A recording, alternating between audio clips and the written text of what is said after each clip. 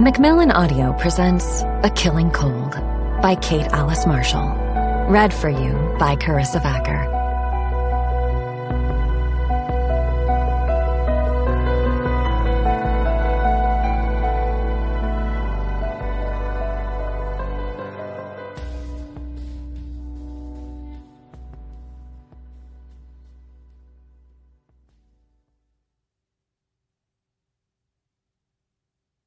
In the house in the woods, the girl waits for the monster to come. She crouches down, hiding as best she can, making herself small and quiet. She's good at that. She has to be. When the monster comes, you don't want to be noticed. You don't want to be found. "We're going to a special place," the girl's mother told her not long ago. "A forest. An enchanted wood," the girl said. "And we're going to live in a castle, and all our wishes will come true." "That's right," her mother said, and pulled her in tight. "Everything is going to be better now." The door opens. The monster is here. 1. I've never liked the way snow makes the world go quiet, stifling sound and creating the illusion of stillness. I can't shake the feeling that the silence is one of waiting, of watching. The car crunches implacably along the narrow road. The trees around us are mostly hemlock, wearing capes of snow to conceal their green. Beech and sugar maple appear here and there, branches winter-stripped and grasping. Connor's family owns this land, all the way to the mountain peak. "Not far now," Connor says for the third time since we left the small town at the base of the mountain. "Once you're out of Datura, it's only about 20 minutes, even with the weather." "It's a flower, you know," I note idly. Datura, also known as devil's weed. The Victorians said it represented deceitful charms. Connor gives me a look I've come to know so well, half pleased, half puzzled. I've always liked to know the names of things. It's the next best thing to knowing my own. I'm bunching my scarf in my hands again, twisting it up like a cheap rag. It was a gift from Connor, which means it's anything but. Sometimes I play a game where I guess how much something cost, and then I double it, and then I look up the actual price. I'm usually still a bit low. Red cashmere and wool blend scarf, $490. I wad it up in a ball in my lap. "They'll love you," Connor says, noticing my expression. Connor is a man used to being loved. I've known it since the moment I saw him. No scars on that heart, I thought at the time, though later I discovered I was wrong. "I'll settle for grudging approval," I tell him, flicking him a smile to show I'm not nervous, though of course I am. There's a diamond on my finger that cost as much as a down payment on a house, and I've never met my fiancé's family, other than his sister, Alexis, who swooped into town 2 months ago for less than 24 hours and greeted me with plastic politeness. We'd been together only 3 months at the time, which makes this not even half a year and already engaged. I'd be worried if Connor's family wasn't skeptical. Hell, I'm skeptical. "The person you have to impress is Grandma Louise," Connor says. His voice thrums with nerves despite his words, his fingers drumming on the wheel in an uneven rhythm. "Mrs. Dalton, to you, obviously. Granddad's in charge of the business, but Grandma's in charge of the family. If she likes you, you're in." "And if she doesn't like me?" I ask. "Oh, we just take you up to the top of the mountain for a ritual sacrifice," he assures me, deadpan, and I roll my eyes at him. "Don't worry, Theo. She'll like you." My heart thuds hard, just once, and I'm sick with a feeling that might be dread or hope. I need Connor's family to like me because I need Connor. I need the soft touch of his hands and the smell of his skin, and it feels impossible that I didn't know him at all this time last year. Connor hasn't had to worry about impressing my family. There isn't anyone to impress. I told him that my parents are dead. It's what I tell everyone. It might even be true. "The only thing you need to worry about," Connor begins, and then he swears as a dark shape bursts from the tree line. Connor slams on the brakes, twists the wheel, instinct overtaking sense. The wheels lose their grip and the car swings sideways, sliding alarmingly before coming to a lurching stop 2 feet shy of the thing we nearly hit. A deer. The buck's antlers branch to 10 long points. Steam rises from its heaving flanks. It stands with its legs splayed, head down, and for a moment I think it's going to charge the Jeep. But then I see the bright crimson rimming its nostrils, pattering onto the snow beneath it. The black shaft of an arrow protrudes from its ribs, a slash of red and yellow fletching at the end. Connor's arm is outflung in front of me. I grip the door, white-knuckled. Mist plumes with every forceful exhale from the beast. Its dull eyes stare at nothing. "Theo, are you okay?" Connor asks. The deer lets out a low, stuttering moan. It collapses, its front legs first, then the back. I unbuckle myself. "Theo," Connor says again. "I'm fine," I say. I open the door, stepping out onto the snow. Connor, with the slow reflexes of a man who has never needed to be wary, catches at my sleeve but doesn't get a grip. He fumbles for his own seatbelt as I skirt the edge of the Jeep, approaching the deer. Its eyes are closed. Its sides hardly move. Maybe don't move at all. Blood trickles sluggishly from its side. There is a strange feeling in my body, a tightening in my stomach and up my spine, a need to run, a need to see. The polished prongs of the buck's antlers are the length of my hand. "Theo, be careful," Connor says, and at the sound the buck's eyes flash open. It heaves upward, rising to its feet with a horrible bellow, antlers raking upward. I stumble back. My heels catch snow, and then I'm on the ground, staring up at the glistening, blood-stained muzzle of the deer. Connor shouts. The buck runs, a broken lope, tracks filling up with blood. It won't run far, but I will it to. Run. Don't stop, I think, half wild. Don't let them find you. Connor hauls me to my feet, knocking snow from my fleece as he checks that I'm whole. I brush his hands away, pulse galloping, and stare after the buck. It vanishes among the trees. The image remains. Branching antlers, a splash of red across achingly white snow. That tightening in my stomach returns, and with it the strange echoing feeling of a memory half lost. "Theo, I asked if you're okay," Connor says, and my focus snaps to him. I'm not hurt, I assure him, though my bones didn't exactly appreciate being knocked together like that, and my elbows are smarting. That was an arrow in its side. "It's bow hunting season," he says. "Granddad lets a few locals hunt on the land." 3 sharp barks sound nearby. I start to look toward the noise, but Connor catches my chin with one finger. "You could have gotten yourself killed," he chides. Connor thinks I'm reckless. It alarms him how little care I sometimes take for my safety, but I'm much less valuable by the pound than Connor Dalton. A few dents and dings won't make a difference.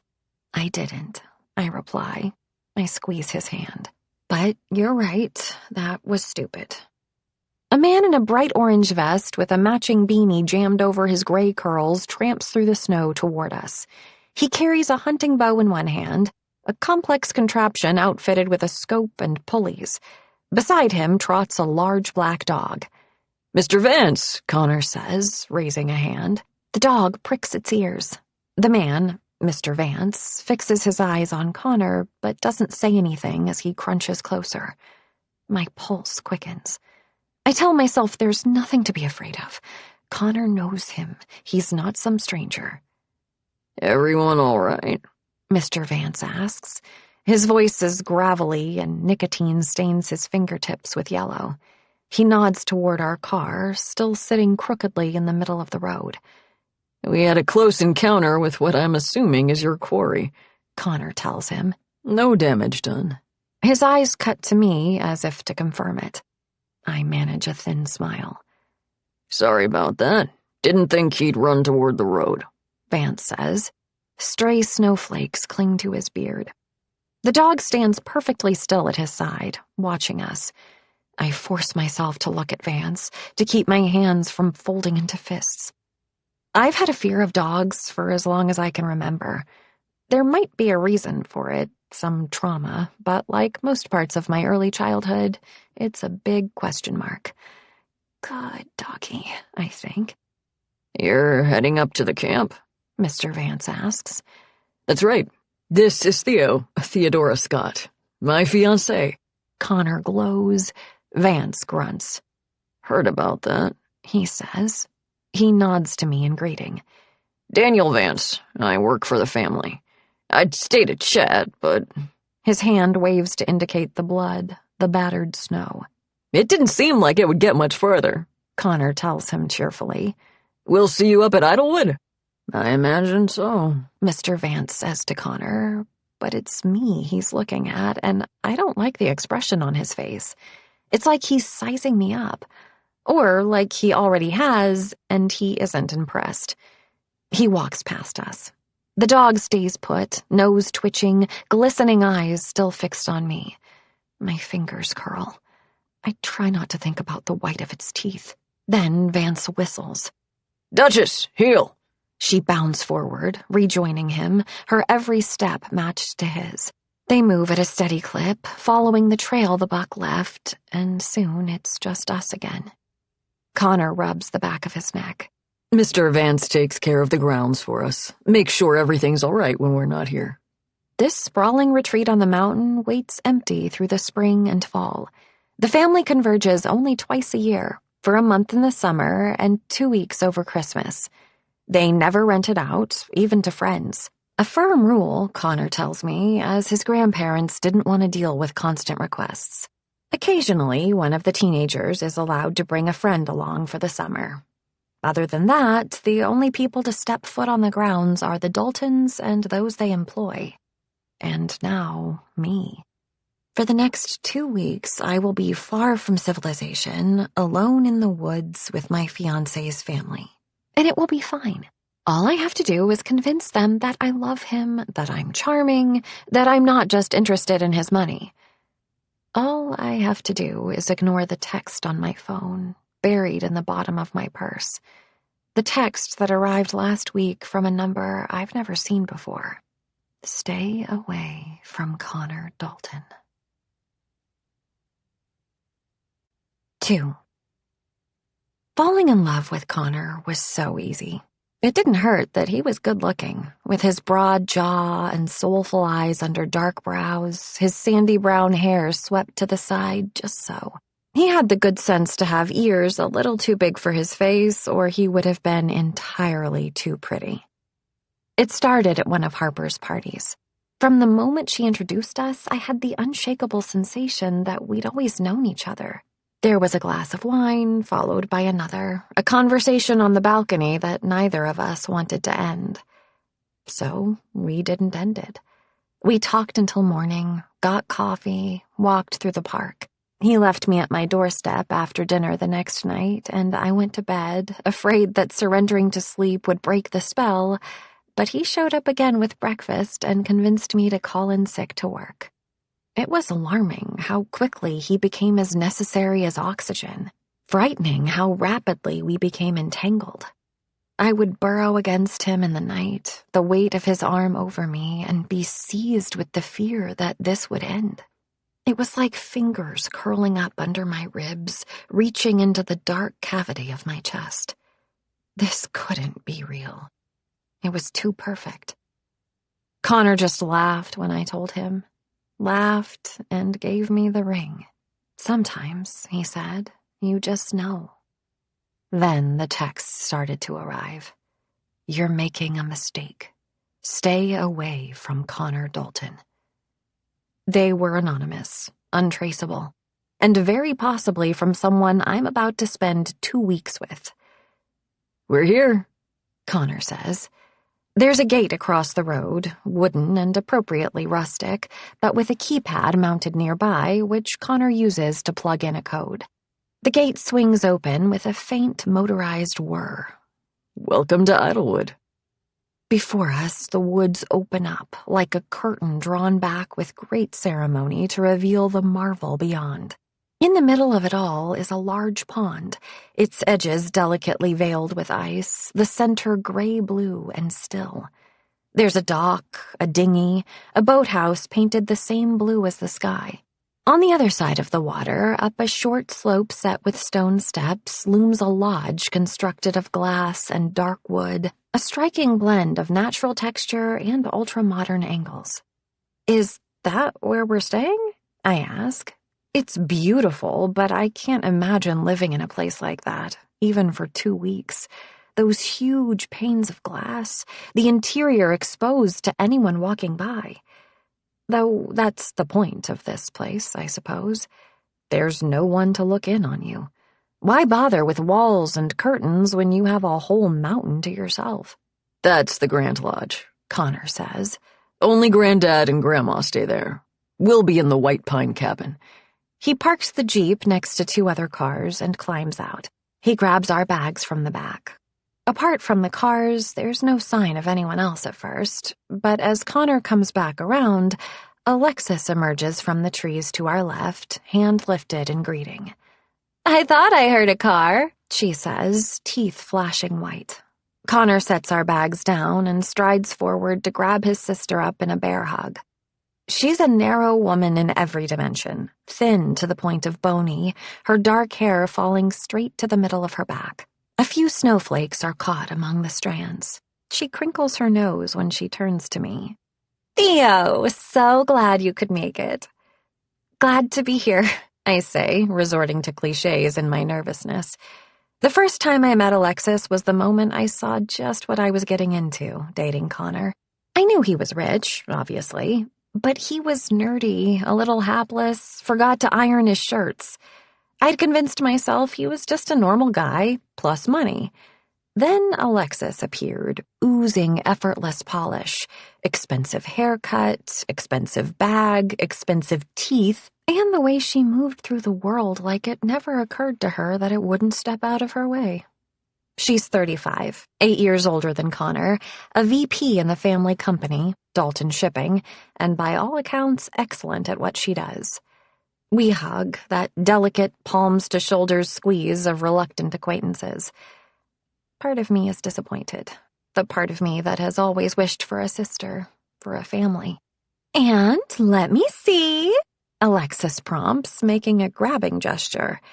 It takes me a moment to figure out what she's asking. I dutifully stick out my hand to show her the ring, a confection of white gold, boasting a frankly enormous diamond in the center, flanked by 2 sapphires with more minute diamonds glittering along the band. It came with a dizzying education in cut and clarity and what the various grades meant, not that there was any doubt that it was the highest possible quality. When a Dalton says only the best, it's quite literal. And God, it's gorgeous. I want to say I'd be happy with a ring pop, that none of this matters, but the diamonds catch the winter sun and turn it to stars, and I know it's a lie. Alexis examines the ring with a practiced eye and arches an eyebrow at Connor. "Gorgeous. Excellent selection, Connor." He shrugs as if embarrassed. "I just got the one you suggested." "Exactly," she tells him and grins. I smile reflexively to hide my surprise. I hadn't known he even told her he was going to propose. Then she's looping her arm over my shoulders, hugging me tight against her side. Together, we walk toward the path she came down. "So, are you completely terrified?" "Lex," Connor chides. She flips her hair over her shoulder dismissively. "What? We're intimidating. No way around it. But don't worry. With me on your side, you'll emerge triumphant." "All this telling me not to worry isn't really helping my nerves," I reply, and she laughs. "Is your wife here too?" "Paloma and Sebastian are napping," she says. She points at a cabin set back among the trees, far more rustic than the Grand Lodge. Sebastian, that's their 3-year-old, whom I've seen on the phone screen over Connor's shoulder, gabbing about daycare adventures while Connor listens attentively. Paloma has been more ephemeral, A hand guiding Sebastian away for a bath, a voice calling out that dinner is ready. "You're in Red Fox this year? I thought they'd stick you in Wildflower," Connor says.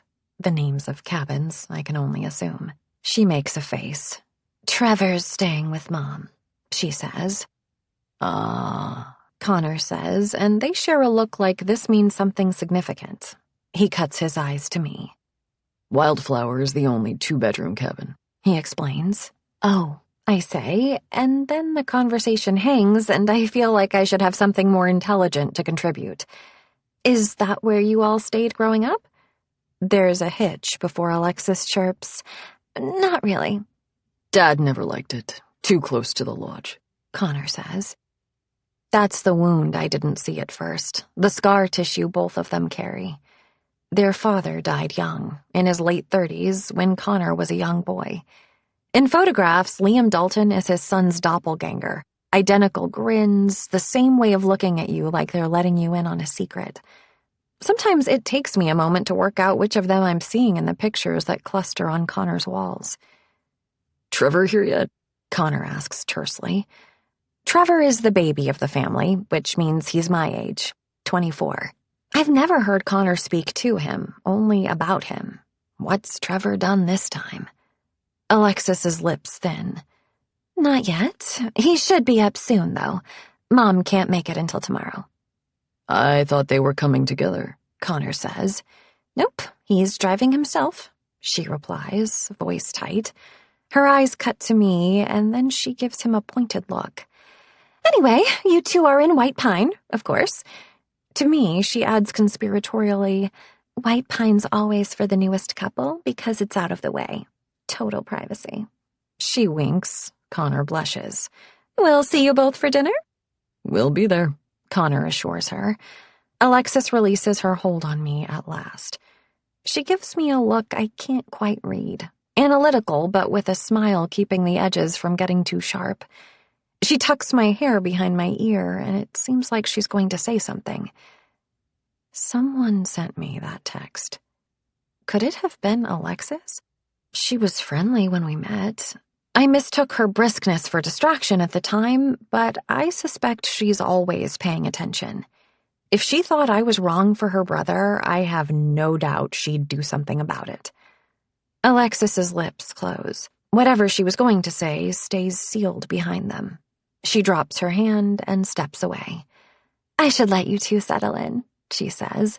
She puts her hands in her jacket pockets. Her weight rocks back on her heels. "Connor, when you get a minute, there's something I need to talk to you about." His brow creases in concern. "What is it?"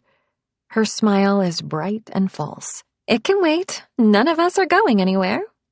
With that, she swings around, putting her back to us. "See you later," she calls, and she's marching across the snow again with the same careless grace as when she walks down a city sidewalk. "She can be a lot," Connor says when she's out of earshot. "I don't mind," I tell him, which is at least 5/8 the truth. "She's a bit protective. It comes from being the oldest," he says, still with that apologetic tone. "That fits," I say distractedly. He gives me a curious look, and I blush a little. "Alexis, it means protector, from the Greek." "I don't know how you hold all this stuff in your head," he says fondly. "It comes from being a lonely kid. Fun facts were my go-to social move," I tell him. "And what does Theodora mean?" he asks. My throat tightens. "Gift from God," I say, trying to keep my tone weightless, unbothered. I don't tell him that it isn't my name. Not really. There are things about me Connor Dalton doesn't know. Can't know. "Shall we?" Connor asks. He hefts the suitcases again. I know better than to offer to take mine. It's a point of pride for Connor to carry things. It makes him feel like he's being down to earth, which I find charming. "I'm sorry my mom isn't here yet. I was hoping I'd get the chance to introduce you before..." "Before you have to loose the whole pack on me?" I ask. That would have been nice. "We aren't ravening wolves," Connor chides, "and you have pretty sharp teeth yourself." I bear them at him to prove his point. Connor hauls the bags the rest of the way to the cabin, and we step up onto the porch. The brass silhouette of a pine tree is tacked to the door to match its name.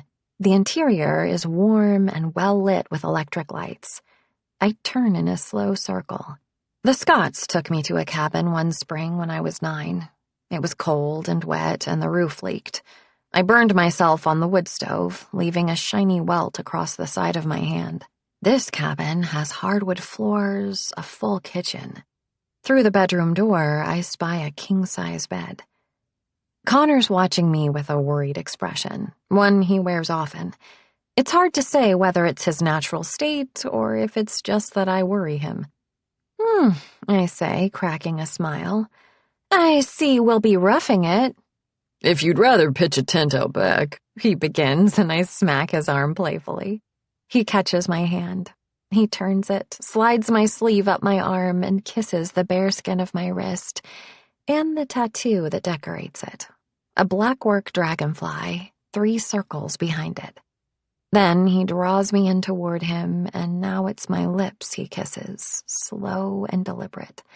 I hum against his mouth, content, but break away.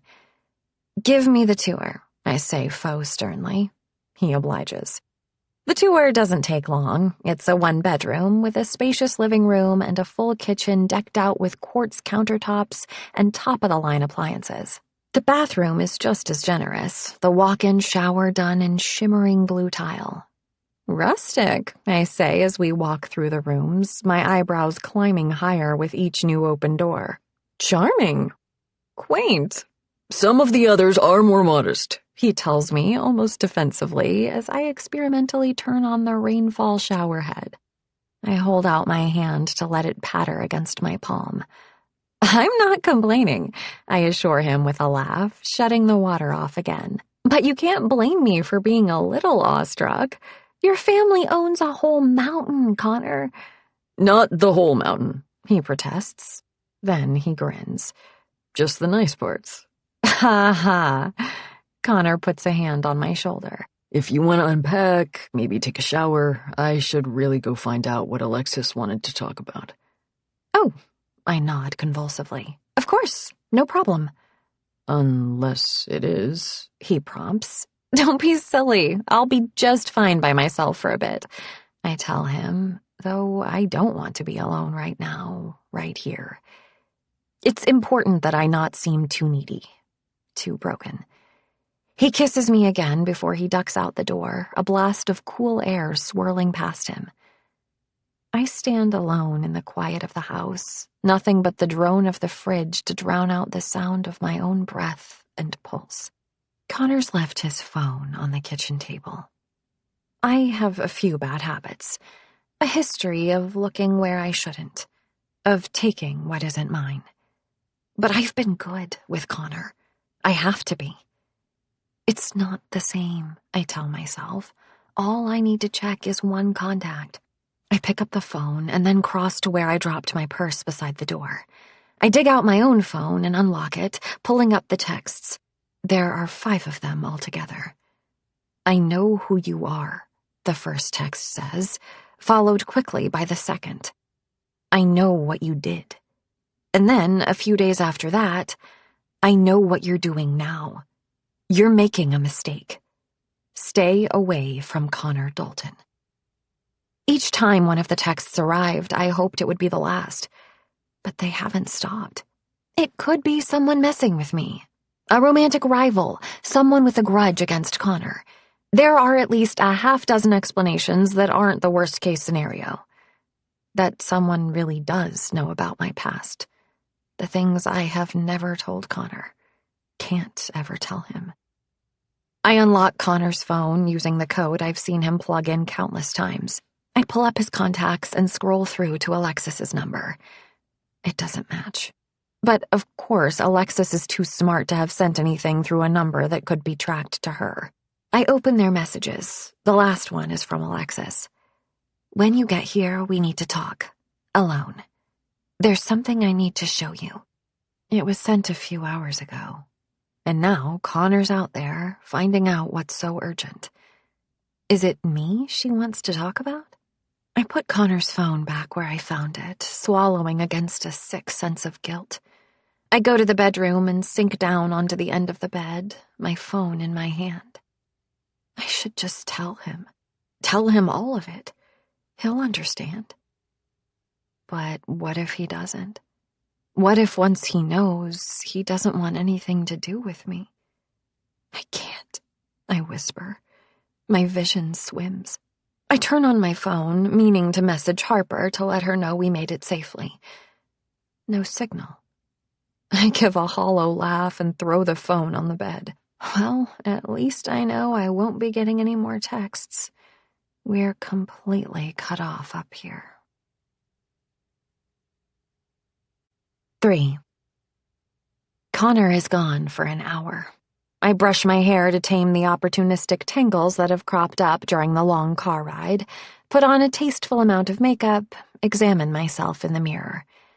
My hair is a shade between copper and blonde, cut just below my chin.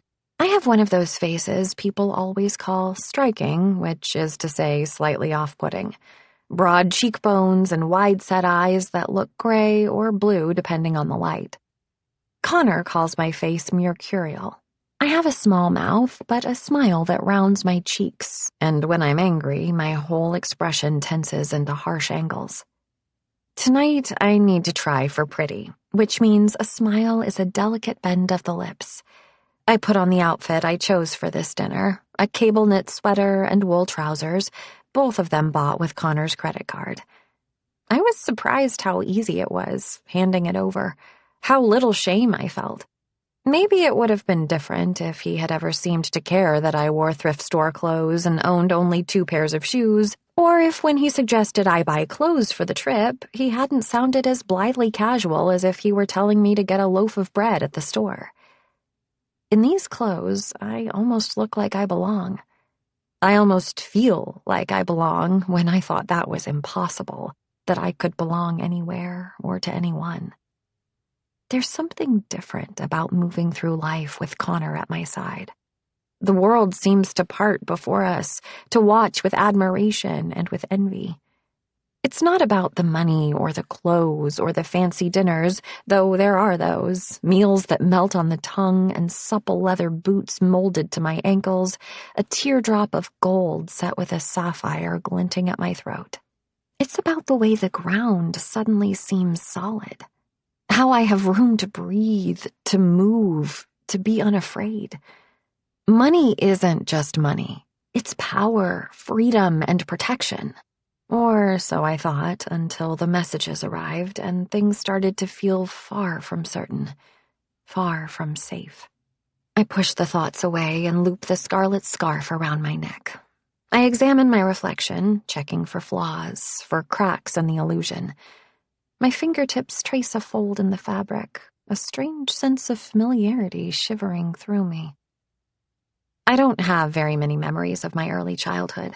A scattering of images, nothing more. Snow, sitting in the back seat of a car while the radio played, a woman in a red scarf. I can never recall her face. Did it look like mine? Theo? Connor is back. I hurry out of the bathroom, feeling strangely guilty. It must be snowing again. A dusting of white flakes decorates his hair. He shuffles his feet on the entryway mat. Deep lines crease the corners of his eyes. Did you manage to catch up with your sister? I ask, not prying, not prying. There is a hesitation before he speaks. Yeah, it's just a family thing. Sorry about that, he says, eyes dodging mine. The fearful animal inside me flinches. We can head to dinner soon. He takes in the new outfit and the makeup, looking chagrined. As soon as I get cleaned up enough that I don't look like a complete slob next to my girlfriend. Fiancé. Smooth, I say. He ducks his head. It's not like I have any room to complain. My ring lives in my bedside table most of the time, and at work, Connor remains the boyfriend. Harper has asked me more than once, in her hesitant, just worried about you way, if I don't think I'm moving a little fast. Of course I am, I want to say. Moving fast is the only way to stay alive. Instead, I tell her that I'm fine, that this time is different, that Connor loves me, that I'm safe with him. She pretends to believe me and keeps on worrying. 20 minutes later, Connor and I are stepping out the door. It's already dark outside, with only the golden pool of light from the cabin to illuminate our steps until Connor turns on a flashlight. I have always seen well in the dark, been adept at navigating by feel without making a sound. It was a necessity growing up. I almost prefer the dark now. The light only blinds you to what might lie beyond it. Besides, we don't need light to know where we're going. The Great Lodge is a beacon shining through the trees. At the steps, orchestral Christmas music rises to meet us. The door swings inward to reveal a petite woman with dark hair streaked liberally with gray, sleek as lacquer and drawn back in a severe bun at the nape of her neck. For a moment, I think this must be Connor's mother, until I recognize the stance, the warm but restrained smile. Of course, the Daltons didn't come to the mountain without staff. "Irina," Connor says. "So good to see you." He leans in to kiss the air just shy of her cheek. "Ah, Mr. Connor, it's been too long," she says in an Eastern European accent and pats his arm affectionately. "And this must be the mysterious girl we have heard so much about." Does her voice cool as she turns her attention to me? She folds her hands in front of her, head tilted slightly, that smile still fixed in place. "I'm Theo. It's nice to meet you," I say, not sure if I should extend my hand, but she's already gesturing us inside. "Irina has been working for my family since before I was born," Connor says as we step in. We shed our coats and boots and slip into the formal shoes we carried with us. Irina stands to the side, a presence so contained it's like she takes up no physical space at all. "The Daltons have been very good to me," Irina says. "That's wonderful," I reply, hoping it's the correct response. The entryway of the lodge has cathedral ceilings, leaving plenty of room for the massive tree that dominates the center. At least 15 feet high, it's decked with impeccably coordinated ornaments in shades of gold and silver. We skirt it and pass through a short hallway, emerging into what in a normal house I would call a living room, though drawing room or parlor would be a better descriptor. The rustic touches persist. Natural wood beams girding the roof, a stone fireplace, a set of antlers mounted to the wall, a fur rug with a black bear's head still attached. The floor-to-ceiling windows and wet bar belie the illusion. Alexis sits at one end of a long white couch, a martini glass in hand. Her wife, Paloma, sits beside her, sipping what looks like club soda. Her rich black hair tumbles in artful waves over one shoulder, and she wears a form-hugging maroon dress. Their son, Sebastian, plays with a toy car on the rug in front of them, a perfect cowlick in his dark hair and tiny suspenders over his button-up shirt. "And here they are," Alexis says, rising to her feet. In another few seconds, I've had my cheeks kissed, shaken Paloma's hand, received an adorably formal greeting from Sebastian, and been supplied with a drink.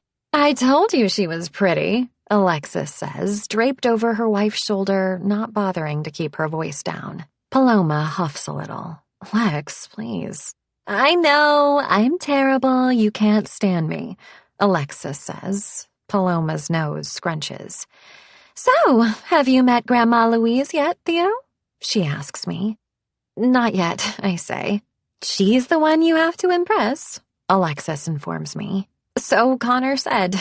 I laugh a little. "He's right," says a new voice, old but strong as steel, and everyone turns toward the woman walking into the room. She stands ramrod straight, her hands clasped before her. She must be in her 80s, but she doesn't look it. Maybe that's what a lifetime of money will buy you. Not happiness, but smoother skin, fewer aches and pains along the way. "Grandma," Connor says, tension in his voice. He wants this to go perfectly. He wants me to be perfect, but I don't know how. I feel like I should curtsy or bow or do a little dance. I just stand there frozen. "Theodora Scott," the old woman says. It's just Theo. I try not to sound like I'm correcting her. And I am Louise. You can call me Mrs. Dalton. The formality is almost a relief. Thank you so much for inviting me here, Mrs. Dalton, I say. Connor talks so much about all the time he's spent here. A venerable Dalton family tradition, Mrs. Dalton acknowledges.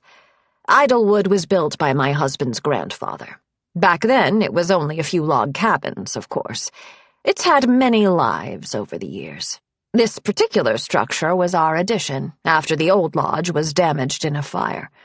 It's beautiful, I say. It is, she agrees.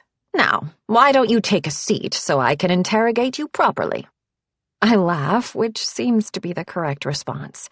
Paloma and Alexis make room on the couch, and I sit with hands clasped nervously in my lap. Her head tilts, examining me. So, Theo, are you from California originally? She asks. I grew up in Washington State, I say smoothly, but I left for college and I haven't been back. An eyebrow arches. Why L.A.? She asks. No Hollywood aspirations, I should hope. I make a face. Definitely not. I guess I always wanted to live somewhere warm and, I don't know, I just always felt drawn to the area. And your family? She asks. Are they still in Washington? My stomach clenches. It's an easy question, a normal question that normal people would have a simple answer to. I don't have any family. An orphan, she clarifies, brow arched. I nod. It's not a lie. Not really. A simpler version of the truth than I could share, maybe. My condolences. That must be very difficult. It was a long time ago. I smile, just the bend of the lips, pretty, polite. But I am so grateful to be welcomed into your family. Well, we shall see, Mrs. Dalton says. Connor makes a strangled noise. You mentioned college. You have your degree? A BA in English, I say. And employment? I work at a bookstore. This is not an ideal response. Her top lip wrinkles. I'm saving up money to go back to school to get a master's, I add, and Connor gives me an odd look. I avoid his eyes. I have no such intention, and I'm not sure why I said it. The last thing I want to do is delve back into academia. But I need to impress these people, and assistant manager at the Magpie's Pen is not impressive. In something more practical, I should hope, Mrs. Dalton says. I haven't decided, I stammer. Theo's brilliant, top of her class. She could do anything she wants, really, Connor says, acting like this isn't the first he's heard of my academic ambitions. I take a sip of my drink to hide my expression. The only way I could have gotten to the top of my class was if I'd taken out hits on a half-dozen other students. I had to work full-time, a night shift warehouse job. I slept through too many morning classes to hope for a perfect GPA. Alexis waves a hand. You're what, 24? Basically a baby. You've got plenty of time to figure out where you want to land. I flush. Maybe I'm imagining how pointed the remark seems to be, but it's true. I am young. I never imagined myself getting married before 30, much less 25. I never imagined myself getting married at all. Oh, this one isn't so young, Mrs. Dalton says. She meets my eyes. You can tell when someone has had to be grown up. It's different when someone is coddled, allowed to remain in a state of irresponsibility. Her sharp tone suggests she has someone particular in mind. I've been on my own for quite a while, I say, choosing my words like I'm picking my way past a snare. Every sentence feels like it's waiting to spring a trap on me. I don't know if that makes me more grown up or just more tired. I try for humor, but she doesn't smile. Yes, I imagine you've learned to look out for yourself, she says. I open my mouth to reply, but I can't think of anything to say. Then a gray-haired man steps into the room, and I don't need to think of anything at all. Connor gets to his feet. Magnus Dalton surveys his family. He's a thin man, wiry, really, nothing frail about him. He has Connor's strong jaw and thin lips, the same piercing blue eyes. His skin is sun-weathered, and in defiance of the semi-formal dress code, he wears a flannel and jeans. "Well," he says, "I see you've already terrified the poor girl." "We're having a conversation," Mrs. Dalton says stiffly. "We ought to be having dinner," Magnus says, his hands in his pockets. "Irina tells me it's ready."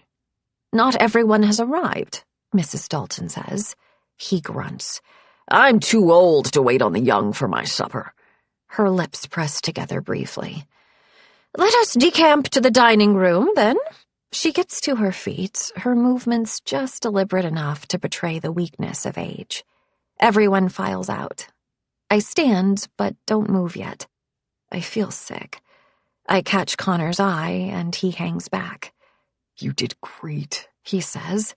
"I didn't expect it to be such a literal test," I say. "I can't believe I said I'm going to grad school." "You could," he says. "I think I might have to now." I hide my face in my hands. "I can't do this. I shouldn't be." "Breathe," he tells me. "You belong here because you belong with me. The rest doesn't matter." "What if it does?" I ask him. "What if I do screw this up and they tell you I'm not good enough?" "I don't need their approval," Connor assures me. He takes my hand, running a thumb over my knuckles. His eyes search mine. "You are good enough. I love you. If they can't see that, it's on them." I take a stuttering breath. He tilts my head up, kisses me softly. "It's going to be all right," he murmurs. "You'll see." His life has so rarely had a misstep. He doesn't understand how easily things can fall apart. "Your mascara is running," he says, touching a knuckle to the corner of my eye. I've teared up again. I should go get cleaned up. "I can wait for you." "No, you go ahead." I wave him off. He gives me instructions to the bathroom, and after I promise him one more time that I don't need him to wait, we part ways. In the bathroom, I wash my hands just to feel the cold water over them and dab at the smeared mascara with a piece of toilet paper. My eyes are a little red, but not too bad, I decide. I'm not ready to go back out there. I'm running over everything I said, second-guessing. Mrs. Dalton wants to know where I come from. The answer is nowhere. The answer is I have no idea. Theodora Scott is a fiction, but it's the only story I have. The rest is fragments. Less than that. The woman in the red scarf.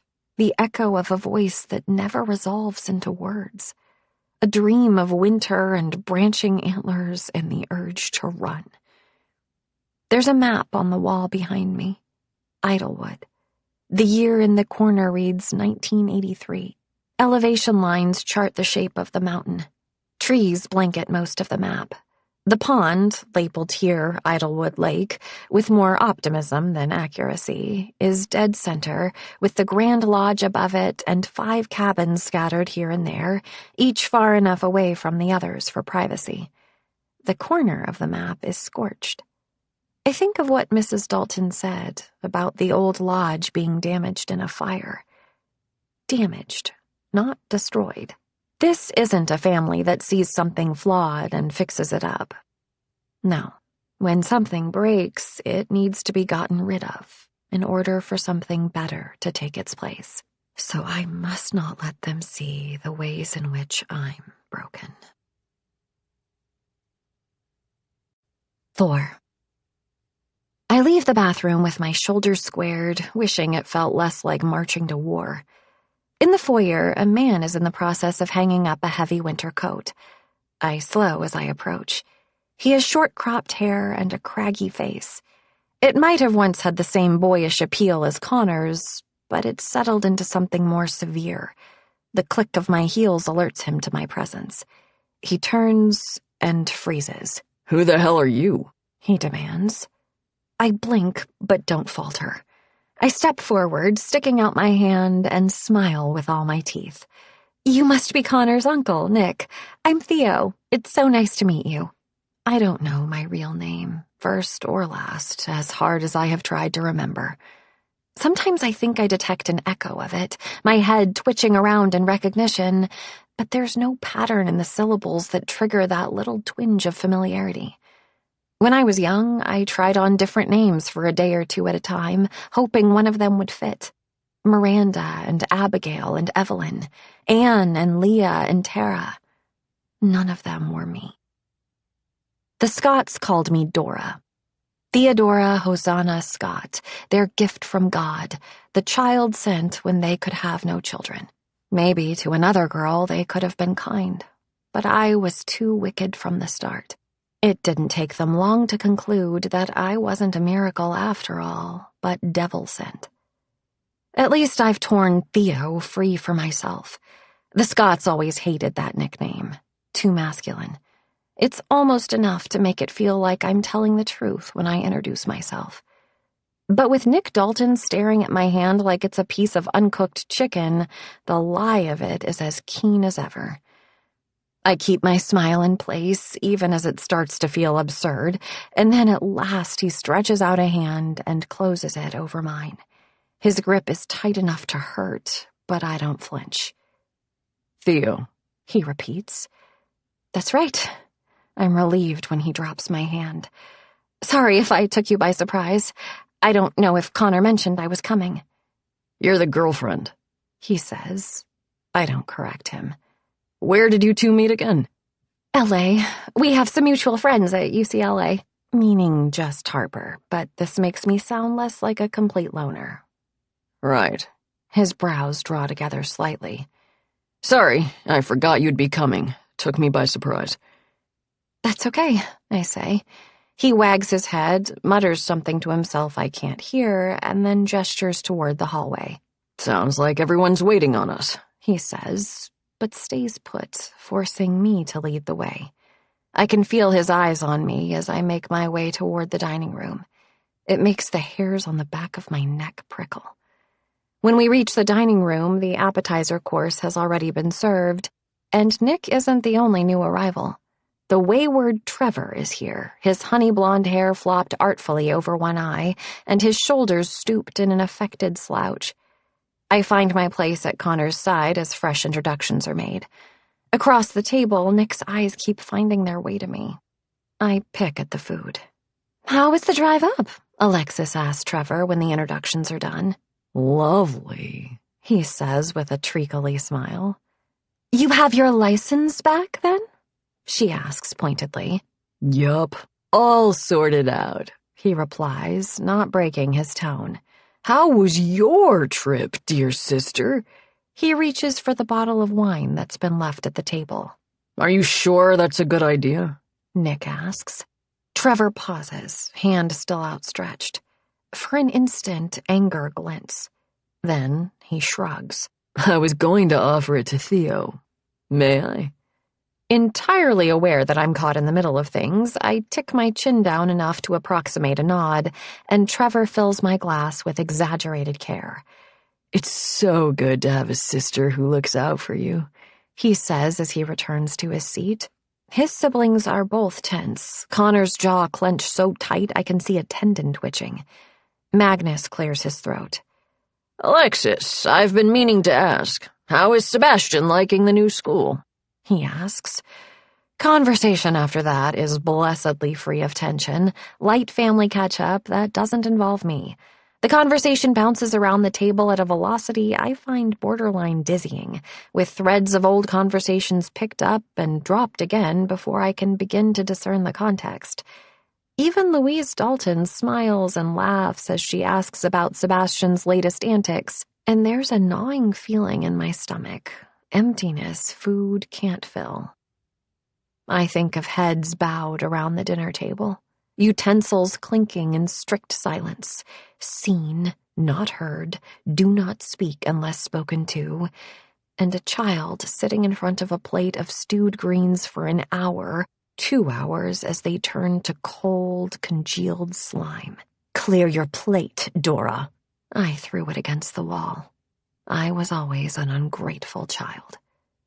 Irina returns with a solemn, black-haired young woman I assume by their near-identical features is her daughter.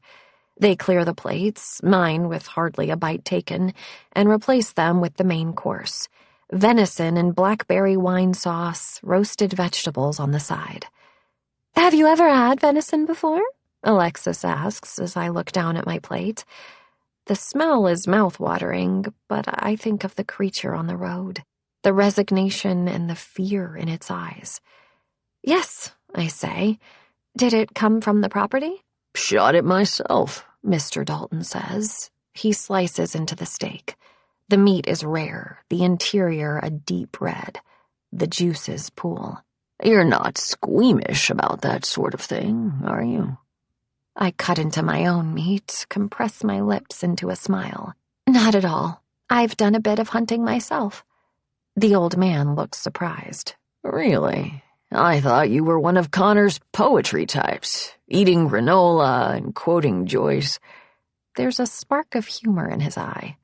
"I do that, too," I reply, and he laughs before taking a bite. "Not much deer hunting in Los Angeles, is there?" Nick asks. I lift my fork to my mouth to buy myself time. Something about Nick's gaze unsettles me. His eyes are the same shade of blue as Connor's, but cold. Connor knows a few broad details of my life. I have not lied to him much. He's smart enough to guess there is a reason I don't talk about my family, and kind enough not to tug at the stitches holding those wounds shut. "I grew up in Washington," I say, as I did before. Most people will hear that and think of orcas and the Space Needle, not a stretch of sagebrush scrub and scablands spitting distance from the Idaho border. "Is that where you're from originally?" Nick presses. "Until I left for college. I was just in Seattle for a conference last month," Alexis says. "Lovely city." "It is," I say. I've been there only once. Connor is perfectly aware which side of the mountains I grew up on, but he sips his wine and says nothing. "You won't be staying in LA, will you?" Alexis asks. "You're moving back to New York, right?" "We haven't talked about it yet." Connor sounds uncomfortable. "I imagine there are a lot of things you haven't gotten around to talking about," Alexis says, and then looks embarrassed. "I'm sorry, I didn't mean—" "Of course you did," Mrs. Dalton says. "They're rushing into things. The girl is drinking, so I assume that's not the reason why." It takes me a couple of seconds to understand what she's saying, and I just about choke on a blackberry. "No," I say quickly. We're not—" Connor covers my hand with his on the tabletop. "We just don't see the point in wasting time when we both know what it is we want." "I think we all know what she wants," Trevor mutters, under his breath, but loud enough for everyone to hear it, the implication clear. A rich man rushing into love is a fool. The woman on the other side of the equation is something else entirely. Paloma adjusts the napkin tucked into Sebastian's shirt, while Alexis becomes absorbed in the task of refilling her wine. Nick Dalton stares straight at me. "I proposed to your grandmother after 2 weeks, Magnus Dalton declares. "Married 4 months later. I agree. No sense waiting around if you're sure. Of course, that was because she wouldn't let me sleep with her before she had a ring on her finger. I doubt you have that problem." "Magnus," Mrs. Dalton says in a voice that could freeze the ocean, but he just laughs, dragging a chunk of venison through the juices on his plate. "No, that's definitely not a factor," I say cheerfully. Alexis coughs. Trevor guffaws. Magnus jabs his steak knife toward the blushing Connor. "I like a girl who can stick up for herself. But you be careful. They run your life." At his wife's warning look, he adds, "And I wouldn't have it any other way." After that, the subject drifts blessedly away from me as Alexis starts talking about her business trip, which leads to talking about the family business. Something about tariffs and a big deal they're trying to land. I catch the phrase Eastern markets and little else I can decipher. There's a lump in my throat. I down a too large swallow of wine to dislodge it. As I set the glass down, Connor's pinky nudges my arm. He catches my eye and tilts his head. "Hanging in there?" the look says. I take another sip, locking my eyes with him to answer. He stifles a chuckle. Alexis's voice brings my attention back to the conversation. "We're going to have to build another cabin now, you know," she's saying. "I mean, I assume Trevor doesn't want to bunk with Mom forever." "It definitely makes it harder to bring home all the girls I meet out here," Trevor replies. Alexis snorts. I do a mental count in my head. "Aren't there 5 cabins, though?" I ask. There should be enough for everyone without Trevor and his mother sharing one.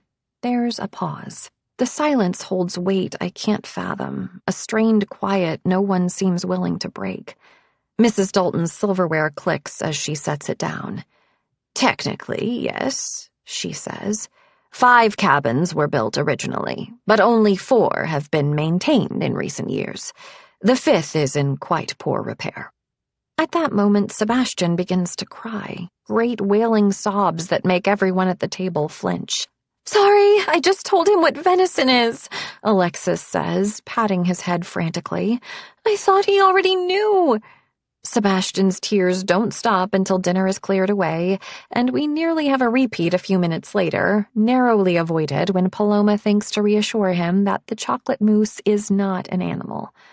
I'm relieved when the dessert course is done, and my interrogation has remained minimal. "We'd better get Bastian to bed," Paloma says. She has been quiet most of the meal, tending to Sebastian while Alexis chatters. "You go. I'll stay a while," Alexis says, and Paloma's mouth purses before she nods. Alexis is pouring another glass of wine. I've lost count of how many she's had. Suddenly, it occurs to me with apprehension that the end of dinner may not be the end of the visit. "I think we'd better get back to White Pine," Connor says, putting a hand on my arm. "It was a long drive up. We'll see you all tomorrow." He's already rising, not giving anyone the chance to extend a forceful invitation. There is a flurry of farewells, and the next thing I know, I'm pulling on my boots and coat at the door, Connor adjusting my scarf at my neck. "There you go. We survived round 1. He says, his voice a low murmur. "How did I do?" I ask. "Granddad likes you," he says. He wasn't the one I was worried about, I remind him. He wraps the end of the scarf around his hand once, twice, until it's pulling me toward him. My body fits against his nose nearly touching mine. I breathe him in. He smells of expensive wool, of cedar and winter air. "The only one you have to impress is me, and you've already done it," he whispers. "Connor?" We spring apart like guilty teenagers at the sound of his sister's voice. Alexis has appeared, her gait slightly unsteady, the corner of her lips smudged with a stain of wine. "Can I steal your fiancé for just a moment?" Connor looks at me for approval before he steps away, lingering just out of easy earshot. Alexis regards me. Her thumb massages the pad of her opposite hand, a not quite nervous gesture. "I'm sorry about what I said earlier at dinner," she begins. "It's fine," I say.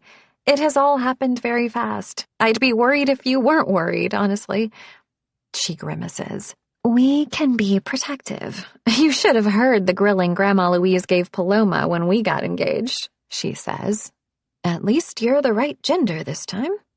She smooths over the bitterness in her voice by flipping her hair back over her shoulder. "Part of it is just... they tend to judge people by their families, so you're a bit more of an enigma to sort out." Her tone is overtly sympathetic, but probing. When people hear that my parents are dead, they want to know what happened, but they don't want to ask. That fear of being awkward is one of the main reasons I've gotten away with lying for so long. For a moment, I consider telling her what not even Connor knows. I'm not an orphan at all. I'm a devil child. My parents are alive. They just don't want me. But the moment passes. It always passes. Every time the words push themselves up my throat, I swallow them down again. You know, I feel like no one's going to say it, I mean, other than Trevor, but I know you're all worried about it, and I promise I'm not with Connor because of his money, I say instead. Alexis's eyes widen. "Oh, no, we wouldn't." "Okay, yeah, we would," she says, covering her mouth as if shocked by her own words. Not that I'm complaining about the money either, I add, a little daringly. Ha, she says, more of a declaration than a true laugh. You know, I think I'm starting to like you. But watch out. Hurt my baby brother and I'll turn on you in an instant. We Daltons don't fuck around. I wouldn't want it any other way. Her expression grows serious. I just want to see Connor happy again. He hasn't been for a long time. Really? I ask, and at the genuine surprise on my face, she cocks her head curiously. It's just, he's never struck me as unhappy. Maybe that's because the whole time you've known him, he's known you, she says. The next thing I know, she's giving me a hug, the glimmer of unspent tears in her eyes. Oh no, I've had too much wine and now I'm getting all weepy. I'm glad you came, Theo. I can't wait to get to know each other properly. She relinquishes me back to Connor's care. I find myself stumbling as we leave, a pressure in my chest easing up. Maybe this can work. If I have Alexis on my side and Magnus, maybe I can win them over. Maybe I can have this. Have him. Connor's fingers lace with mine. I glance back over my shoulder toward the lodge. There is someone standing in front of one of the massive picture windows, a drink in his hand, watching us go. Trevor Dalton, Connor's brother. He meets my eyes. He smiles, slow and lazy, and he shakes his head. I turn quickly away and pick up my pace. 5. That night, I have the dream. I call it the dream, but it isn't as if it's one set sequence. It's different every time. I'll be in my childhood bedroom, trying to fit my feet into a series of ever smaller shoes, or running through bookstore corridors that seem to wind forever, and then some piece of the dream will appear, out of place. The red star gleaming between the shelves. Snow falling thickly to blanket that old beige carpet. The buzz of the dragonfly's wings. Tonight, I'm in Harper's apartment, at a party. Not the party where I met Connor, though he's here somewhere, in another room. The dream slews between half-realized conversations, anxiety thrumming through them. I've forgotten something important, and Harper won't tell me what it is. Then the door opens to welcome in new party guests, but instead of a hallway and tipsy grad students, there waits a maw of black, and in it, a single red star. Something buzzes at my wrist. I look down. The dragonfly is perched on my forearm. Its wings gleam, metallic. Footsteps crunch behind me. I don't want to turn because I know what I'll see. He's there. He's always there. The rest is just prelude. I don't want to turn, but I have to. It's the dream, and in the dream, I turn. In the dream, I stumble back and fall, and he looms above me, the antlered man. Shadow blackens half his face. Antlers rupture from his temples, branching into razor points. Scream, he says, and I do. And then Connor is shaking me gently awake. Theo, he says. You're having a nightmare. Wake up. The dream bleeds away. I try to speak, but can only gasp, and Connor gathers me up against him. I burrow against his warmth, shutting my eyes, waiting for Connor's touch to soothe that fearful animal that lives in my chest. I don't know what the dream means, only that the pieces are always the same. The star, the cold, the dragonfly, and the antlered man. I know the antlered man wants to hurt me, that he will hurt me, and I can never escape. I've wondered if the dream has its origins in a memory. My life before I came to live with the Scotts is a blank. I was young, of course, but my therapist believes the complete lack of memories is a consequence of trauma. It was clear something had happened to you, Joseph once told me on one of the rare occasions he talked about when I first arrived or even acknowledged I'd ever been anywhere else. I was 4 years old when the Scotts took me in, And yet I don't even know my real name. I only have the dream, the fragments, the cold, the star, the red scarf wound around her throat. The memory of a fear so intense it traps the breath in your lungs. I lie with my head on Connor's chest, listening to his heartbeat. It's slow and steady. You know, I used to have nightmares too, he tells me. He trails his fingers up and down my arm. After my father died, I used to dream that I was trying to catch up to him, but he kept getting farther and farther away. As metaphors go, it wasn't subtle. How did your father die? I ask. You've never told me. You've never asked, he says, his fingertips still. I don't like to talk about my childhood. It doesn't seem fair to ask people about theirs, I reply. For a moment, he's quiet. It was an accident, he says at last. A fall. He slipped off a roof, that's all. Random and meaningless. I was 7 years old. At least I remember him. Trevor was only 3. It was hardest on Alexis, I think. She was 15. It really messed her up for a while. He takes my hand and runs his thumb over the dragonfly tattoo, as he often does, as if he's trying to feel the shape of it beneath my skin. Your sister said you haven't been happy for a long time, I say. He looks at me with surprise, his fingers making a bracelet around my wrist. Is it because of your father? I think that's part of it, Connor acknowledges. He was my hero, and then he was gone, and my mother... It just about broke her. She's never had another relationship after him. I always felt like I had to fill the void he left. It doesn't help that I look just like him.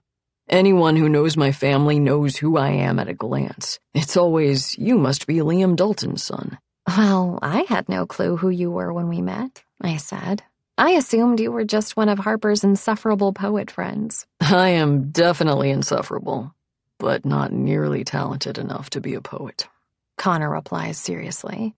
And what about me? Did you think I was a granola-crunching James Joyce quoter? I ask. The secret is that Granddad loves James Joyce, Connor says. That bastard. You'd better be careful. He's going to invite you out hunting. That's a bad thing? I wasn't kidding. I've done it before. Not bow hunting, but with a rifle a few times, I say. They're some of my few positive memories, some of the only times I felt like I'd figured out who Joseph wanted me to be. There's a beat of silence. Why did you let Alexis think you were from Seattle? He asks. Because when we met, I told you more of the truth than I should have. I thought you would vanish with the dawn.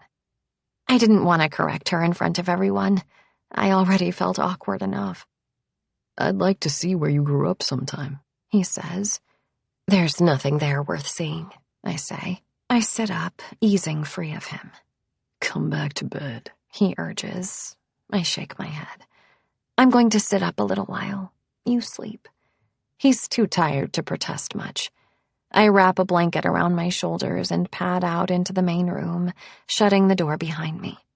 I walk to the window, looking out at the snow-shrouded woods.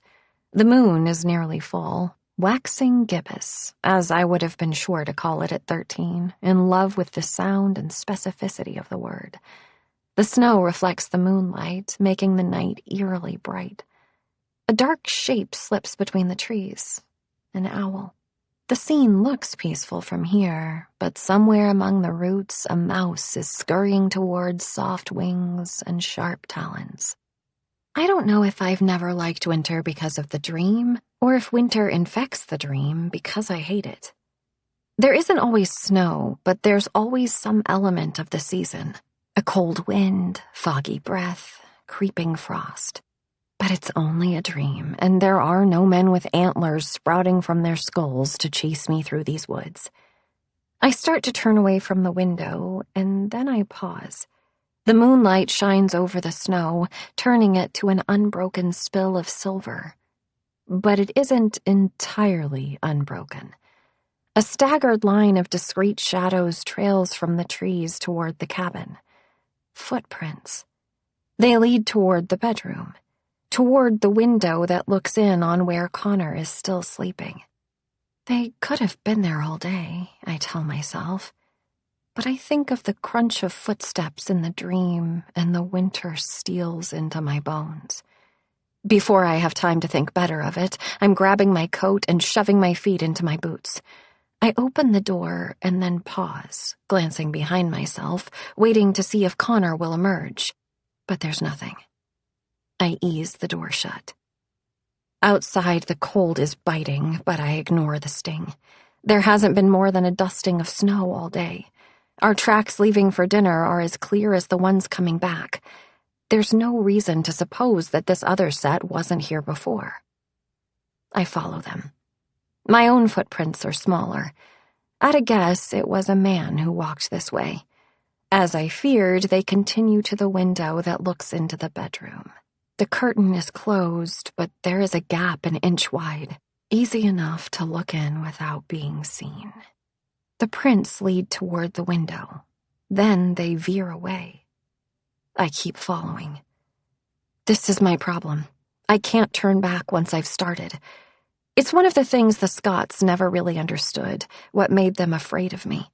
How once I had a notion in my head, no amount of correction could stop me from chasing it down.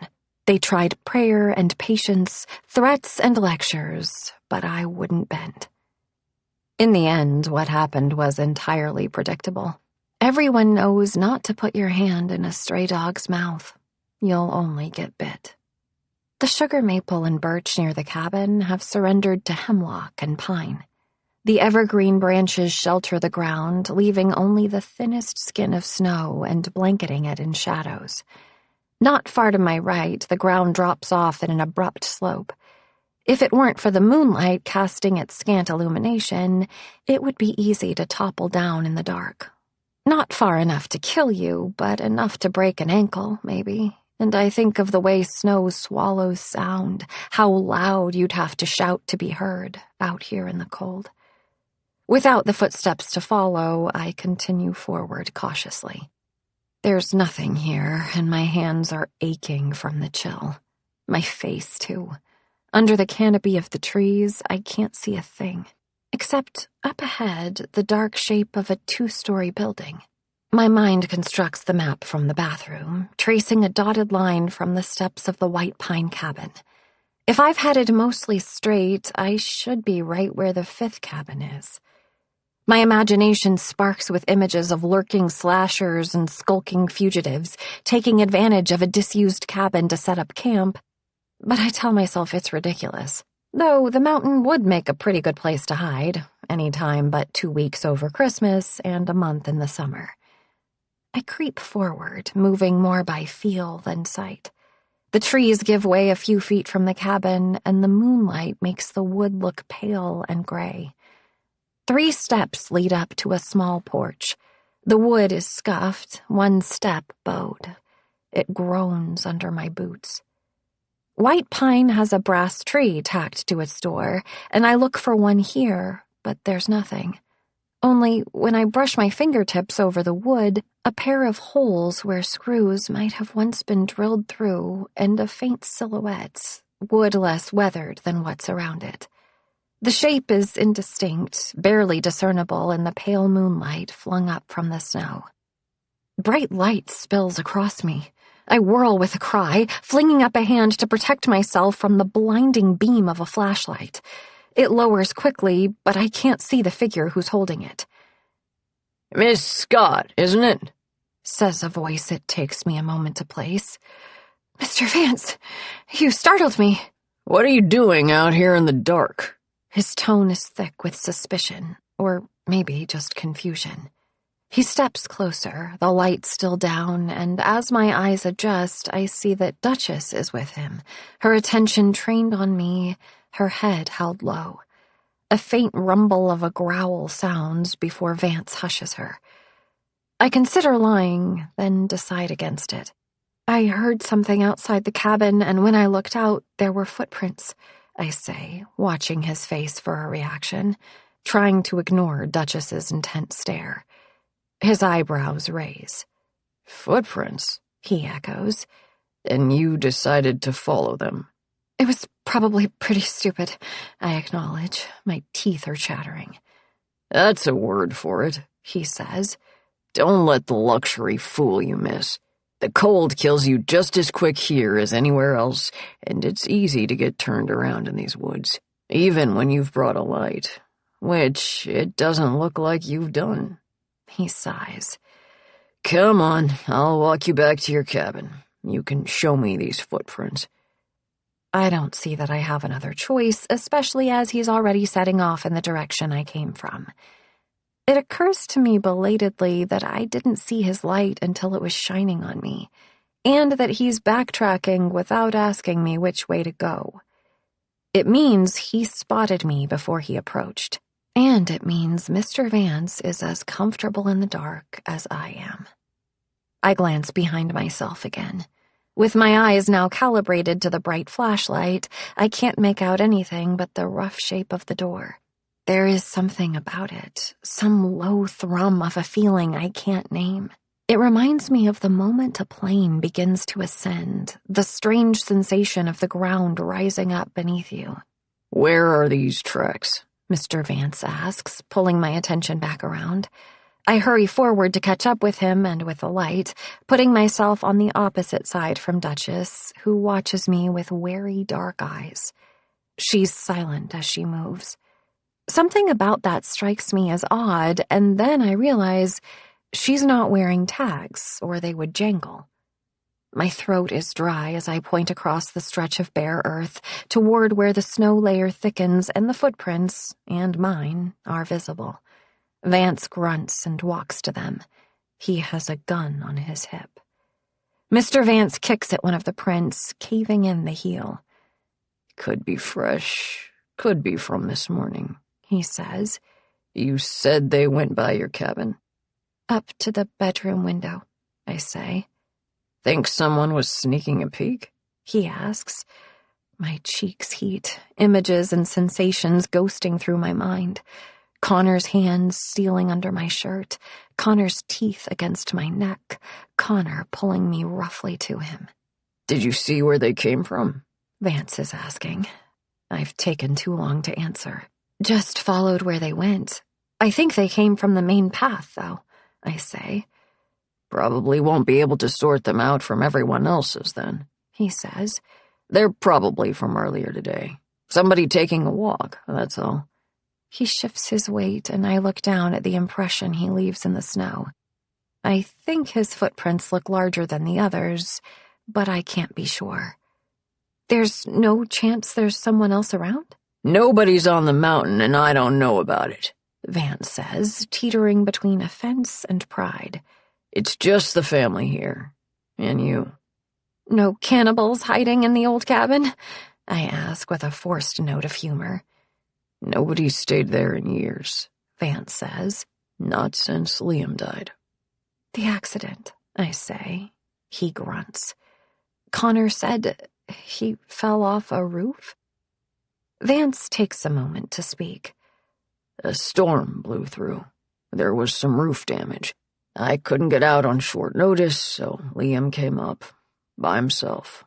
I should have been with him, but there you go. He sets off again, tramping through the snow. Duchess gives me a "you coming?" look. Liam came up, he said. Came here. Which means that Connor's father died at Idlewood. I look behind me, at the cabin with its shaggy eaves and unkempt shutters, left abandoned when all the others were gleaming.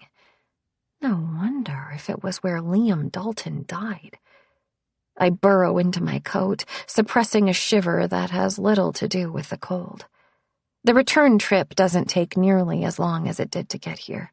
Vance follows the tracks the whole way, shines his flashlight on where they stop by the window. He's scowling, but that seems to be his natural expression. Well, he says, it's probably nothing. Probably nothing, I agree. My mind is still on the cabin with its blank door, its empty windows. It's history. Why didn't Connor mention that his father died here at Idlewood? At least now I know why the table fell so silent when I asked about the 5th cabin. Still, Vance adds, his light still fixed on the prince. You ought to be more careful. Wandering around after dark. During the day, too. It's hunting season. Do lots of people hunt up here? I ask. This time of year, it's just me and the Daltons allowed. From time to time, we do get folks sneaking up without permission, though. He's quiet, long enough that I wonder if he expects me to leave. Then he speaks again. Can I ask you, Miss Scott, have you been around here before? Nope, never been here in my life, I answer. Why? No reason, I guess, he says, staring intently at me. Good night, Miss Scott. He gestures to the front door and stays put until I step inside. I watch through the window as he sets off, the flashlight tracing the course in front of him. He said it was probably nothing, but I notice that he follows the trail of the footprints back the way they came, all the way to where they vanish into the more numerous tracks of the main path. He stands there for a long time. Then he ruffles Duchess's ears and sets off again. Why did he ask me if I've been here before, I wonder, and why does it feel like I answered wrong? 6. I wake with Connor's arm around me, his face burrowed against my shoulder. He sleeps like this often, not holding me so much as half flung over me, like he's afraid I'll slip away from him in the night. As if, as he once confessed, he'll wake to an empty bed and no evidence that I was ever there. You came out of nowhere, like a magic trick, he told me. He meant an illusion, something that isn't real. I wriggle out from under the weight of his arm. In the bathroom, I press 2 fingers against my cheekbone as I stare at my reflection. Real enough. By the time Connor gets up, I'm dressed and the coffee is made. I always wake up before he does. It's an old survival instinct I've never shed. Sloth is one of the deadly sins, and you didn't want Beth finding you still asleep in bed past the appointed hour. I sit alone, sipping my coffee, letting the sense of Theo Scott seep into my limbs. She's never there when I first open my eyes. I am an empty house without her. Restless, dull. And then she enters in. Not something I've constructed, no meticulously planned illusion, more like a visitor, someone who arrives every day and yet remains in some ways a stranger. Connor stumbles into the shower, then out to press a kiss into my hair, praise me for the coffee. He moves like a bear in the morning, lumbering, slow, seemingly 50 pounds heavier as he thumps down into a chair and takes his first slurp. He's wrapped himself in a plush robe, one of 2 left hanging in the bathroom for us. There's something different about him, I think. A lassitude to his limbs I can't put down to sleepiness. Something on my face? He asks. I hum a non-answer. So what do you do in a place like this for 2 weeks? I ask. He scratches his neck, stifles a yawn. Drink, he says. Stare at fires. The guys go hunting. The women always bake something. There are walks in the woods, and snowshoeing, and cross-country skiing. And did I mention the drinking? Or you can read. Mom always brings a stack of books. He says, his eyes glitter. And we can keep each other busy, of course. He's looking for a laugh, but I only tilt my chin. I think of telling him, the footprints, the possibility of a presence outside our window. I would sound paranoid, fearful, perhaps even delusional. None of these words are acceptable descriptions for an aspiring wife. I'm not an idiot. I know Connor Dalton is out of my league. A step out of line, and he will realize this, or remember it. So when Connor reaches out, I let him tug me from my seat into his lap. He tips his face up, and I meet his lips with mine. He abandons his mug, freeing both hands to rove up under my sweater, warm palms against the skin of my hips. God, you're beautiful, he says. He never tires of this, the marveling at me. But I can't stand it, the way he looks at me so intently, like he is analyzing every freckle, every pore, like he will see beneath the skin, assess my sinews, my veins, down to the bone, to the marrow. So when he nods toward the bedroom, I slide off his lap instead, kneel on the warm hardwood. He's already hard when I undo the belt of his robe, take him in my mouth. His hand grips the back of my head, my nails dig into his thigh, and as he lets out a soft moan, zips of pleasure trace electric paths through every part of me. After we're done, he sits with his head tipped back, that half-dazed smile curling at the corners of his mouth. I brush my fingertips lightly over his eyelids, drag them down his cheeks, and then I'm slipping away before he can open his eyes again. I love Connor Dalton. I need Connor Dalton. And so I can never let him look too closely. We spend the morning lazing in the cabin, but around noon, Alexis comes to collect us. "Mom's here," she says without preamble. Her eyes flick to me, half apologetic. "And it's pie day." "Pie day?" I echo. Remember what I said about the baking? Connor asks. Right, an afternoon with the women performing the rituals of domesticity, despite the fact that the Daltons clearly outsource these any time they threaten to acquire the whiff of actual work. The Scots worshipped work, glorified labor, and making oneself useful. Idleness, ignorance, softness, indulgence. I think any time I am sitting on the couch in the evening with a glass of wine and a book. "We always do pie day first," Alexis says as we set out from the cabin. She has this way of talking like everything she says is about to be followed up with a punchline that never comes, like we're all about to break into laughter. She keeps swinging around backward to look at us as she walks. I have no idea how she hasn't fallen. "Grandma Louise's famous recipe.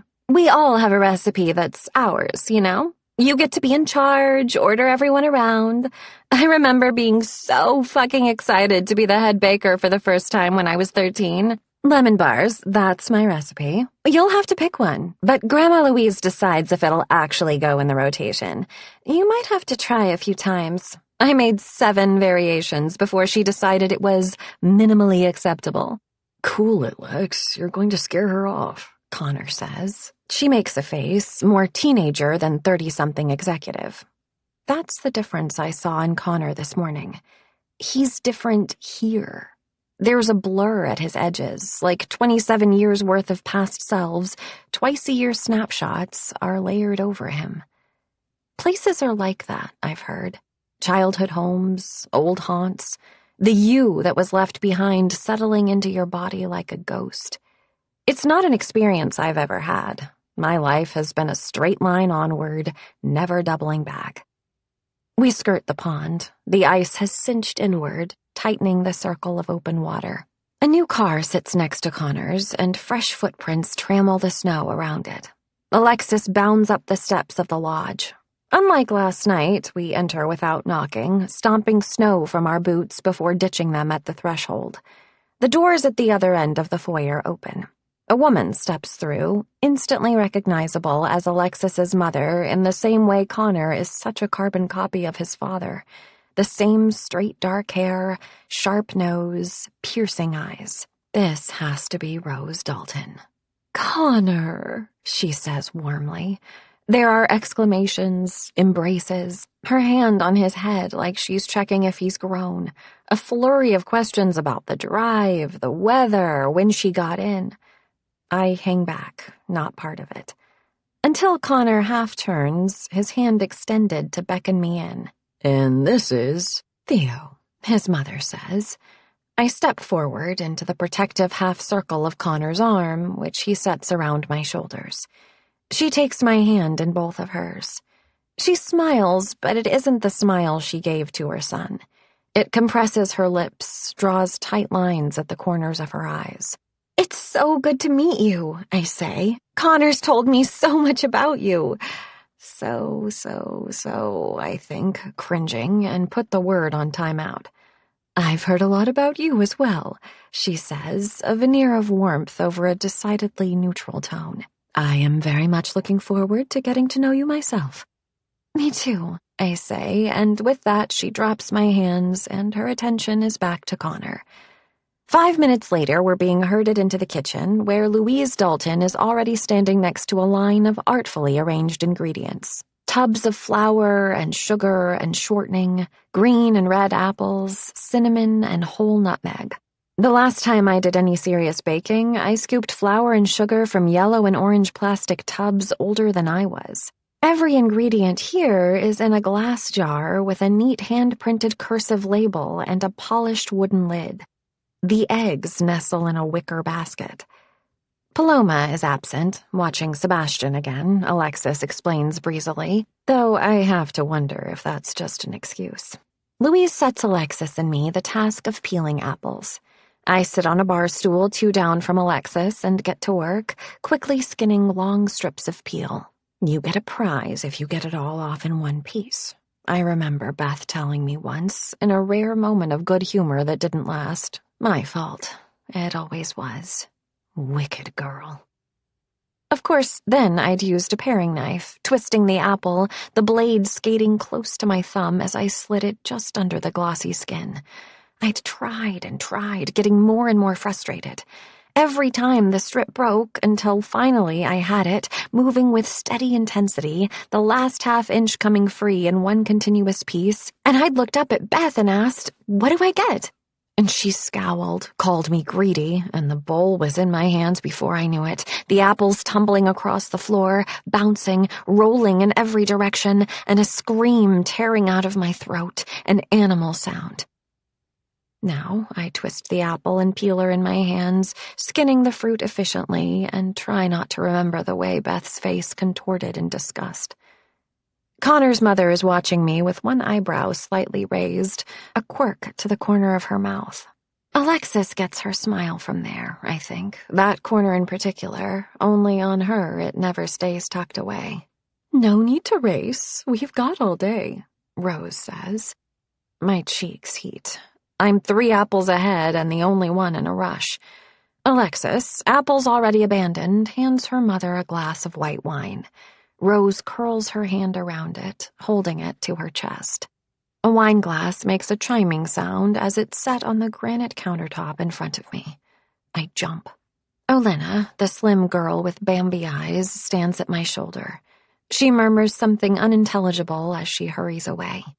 I've misunderstood the point of this exercise, I realize with a touch of irritation at myself as Alexis leans a hip against the counter. It's not the baking, after all. Rose takes a sip of her wine and pins me with her gaze. "So, Theo, you and Connor met at a party, is that right?" she says. I bob my head. Alexis props her elbows on the countertop, leaning her whole body over. I can see down her blouse, see the sharp ridges of her sternum and ribs where the skin pulls tight. She's so thin, her chest almost looks sunken. "She already sat through an interrogation last night, Mom. Cut her some slack," she says and winks at me. I wonder if you have to practice winking in order for it to look natural. "I don't mind," I say. I'm an open book. I don't know why these things come out of my mouth. "Really? Connor says you're quite mysterious," Rose replies.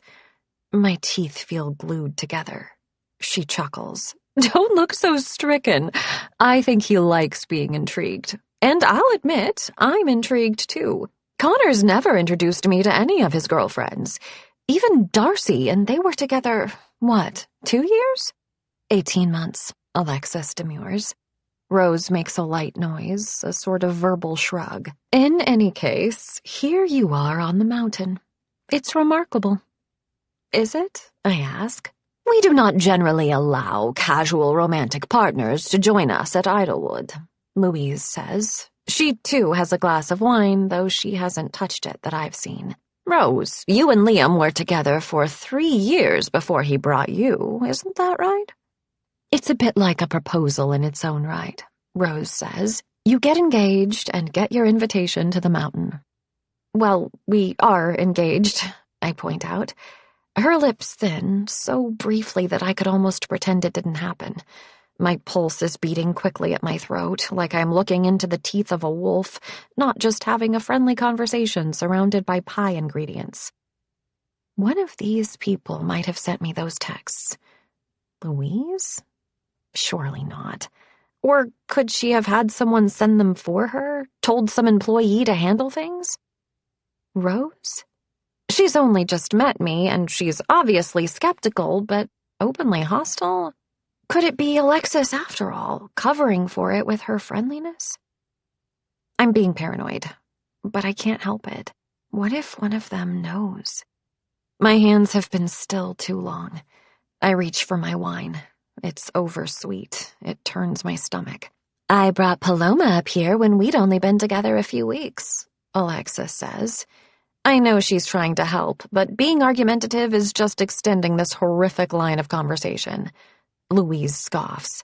Because all you teenagers had license to invite a friend for the summer retreat. We simply didn't expect that any of you would be sleeping with them. Annoyance, or maybe anger, flashes briefly over Alexis's face, but she doesn't push the point. We should chill the dough, right? She asks. Toss those peels out first, Louise directs her. Alexis takes the metal bowl we've designated for the purpose over to the pull-out cabinet that houses the garbage cans. The trash is full, she notes as she chucks the peels in with the organic waste. I'll have Elena take it out. Where is that girl? Louise asks. I'll take it, I say immediately, eager for the excuse to escape for at least a minute or two. That's not necessary, Louise says. I shrug. I don't mind. The bins are straight out back, behind the cinder block wall, Alexis says, pointing in the right general direction. Before Mrs. Dalton can object again, I scoot in to grab the bag. My sleeves are still pushed up from when I washed my hands, and as I tie the top of the bag, Rose leans forward, a little frown sketched over her lips as she examines my tattoo. My first instinct is to yank down my sleeve, but I turn my wrist instead, giving her a better view. She touches my forearm lightly, as if to fix my arm in place for her examination. A dragonfly? She says with a faint note of a question. Kind of a personal symbol of mine, I say, though a symbol of what, I could not explain. I'm never sure if the dragonfly in my dreams is a protector, or a warning, or an ill omen. I see, she says with an expression bordering on distaste. Her hand drops. Abruptly, she turns away. Louise, let me help you with that, she says, stepping quickly away and leaving me to furrow my brow. Maybe she's not a fan of tattoos. Or dragonflies. I have to head to the front to collect my boots. When I'm halfway there, a flutter of laughter floats down the hall. I turn my head and I can just see Olena. Her whole body is canted back, someone's arm around her waist to hold her up. She's bending away from him but laughing, the movement elongating her neck, baring her throat, and Trevor leans in to kiss it. I stand there, frozen. He looks up, sees me. He grins. I hurry away. In my haste, I step out with only my thick sweater to ward off the chill. Instead of cutting back through the house again, I tramp around the side of the lodge. A squat wall of cinder blocks hides the dumpster from view of the house. I deposit the bag and lower the lid slowly, not willing to break the quiet of the forest with a clang. I have to go back inside. I can't. Mist plumes from my lips. Out here I can breathe, but the cold air holds a razor's edge that nicks my throat.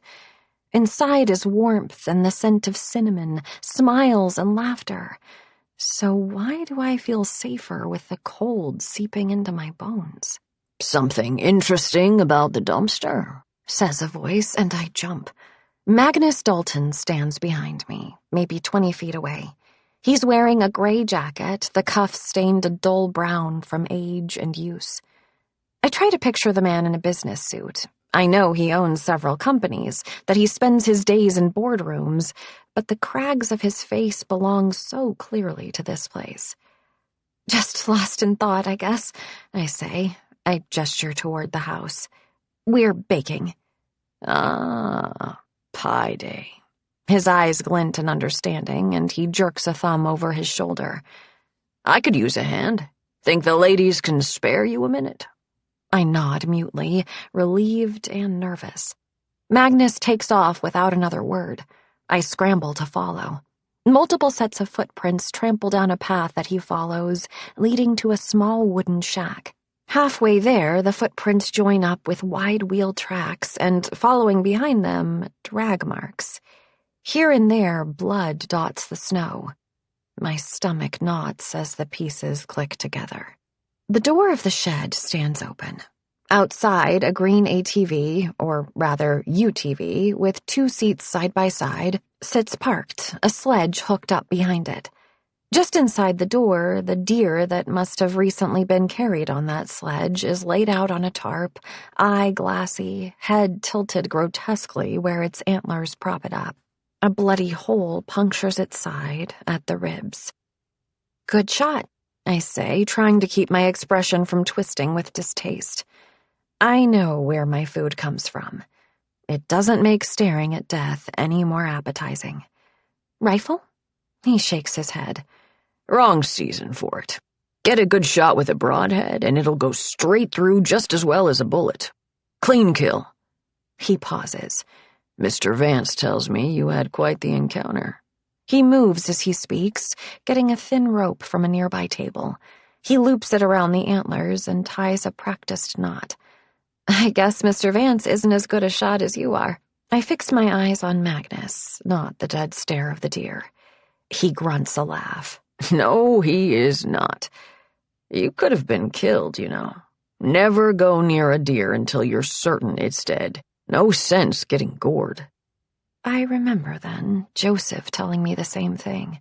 How I leaned in close to listen as he crouched down in front of me, showing me the parts of his rifle, his knife, making me hold every piece until they felt natural. The Scots were always putting knives in my hand. They shouldn't have been so surprised I'd pick one up myself. You said you'd been hunting, he says. Who took you? Your father?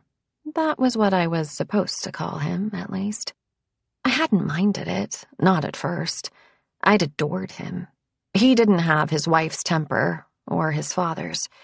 Joseph's father, he told me, was a congenial man with a loud laugh and a deep affection for the sound of a snapping belt. Seemed to like that clean, sharp sound even more than he liked the fear it instilled. Joseph tried out his father's favorite method of discipline only once. Often he let me get away with things, palmed me pieces of candy, just pressed a finger to his lips when he saw me sneaking a piece of bread after Beth ordered me upstairs without my dinner. For a little while, I'd thought I could really be someone he loved. Yes, I say, realizing I've been silent too long. My adoptive father. There's a pulley screwed to the beam that runs down the center of the shed, and threaded through it is a cord terminating in a hook, which Magnus draws down to snag the rope he's used to secure the deer. Help me haul this up, he instructs, and I step forward. An instinct to please that I haven't felt in years tugs at me like marionette strings.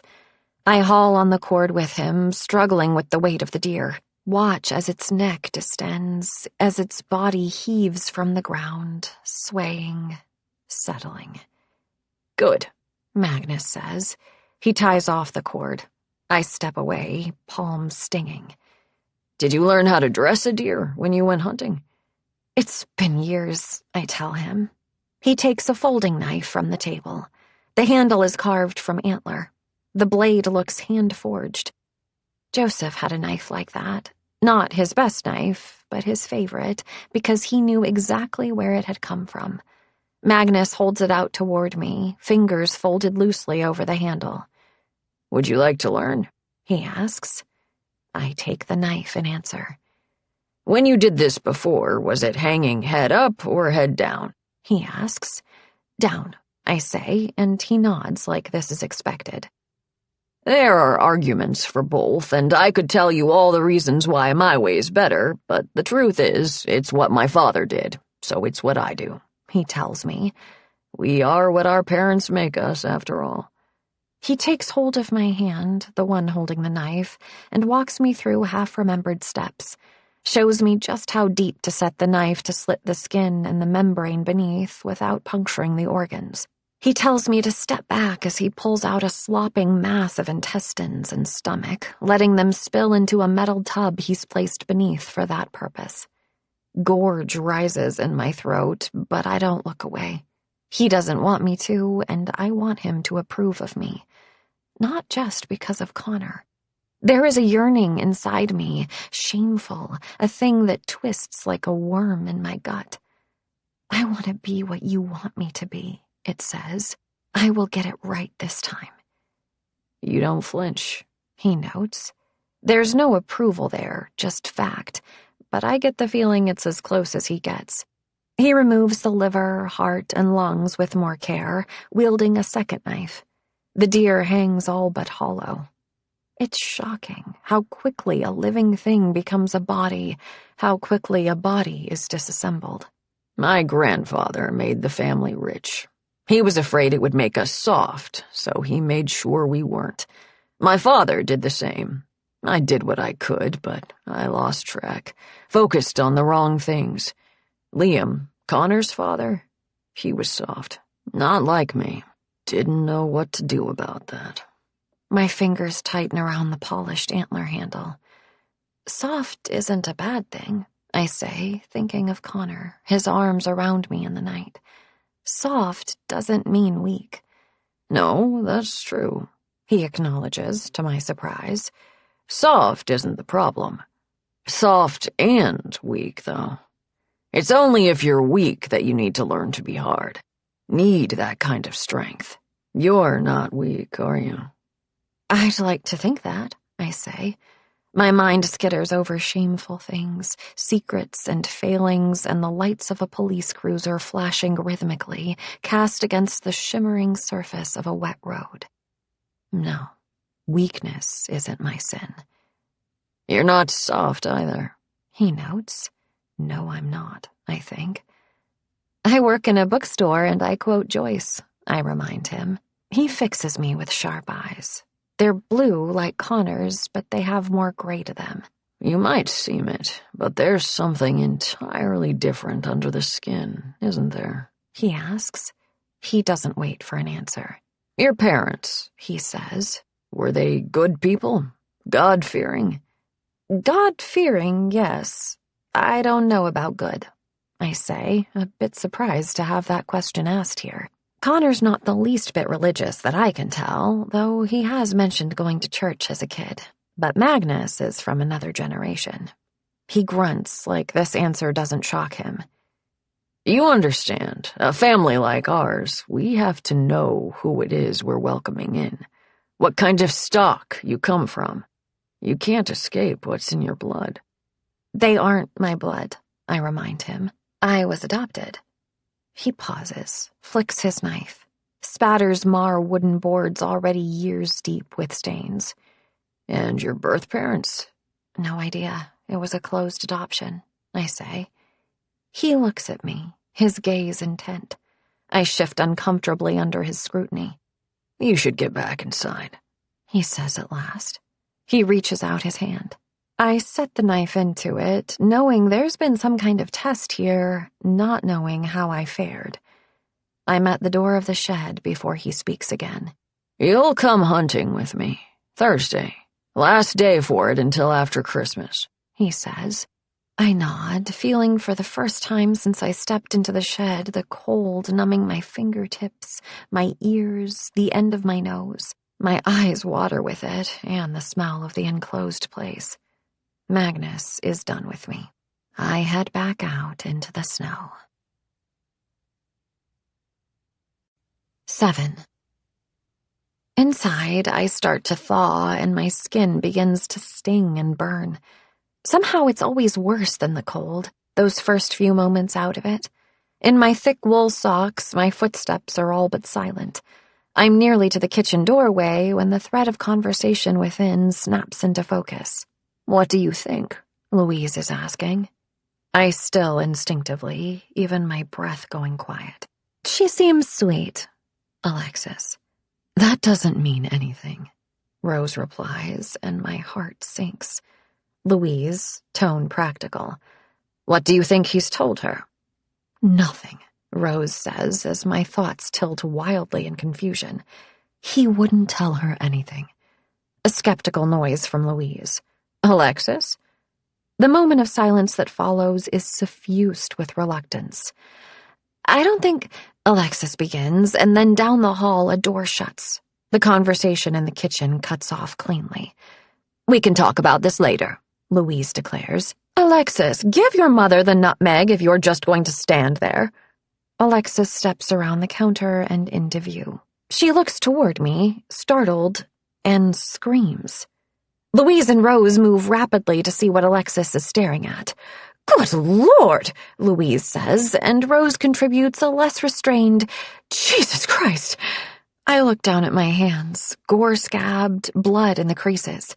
Despite standing back from the slop of guts, I must have gotten splashed because the soft cream of my cabled sweater is liberally spattered with it. Rose crosses to me and puts a thumb to my cheek. It comes away bloody. "Shit, sorry, I was outside and Magnus—" I begin. "Is he hurt?" Alarm in Alexis's voice. "She means he's out there butchering a deer," Louise says, a hint of contempt running like a seam of tar through her voice.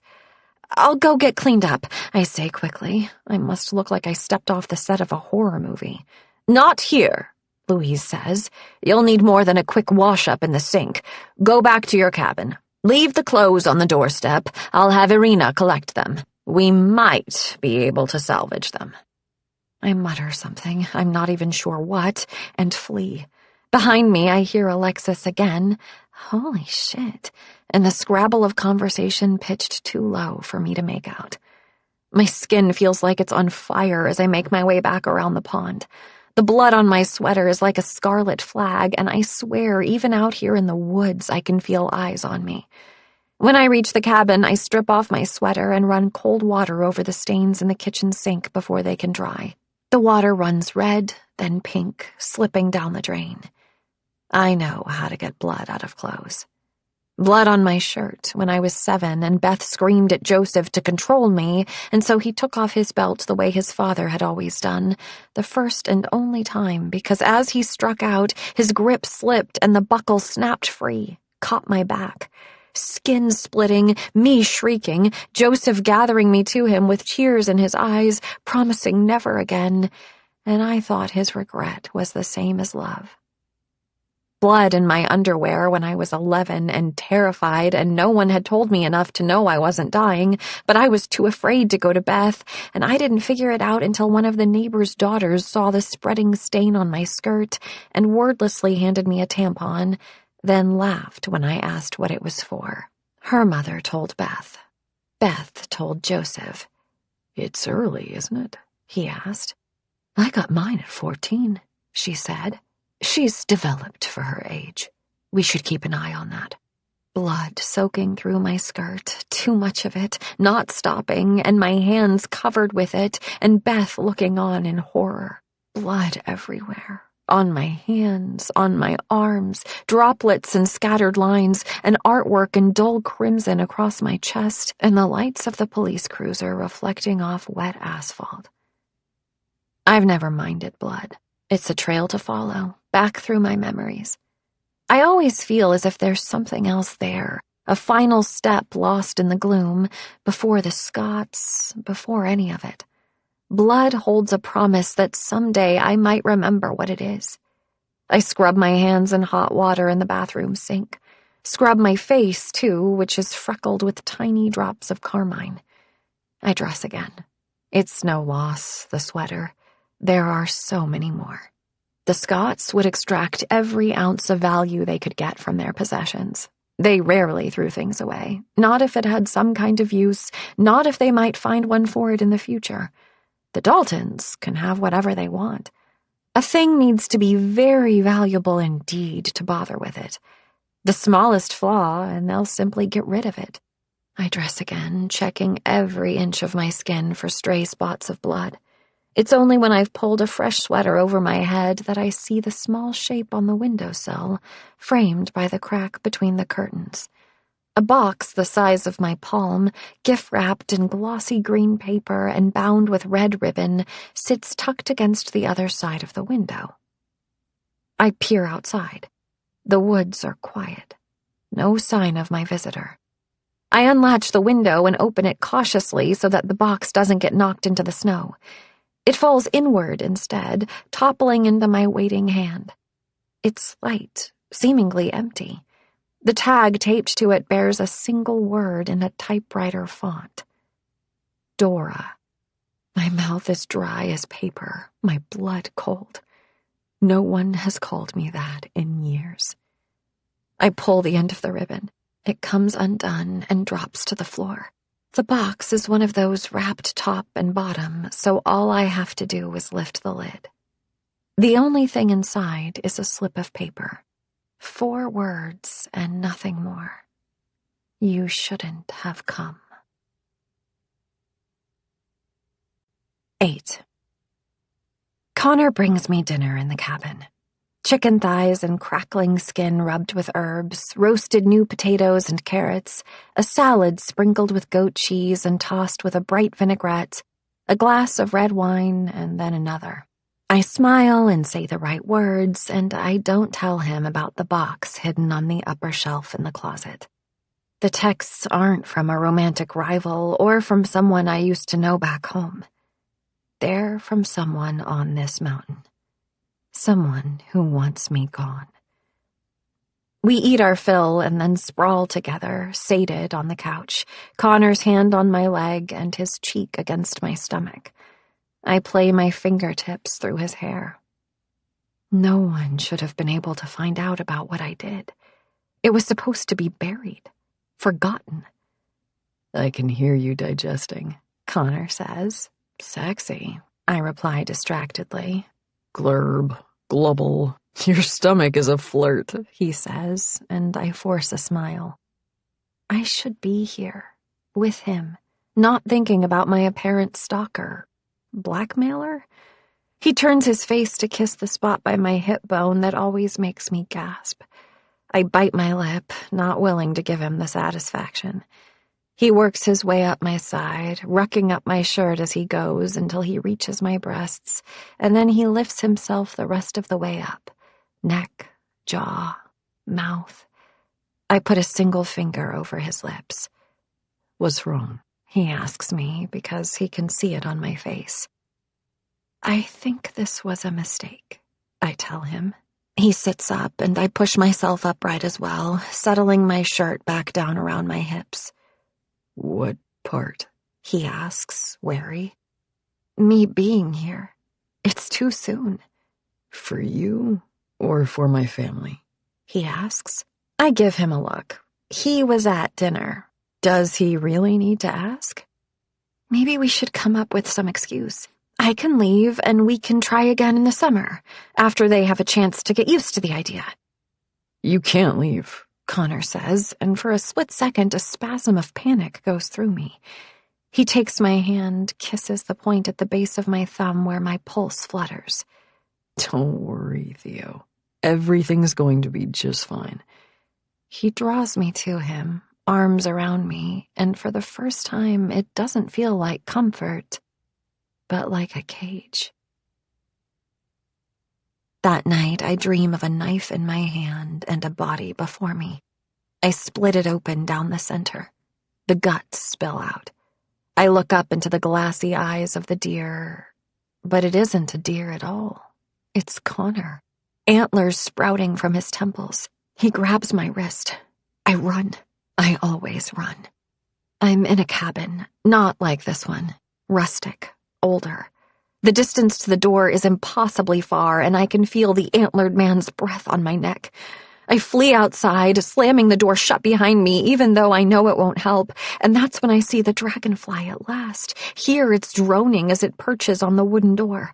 I wrench from the dream with my screams still trapped in my throat, and I force myself to lie still, trembling beneath the comforter with Connor's arm flung over me, even though every instinct in me is telling me to get away.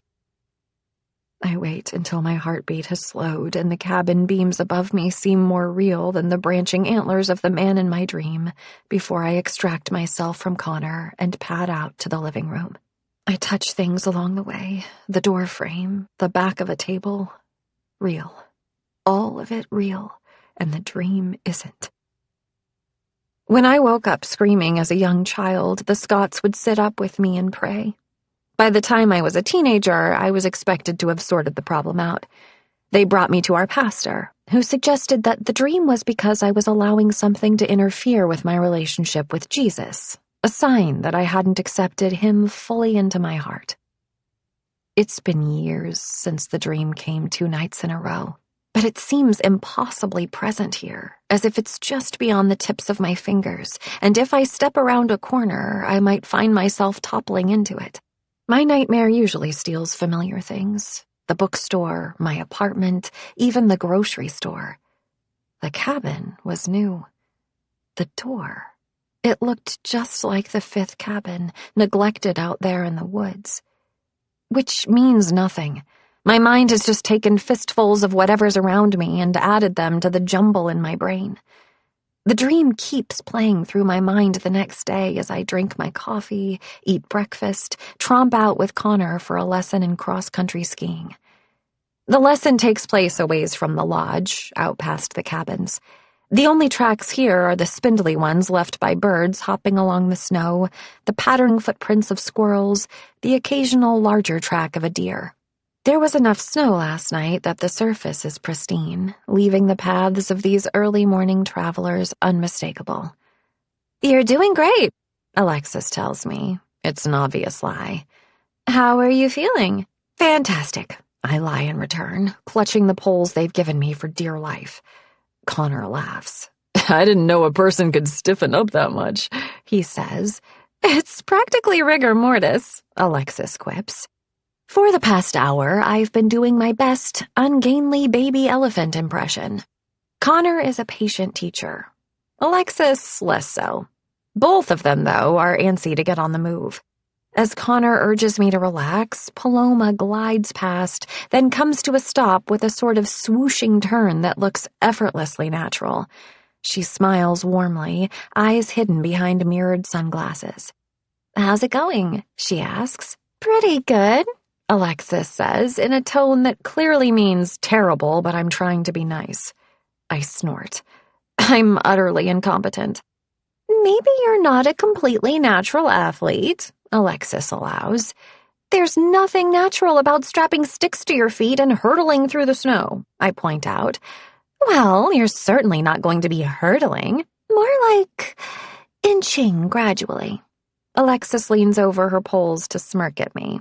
Paloma smacks her arm, but I laugh. "You'll get the hang of it," Connor assures me, glaring daggers at his sister. He looks to me. "Ready?" I don't think I'm going to get more ready. It's more a statement of defeat than optimism. We set out, joining Rose up the path. The others move slowly to accommodate my turtle pace, and bit by bit I start to understand the rhythm and movement of the thing. At least I'm moving forward consistently. Still, it isn't long before Paloma, Connor, and Alexis have pulled ahead. Rose hangs back. At first, I take her presence for charity. Then I catch Alexis looking back, and she and the others pick up their pace a bit, putting more distance between us. Enough for a private conversation. "I haven't really gotten a chance to talk to you alone," Rose says, confirming my suspicions. "I was going to borrow you yesterday, but—" "Not up for a get-to-know-you conversation with someone drenched in deer blood?" I ask, and Rose's eyes crinkle at the edges in amusement. "You know, I didn't think that these trips could hold any surprises at this point." "That's me. Always unexpected," I say, trying to cover my embarrassment with good cheer. At least all the huffing and puffing I'm doing provides an easy explanation for the red in my cheeks. "I imagine you're pretty tired of talking about yourself," Rose says. I make a noise of not quite agreement. "How about the wedding? Tired of talking about that yet? I honestly haven't started thinking about it. Or rather, every time I think about it, I start to panic. Planning a wedding is one thing. Planning a Dalton wedding is another. There will be at least one senator on the invitation list. You're not one of those girls who's had her wedding planned since you were 8? I never wanted to get married at all, I confess. When I was growing up, marriage wasn't about love. It was about partnership, practicality, shared goals. My husband would be someone vetted and approved by my parents, just shy of an arranged marriage. Babies would naturally and swiftly follow. What changed your mind? She asks. Connor, I say. She looks at me like she's trying to decide if this is a rehearsed answer. I flush. Not like... I just mean, I don't think I've ever been in love before. Not like this. Not real like this. All of a sudden, I understood the point. And have you talked about a prenup yet? She asks. I choke. No, I guess I assume there will be one. There will, she confirms. Up ahead, Connor and the others swing out of view around a curve in the path. Is that a problem for you? A nuthatch on the trail in front of us watches us approach with a cynical eye before taking off in a burst of feathery movement. Of course not. I'm grateful that I have to keep my eyes on my skis. This isn't the conversation I was expecting. I'll sign whatever. Don't, she says. I look up at her in surprise. I mean, you'll want to have a lawyer look over everything and negotiate for you. We'll pay for it, of course, but it'll be their job to protect your interests. That's what it should do, protect both of you. It's what I should have done, but I was too head over heels and worried I'd lose it all if I pushed back even a little, and I ended up with a prenup that would have left me with next to nothing when... She stops herself, speaks carefully. It would have been better to have some kind of protection.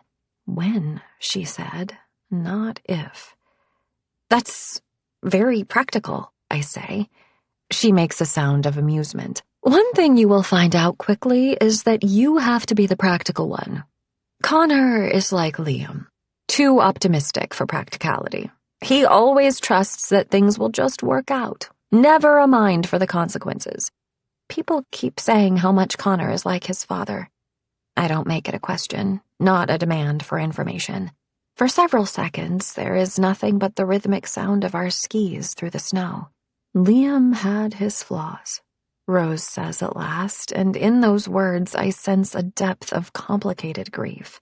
Whatever those flaws might be, though, she doesn't elaborate. When you're a kid, you know the best version of your parents. That's the version of Liam that Connor knew. That's the version of him he's tried all his life to emulate. I think of Beth Scott on the other side of the closet door, holding it shut with her whole body as I flung myself against it, screeching. There was never a version of Beth I wanted to be like, though I can't promise I would have done better with a daughter like me. It must be hard coming back here, I say. She makes a sound as if to say this is an understatement. I almost didn't that first summer. I didn't understand how we could all be here like it didn't happen. But I'm glad that I did. We couldn't let all of that take this place away from us. She squares her shoulders, blinking back tears. Why do I have the sudden feeling that she had been about to say, let him take this away from us? I'm imagining it, I tell myself, but that old urge is rising up in me. Little thief, Beth used to call me, but I never stole things to take them. I took them to understand.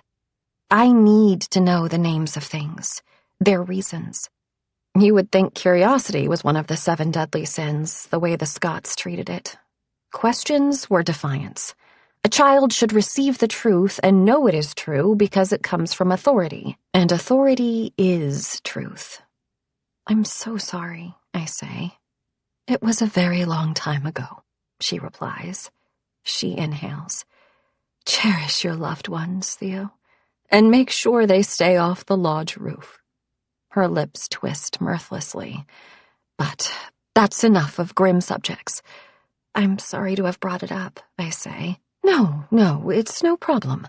We should be able to talk about these things instead of pretending they didn't happen, she says, and again I feel like I'm stepping into an argument she's had with someone else entirely. I don't know what to do with this conversation. This talk of prenups and Liam's faults, every topic its own peculiar test. I don't know who it is Rose wants me to be and whether she would rather I prove worthy or slip up in some way that justifies throwing me out. The sound of laughter comes from up ahead. My calves and thighs are burning and we're hopelessly behind. I see a look flit across Rose's face.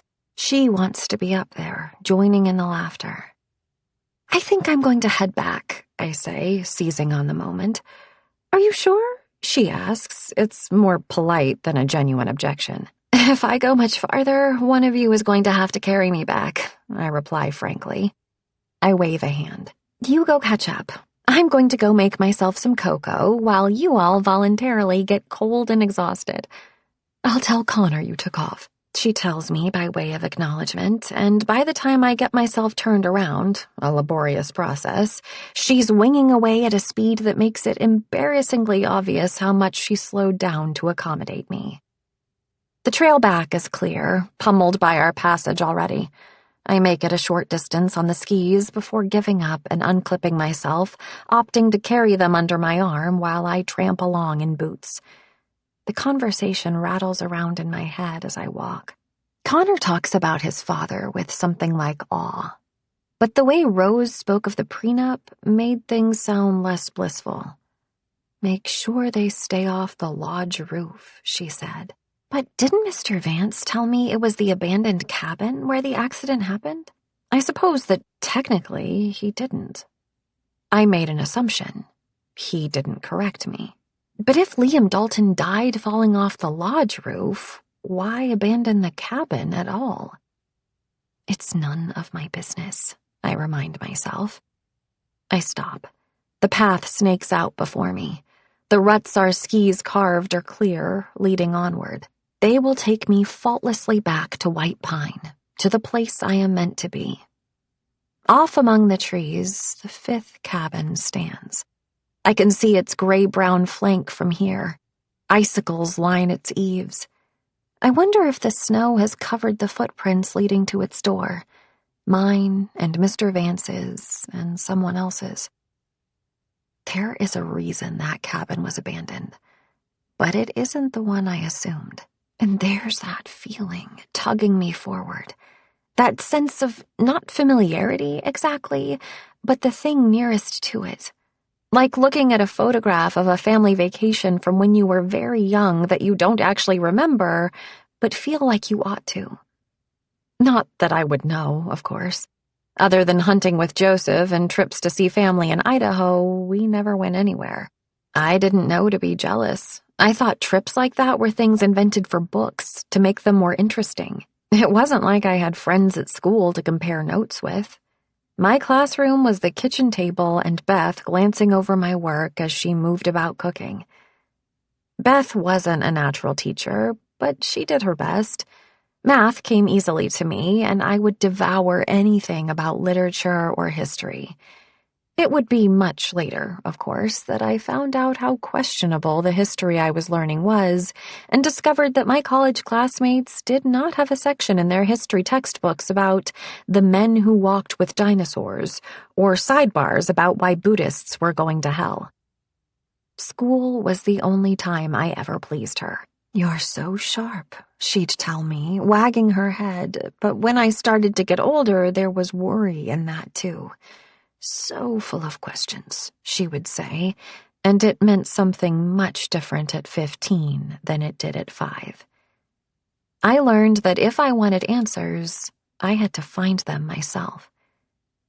It's only a few steps out of my way. The snow is ankle-deep here where the trees have sheltered the path, and it can't hurt to look, so I turn. I cross the distance quickly and lean the skis against the steps of the cabin. In the light of day, I can more clearly see the pale silhouette on the door where the ornament must have once hung. My fingers trace the shape of it. A cross, almost, but not quite. The horizontal bar splits at its ends. A jolt goes through me. I know what that shape is. Or I did for a moment so brief all I can feel is the reverberation in the air after it's gone. I recognize it the way I recognized Connor that night at Harper's party. I've seen you somewhere before, haven't I? I asked him. I think I would remember, he said.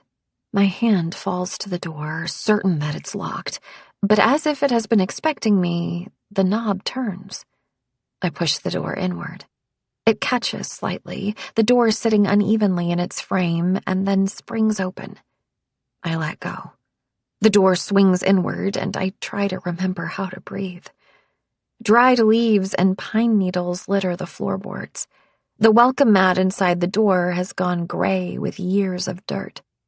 A wood stove stands against one wall, and in the back of the main room is a silent refrigerator. I flip the switch a few times, but the lights don't come on. No power. I try for a moment to match this cabin to the one in my dream, but of course that's not how dreams work. My dream was more the impression of a place, no precise details or identifiable architecture. Besides, I've never been here before. I've never been to the East Coast at all, and even if I had, what would I be doing at Idlewood? It's only some long, faded memory, finding echoes in this place.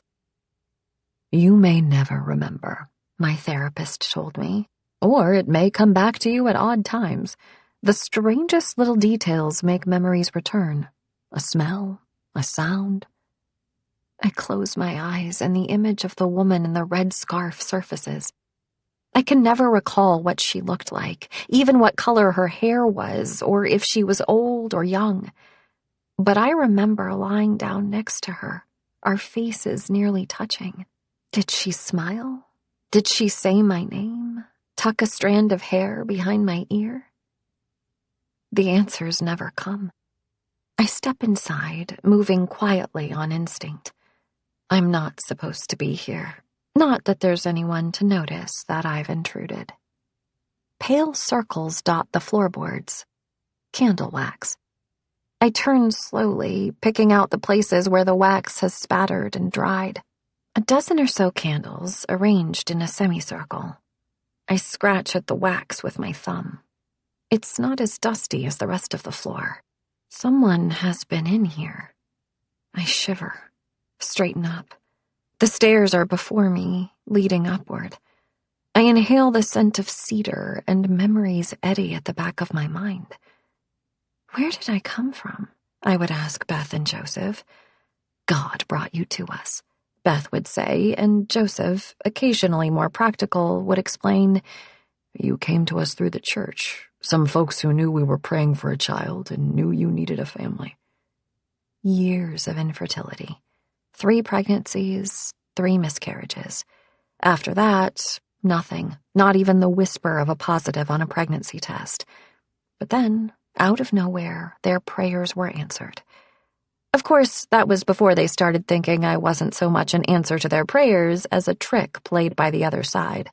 They might have set out to love me at some point, but it rapidly became clear that I was unlovable by their standards. Poor lamb, they called me. Abandoned, voiceless, damaged, demented. I drift toward the stairs. That other cabin, the one flitting through my memories like a figure at the end of a corridor, always out of reach. I can almost picture it. 2 bedrooms upstairs, one smaller, flowers on the bed. I murmur to myself without quite realizing it, seizing on a flicker of memory. I try to fix the image in my head before I reach the top of the stairs and the sight of the real cabin chases it from my mind. The flowers. They were white, I think. I practiced counting them, but there were too many. I always lost track. There are 2 doors off the landing above. The one in front of me is shut. I turn my head. This door yawns open. The room is tiny, not much more than a closet. There's space for a single bed, sized for a toddler or small child, with a metal frame and a nightstand.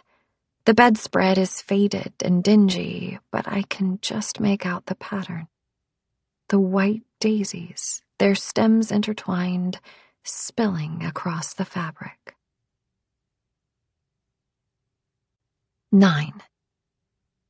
I inhale sharply, and it's like being punched in the gut. The scent of cedar, of pine and dust, and something so faint I'm not sure it's there at all, that my mind isn't weaving it in all by itself. Lavender. Daisies. The flowers on the bed were daisies, I think, but that's impossible. This can't be the same cabin. That can't be the same bed. I walk to the other door. I put my hand against it, not meaning to go in, not yet, but the latch on the door must not work properly because it simply swings open. I brace myself for a rush of recognition, but there's nothing. A queen-size bed frame, mattress nowhere in evidence, takes up most of the room.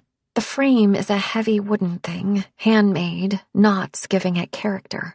A wardrobe stands in the corner. To my right, a vanity. The mirror throws back an obscured reflection, speckles of grime blotting out my face. I let out a long breath as the sense of intense familiarity bleeds away. My shoulders relax, and I realize just how tightly I've been clenching my jaw. Maybe I have been to a place like this one, a place with flowers on my bedspread and a wood stove and the scent of cedar. Common things, all of them pretty much baked into the cabin experience, in fact, and hardly particular to Idlewood. My eyes fall from my distorted reflection to the surface of the vanity, and the sensible, rational, comforting thought withers up. Because it's right there. The dragonfly, cast in dull brass. It takes 3 steps and an eternity to cross to the vanity. I touch the thing as if it might burn me. An ornament for a door. 2 spots for the screws at the nose and the tail. It matches the silhouette on the door. A cross. The bar split at the end where the wings diverge. Red fox, white pine, wildflower, dragonfly. I pick up the ornament, blowing dust from it with a puff of air. The patterns of its wings emerge. There are brass circles behind the dragonfly, an extra bit of decoration. I hold it next to my arm. Not the same, not exactly. The size and position of the circles behind the body are different. As if this was the image I was grasping for when I sketched out what I wanted and handed it to the artist. As if glimpsed in a half-obscured reflection, through memory long submerged. I sink down onto the stool. My mouth is dry. Why is this here? Absurd. It belongs here. I'm the thing out of place. Trapped between the back of the vanity and the wall is a triangle of white no bigger than a clipped fingernail. It has the gloss of photograph paper, and now I spy the telltale squared-off smudges on the vanity mirror where other photographs might have been taped. Whoever cleared this place out must have missed one. My eyes fix on it. My hands are shaking, a tremor that starts in my smallest finger and radiates until I have to clench both hands tight against my body to still them. I should go. Turn and walk out of this place and put all of it, these strange coincidences, out of my mind. They mean nothing. And yet, instead of turning around, I reach out. I pinch the corner of that little white scrap, draw it out. It's a photograph. Apart from a crease where it was trapped against the wall, it's intact. The photograph shows a man you could almost mistake for Connor. The same mouth, the same slightly gawky ears. He wears a heavy coat, unzipped, a gray sweater underneath. He holds the mittened hand of a very young child. She's cocooned in a bright pink winter coat. Her cheeks are bright red. Despite the cold, she isn't wearing a hat, her brown hair in a loose tumble over her shoulders. In her other arm, she clutches a stuffed bear. It looks brand new, with a bright red ribbon around its throat.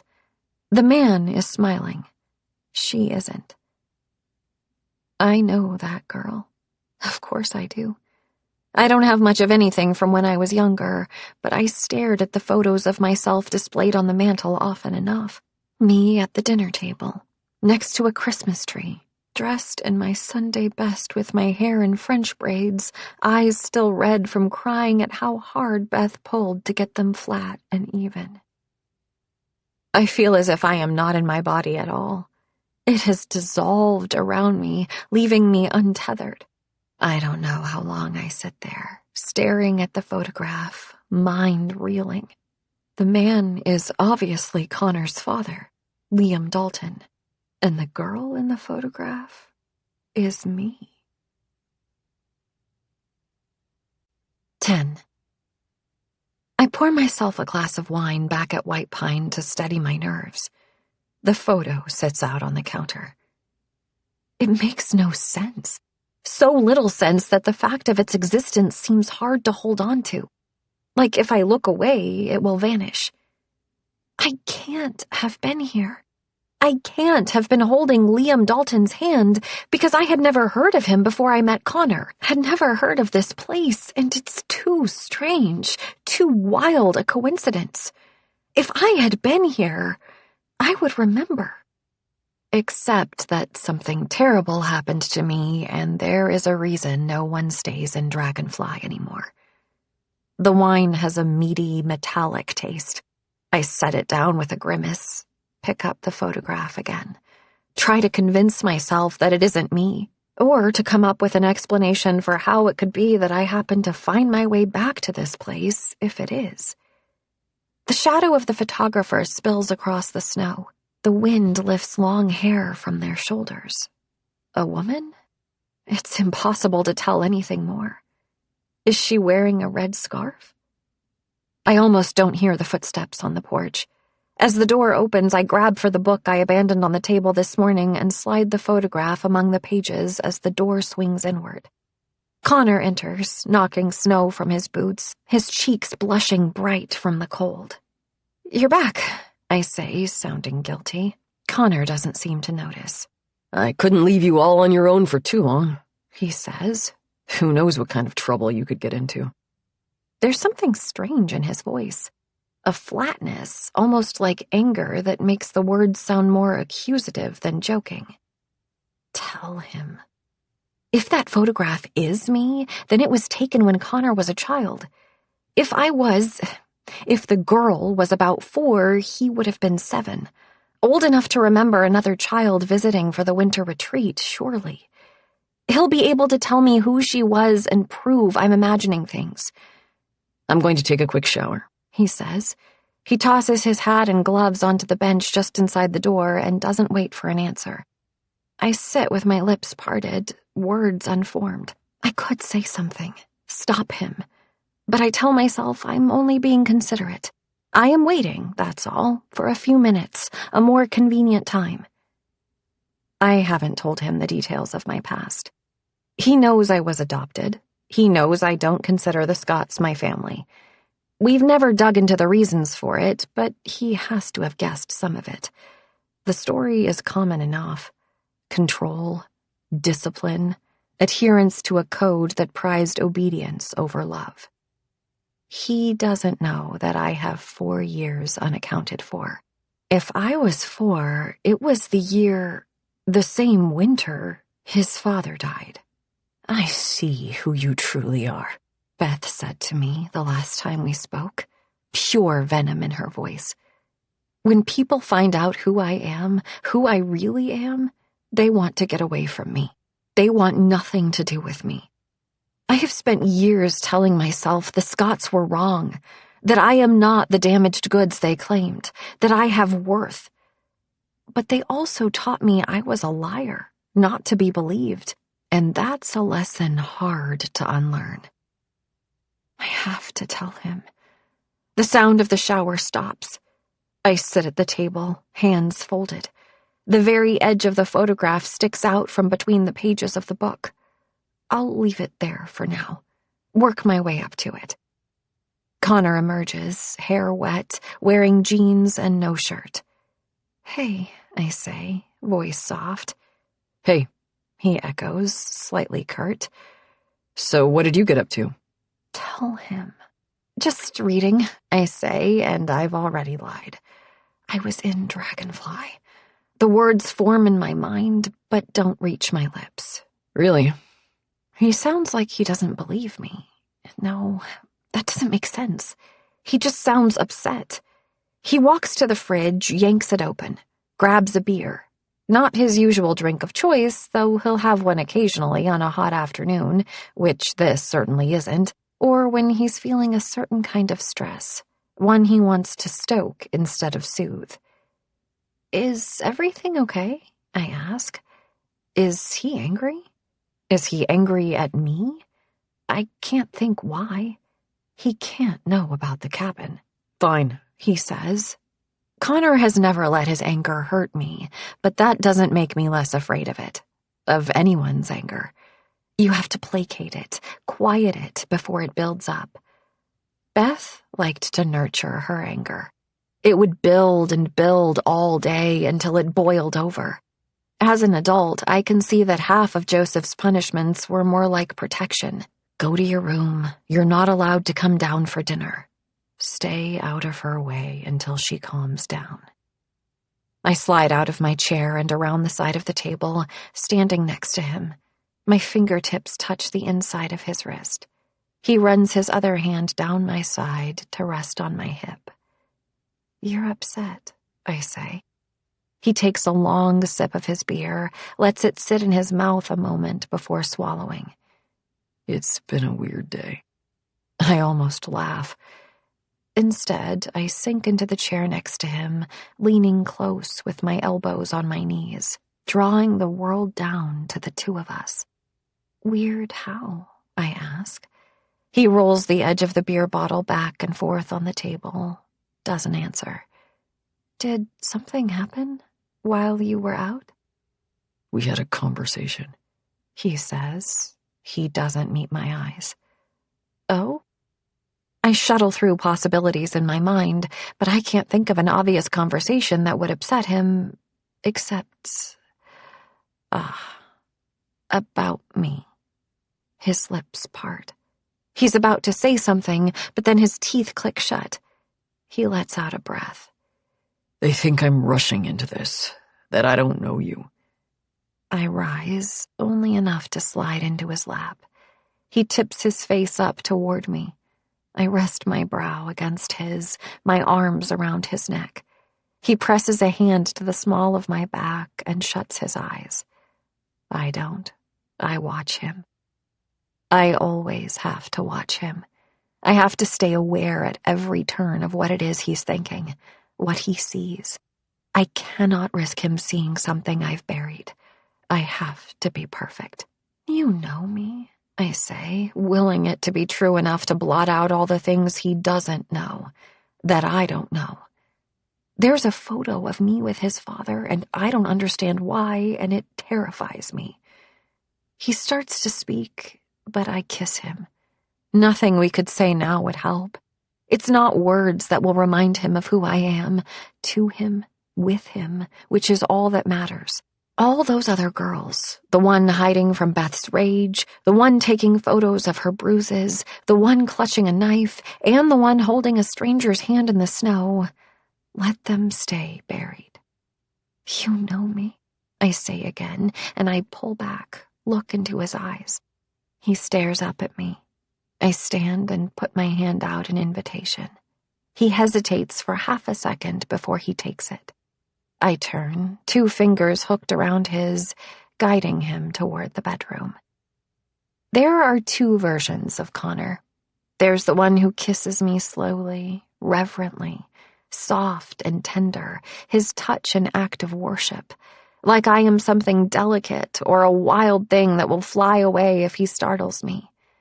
But every gentle touch wraps a sense of suffocation around me. His love is claustrophobic, and sometimes I can't endure it any longer. Sometimes, when he trails delicate kisses down the rise of my hip, I want to scream, to dig my fingernails into his skin, to bite down until he bites me back. But Connor wants to be a good boy, a gentleman, and so I grant him all those whispering touches until I can't anymore. Occasionally, I meet the other version of Connor. When I bite down on his lip, when I shove him away, when he pulls me roughly onto his lap and traps my hands behind my back, when he tells me I'll have to beg for it, but it only ever takes one whispered please before he's pushing me down onto the bed. He's never been like this before, though. Grabbing my hips, pressing me down, his hand on my chest, fingers splayed to frame my throat. I wrap my legs around his waist to draw him deeper, hold him there against me, and I bite my lip to stifle my cries before I remember there's no one nearby to overhear. He slows. That gentleness is back, eyes locked with mine in a silent question. Please, I say again, and it's all the permission he needs. When we're done, he lies sprawled, the back of one hand on his forehead, his body stretched out, strangely vulnerable. He looks up at the ceiling, a faint line already forming a divot between his brows as his worries flood their way back. I start to say his name, stop myself. He takes his hand from his forehead, resting it on my thigh instead, casual but possessive. His head turns to examine me, his bright eyes intense. Let's stay here tonight, he says. I'll cook for you. Before I understood that Connor was rich, I suggested we cook together to save money on dates. He showed up with quail eggs and $50 steaks. He loved it, though, pouring me a glass of wine and telling me to stay put while he flourished his way through 50-step recipes. He'd produce elegantly plated delicacies on my mismatched thrift store dishes and wait, eyebrows pinched up in nervous anticipation as I took the first bite. Your family will be expecting us, I point out. We have weeks here. There's plenty of time for togetherness. His thumb makes circles against my bare skin. Okay, I say. We'll stay in. We'll talk. I'll find the right moment. I'll tell him about the photograph, about the cabin. I'll tell him everything. Just not yet. 11. Connor vanishes around 5 and comes back laden with produce. He has no idea how to cook for only 2 people. The leftovers from our date nights feed me for a week. Step 1. Pour wine into chef, he says, as he does every time, and pauses for my obligatory chuckle. He fetches us long-stemmed glasses. Wine comes with a history lesson in Connor's kitchen. Only a small number of bottles were made that year because of a hailstorm that wiped out the crop mid-harvest, he informs me. You'll find it's quite peppery, with notes of currant. I notice it's red wine. You can tell, you see, because of the color, I say, matching his arch tone, and he narrows his eyes at me in mock annoyance. He carts his own glass over to the cutting board, where he swaps the Syrah for a chef's knife and sets to rapidly deconstructing a pair of onions. The rhythmic noise of the knife against the wooden cutting board is the only sound for a minute or two. Our dinners are like this sometimes. Neither of us sure what to talk about, worrying suddenly that our ability to hold a conversation has fled entirely, that the novelty has worn off. And then, somewhere between the 3rd sip and the 10th, something unlocks. Are you enjoying the Miller? He asks. He tilts his head toward the book on the table. I flinch at the sight of the photograph's edge, resist the urge to tuck it in more thoroughly. Adore it, I say. It's gorgeous. Of course, books were the first thing we talked about.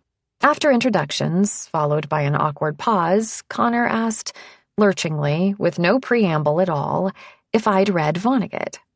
Only Slaughterhouse-Five, I had to admit, but Connor had read them all, kept a set of signed first editions. He wanted to talk about them.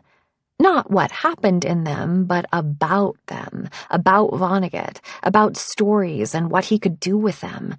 And from Vonnegut, we ranged from George Saunders to Virginia Woolf and Jennifer Egan, and then I admitted that since I'd graduated, I'd read mostly popular fiction, books either about kissing or death, and he said all books are about kissing and death when you get down to it, and I told him that was the sort of thing that sounded deep but wasn't really when you thought about it for more than 2 seconds, and he told me that later he was going to ask me if he could kiss me, and then, without taking a breath, continued our discussion of which of Cormac McCarthy's books we preferred.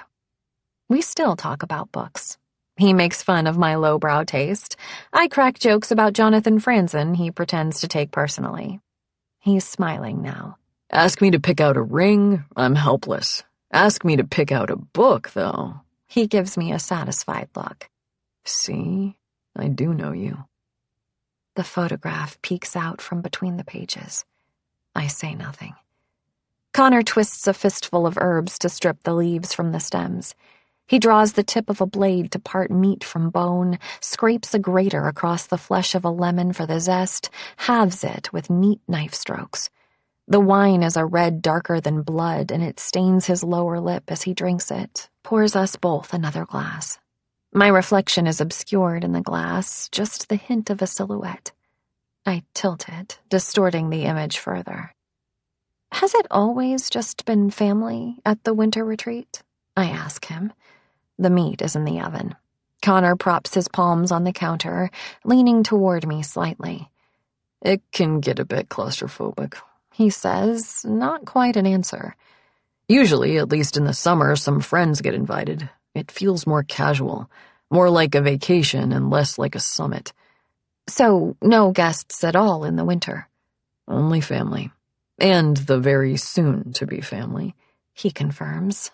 I wet my lips. So there wouldn't have ever been a family friend? No other kids for you to play with at Christmas time growing up? No epic snowball fights by the pond?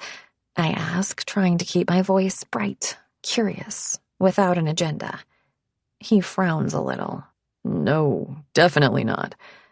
Although... He stops himself. Although what? I ask. I can feel my pulse fluttering at my neck, quick as the thrum of an insect's wings. Nothing, he says. We never have guests at Christmas. The oven timer beeps. He turns away more quickly than is quite natural. Why do you ask? Tell him, I think. But he closes the oven, turns to me. His gaze is warm. My breath catches. I want it to be true that he knows me.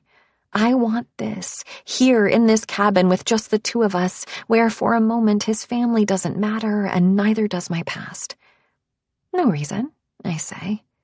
I run my finger along the edge of the photograph, pushing it deeper among the pages and out of sight. 12.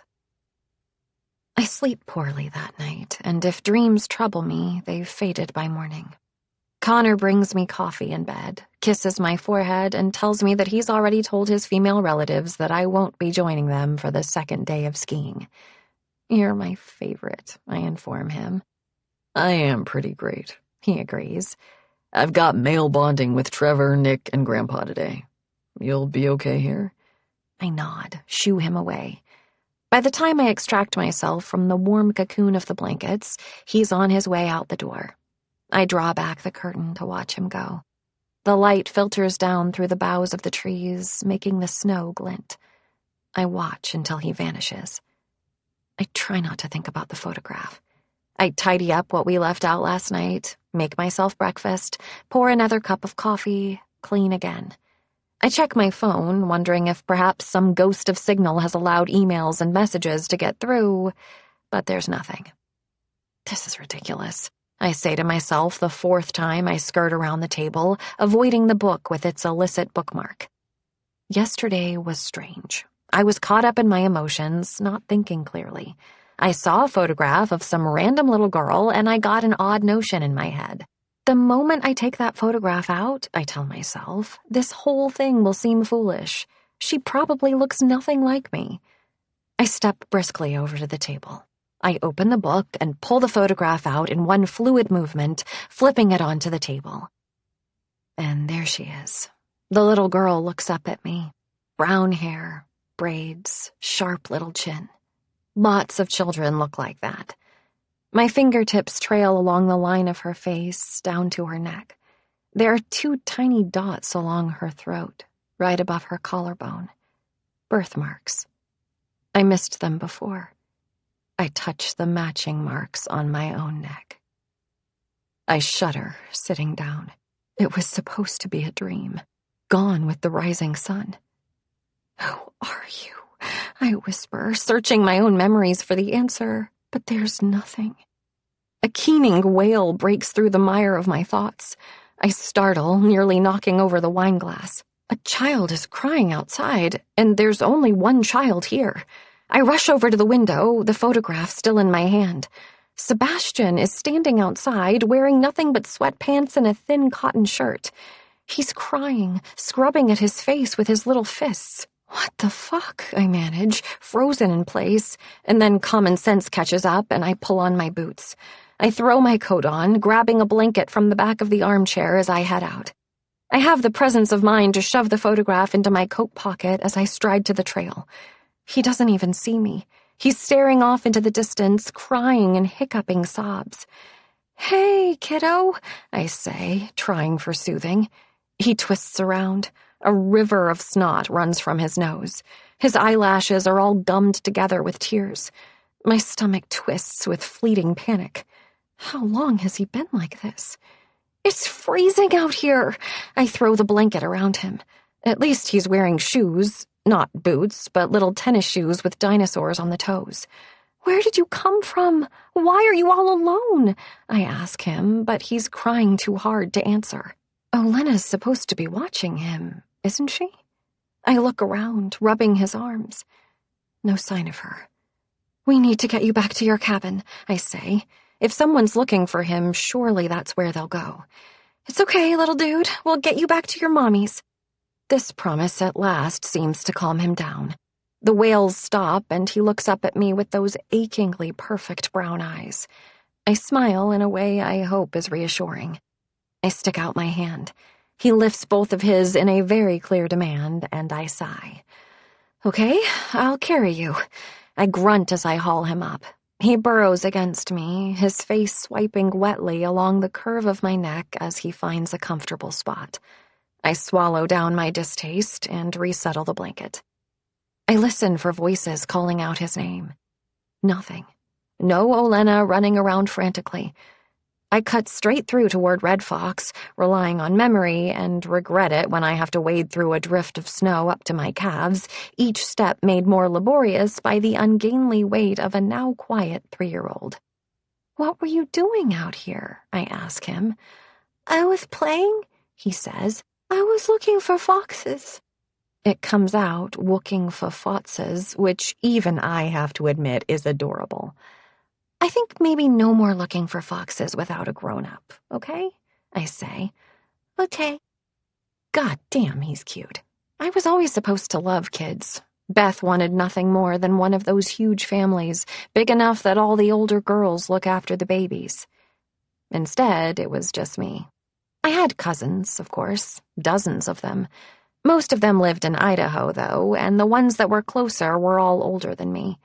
It never stopped Beth from pointing out babies to me, offering me up for babysitting, telling me what a wonder it was going to be when I had my own children. She would talk in a disturbing amount of detail about what it would be like having a baby grow inside of me the way it never had in her. "It's God's miracle," she would say. We're at Red Fox. I knock on the door, balancing Sebastian on my hip. There's no answer. I try the knob, but it won't turn. "What are you doing?" The voice brings me around fast enough that Sebastian squeaks and wraps his arms around my neck. It's Nick, Connor's uncle. He stands with his hands in the pockets of a black wool coat, a scarf around his neck. He's got a lighter complexion than his brother or his nephew, black hair peppered gray, the same square jaw but without the soft cheeks to gentle it. He looks like his father. I stammer. I haven't done anything wrong, but my mind is rifling through the last 5 minutes looking for things I could get blamed for. "What are you doing out here with the kid?" he asks, restrained suspicion in his voice. Not an accusation. Yet. "He must have wandered off on his own. I'm not sure who was watching him, so I came to check the cabin, but—" I turned slightly in a full-body gesture toward the door. He looks at me for a beat, like he's trying to decide if I'm lying. "I'm cold," Sebastian says faintly, and Nick's expression tenses. Let's get him inside. Come on, my cabin's closest, he says, and takes his hand out of his pocket to beckon me. I scurry down the steps as best I can, following him. My arms are starting to feel the strain of holding the kid, but Nick doesn't offer to take him from me, and I don't ask. He walks staring straight ahead, his expression dark. Any idea where his moms are? He asks. Skiing. I think Olena was supposed to watch him, I say, then hastily add, but I'm not sure. I don't want to get her in trouble if I'm wrong.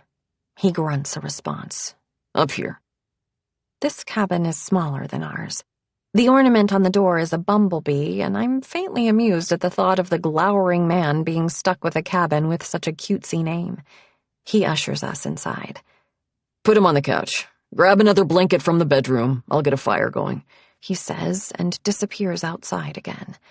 I set Sebastian on the couch. I have to prise his hands from around my neck, but then he nestles against the cushions, shivering. I pull his shoes off and his socks, which have soaked through. His feet are bluish, and I rub them between my hands, giving him an encouraging smile. All safe and warm, I tell him. I didn't find the foxes, he says mournfully. I'll help you look later, I promise, maybe foolishly. I hurry to the bedroom to grab the comforter. There's a suitcase sitting out on it, unzipped and flung open. The clothes inside are folded neatly. Shirts I now know enough to recognize are expensive, a pair of dress shoes, a maroon sweater that probably takes 5 years of education to clean correctly. There's a pair of simple silver cufflinks on top of the sweater, as if discarded there absent-mindedly. Once upon a time, I might have palmed one. Just one. Take two, and it's obvious they've been pilfered. Take one, and the owner will assume it fell somewhere, got lost between cushions or down a vent. I glance toward the door before shutting the suitcase and moving it to the floor. I pull the comforter off the bed and pretend I wasn't tempted. A minute or two after I get Sebastian properly burritoed in blankets, Nick reappears with a load of firewood. Without so much as glancing our way, he kneels by the wood stove and begins constructing a careful fire. I remember Joseph making a fire at our campsite with that same concentration, explaining to me about airflow and trapping the heat and natural sources of tinder. He always explained things to me, told me the proper names of things. You can use moss, he'd tell me. I like Spanish moss the best, but it doesn't grow up here. Though, you know it's not actually a moss. Tillandsia usneoides, related to pineapples, if you can believe it. Joseph had a degree in biology with a focus on botany. He worked installing air conditioning units for Beth's uncle, but he delighted in sharing what he remembered with me. I mistakenly believed his delight was about me, not simply about having an audience. Nick Dalton uses a stick of pressed material meant to catch fire quickly and reliably. He strikes a long match and whoosh, crackling flames. He shuts the stove door. Should warm up pretty quick, he says. How's he doing? I look down at where Sebastian has tipped over to nestle into my side. His eyes are closed, those long lashes sweeping against his cheeks. I think he's asleep, I say. Must have worn himself out with all the excitement, Nick says. He pushes to his feet, hands back in his pockets. You just found him out there? More like he found me, I say. I heard him calling. He's lucky. Could have frozen to death, he says, matter of fact. Olena was watching him? She must be frantic. Well, we can wait for him to warm up and bring him to the lodge. See if we run into her along the way. Nick decides. I nod, glad someone else has a plan. Hopefully before Alexis and Paloma get back, I say. I'd rather they heard he was safe before they find out he was missing. A grunt, this one in agreement. He's still just standing there, looking at Sebastian in a way like he's really looking at both of us, but trying not to be too obvious about it.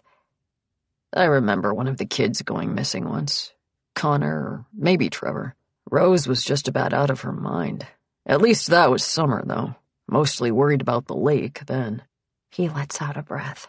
Having kids makes you crazy. First, because it's your job to protect them from every little thing and they're completely helpless, and then because it's not your job anymore and you've got to let them be out in the world without you.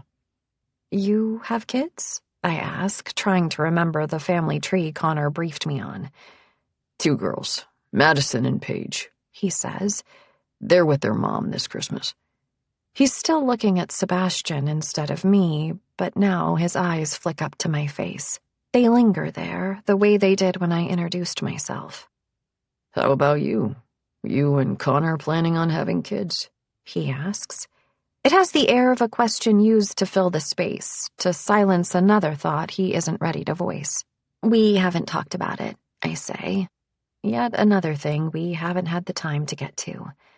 I don't know, I've always assumed I wouldn't want any. Any particular reason? He asks. It should feel intrusive, but he just sounds curious. I didn't exactly have the best upbringing, I say. I know plenty of people with great parents, but it doesn't feel real to me, like that could be a happy thing. I always wanted kids, he says. My dad was always on me about having sons, that old-fashioned carry-on-the-family-name thing, but I hoped we'd have girls. Of course, I didn't exactly predict what having teenage girls would be like. He sounds rueful, and I'm pretty sure I can guess the ages of his daughters. Sounds like you're in the thick of it, I say. Doesn't help that their mom and I split recently, he says. They're still pretty pissed about that. I'm sorry, I say awkwardly. He waves a hand. It is what it is. These things have got to work themselves out. Beside me, Sebastian stirs. He wipes his nose on his sleeve and blinks up at us. Can we go home now? Sebastian asks. I'm hungry. Come on. We'll head up to the lodge. Get you something to eat there, Nick says with a huff.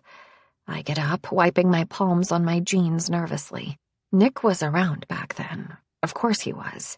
He has to know who that girl was. Who I am. Sebastian's shoes are still wet. Nick leaves them by the wood stove, and we make sure Sebastian's feet are bundled up in the blanket as I carry him. Nick offers this time, but Sebastian clings to me. As we approach the lodge, several questions are answered all at once. Olena's voice reaches us first, high-pitched and frantic. What if he got lost? It's freezing out here. It's literally freezing. I can't believe... Another voice answers her, masculine but too quiet to make out. It sounds like someone trying to calm her down, or at least shut her up. I have a pretty good guess about who it is, and I'm proven right as soon as we step out of the stand of trees to discover Olena, hair mussed and face blotchy with tears, and Trevor, his hands on her arms and wearing an expression of mingled stress and annoyance. Olena spots us, and Sebastian first, and lets out a cry, rushing toward us. "Sebastian, you're okay," she says. Trevor rocks his weight back on a heel, eyes lazy as he looks us over. The set of his jaw betrays tension, despite his unconcerned expression. Told you he was fine, he says. Olena is touching Sebastian all over, like she needs to press her palms to him to prove she was worried, to feel like she's doing something. "I only turned away for a moment and he must have taken off. I've been looking all over for him," she begins. He's been with us for, 15 minutes? Nick asks me. I give a mute nod. Must have been wandering longer than that, given how cold he was. Olena wrings her hands, grip twisting around her index finger. Strands of her dark hair stick to her tear-stained cheeks. "I got distracted." Trevor's hands are in his pockets. He meets my eye and shrugs slowly. Nick makes a disdainful noise, and Olena bites her lip. "Please don't. Mrs. Dalton will fire me," she says. "He's okay, right? So you don't have to... We don't have to tell..." "Why didn't you get help?" I ask, not taking my eyes off Trevor. "Why are only the two of you out here looking for him?" "I was going to, She trails off, glances back at Trevor. Figured we'd probably find him ourselves. Not like he could have gotten far, Trevor says, seemingly unconcerned. No use causing a huge fuss. The kid could have died, Nick says, a growl in his voice. But he's fine, Trevor replies. right? A faint quaver in his voice betrays his uncertainty. No thanks to you, Nick says. Hey, it wasn't my job to watch him. Trevor looks over his shoulder, back toward the lodge. If we're done here, do you have the key to Red Fox? Nick asks Olenna. She rummages it out of a pocket, hands it over. Go get yourself cleaned up. We'll take the kid back and make sure he stays where he's supposed to this time. Are you going to tell? Go, he says, not inviting disagreement, not offering comfort. She totters back toward the lodge, still crying quietly. Trevor waits a moment later, then lets out a sound almost like a laugh and heads in the same direction. Nick shakes his head, a look of pure disgust on his face. I hope you don't mind babysitting a bit longer. I guess not. I try to sound cheerful about it.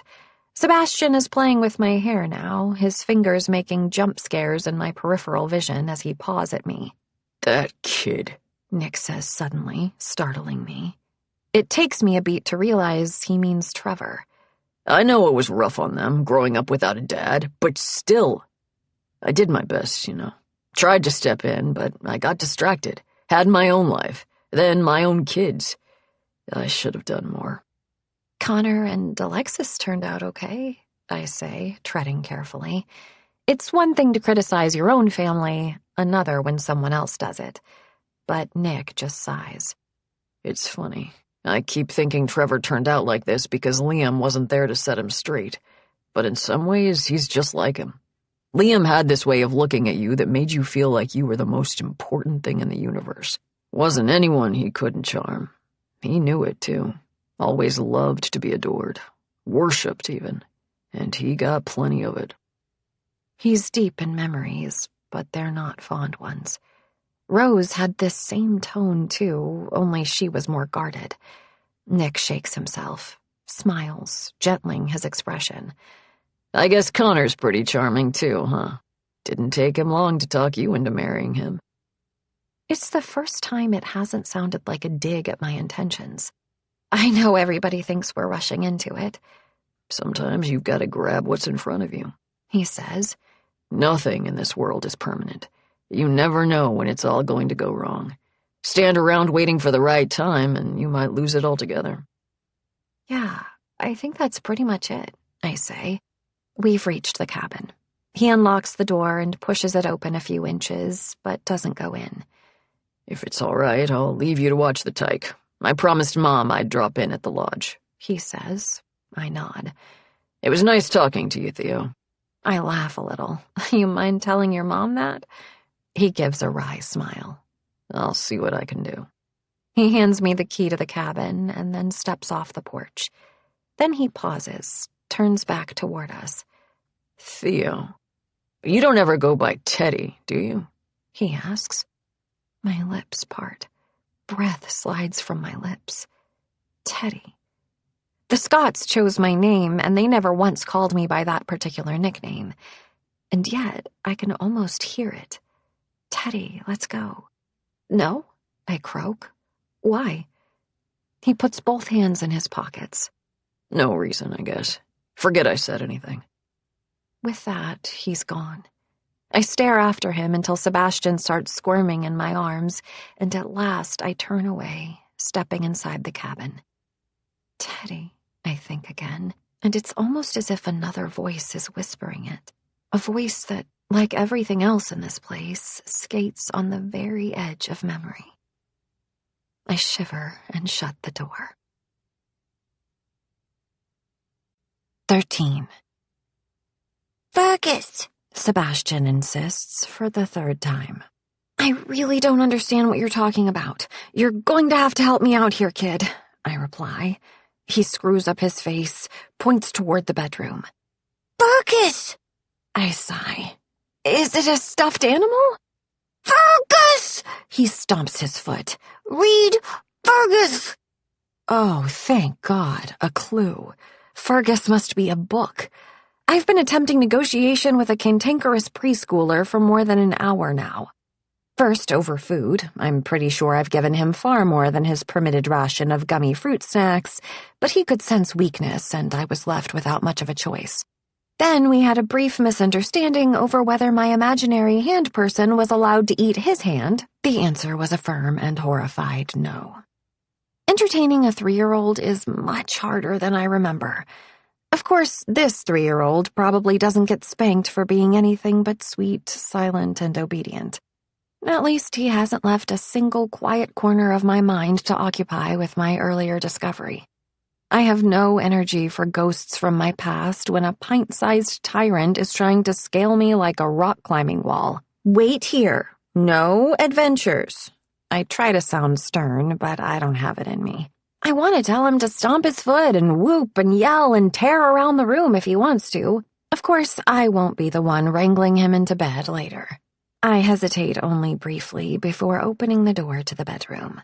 I'm just here to collect a book for a toddler, not root around in people's private things. Surely I can be forgiven. Inside, a rollaway bed has been set up against one wall, clearly for Sebastian. There's a small stack of books next to it, but a quick perusal reveals Where's Spot and a grab bag of Sandra Boynton, but nothing that might answer to the name Fergus. I linger briefly over the stack of board books, imagining Alexis and Paloma sitting with Sebastian, reading to him. They'd do silly voices, hiss for the snake hiding in the clock, not let up until Sebastian was shrieking with laughter.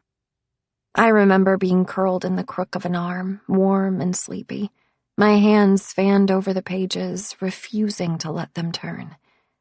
It's one of the few memories I have that I'm certain is from before I went to live with the Scotts, and sometimes I will myself to turn my head, to see who it is who's holding me. The woman in the red scarf?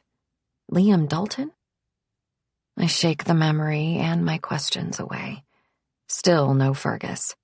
I'm out of places to look without digging through their things, and I can't. Sebastian is just going to have to do without. "Fergus, please!" he hollers right at that moment, and what am I supposed to do? Say no? Pretty sure that's illegal. I'll just take a quick look. There's a set of suitcases in the corner. None of them look particularly kid-like, but I gamble on the smallest one, unzipping it before I can think better of the whole thing. Sure enough, it's full of kid clothes, but no sign of any books. I close it back up. I take hold of the zipper of the next one along. What the hell? I'm just looking for a picture book, I remind myself, and open it. I'm relieved to find neatly folded clothes and, tossed on top, as if at the last minute before heading out the door, a book about a bear named Fergus. "Found it!" I report, and I'm rewarded with a sing-song, "Hooray!" I pick up the book. My fingers snag on what's beneath it, a plain manila envelope. I pause, staring at it. This is Alexis's suitcase. I can tell from the size 0 clothes. Alexis, who's been so kind. Alexis, who keeps pulling Connor away to talk to him about something important. The text messages are still waiting on my phone, my little gift hidden away. The envelope probably has nothing to do with any of it. But what if... I carefully lift the flap and slide my fingers inside. I touch the glossy surface of photographic paper. Several sheets. I slide the photographs out. The first shows a young woman from behind. She's slim, her hair is honeyed brown. She sits on the edge of a bed, a sheet covering her lower body, her upper body completely bare.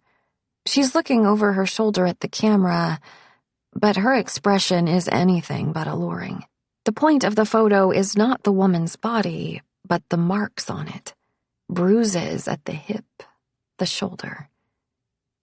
I've seen photos like this before, because I took photos like this once. An inventory of harm. She's not me, but she could be. I recognize that blank expression in her eyes, the way her body is tense and limp at the same time. There's only one reason to take photos like these. As evidence. As ammunition. Another photograph. The same woman, this time shown from the front, chin tilted slightly up, an arm covering her petite breasts. A deep bruise at her shoulder. A split lip, not apparent on the first photograph. She's young. Not as young as I was, early 20s maybe. Like me, she looks lost, as if she's receded inside herself. A third photo. The woman's side, a bruise mottled deep purple covering most of her hip. More bruises, too many to count. Someone savaged this girl. Someone tried to destroy her. I slide the photographs back in the envelope, feeling sick. Who the hell is she? And why does Alexis have these? When I took those photos, it was to protect myself. They were proof, leverage, blackmail, if you want to call it that. I zip up the suitcase and get to my feet. Whatever the reason for those photographs, they're dangerous to someone, and I could get myself into trouble digging into things that don't concern me. The safest thing would be to forget the things I've seen. Someone told me to stay away from here. I thought it was a threat, but now, looking at these photographs, this woman, wounded, damaged, I wonder uneasily if they were meant, instead, as a warning. 14. I read the book to Sebastian until the words don't make sense anymore. I read him all the others, too. By the time Paloma and Alexis arrive, I have come up with 100 explanations for those photographs and rejected them all. I have tried to stitch them together with the photo from the cabin, construct some kind of narrative that would bind the two together, but I have nothing but questions and a growing sense of unease. "Theo!" Alexis says with surprise as they enter, stowing their gear by the door.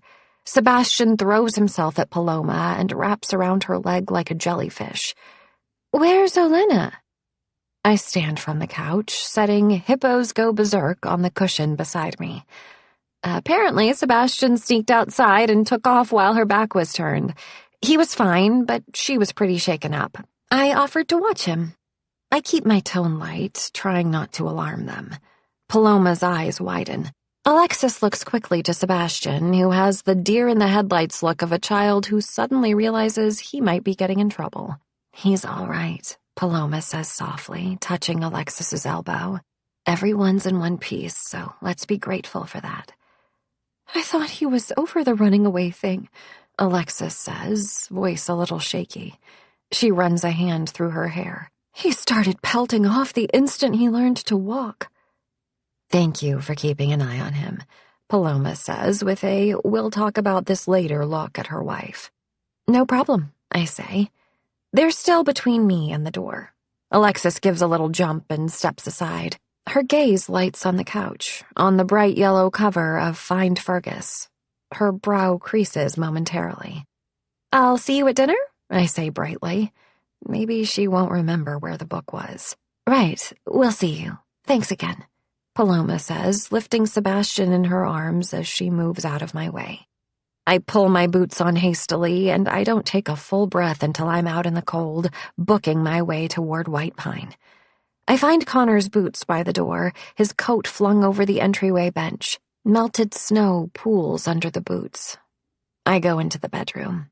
Connor's phone is in its customary place on the nightstand, a man of habit. As I listen to the sound of the shower, I unlock it and open up his files.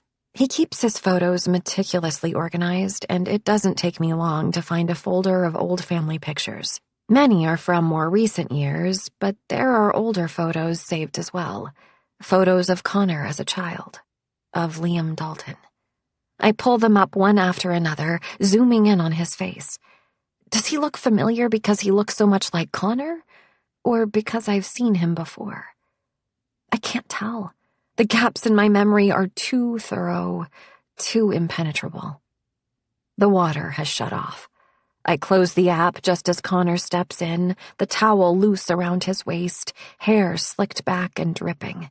"Snooping?" he asks, and my stomach braces before I realize he's joking. "Just checking if you have any signal," I lie. "Nope. There's a landline in the lodge for emergencies, but that's it," Connor says. "Granddad absolutely refuses to do anything to improve signal up here. The isolation is the point, after all. Right, I say. He puts a hand to his mouth like he's whispering a secret. But there's a spot down by the gate that can usually nab you a couple of bars, he confesses. Then he frowns. Are you all right? You look rattled.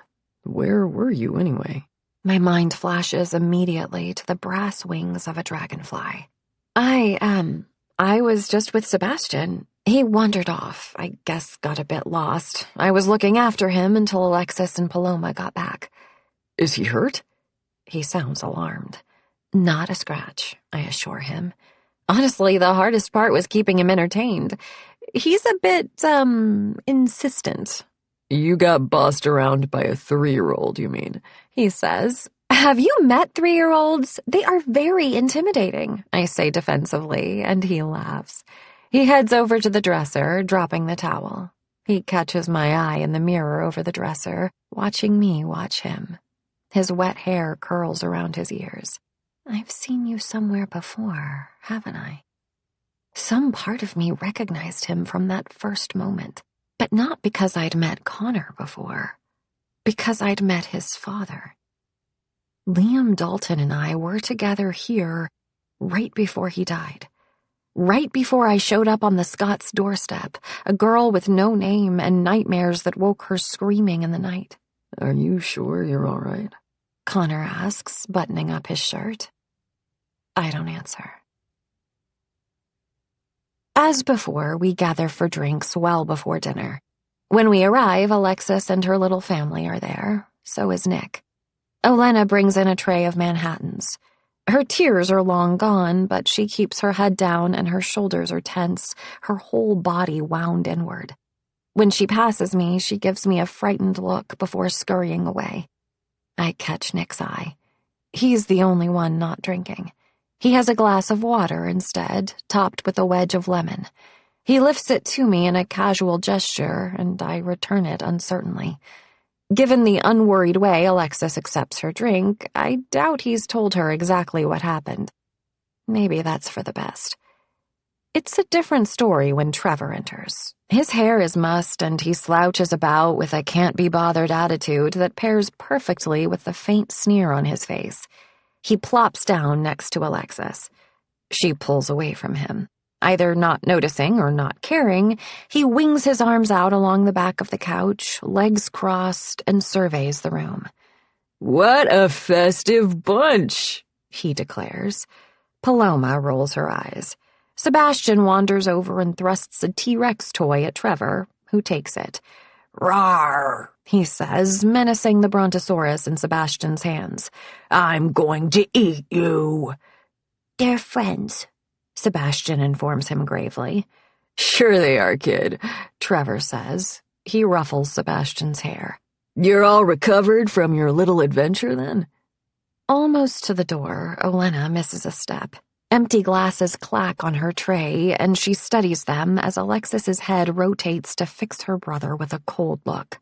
Oh, you heard about that? She asks. Bastion the Abominable Snowman, Trevor says. It has a ring to it. No harm done, though. And I bet you had a good time with your new auntie. His voice is almost sing-song, and despite the unobjectionable wording, it feels like mockery. Connor's hand settles on my knee. What's this? Rose asks, entering the room. She looks stunning, dressed in a gray wool top threaded with something that shimmers in the light, complemented by a pair of pearl earrings set in white gold. The few streaks of gray in her hair only add to her loveliness, which otherwise might seem too unreal, manufactured. Oh, Sebastian decided to take a little hike on his own, Nick says, cutting in.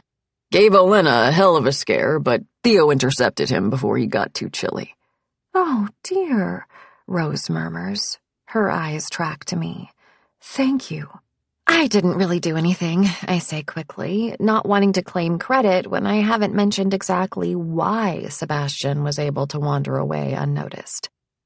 He's so sweet 90% of the time, and then the other 10% he turns into the Tasmanian devil, Alexis says. She commandeers the T-Rex and makes it stomp on Sebastian's head. He shrieks and twists away, delighted, and Alexis scrunches up her face at him playfully. Wonder where I've heard that before, Nick says. He and Rose share a look, and Rose laughs a little. All three of you were little terrors, she says. No, I was perfectly behaved, Alexis says. A laugh slips from my lips. She cuts me a look. You don't believe me? I cover my mouth. I'm sorry, I didn't mean— Oh, she was the very worst, Nick tells me, a twinkle in his eye. We should have just installed a ladder under that window when you were a teenager. It's not like we didn't know you were sneaking out every night. I was sneaking out to do extra math homework, Alexis says, deadpan, and practice clarinet. Is that what that was? Paloma asks, feigning confusion, because I definitely thought we were making out. Embouchure exercises, Alexis parries, eyebrow arched. Paloma laughs. Trevor rolls his eyes. I have trouble thinking of you as a rule breaker, I say to Connor. It's little more than a murmur, but Nick catches it. He tips his drink toward Connor. Oh, he was a mellow teenager. But as a kid, I think he must have run away, 5, 6 times? Never got much farther than the park, but we did once find him building a treehouse to live in. He'd picked out a plot of land to grow his own crops. It was 10 feet away from the swings, but still. He chuckles. Connor doesn't. His leg stiffens beside mine. Did you live together? I ask, head tilting a little. Connor hasn't mentioned much about Nick. I'd gotten the impression they didn't see much of each other. Not exactly, Rose says. She smooths her skirt in her lap. After Connor's father passed, Nick came to stay with us now and then, to help out. He was a godsend. Nick looks faintly embarrassed. You needed the help. I did what I could, that's all. Nick says. Anyone would have done the same. You know that's not true, Rose says warmly. You were like a father to these kids. Dad was our father, Connor says curtly. Rose's mouth purses ever so slightly. Of course he was. I'm just saying that your uncle helped us out when we needed it the most. I was just glad to be part of your lives, Nick says. I watch Connor in my peripheral vision. The hand on my knee has tightened just enough to dent the skin. I put my own hand over his, and his fingers relax. He smiles a little. It looks false. Right. You were very helpful, he says, politely enough. Sorry, it's just still hard to talk about sometimes.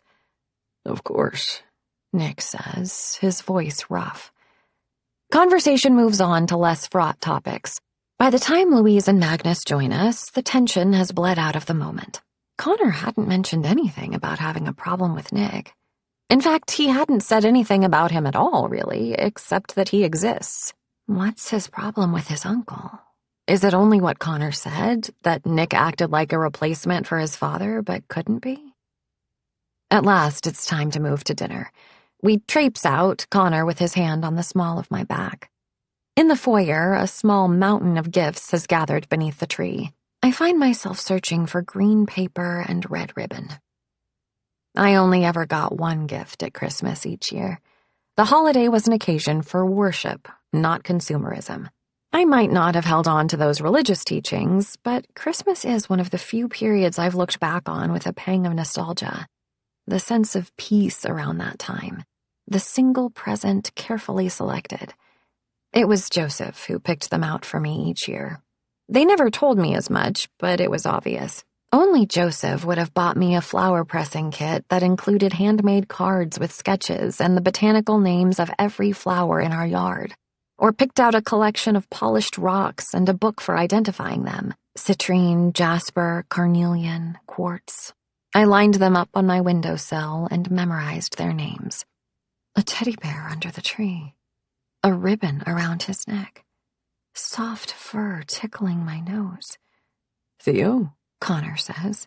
He's pulled away from me, continuing on as I'm rooted to the spot. I don't answer, don't move. I remember. The girl reaches greedily for the gift when it's offered, tears off the paper. Here, just for you. Merry Christmas. A bit late, admittedly, the man says with a grin as she uncovers her prize. She squeals, launches herself at him in what's meant to be a hug, but is more like a headbutt, her arms wrapped around her new treasure. He laughs, ruffles her hair. "Mama, did you see?" the girl demands. She holds the bear out. "It's a teddy, just for me." A teddy for Teddy, the man tells her.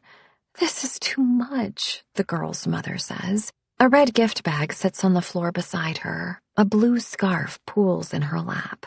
Her fingers ball it up, smooth it out. "It's nothing," he says. He sounds strange. Neither of them sounds exactly happy, but they don't sound mad or sad either. "It might be nothing to you, but it isn't to us," she says. It's wrong, I think. The scarf was red. It's a nonsense thought, as if a person could only own one color of scarf, but something in it makes me shudder. I reach for the memory again, reach for Liam and my mother and the scent of pine and cedar, and then a tiny body crashes into my leg. Sebastian, running at full tilt. He keeps his footing but loses his dinosaurs, and they tumble to the ground. "Whoa there," Connor says with a laugh. Half-gripped in memory, I stretch a smile into place for the nervous-looking Sebastian and crouch down to help him retrieve his prizes. "There you go," I tell him, pressing his Tyrannosaurus into his hands. "What do you say?" Paloma prompts him, coming up from behind to collect her son. "Thank you, and sorry," he says, and then he's scampering off again, Paloma in his wake. I stay crouched a moment, elbow braced on one knee, watching them go, my mind still chewing on it all. Red scarf. Blue. The image flickers in my mind. "Coming?" Connor asks. I turn to look at him and freeze. Where he's standing, my angle near the floor puts him perfectly aligned with one of the trophies mounted to the wall. With the light half behind him, it only magnifies the illusion. The illusion of antlers springing from his temples. Curving upward, sharp prongs the length of my palm reaching toward the ceiling. A being out of myth, out of the heart of the woods, out of a dream of cold winter. Like a frame coming into focus, I see it clearly. The man in my dream. His face has always been occluded in shadow, but I know it. I've always known it. Connor looks so much like his father. A man I knew once upon a time. A man who I've seen in my dreams ever since. 15. My dream has always felt like something out of a fairy tale. The sort of fairy tale where girls get their hands cut off and witches are forced to dance on hot coals. The man with antlers chasing me through the dark wood, the dragonfly, the single red star that glows like an ill omen. They were pieces of a story, not real. But in that moment, looking up at Connor, I knew I've been wrong all this time. It was real. Parts of it, at least. Liam Dalton is the antlered man in my dream, and I was terrified of him. There is no question of staying in White Pine tonight. I make it through dinner and everything after, feeling absent from my own body. I answer questions without knowing what I'm saying, eat without tasting the food. That night in bed, I wait until Connor's breathing is slow and steady. I envy that sense of safety that lets him sleep so deeply. He lies with his head flung back, his throat exposed, the pose of a creature who has never been prey. I drag my fingertips along the line of his jugular, and then I slip away. This time I remember the flashlight. Because the clouds are covering the stars, I don't get far before I have to turn it on. I hate the necessity of it. How it constricts my world to the circle of light, marks me out as separate from the dark of the world around me. The door is unlocked again. I step past the wax stains on the floor. Tonight, I head straight upstairs. Again, I pause at the bedroom doorway, waiting for memories that don't come.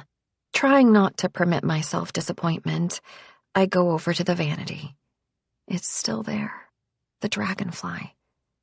I run my fingers over its bumps. It's too big to slip into a pocket. Not like the little treasures I used to collect. They were all meaningless. A stray button waiting to be sewn back onto Joseph's shirt, a lighter, a tiny pink shell. I've been so good. So mostly good. There were the photographs in Alexis's bag, but I hadn't meant to find those, had I? I was only looking for a book. There's this place, but does this even count? It called me here. I only answered. I walk over to the bed frame, trying to imagine it with a mattress, a bedspread, a blanket rumpled after a night of sleep.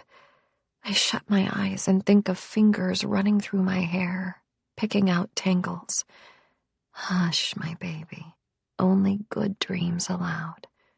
My eyes snap open. The voice was as clear as if it whispered in my ear. Red scarf, I think, and I try to picture it, but all I can see is blue fabric. And then the other image arises, the one I can't escape. A face that is now familiar, half steeped in shadow, antlers jutting from his brow. With it comes the sensation of a scream at the back of my throat, and my heart races. No, I can't go there. Not yet. Red scarf, I think, and a ghost whispers in my ear. There you are, her mother says.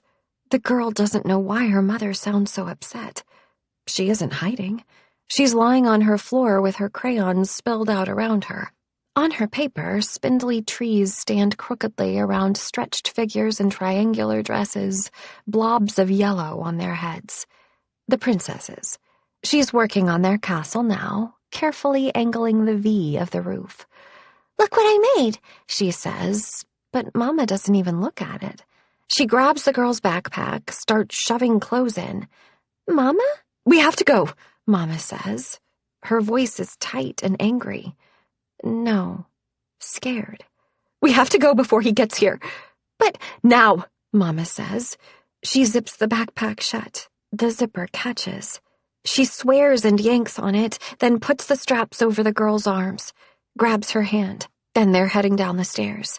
A suitcase waits by the door already, and Mama lifts it in her other hand, grunting from the effort. The girl isn't wearing her coat. The snow immediately begins to soak into her sneakers. Her boots are still inside, by the door, but she doesn't say anything, too scared to object. Her mother drags her along, and the girl has to scramble to keep up. The car is up ahead, the door already open, suitcases in the back. Mama picks up her pace. Wait, the girl cries. We forgot Teddy, too. There's no time, Mama says. Her eyes flash with regret. I'm sorry, honey. I'll buy you a new one later. Here, give me your backpack. She takes it from the girl's shoulders. Half inside the car, she rearranges bags, shoving them into place. She isn't looking, and it isn't so very far back to the cabin. The girl backs away, step by careful step. And then she turns and runs. She'll be so quick her mother won't even notice. And she doesn't. There's no cry, no hand grabbing the girl's arm, just the trees around her rattling with the harsh wind. There's a crack. She's heard that sound before. Trees crack when it gets cold sometimes. The sap expands. Mr. Liam taught her that fact. She'll tell her mother when she gets back to the car. She will be so fast, the fastest ever. And she will get Teddy too, and she will be back before her mother even notices she is gone. There he is now, right on the bed with the daisies crawling across it. She has him in her arms, and she is pelting back down the stairs again in a blink. Hanging on the hook by the wall is her mother's blue scarf, the beautiful one that Mr. Liam gave her the day he gave the girl Teddy too. Her mother says it is too expensive, but she wears it every day, and the girl knows she'll be very sad if it's gone, and maybe if the girl remembers it, Mama won't be quite so angry that the girl went back, even if she did go so fast. With the scarf in one hand and the bear under her arm, she runs back, grinning. She holds the scarf aloft. Her mother will see it, and she will see that it was a good idea, the best idea, to go back, and there will be no yelling. But her mother isn't there. The car is where it was, and the back door is still open, but she doesn't see her mother. And then she sees her mother's feet. She's sitting on the ground, her legs stretched out in front of her. Teddy can't see the rest. She's hidden behind the door. "Mama?" Teddy says. She steps around to see. Her grip goes slack. The wind gusts. It rattles the trees. The blue scarf lifts from her hand, and for a moment, it flies. The memory is not a cohesive thing. It is moments, images, convictions, a feeling in my gut. Blue spills across the snow. It becomes red. Sun shines between the trees, but the next moment I remember night, and in it the single crimson star. My mother's voice is clear and vivid, and then it's gone, wind between my outstretched fingers. We were here, and then we had to leave. But something happened. Something terrible. The scarf was blue, I think, and that's correct. But it's wrong, too, somehow. I'm missing something, but I can't reach for it. I don't want to. There's a thump downstairs. Another, and then a creak. The front door opens. Someone is here. 16. A sound bubbles up from below. A laugh. A giggle. I stiffen, sitting up. Footsteps clomp on the porch. I rise, the urge to run suffusing my body, but I freeze. There's only one way out of here, and that's down those stairs in plain view of the front door. The door wheezes, opening wider. The giggle turns into a voice. "Give me 5 minutes." It's Trevor. Olenna answers. "I hope it'll take longer than that," she says. There's no sign of the guilt that so tortured her the last time I heard her. She sounds giddy. I stay frozen in place, not daring to move, but the fear in my chest eases. No one knows I'm here. They're not here for me. There's a thump, then noises of movement, of objects being set down, then the rasp and hiss of a match being lit. I think of the circles of wax on the ground. Not some arcane ritual, of course. A romantic candlelit evening. "Much better," Trevor says. "Come here." Of course, Trevor is bunking with his mother. There's no way he could sneak Olenna in there, and there's only so much ducking into rooms in the lodge they could get away with. They need a place to meet up, and what better location than the cabin that no one uses, that none of the family will even talk about? Their voices drop to murmurs. My legs are starting to cramp up. I ease myself back toward the bed. I sit slowly, stilling when the bed frame creaks. Then Olenna lets out a little sound of mute pleasure, and I relax. It's almost funny, really. Almost. My heart is still pounding and my hands are shaking, but it's impossible for the pull of memory to drag me under while I'm trying desperately to block out the sounds below. People carrying on with their lives, completely unconcerned with mine. "That's right. Get on your knees for me," Trevor says huskily. I try not to listen to the metallic sound of a belt buckle, Olenna's soft-voiced assent. I was so confused the first time a boy asked me to put his dick in my mouth, and then entranced with how quickly it undid him, the way he sat there with his head tipped back and no words, just incoherent sounds of pleasure. I watched him the whole time, and when it was over, he looked at me with something like wonder and said my name, and I would have done anything for him. Trevor tells Olenna what to do, where to be, where to touch him, where he's going to touch her, and she whimpers her obedient pleasure. I bite my lip and try not to pay attention as her moans grow louder. My cheeks are hot. I put my hands over my ears, trying to pretend I don't hear, feeling like the worst kind of intruder. "Take your shirt off," that boy had whispered to me, his eyes gleaming. His name was Peter Frey. By then, I was already sure I was in love with him. I carried a silver dollar his father had given to him with me everywhere, hidden in the heel of my shoe. When Beth visited with his mother and took me along, I crept into his room and ran my hands over the brim of his baseball cap, pulled on his catcher's mitt, and imagined I could feel his warmth held inside it. So I did what he asked. I did the next thing, too, and the next, so long as he looked at me like that, and I memorized the books on his shelf and the smell of his clothes. I never loved him, but I thought I did, and so I made all the same mistakes you make when you're too deeply in love with someone who isn't. The muffled quiet I've created with my pressed palms turns to true silence, and the only sound is the whoosh of my blood in my ears, so I lower them. The breath and murmuring have a different quality now. There's the bright tinkle of laughter from Olenna. "We could stay," she says. "Go, I will them, but it doesn't take wishing.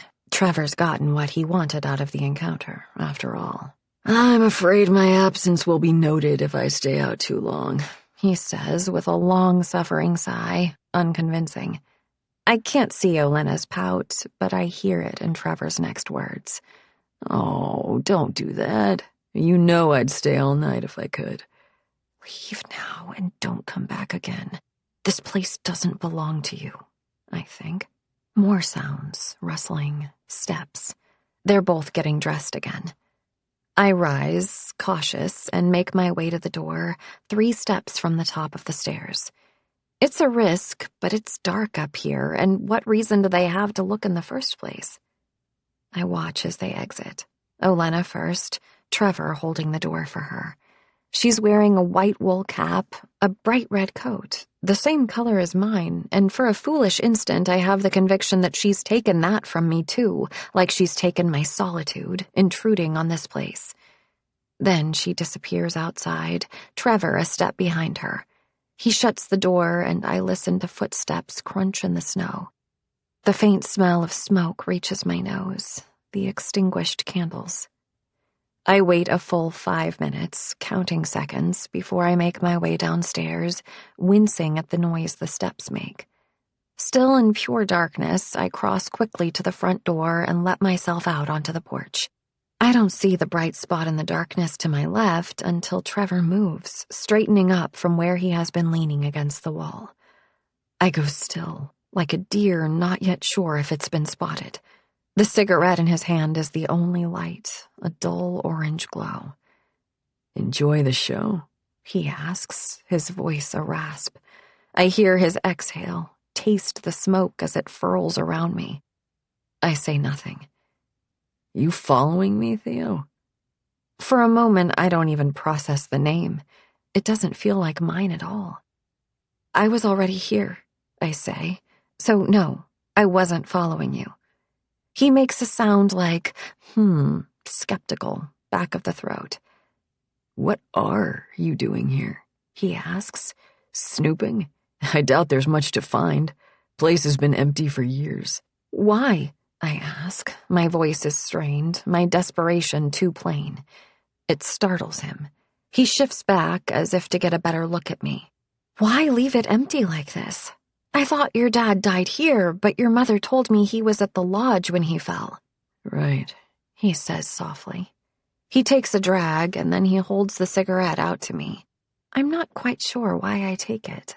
It's only that I've always liked to touch things someone else has touched, taste what they've tasted.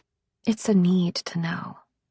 I haven't smoked in years, not since my boyfriend in freshman year, a boy with a patchy beard and soulful eyes. Yet at the first taste of the cigarette, memory rushes back. I'm 19 again and staring up at Brandon while he talks to his bandmates, his arm around my shoulders and his attention anywhere but on me. Cigarettes and bad folk rock. The things I loved because I thought it was the same as loving him. "My dad did something here, but dying, wasn't it?" Trevor tells me. I pass the cigarette back. He inhales, and the light of it spills across his face, illuminating the harsh planes of his features for hardly more than a second. "Connor hasn't told you." "Told me what?" "He has a rosy view of our father. Really got in that sweet spot where he was old enough to worship the guy, but not old enough to see what he was really like. Me? I don't even remember the fucker, so I don't have any attachment to some perfect version of him. Trevor says.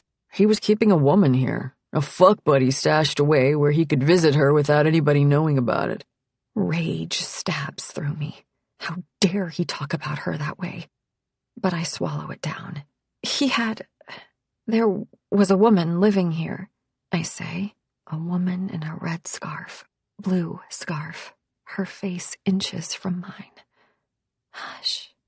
Kid, too. They were up here for months. He's trying to sound like he doesn't care. A kid. I mean, she wasn't his kid, Trevor clarifies, and I'm glad the darkness hides my relief. She was up here when he died, you know. So Mom has to deal with her husband being a cheating piece of shit and being dead all at the same time. Bastard. This is confirmation. Proof that I'm not just imagining things, stringing together broken memories and fantasy. I was here. We were here. What was her name? I ask. My voice cracks. Trevor's head tilts, shadow against shadow, his paws pregnant with curiosity. I don't know, he says. Does it matter? Do you know what happened to her? I ask. Why would I know that? She probably moved on and found some other rich guy to leech off. Trevor says. Don't get me wrong. I don't blame her. You've got to get what you can out of life. It's not going to be handed to you, says the boy with a trust fund. He offers me the cigarette again, but I don't reach for it, and he shrugs. Suit yourself. Your mother will be missing you, I remind him. Nah, she takes a pill. She'd sleep through an avalanche, he says. Connor's a sound sleeper too, right? We don't need to be in any hurry. We could duck back in and... His tone makes it clear what he's suggesting. For fuck's sake, I say. He laughs. Just kidding. Or checking. Gotta make sure you're not that kind of girl, you know? Sure. The kind of joke that's only a joke until it isn't. That's why you were spying on us? I saw your footprints under the window. Don't worry. I didn't see anything R-rated, he quips. He tilts his head back, releasing a thin stream of smoke. He's really crazy for you, you know? He says like this is pitiable. Tracking you down like that? He's never done anything like that before. You must be something special. We met at a party, I say. Yeah, but before that, he says. I stare at him. He gestures, frustrated. The photo? The art show? Alexis told me about how he saw your portrait and he had to meet you and blah, blah, blah. I'd almost forgotten. Harper had a photography show and she'd used a photo she took of me to round it out. She'd mentioned it to me in an offhand way, making sure I didn't mind, and I didn't. It would have scandalized anyone I grew up with, of course. I was topless, knees to my chest on a wooden chair, my spine a perfect curve, staring straight at the camera. One arm was bent, hand in my hair, showing off the bold lines of the dragonfly on my wrist. It wasn't a particularly remarkable photograph, but it was lovely, and Harper insisted she had to have at least one semi-nude hottie to spice up the collection. I hadn't been able to get out to the show, so I'd never seen it. Hadn't really thought about it after she got permission. Right, I say. Harper's show. He reaches out. His palm catches my hip and he tugs me toward him. Startled, I come forward a step. You're not very pretty, are you? He asks. Is this your attempt at flirting? I ask. His eyes search mine, the pinprick of light reflected in them. There are millions of pretty girls. You're something else, he says. People say pretty because they don't have a word for it. It's a lack of imagination. I thought it was ridiculous, falling for you because of a photo.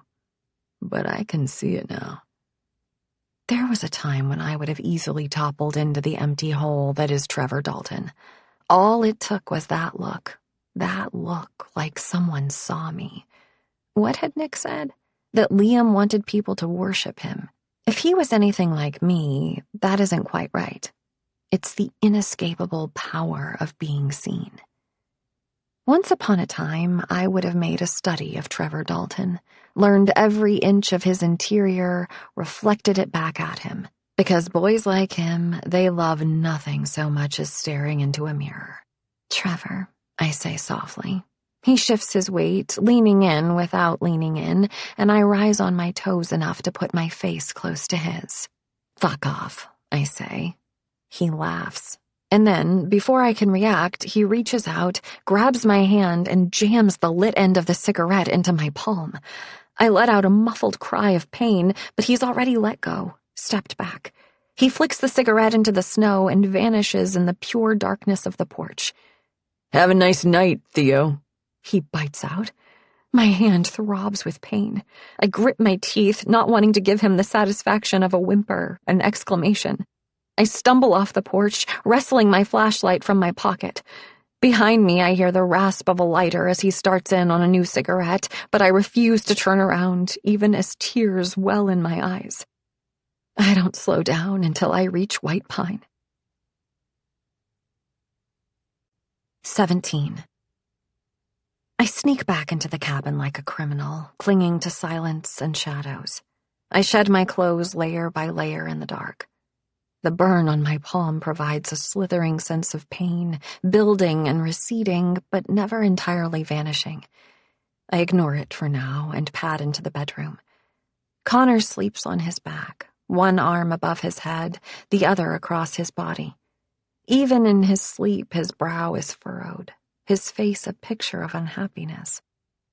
I go over to his suitcase. I don't know what I'm looking for exactly. Probably nothing. But I have to begin somewhere. He's finally unpacked his clothes into the dresser, but I run my fingers inside every little zippered pocket, moving slowly, checking every few seconds to be sure he hasn't stirred. I come up empty except for a creased boarding pass from 6 months ago, just before we met. LAX to SEA. First class, obviously. I tuck it carefully back in where I found it. Make sure all the zippers are closed or open according to how I found them. There are little details you have to keep track of. What direction someone closes their suitcase in, whether they left the drawer fully closed or a 1/4 inch open, whether a book was straight or crooked on the bedside table.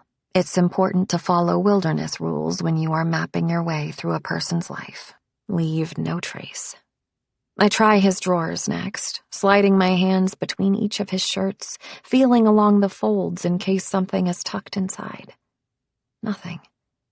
His phone. It's in the drawer, fully charged despite the lack of signal. He's conscientious about that, at least. I put in the code, flip through his messages. The same messages from Alexis I've already seen. Texts to and from his mother, simple pleasantries, checking in. "Are you sure about bringing her?" she asked weeks ago. He told her he was. I scroll back. Names I know and names I don't. He's not huge on texting, really. He prefers phone calls, hearing another person's voice. I pause when I recognize another name. Harper.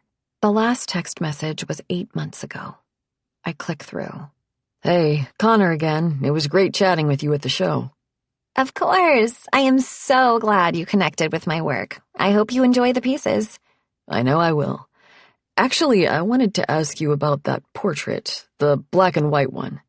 Right. Like I said, that one's not available. "You said she was a friend of yours, right?" Yeah, she was my roommate sophomore year. She's an interesting gal. "I was wondering if you could introduce us." It's several hours later that Harper responds. I guess I could do that, but you should know Theo can be a little intense. "I don't mind intense." Should I give her your number? "No, I'd rather you introduce us in person." Okay. I'm having a party next week she said she'd be at, if you want to drop by. I mean, you did buy enough prints to cover my rent for like 3 months. Least I could do is invite you over for cheap booze and pretentious conversation with failed poets. Perfect. Don't do anything sketchy or I'll cut you up into tiny pieces and bury you in the park. Cross my heart. I stare until the screen goes dark. Trevor was telling the truth. Connor and I didn't meet by happenstance. He saw my photo and tracked me down. Why? Had I looked familiar to him, too? My hand goes to my wrist, to the dragonfly that almost perfectly matches the ornament on the cabin door, a tattoo that was on full display in that portrait. He hunted me down. He brought me here. I thought all this was a coincidence, too wild to be true. But what if it wasn't? What if I didn't stumble my way here? What if I was led? 18. I put the phone back in the drawer, adjusting it just so. I fall in love so easily. It's always been one of my worst qualities. Because I don't know how to love. I don't know how to be loved. I always thought it went back to the root. My first parents didn't want me, and neither did the second set. But that can't be true. It can't be. My mother loved me. I remember it now. But something terrible happened. And so maybe that's what it is, this desperate hunger to get that love back. It was stolen from me, and so I try to steal it too. When I was a child, I stole things from the man who called himself my father, in love with him the way a child loves someone they think will save them. I took from him a book of native plants, well-thumbed, a spider trapped in amber. He didn't save me. He didn't do anything at all. When I was 13, I fell in love with a girl named Sarah Baker, the way a child loves someone they wish they could be. I stole a pretty pink shell from her jewelry box and a bracelet made of twine and beads. She kissed me in the old barn. She told me my real parents got rid of me because I was ugly. She never spoke to me again. When I was 16, I fell in love with a boy named Peter Frey, the way you love someone because they look at you with desire, and I took his silver dollar and a third-place track medal and $400 to take care of things. He told them it was me. He told them it was my fault. He told them. When I was 19, I fell in love with Brandon, who tasted of stale ash and told me I was strange, warped, broken, that he liked me anyway, that no one else would. I took his guitar pick and a letter from the girl who broke his heart. He told me I was crazy. He grabbed my arm so hard it bruised. I stayed another month. Connor was supposed to be different. I didn't have to sneak my way in. I didn't have to figure him out, become just right so he'd love me, tolerate me, find some use for me. He loved me. From the start, he loved me, and it was fortune, it was fate. It was a lie. I look down at my hand. The pain in my palm keeps tempo with my heart, waxing and waning with each beat. He'll ask me where it came from. It's obvious what it is, round, ragged at the edges, oozing clear liquid. I walk back out to the living room. The flames have long since died down in the wood stove, but I know from experience how hot it still is, with the embers smoldering within. When I was a child, I barely touched the stove, and it left a welt on my palm for days. I curl my fingers. I think of Trevor's face the moment before he jammed the cigarette against my palm. I think of the end of it, an orange glow in the night. A single point of light, like a star. Not a red star, but an amber one. I close my eyes. I can see it. The star in the dark, among the trees. Cold seeping into my bones, and I need to find the woman with the red scarf because something terrible has happened here. Something terrible is still happening. I open my eyes and press my palm against the edge of the stove. 19. Connor is horrified by the burn. I bandaged it myself the night before, but he insists on unwrapping it to examine the damage, fretting over it. The heat of the stove has obliterated the small circle at the center of my palm. It's a solid welt now, stretching from one edge of my hand to the other. I watch Connor with a sense of detachment. He's been lying to me ever since we met. He's never pried about my past, but was that only because he knew it would make me run away? When I first told him about the dream, he asked if I thought it might be a memory. Pieces of one, maybe, is what I told him. He leaves me in the cabin, insists on going to the lodge to get us both breakfast. I pace uneasily. I need to talk to Harper. I need to get out of here. I need to know what happened in this place all those years ago. What I can't do is just sit around here. I start for the door, grabbing my coat and yanking it on as I step outside. I'm in such a hurry that I don't notice Nick on the stoop. I yelp, stumble. He reaches out, catching me with one hand as I come down the stairs. He hauls me upright, carefully balancing a wooden tray on one hand. It's loaded high with what looks like a waffle buffet for 5. "Whoa there," he says. He looks amused. "Sorry," I stammer. "No worries," he assures me. He tips his head toward the waffles. "Connor got held up at the lodge. I've been dispatched to bring you breakfast and check your hand," he says after a beat of silence. We can't seem to get our rhythm right. Keep spending moments staring at each other like this. "My hand?" I echo. I sound calm, at least. "I'm a doctor," he says. I flush. I should have remembered. "It's really fine," I tell him. As if to contradict me, my hand gives a stubborn throb of pain. My fingers twitch. "Connor seemed pretty worried. Let me just take a look, so I can reassure him," he says. "What if I refuse?" I ask. "Then I guess you don't get any waffles," he tells me gravely, and I laugh a little because that's what I'm supposed to do. "Right," I say.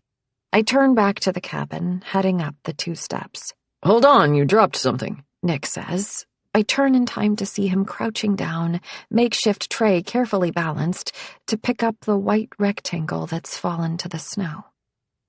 The photograph. It was still in my pocket.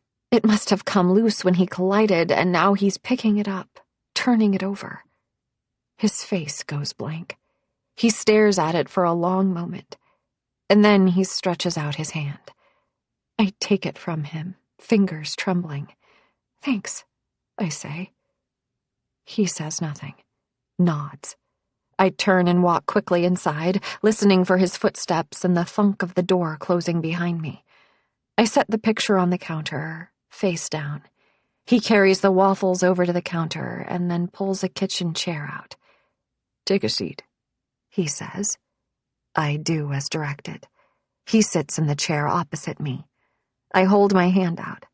He doesn't meet my eyes as he examines it. "Pretty decent job on the bandages, given that you're operating one-handed," he notes. He peels off the adhesive, pulls it aside. He grimaces. "Jesus, you did this on the stove?" "Just clumsy, I guess. The skin has blistered badly at the edges of the burn." "Well, you did everything right," he says. "Top marks for the first aid knowledge." "My family wasn't big on doctors," I say. He looks up at last, curious. I arch an eyebrow. "They're all crooks and quacks trying to take your money and pump you full of pills." "Obviously," he agrees, nodding. "Though, really, I think we were broke and the philosophical objections were cover," I say. "Anyway, short of actually getting impaled on a piece of rebar or something, I was taught to take care of things myself." I'm talking too fast. My nerves make me chatty. "That's why I bribed you with waffles," Nick says. "My dad's the same way, especially now that he's getting older." It's a hard instinct to unlearn, I admit. You don't ask for help. You just get it done, and you don't complain, and you don't let anyone see that you're weak. "Well, you're doing the right thing. Keep up the ointment or petroleum jelly and wash and rebandage it a couple of times a day," he says. "Nasty spot, but it should heal all right. Try not to use that hand too much." "I don't think I have an option," I say ruefully. "On that note, let me help you with your breakfast," he says. I start to get up. He waves me back into the chair. Nope, I've got this. As your doctor, I absolutely forbid you to do it yourself. Strawberries? Blueberries? Whipped cream? He asks. My answers produce a pair of waffles piled high with all three. I try in vain to cut the waffle with the edge of my fork. He leans in, takes it from me, picks up the knife. I sit back, feeling like a child. Joseph cutting up my meat for me because I wasn't allowed sharp things. That photograph, he says. I found it. I try not to sound defensive. In here? He asks. I don't answer. Dragonfly. He sits back, setting fork and knife on the plate. He regards me from beneath dark brows. I feel cut apart under that gaze, carefully sectioned and considered. The kindness is gone from him, replaced with wariness. Mr. Vance said you'd been going out there at night. Not every night, I say. So Vance has been watching me, tracking the movement of my flashlight in the dark. I imagine Duchess with him, his hand on her ruff, restraining her. Why would you do that? He asks. His tone is impossible to read. Curiosity, I suppose, I say. You were prying. It's just an empty cabin. I don't tell him how much I hate closed doors, locked cabinets, things kept up high out of reach. How I've always had the need to know, to have, to inhabit. Anyway, I found the photo and thought I should give it to Connor or something, but I completely forgot I had it. Voice bright and innocent, like I've got no idea what it might mean. Do you know who it is? Nick asks. I know the man is Connor's father, I say. I take a bite of my food, swallow it down without tasting it. Who's the little girl? Does he see how much she looks like me? My face has changed. The girl's cheeks are rounder, her features softer. Nick's fingertips tap a slow rhythm against the tabletop, like he's thinking. It reminds me of a heartbeat, but mine's so much quicker, pattering away in my chest. She was called Teddy, he says. It wasn't her real name. A nickname. Pet name, really. Her mother was a friend of Liam's.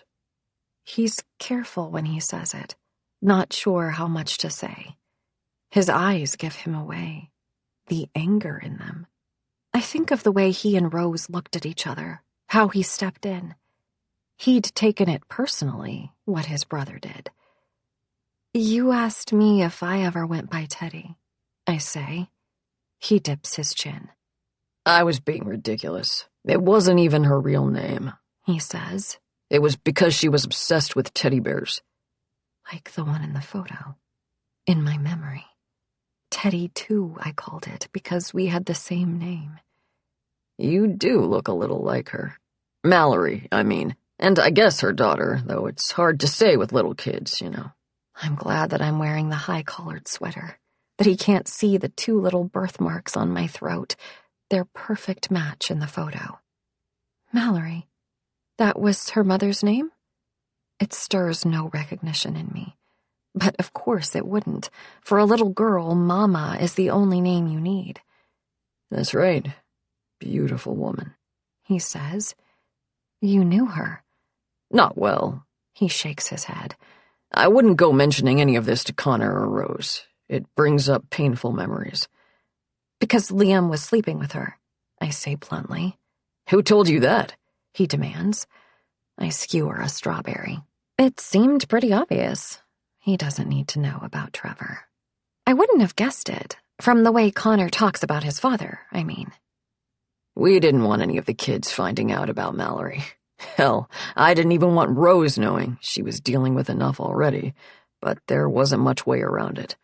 Mallory and the kid were here when the accident happened. I school my face in a picture of appropriate surprise, sorrow, and awkwardness.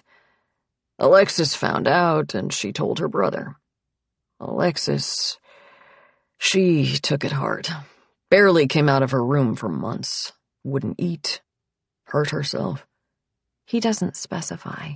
I picture a razor against pale skin, Alexis's face set with concentration and intent. Connor just pretended he hadn't heard. Kept on building up his father as the superhero he wanted to remember. I don't blame the kid. Anyway, you can see why no one would talk about a thing like that. Some secrets stay that way because of the trouble they could cause. Others because the pain of silence is slightly more bearable. What happened to them after the accident? Mallory and Teddy, I ask. It feels strange to speak the name without claiming it. Teddy, a bear with a red ribbon and soft fur and arms wrapped around me. Everything's going to work out, Teddy. You'll see. My breath catches in my throat. Nick doesn't seem to notice. She took off. I have no idea where to. I didn't exactly care at the time, he says. We weren't terribly kind to her. Maybe she deserved it, I don't know. We were just all so shocked and grieving, and then finding out what Liam was doing up here. He scrubs a hand over his face. What Liam was doing up here. The phrase sticks in my mind, and I give an involuntary shiver. You look so much like her, he says again. His eyes trace the contours of my face. I want to hide, to turn my face away. I make myself hold still under his scrutiny. I wondered if there was some way you could be her. The name, you know. But her name wasn't Theodora, I say. No, it wasn't, he says. I wait. I want him to say it. I need him to say it.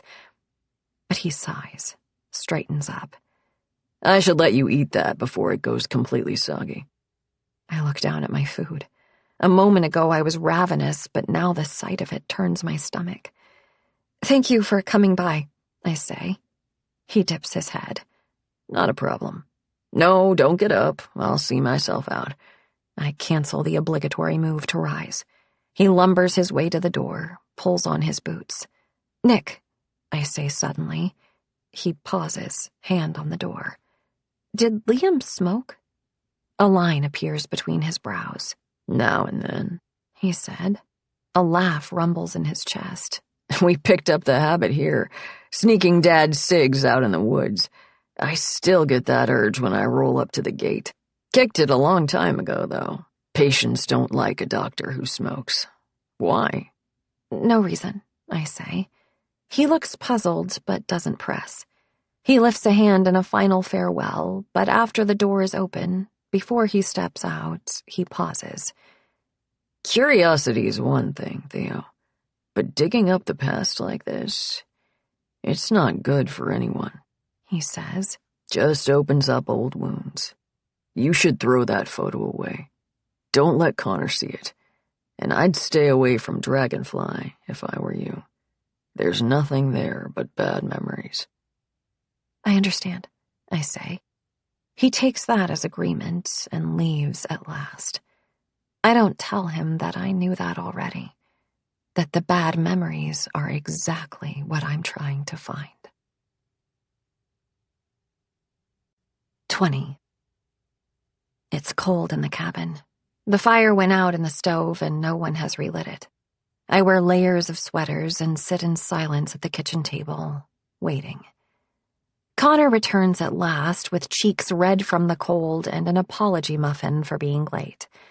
He's been gone more than an hour. I'm still stuffed from the waffles, but accept the muffin as the tribute it's intended to be, and he kisses me tenderly as if he can't be sure what kind of touch is safe, won't hurt me. What did Nick say? He asks. At my startled silence, he adds, About your hand. Right. That I'm an unbelievable klutz? Not in so many words. I waggle my eyebrows, going for playful. Why did you lie to me, Connor? He sought me out, and he hid it. He never told me about the art show, and neither did Harper. There must be some innocent explanation, because this is Connor, the boy without scars on his skin, whose only wound is sorrow. He wouldn't hurt me. He wouldn't spend all these months hiding things from me to lure me here for some unknown purpose. He goes to start a new pot of coffee. Does he think you need to get it looked at? No, it should heal just fine. I took a couple of ibuprofen to help with the pain. Should be much better in a few days and look completely disgusting until then. Connor starts up the coffee and takes the same seat where Nick installed himself. I've been thinking, he says.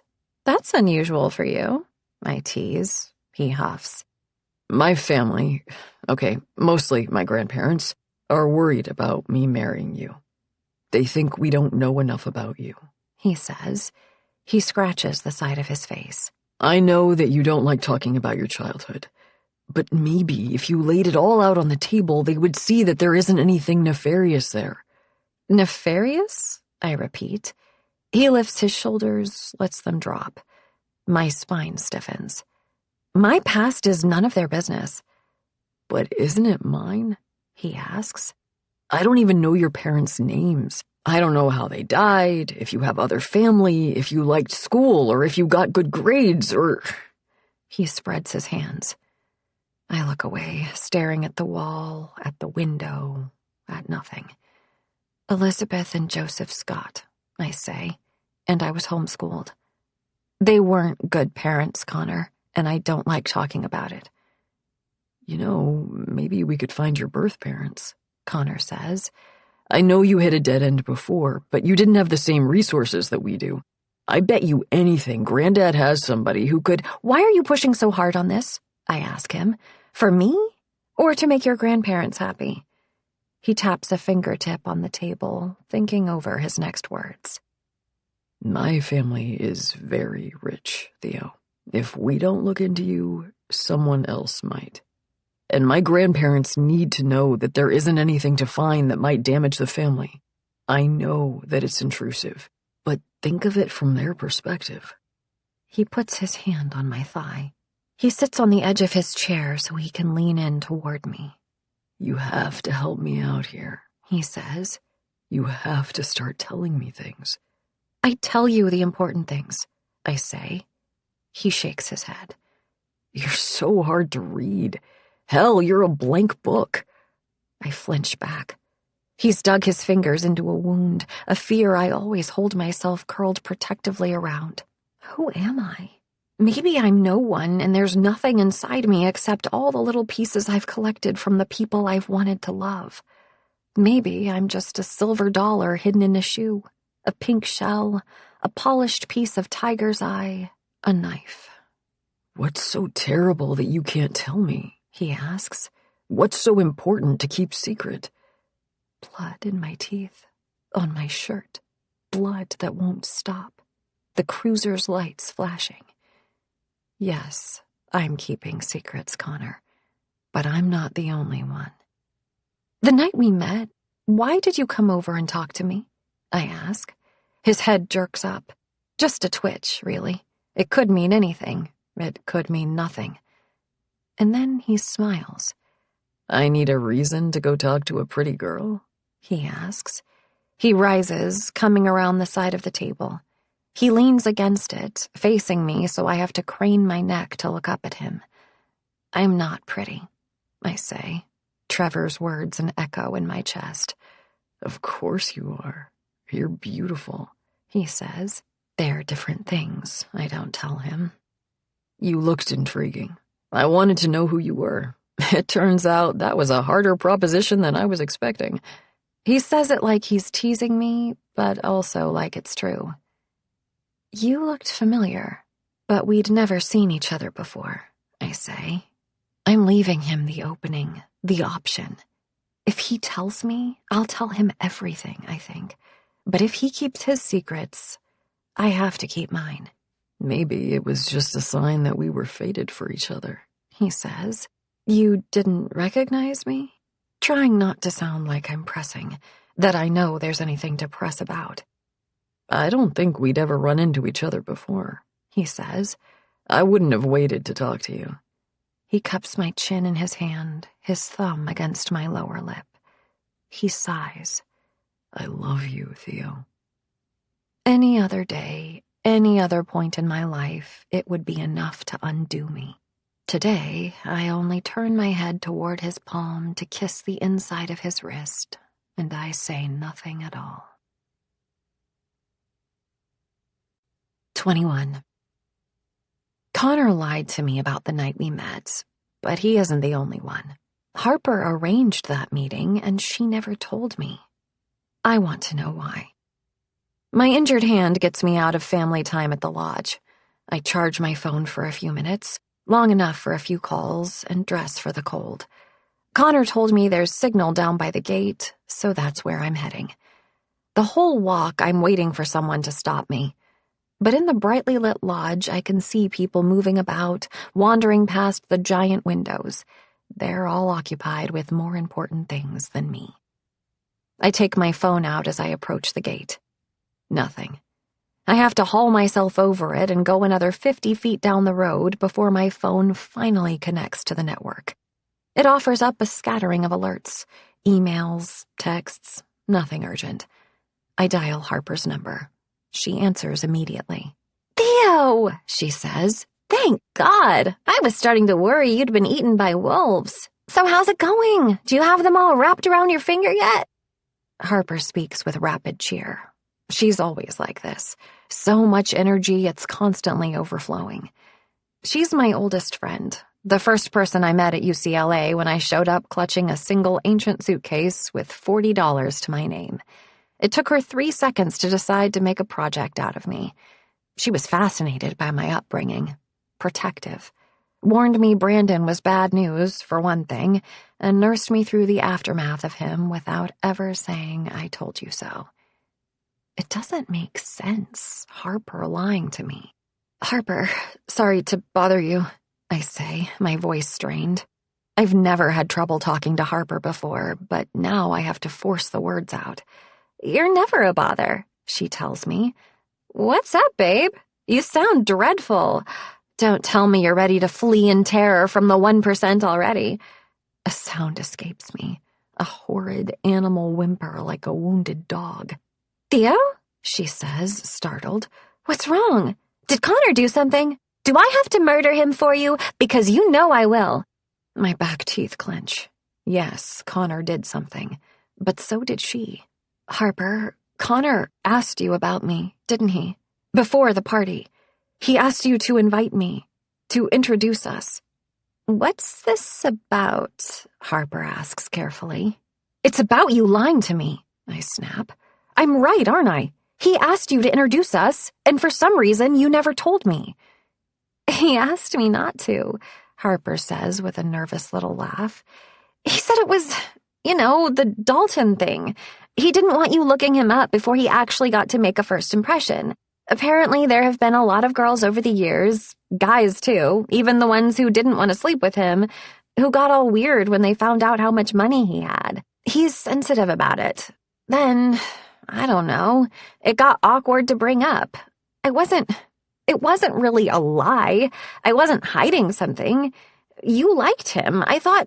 I suck in a breath, anger washing through me, followed by the faintest edge of relief, because this sounds exactly like Harper. She's never been known for thinking things all the way through, and she wants more than anything for people to be happy. This is exactly the sort of thing that she would convince herself was an innocent omission. But that doesn't let Connor off the hook. "Harper, the thing is, I think he knew who I was," I say. "Right. Because I told him. He saw that photo of you, the one where you're a total smoke show. He is not the only one who asked for your number, let me tell you. Just the only one I thought was worth my baby girl's time."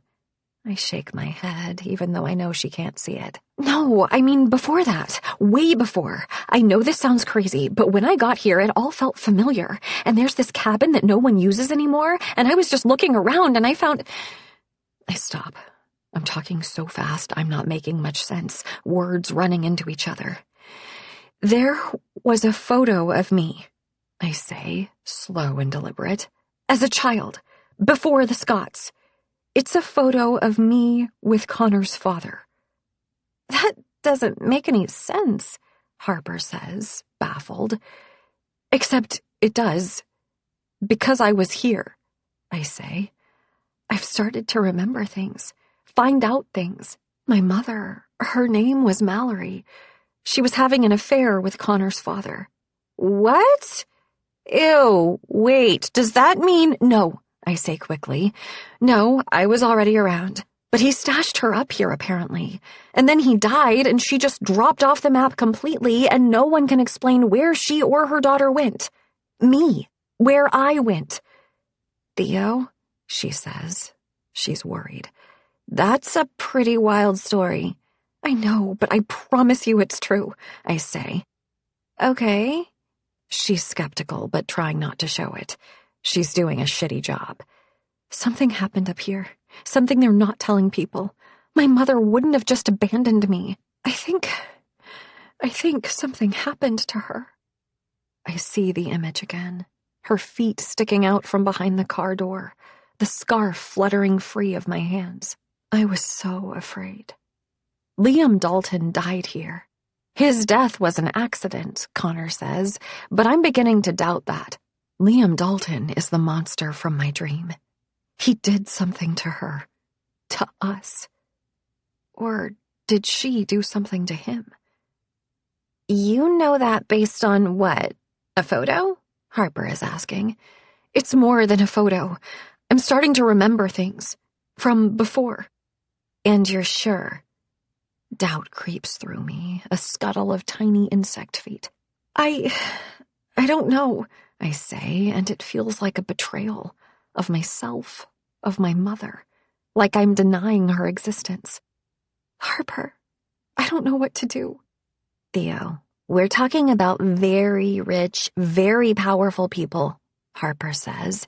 If you break up, whatever, they won't care. But if you start making accusations, make them look bad... She trails off. What do you think they'd do to me? They're good people, aren't they? I ask with an edge of irony. They're respectable people. I've heard things, Harper says. The Daltons don't like to be challenged, and rich people are ruthless. So what are you saying? What am I supposed to do? Harper takes a breath, lets it out in a rush. I don't know what's going on, but whatever it is, you're obviously in trouble and you're not safe there. You need to come home. I can't. Theo, how well do you know Connor, Harper? I ask her. Tell me he isn't like this. Tell me I can trust him 100% and I'll let it all go. She's quiet for too long. Theo, she says softly, sing-song. Baby, I met Connor at my show when he bought those prints. You said you were friends. You know me. I call the lady next to me on the bus my friend because she gave me a stick of gum, Harper says with a little laugh. I'd only met Connor that one time when he came to the party. There's another pause because I have no idea what to say. You should come home. Thank you, Harper. I'll talk to you later, I say mechanically and end the call, cutting off whatever she tries to say next. I stare down the road. Wheel ruts rake through the snow. Crows quarrel in the distance. I can almost imagine I am completely alone up here. My phone buzzes. I look down, expecting Harper. Instead, it's an unknown number. Dora, it's Joseph. We need to talk. I blink at it, expecting the words to rearrange themselves into something that makes more sense. Joseph is not supposed to contact me. I'm not supposed to contact him. That's the deal. It's the agreement we came to after everything with Peter, after the way I left. There's only one reason I can think of for him to break that agreement. Those anonymous text messages weren't a bluff or a guess. Someone else knows. 22. When I met Peter Frey, I was 16 years old. He wasn't much older, 17 and change. His father was our new pastor, and Beth was always good at courting power. In our little corner of the world, Peter's dad was as good as a king. So we were over there often enough, and Beth did her best to cultivate a friendship with Peter's mom, though she never got beyond arm's length. Her big mistake was asking for a family biscuit recipe too early. That kind of intimacy needs to be earned. I will never forget the subtle and stinging rebuke of the recipe card slotted back in its little wooden box, the lid snapping shut. They had 5 children, a respectable number. Peter was the 3rd child, the oldest boy. I wasn't permitted to socialize with boys outside of Sunday school, and he held a fascination for me, with his curly brown hair and freckles, the softness of his cheeks. I was in his room when he found me. "What are you doing?" he asked. "Just looking around," I said. "You were stealing." I couldn't deny it. There was a pin in my hand, given to him for some church boys group accomplishment. I opened my hand, holding it out. I just wanted to see it. It had been forgotten in the back of the drawer. It wouldn't have been missed. I would have treasured it. These were the rules I went by. He stepped toward me, but he didn't take the pin. I dressed in loose peasant blouses and dowdy skirts, but there was no hiding that I was a young woman, and his eyes found every bit of proof of that as they wandered down my body and then up it again. "I could get you in trouble," he said. "Please don't," I whispered. It had been months since I got caught, since I lost my temper or got distracted and asked a question out of turn. They were starting to relax around me. "I've heard about you," he said. He seemed to consider. "I won't tell," he said at last, "if you lift up your shirt for me." I considered in turn. It was against the rules, of course, and I was well versed on the need for modesty in all things. But like most rules, it seemed to matter only if someone noticed you breaking it. Besides, wouldn't he be in just as much trouble for asking? So we made a deal. I made him shake on it, and then I pulled my shirt out of my skirt and lifted it, a motion without an ounce of sensuality, but which satisfied him, despite the very matronly bra I wore underneath. When I lowered it, he was looking at me like I was the most amazing thing he'd ever seen. After that day in Peter's room, things escalated quickly. Deals were struck, favors exchanged, secrets kept. My shirt came off entirely, and my bra. He was granted permission to touch and then to be touched. I could pretend that I was an innocent, manipulated by the more worldly older boy, barely older though he was. But while my education was sorely lacking, there was no point at which I didn't understand the lines I was crossing or the significance of what we were doing. I wanted him as much as he wanted me, maybe more. And so, when Beth and Joseph were gone for the weekend, I let him in the back door and brought him to my bedroom. And for the next 12 hours, while his parents thought he was with friends, we checked off as many forbidden things as we could think of. Our imaginations weren't very expansive, but our enthusiasm made up for it. And every time he would hold me and look at me with wonder and say, "Oh God, Theodora, oh God," and I knew that he was praying just to me. We figured most things out. Where babies came from and how to keep them away wasn't one of them. Bad luck for us.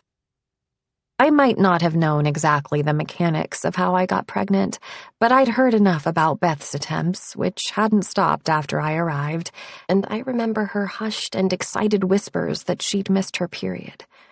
Mine was regular as clockwork. So when it didn't come, I went to the library and asked for books on babies. "Like pictures of babies?" the librarian asked, and I said no, how a person gets pregnant. I told Peter the next day. I was calm. He panicked. "We can't have a baby. I can't have a baby. My dad is going to kill us," he kept saying, and I informed him there was another way out of it, but I was going to need money, which neither I nor the Scotts had. Peter had been saving up all his money for a new bike. He had a few $100s set aside. I convinced him he could give it to me, or he could use it to pay for the crib and stroller he was going to need. I worked out everything on my own. The timing, the bus ticket, the flu that I'd surely caught from the Russell kids down the street, a perfectly acceptable reason to spend the week curled up in bed. It might have even worked, but I never got the chance to find out. Turned out Peter's father had noticed how diligently he was saving up his dollars and cents and wanted to reward him for this sudden impulse toward delayed gratification and long-term thinking with the last $50 to meet his goal. He was set to take him into town for that bike. Peter couldn't very well say that he'd given the money to me. That would have invited too many questions about why. So he said that I'd stolen it. His father knew there was more to it. He pressed, and Peter told him what we'd done. What I'd done. And what I meant to do. He told them it was my idea, my fault, every part of it, and they believed him, because Peter was a good boy, and I had always been a wicked child. Peter's parents spoke to mine, and together they decided enough was enough. Something had to be done. 23. Every family has its rules, most of them unwritten. The Daltons have more than most. I can't afford to break them now, not with this all-too-familiar feeling creeping over me. The sense that I am not safe here, that the shape of me does not fit within the boundaries that have been drawn, and I must hold myself with exquisite care to keep from straying over them. And so, when we're summoned to the lodge for dinner, I don't use my wounded hand as an excuse. I pull on my red coat and the scarf that blends into it, and I follow Connor out. My body feels tender with the imprint of his touch. We haven't spoken about my past again. I haven't asked him why he's lying to me about how we met. As we gather around the table, I consider each of the Daltons. One of them surely sent the messages on my phone, warning me away. It has to have been someone here on the mountain. The little gift left on my windowsill is proof enough. One of these people knows about Washington, about Peter Frey, and what happened after. Connor helps himself to wine. He drinks more here, like he's more relaxed, or like he's trying to blunt his feelings. Alexis tuts over Sebastian's refusal to eat anything but bread, trying to ply him with carrot sticks. My eyes drift across the table to Trevor. Trevor would send those texts just to fuck with me, I reflect. Or with Connor, more accurately. I can't discount that possibility. Trevor catches me looking. He smirks at me and raises his glass, half full with deep red wine. Alexis catches the movement as well. Her head swivels toward him. "Trevor," she says. He lifts the glass toward his lips. His eyebrows raise. "Yes, dear sister?" "You're not supposed to be drinking." "According to who?" he asks. He takes a sip. The table has gone quiet. "Are you sure that's a good idea?" his mother asks softly. "Of course it isn't. Don't be an idiot, Trevor. You've gotten into enough trouble already," Nick says, half a growl. "First-time offense, barely over the legal limit. I picked up the trash and served the homeless people their soup. I'm a reformed man," Trevor says. Alexis's body is completely rigid. Connor looks angry. "The boy can make his own choices," Magnus says. "Even if those choices are fucking stupid?" Alexis demands. "Lex," Paloma hisses, tilting her head toward Sebastian, who seems thankfully oblivious to the drama, too busy having two of his carrot sticks wage pitched battle. I can't help but envy him. I turn my hands to fists in my lap, which sends a zip of pain through my bandaged palm. "You can't seriously sit there and act like this is no big deal," Alexis says. "It wasn't just Alexis," Louise says, a hint of warning in her voice. "She's not wrong," Magnus says, his silverware clinking as he continues to eat. "You know what that kind of bad behavior is?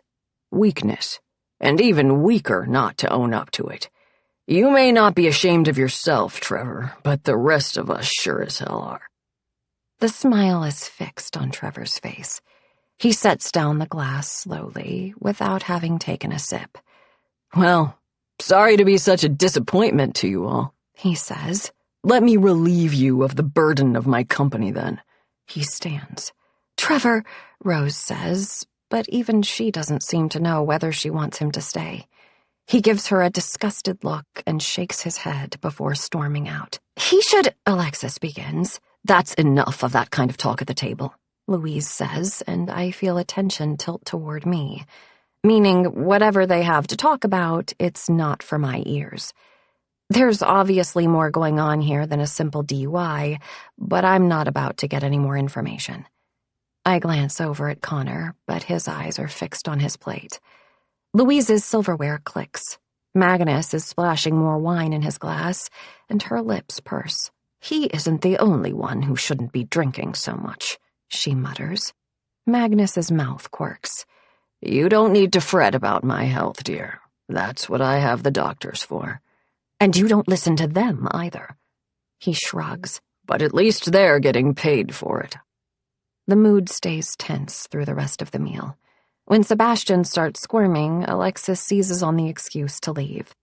We'd better try to get him down for bed, she says. Maybe he'll actually sleep this time. I doubt it, Paloma says. There are dark circles under her eyes. The two of them rise, gathering Sebastian along in their wake. Connor gives my hand a squeeze under the table, a quick assurance that we can escape momentarily.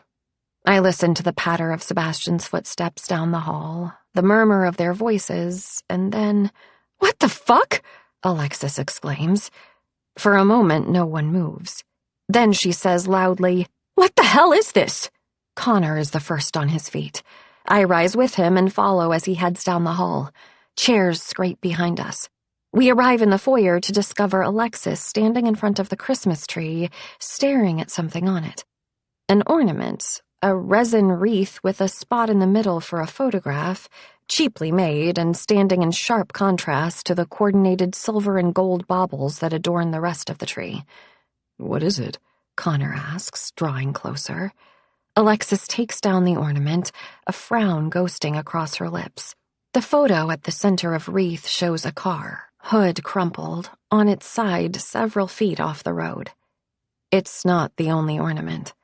The next one over depicts Magnus at some kind of formal event, shaking hands with a broad-chested man with salt and pepper hair. Beside it hangs some kind of legal document, snipped into a paper snowflake. Connor walks around the tree slowly. Paloma is standing on the other side, her eyes fixed on the tree and her expression ashen. The others file in with an air of confusion and alarm. "What?" Rose says. She drifts toward another one of the newly appeared decorations. Another cheerful snowflake, the excised sections making it difficult to read the details. But the word divorce is unmistakable, and so is Rose Dalton's name. Had Rose filed for divorce? Or intended to, perhaps, but never got the chance? Connor has never hinted at problems between his parents, but he was only a child, after all. He might not have known. Paloma suddenly gives a little shake. She picks up Sebastian, holding him on her hip. "I'll be in the cabin," she says curtly, and departs with quick strides, not bothering to grab her coat. "What is this?" Alexis says. Secrets, I think. The private things we live our lives pretending no one knows. Magnus takes the photograph from her. He looks down at it for a long moment, then says, "This is nothing." "Nothing? Someone put these here," Alexis says in alarm. Louise's eyes bore holes through me. I shrink back, pulse fluttering at my throat. It occurs to me that my own secrets might be hanging on that tree somewhere, but I quell the frantic urge to search. I can't give them reason to suspect. "Call Irina. Have her clean this up," Magnus tells his wife. "I think it's clear what happened here," Louise says, ignoring him. "Is it?" Rose says with a swallowed laugh. "Because it isn't clear to me." "It's her," Louise says, jabbing a finger in my direction. "She's done this." I let out a disbelieving sound. "Me? I don't even know—" I start. "She didn't do this," Connor says, coming around the side of the tree. "And unless you have any proof to the contrary, Louise," Magnus says simply. He nods toward the doorway that leads to the living room. Standing there, hands in his pockets, is Trevor. For once he isn't smiling that smug smile. His expression is empty, and behind it is a void more dangerous than anger. "I know what I did," he says. "But you're all acting like I'm the only one who ever did something wrong. Fuck you. All of you, but especially you, Alexis." At least I hurt someone by accident. Alexis stares at him, and then her eyes widen and she whips around to the other side of the tree, searching.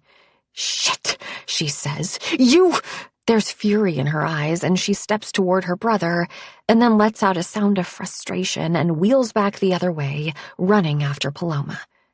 Everyone is talking all at once, yelling at Trevor mostly. I walk around to see what it is that Alexis saw, that Paloma saw. It's a photo taken in a dark room, a bar or a club. The flash washes out the faces of the two women in it. Alexis, caught mid-blink, wearing a low-cut top and perching in the lap of another woman.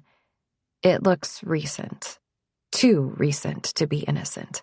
Ignoring the clamor of voices, I take the ornament from the tree and turn it over, twisting the tabs that hold the back in place. I pinch the photo free and tear it into tiny pieces before tucking them into my pocket. No one else needs to see that. Trevor's done his damage already.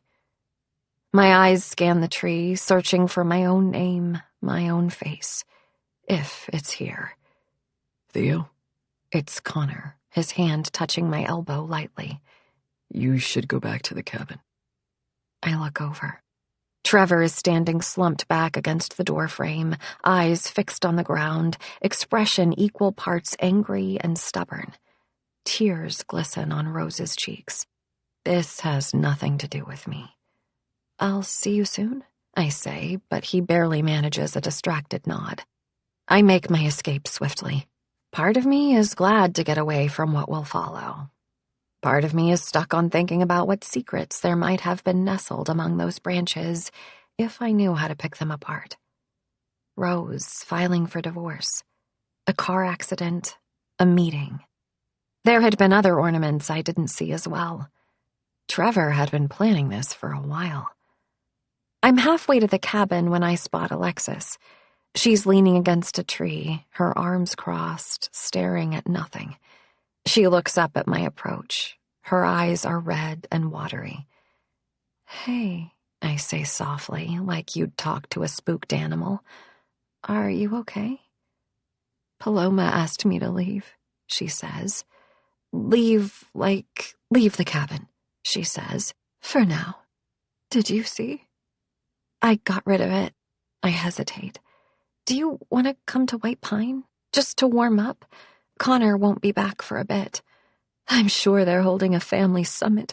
That's their reaction to everything. Get everyone together and get everyone on board," she says, her voice congested with tears. "Do you have anything to drink?" "Plenty," I promise her, and she nods. She follows me, sniffling occasionally as we walk in awkward silence. In the cabin, I pour her a drink. She curls up on the couch, feet under her. She's a small woman, and in this pose she looks almost childlike. "You must think we're awful," she says as I take my own drink to the other side of the couch, perching on the arm. I take a sip. I've pilfered some of Connor's good scotch. Not that I can particularly tell the good from the bad. The hard liquor I drink is usually smothered by fruit juice or Coke. Honestly, I didn't understand most of what I saw. I turn the glass slowly in my hands. She takes a generous swallow of her drink. "What exactly did Trevor do?"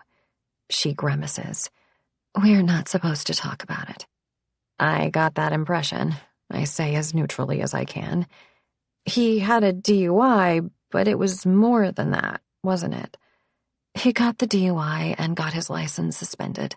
Community service. Granddad thought it would be a good lesson for him," she says, as if it goes without saying that otherwise Trevor would have gotten off scot-free.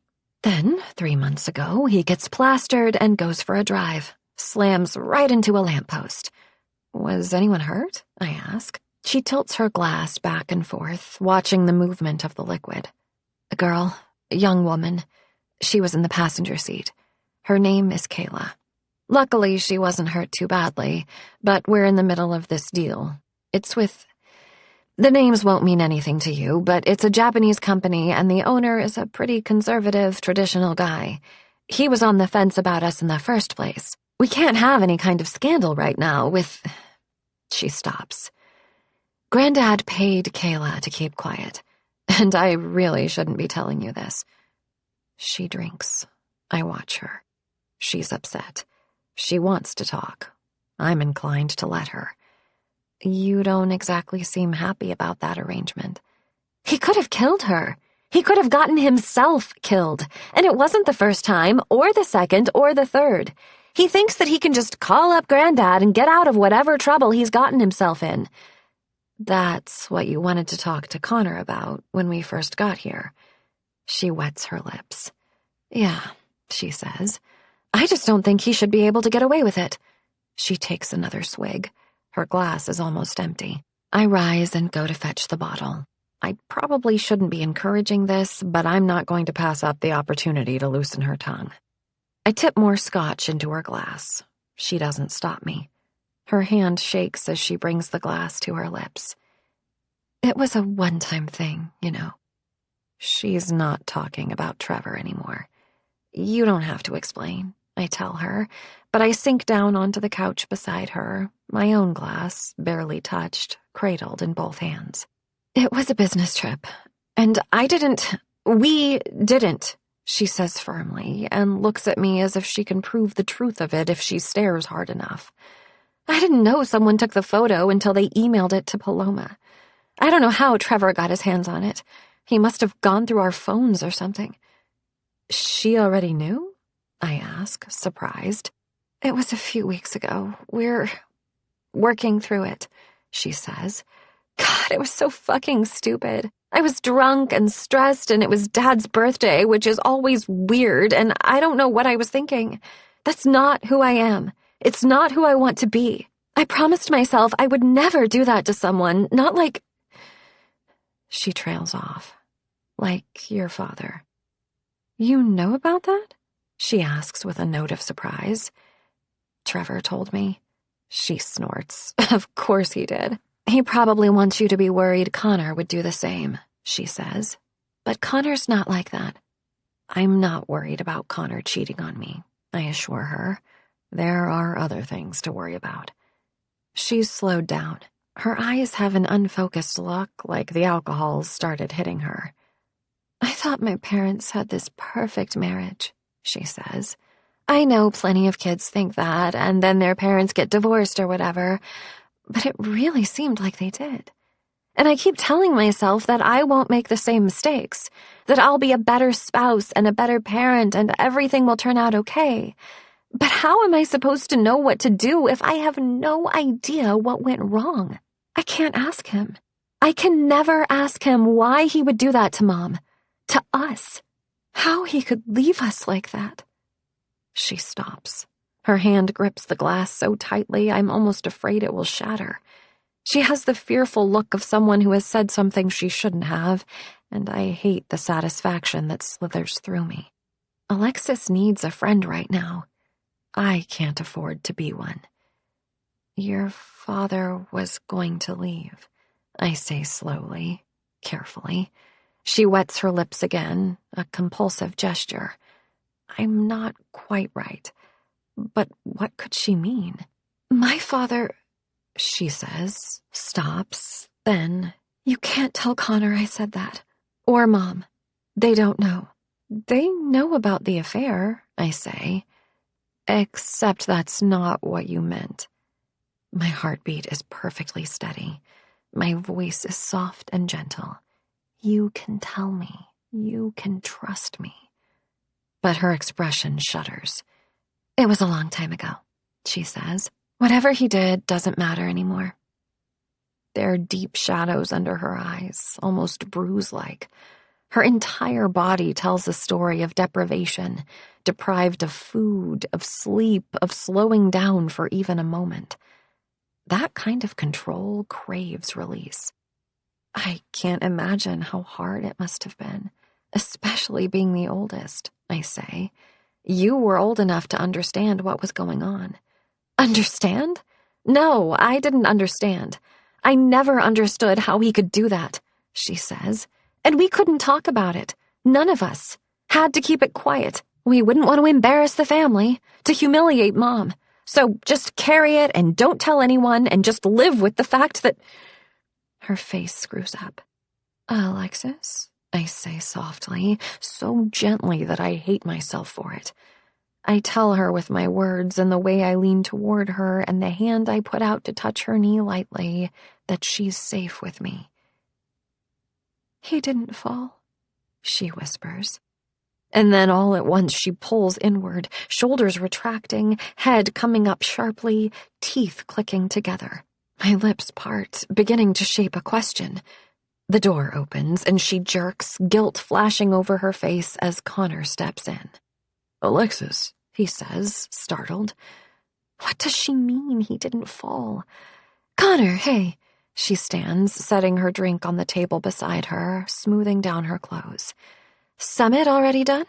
I just stuck around long enough to make sure Mom was okay, Connor says. I watch Alexis. Does she mean he was pushed? Mallory, I think. She did something to him. She had to run. It makes sense, except that Alexis was talking about something Liam did. Said that he left them. My mother was hurt. And then, what? I hid. Liam Dalton found me. He died. I ended up somewhere else entirely. But what happened to my mother? What happened to Liam? He didn't fall, meaning his death wasn't an accident. So Mallory is hurt, but she gets up and... How he could leave us like that? I've been avoiding putting the pieces together, following the logic. My mother was afraid. We tried to run, but it was too late. She was hurt. Killed, I force myself to think, because nothing else makes sense. And I hid, but I was found, by Liam Dalton, a man whose face still haunts my nightmares. Whatever happened, it was a scandal big enough that the Daltons would want to cover it up. To tell a story about a storm and a roof and a fall, a good man taken too soon. A story that made no mention of an affair, a vanished girl, a woman who seemed to not exist at all anymore, as far as the world was concerned. What the fuck was Trevor thinking? Connor asks. I blink, startled at how few seconds have passed. He's always been one for dramatics, Alexis says. She pats her hair into place. In control once again. I rise slowly. Liam Dalton didn't fall. And Mallory, if she had killed him, Alexis wouldn't keep that secret, would she? He killed himself. It's the only explanation that makes sense. It's the kind of secret Alexis would keep, from her brother, from her mother. It's a secret that would wear on her, that she might let slip to someone at last, a near stranger, the one person who wouldn't be wounded by it. But how did she find out? Do you need to crash here tonight? I ask. No, I don't think so, she says, avoiding my eyes. Paloma just needed a little bit to, I'll go back to Red Fox. Thank you, Theo. I should go. She gives me one quick look, eyes bright, hands gripping her upper arms tight enough to bruise. Don't tell him, she seems to be asking me. I give her the slightest nod, and a measure of relief breaks across her expression as she allows Connor to usher her out the door. Connor sees her out, then picks up the bottle of scotch from the coffee table and eyes the level. She all right? He asks. I don't know her well enough to say for sure, but I think she will be, I tell him, her words still echoing in my mind. Do you know what? He says. For an instant, my mind goes blank. I wet my lips. She should tell you, if she decides she wants to, I say. As far as I'm concerned, none of that was any of my business. She did tell me about Trevor, about Kayla. Connor sighs, shoulders slumped. It's a shit show. Not exactly our finest moment. I hesitate. I saw some photos in Alexis's things, I say. At his sharp look, I add, I was looking for a book for Sebastian and I came across them. There was a woman, covered in bruises. Was that Kayla? The bruises I'd assumed were from a beating could be from an accident. The marks on her shoulder from the bite of a seatbelt. He's quiet for a long moment. Then he drags both hands down his face, sighs. Yes, I guess she took them in case she changed her mind, or, I don't know, if she wanted more money, which, good for her, I guess. He looks past me at nothing as he speaks, his voice dull. Alexis's anger makes a lot of sense if she'd seen the evidence of the damage Trevor's actions had caused directly like that. And I get her wanting to talk to Connor about it in private. Suddenly, the conversation I overheard in the kitchen makes more sense as well. When Louise asked if Connor had told me anything, it must be about this, about avoiding the whiff of scandal. They need to secure the Japan deal, and Alexis seemed on the verge of telling me something else as well. Some reason the deal is so important. Is the family in some kind of financial trouble? I ask. It's hard to imagine. Connor sighs. No, not exactly. Granddad is selling the company. Oh, I say, startled and unsure how to react. Is that good? Connor shrugs.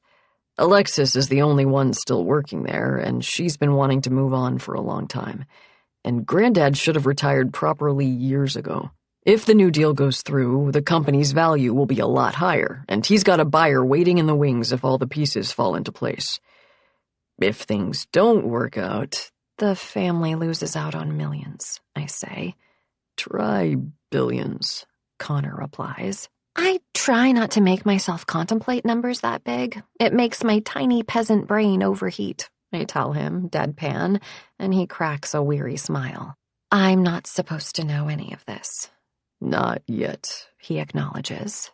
Don't worry, I'm good at keeping secrets, I tell him. Yeah, I've noticed, he says darkly. He reaches into his pocket. He takes out an ornament, the same as the rest, and sets it on the coffee table, then regards me. It's a photo of me, 16 years old, my hair a rat's nest. Even shrunk down to fit in the frame, the photo shows the shadows of bruises on my ribs, my stomach, the random patterns of dull brown on my cheek, neck, hands where the blood has dried and not yet been washed off. What is this? Connor asks. I pick up the ornament. A strange blend of feelings churns through me. The urge to protect that girl, to tell her it wasn't her fault, and at the same time a vicious sense of disdain. You should have been smarter. You should have been more careful. It was Trevor then. He's the one who found out, who sent me those taunting messages and left that gift on the windowsill. Theo, Connor says. His voice is worryingly level. Trevor told us he looked into you. He said that you were lying to us, that your parents are still alive, that you have a history of criminal behavior, that you were institutionalized. Institutionalized? I echo, confused. Locked up for your own good, he said. Connor clarifies, and I give a choked sound of amusement. That's one way to put it. I told Granddad and Grandma Louise that I would talk to you, he says. I told them that there would be an explanation, and I'm really hoping that's true. Trevor's right, I say, still staring at that photograph, at that foolish, broken girl. My adoptive parents are still alive. And when I lived with them, I lied and I stole. And they did lock me up, Connor. But it wasn't what you think. It was worse. 24. Peter's parents arrived without him. His part in this drama was done, after all, and his sin was so much less than mine. They came to the door. Grim faces, low voices. I watched from the top of the stairs. Emily Frey turned her pale moon face up toward me, and I swear she looked afraid. The Scots Church didn't have a name. Preferred to call itself a fellowship or a group rather than a church most of the time. They came from a stew of fundamentalist backgrounds crossed heavily and perhaps inevitably with a strong anti-government, anti-establishment ethos. They did things their own way, And so there was no official name for what happened to me next. Prayers for deliverance, from evil, from wicked forces. I'd been brought up before the congregation for prayers like these more times than I could count. But this time was different. This time was going to be private, and it was meant to be permanent, because someone had to step in, and it was clear that there were evil forces resident within my soul. Years ago, Joseph had turned the attic into a play space for me. I'd outgrown it long since, and now between the dollhouse and the toy chest, cardboard boxes were stacked, and dust had infiltrated every surface. It was there that Pastor Frey and Joseph brought me. Beth stood in the middle of the room, hands clasped together so tightly her fingers were white. The expression on her face terrified me. It looked like triumph. I turned to flee, but the stairway was full, Pastor Frey and Joseph blocking my way. "This is for your own good," Pastor Frey said in the baritone voice that filled the room of the meeting hall where we held our services. He didn't touch me, but pointed, and it was like a punch to the solar plexus. It took the breath out of me entirely. Pastor Frey had good intentions, I think. His faith was genuine, as was his belief that there was something in me that could be corrected with prayer and with divine mercy. He never intended violence. They sat and prayed and put their hands on me. They asked me to explain the things I'd done, to confess to them and to the influences that I had allowed to creep into my life and my heart. I clamped my lips shut and refused to speak. I stared at Beth the whole time, hate burning in my gut. I thought if every time she'd struck me, called me a little demon, told me it was no wonder my parents had wanted to get rid of me. And as far as she was concerned, I was a demon. What else do you call a child who flies into rages, who steals, who lies, who tempts good young boys into sin? That's not a normal girl. That's something else. Something that has to be gotten rid of. I could feel their frustration building as I refused to speak, refused to cooperate, refused to fight. Beth stalked back and forth in front of me, reciting a litany of the horrible things I'd done. The bite marks I'd left on their arms when I was 4 years old. The closet door I'd broken trying to get out when she had to lock me in there to protect her from my wild rages. The sun set, and I hadn't spoken a word. I thought they would give up. Instead, they left me there, walked in that attic room alone with nothing to sleep on but the hard floor. And in the morning, we started again. The hours blurred together. As their frustration grew, so did their ardor. Pastor Frey's and Beth's most of all.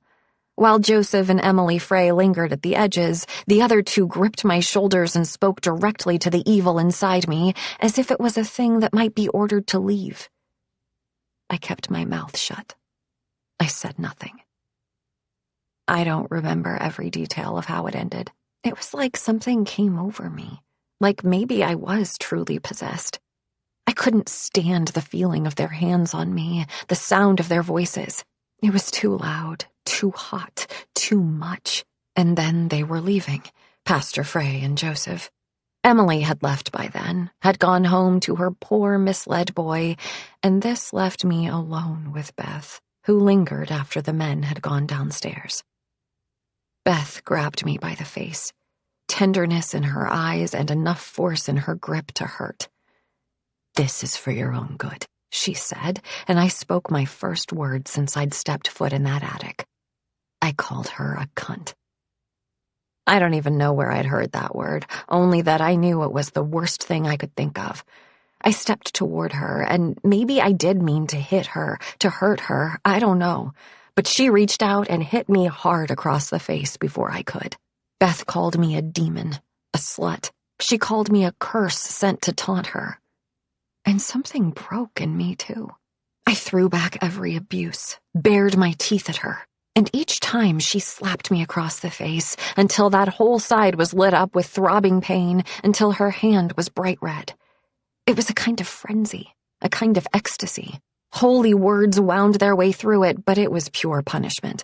It was like something had been set on fire in Beth's soul, and decades of being a demure and submissive wife became nothing but kindling for her rage. I hadn't eaten more than the smallest portion of food, had hardly had any water to drink in that sweltering attic, and when she brought her fist into my stomach, I folded over, fell to the ground. It didn't stop her. The fire was still raging inside of Beth Scott. Her foot lashed out, again and again as I curled over on myself, twisting to get out of her way. Her hard-soled shoes connected with my stomach, my back, clipped my temple, and then all of a sudden Pastor Frey and Joseph were there, pulling her away. Enough. That's enough for now. They left me there on the floor, curled around my middle. There was a sharp, strange pain somewhere deep inside me. The bleeding started a few hours later. Beth returned in the evening, carrying a tray of food. I think she may have felt guilty, or maybe she only wanted to spit more venom at me. I remember the rattle of the doorknob, the way my skirt clung to my thighs as I forced myself upright, swaying and lightheaded, the laugh that bubbled out of me when she screamed. The tray dropped. She fled, and she didn't close the door behind her.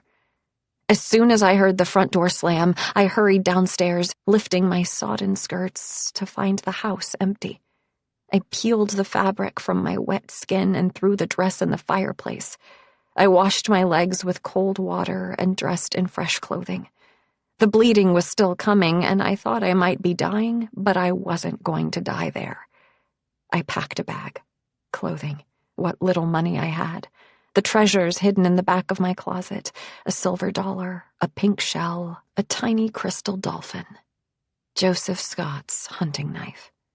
I was on my way to the door when Joseph came home. I begged him to help me. I begged him to let me go, take me away from there, do something. He hadn't seen the blood upstairs. I wasn't making any sense. Give him that much grace, at least. Allow him the fear of a man whose world is collapsing, whose wife has babbled a tale that is half confession and half accusation. Remember that his daughter is a liar and a thief, that her teeth have left scars on his wrist before, that she is a wicked child. And yet, the cut at my hairline, the bruise I could already feel on my cheek, the tender way I moved, bent inward as if to protect myself. Too late for that. He saw enough. He should have known. He should have helped. I think he said, "I'm sorry." I think he said, "I can't let you go." I know that he stood in the doorway. I know that he reached for me, that he grabbed my arm, that he was going to take me back to that place. The only other thing I remember clearly is the panic, blind fear that gave way swiftly to rage. Elemental anger crashed through me and over me and drove me against the back of my own skull because there was no room for anything but fury. I remember, too, the sensation of the knife punching through skin, though I don't remember how it got to be in my hand. I remember it scraping across bone. I hit his sternum with that one. I must have been aiming for his heart. 3 times I raised the knife, and 3 times I swung it wildly, and I swear he didn't even try to stop me. The thing that's clearest in my memory, though, is the sounds after. His cry of pain and shock, the thump as he fell, scrabbling backward away from me, the clatter of the knife falling from my numb fingers. I remember that I ran. 25. Joseph used to tell stories. Noah and Daniel and David, now and then the Brothers Grimm. I loved the rhythm of the storytelling, the music of it. I could sit for hours and listen.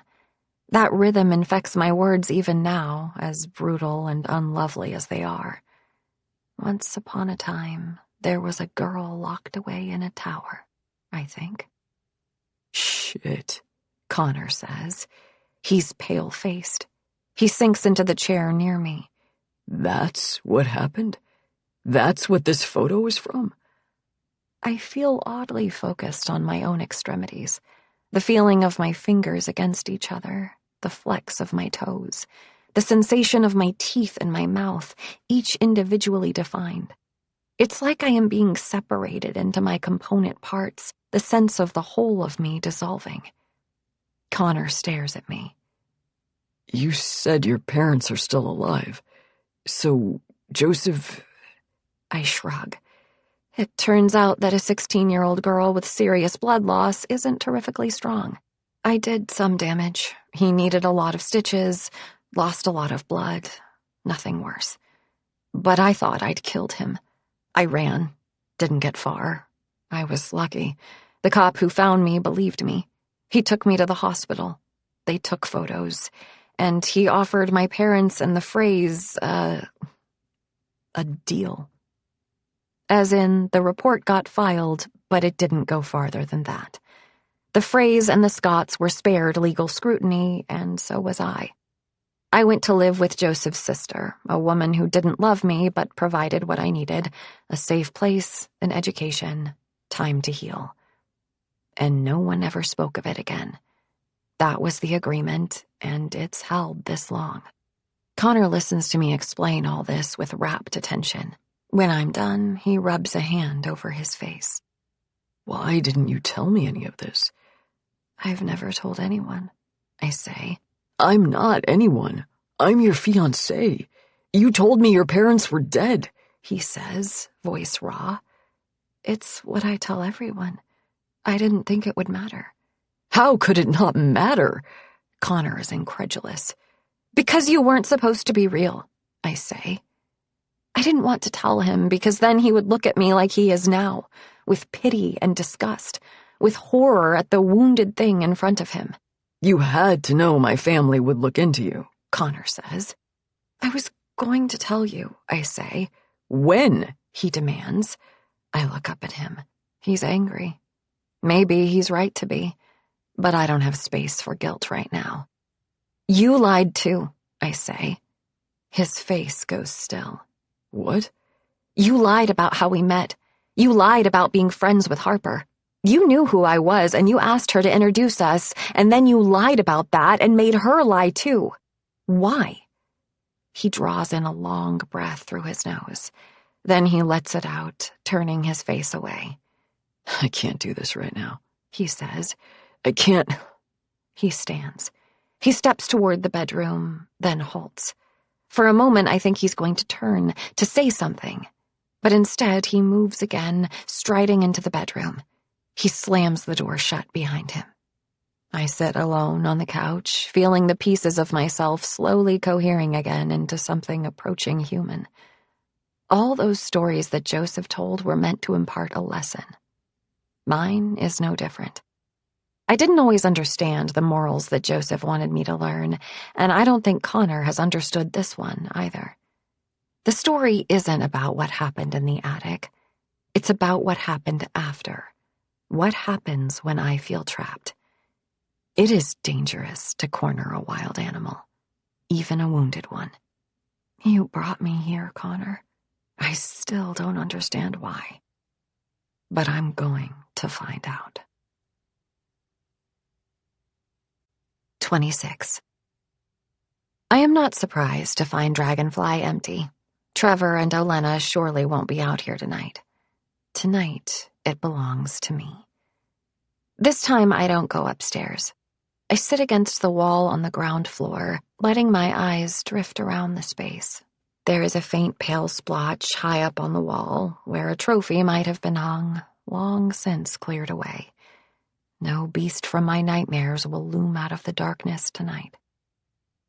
Connor brought me here, to a place completely controlled by his family, people who will do anything to protect their secrets.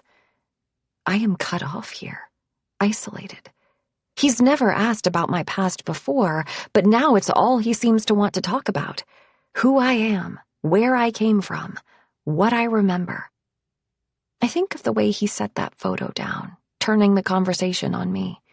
He wanted a confession, but is that the confession he wanted? Surely he didn't know.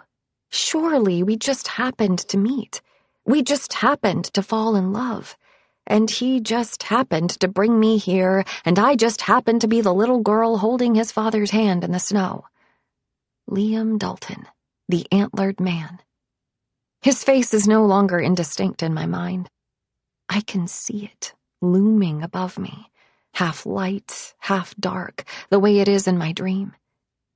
They covered up his affair. What else did he do that no one can be allowed to know about? I can see myself approaching the car. I can see those feet sticking out from behind the door. But I don't want to go forward. I don't want to see what's waiting for that little girl. Run, I think. And I did run, didn't I? Cold air stinging my throat. I ran and I hid, but he found me. A hand around my wrist. A scream, dragging me out, away from this place of safety. I've risen to my feet without realizing it. "Come with me," Liam Dalton says, and so I do. I walk to the door and stand there in the dark, the snow silvery before me, and I can almost see the shape of two figures, one large, one small, lurching away. I follow the ghost of Liam Dalton into the woods. "Keep up," Liam snaps. He keeps a hard grip around her wrist, and she tries to keep up. She does, but her legs are too short. Every few steps he yanks her along, a rough jerk that makes her shoulder ache. She doesn't know where they are going. She's never been this way before. "God damn it," he growls. "Where's Mama?" she asks, plaintive. He doesn't answer. Something moves among the trees, scaring loose a shower of snow and startling me from my recollection. That girl, she isn't Dora Scott. She isn't Theo either. Like me, she doesn't have a name. And without a name, she's no one. Who are you? I ask her silently. Who am I? But of course, no answer comes. There's a light among the trees coming toward me. I'm not surprised to recognize Mr. Vance's sturdy build or the inky shadow trotting alongside him. Duchess comes straight over to me and inserts her muzzle into my gloved hand. I might not be a dog person, but I know how to follow orders. I scratch her below the chin, and she gives a water buffalo grunt of appreciation. "She's decided she likes you," Mr. Vance observes. "You're out late." "I brought a flashlight this time," I say helpfully. "All the same, probably best you head back to your cabin," he replies. I look over my shoulder. I'm not even certain which way I came from, where I am. I find myself searching the shadows for two sets of tracks, one large, one small. "You don't want to go back," Mr. Vance says. Duchess's dark eyes watch me, like she's waiting for my answer. I crouch down, roughing the fur behind her ears, buying myself a few seconds to answer. She looks at Vance and huffs. He scratches the tip of his nose thoughtfully. "Tell you what, why don't you come on by my place? I can make you a cup of coffee and get you back when you're ready." "That's not necessary," I say. "I'm fine." "I wouldn't feel right leaving a young lady out here alone," Mr. Vance says, and I suddenly wonder if there was another woman he extended his concern to. He's been working for the Daltons for decades. He must have been here when she was. "Okay," I say with the slightest nod. Mr. Vance clicks his tongue, and Duchess trots over to him. "It's not far," he says. His definition and mine might be different. He brings us on a route between the pines, our flashlights making shadows gyre around us, and then to a road, rougher than the one we took up here, only wide enough for a single vehicle. "I didn't realize there was another road up here," I say. "Not much of one. It's the long way around, and there's not much reason to use it," Mr. Vance says. "It's more to get at the trails around the other side of the mountain, but it will take you down to Dechura if you follow it far enough." We walk for a good quarter-mile, and here a small cabin comes into view, 3 vehicles parked in front of it. A Jeep, a 4-wheeler, and a snowcat, the heavy-duty option for getting down the mountain in the snow. Vance unlocks the door and ushers me inside, where I'm immediately hit with the stultifying warmth of a wood stove. The snow melts rapidly from Duchess's flanks as she shoulders past me, and she leaves perfect damp paw prints as she walks over to the stove, stretches mightily, and flumps down with a contented groan. Vance chuckles. Feel free to make yourself comfortable, but I'm afraid Duchess has the best seat in the house, he says. It's not much of a house, and the seating is limited. There's a bed shoved up against one corner and a single armchair, seams worn through and stuffing poking out of the holes. A tiny kitchen table and a pair of chipped white chairs are the only other option. There's no kitchen, not even a fridge. The only light comes from oil lamps hung on the walls. No electricity either, then. Vance grabs a pot from a cupboard and steps outside. When he returns, the pot is full of snow. He sets it on the stove. I ease myself into the armchair. It creaks under me. You live here? I ask. Only during this particular stretch, and now and again when I'm too bushed to make it down the mountain, he says. Magnus likes me to be on hand during the winter, particularly if there's snow like this, though that isn't often. It's usually later in the winter it starts getting this bad. Are you from the area? I grew up in Dejura, Vance says.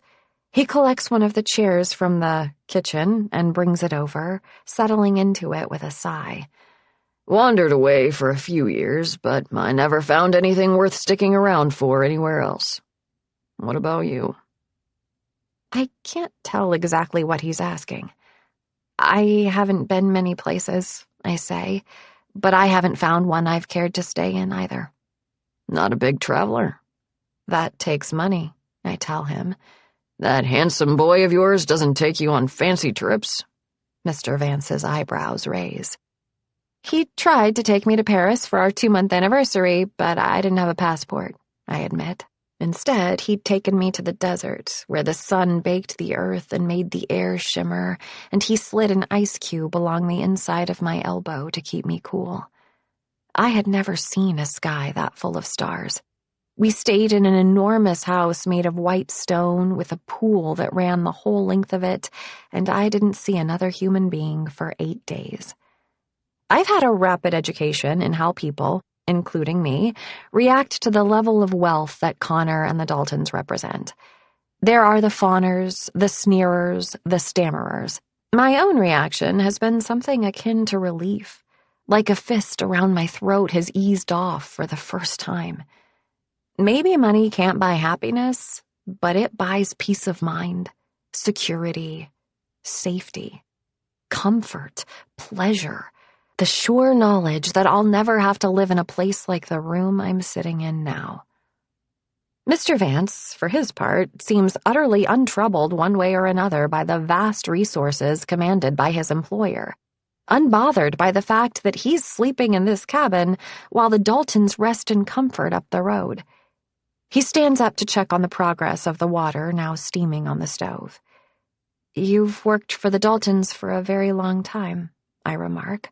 30 years or so, Mr. Vance acknowledges. Then you were here, I swallow. You mentioned being here when Liam Dalton died, Connor's father, as if I have to specify. Mr. Vance scratches his chin. His beard rasps under his dirt-packed nails. Their tips are yellowed, and the smell of tobacco clings thickly to him.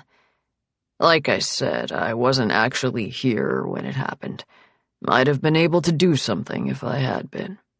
His voice is tinged with regret. What exactly happened? I ask. I thought from what you said that the damage was done to Dragonfly, but someone said that it was the main lodge. Oh, yeah, that's right.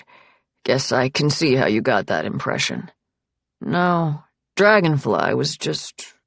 He trails off, and for the first time since I encountered him in the woods hunting that deer, he looks nervous.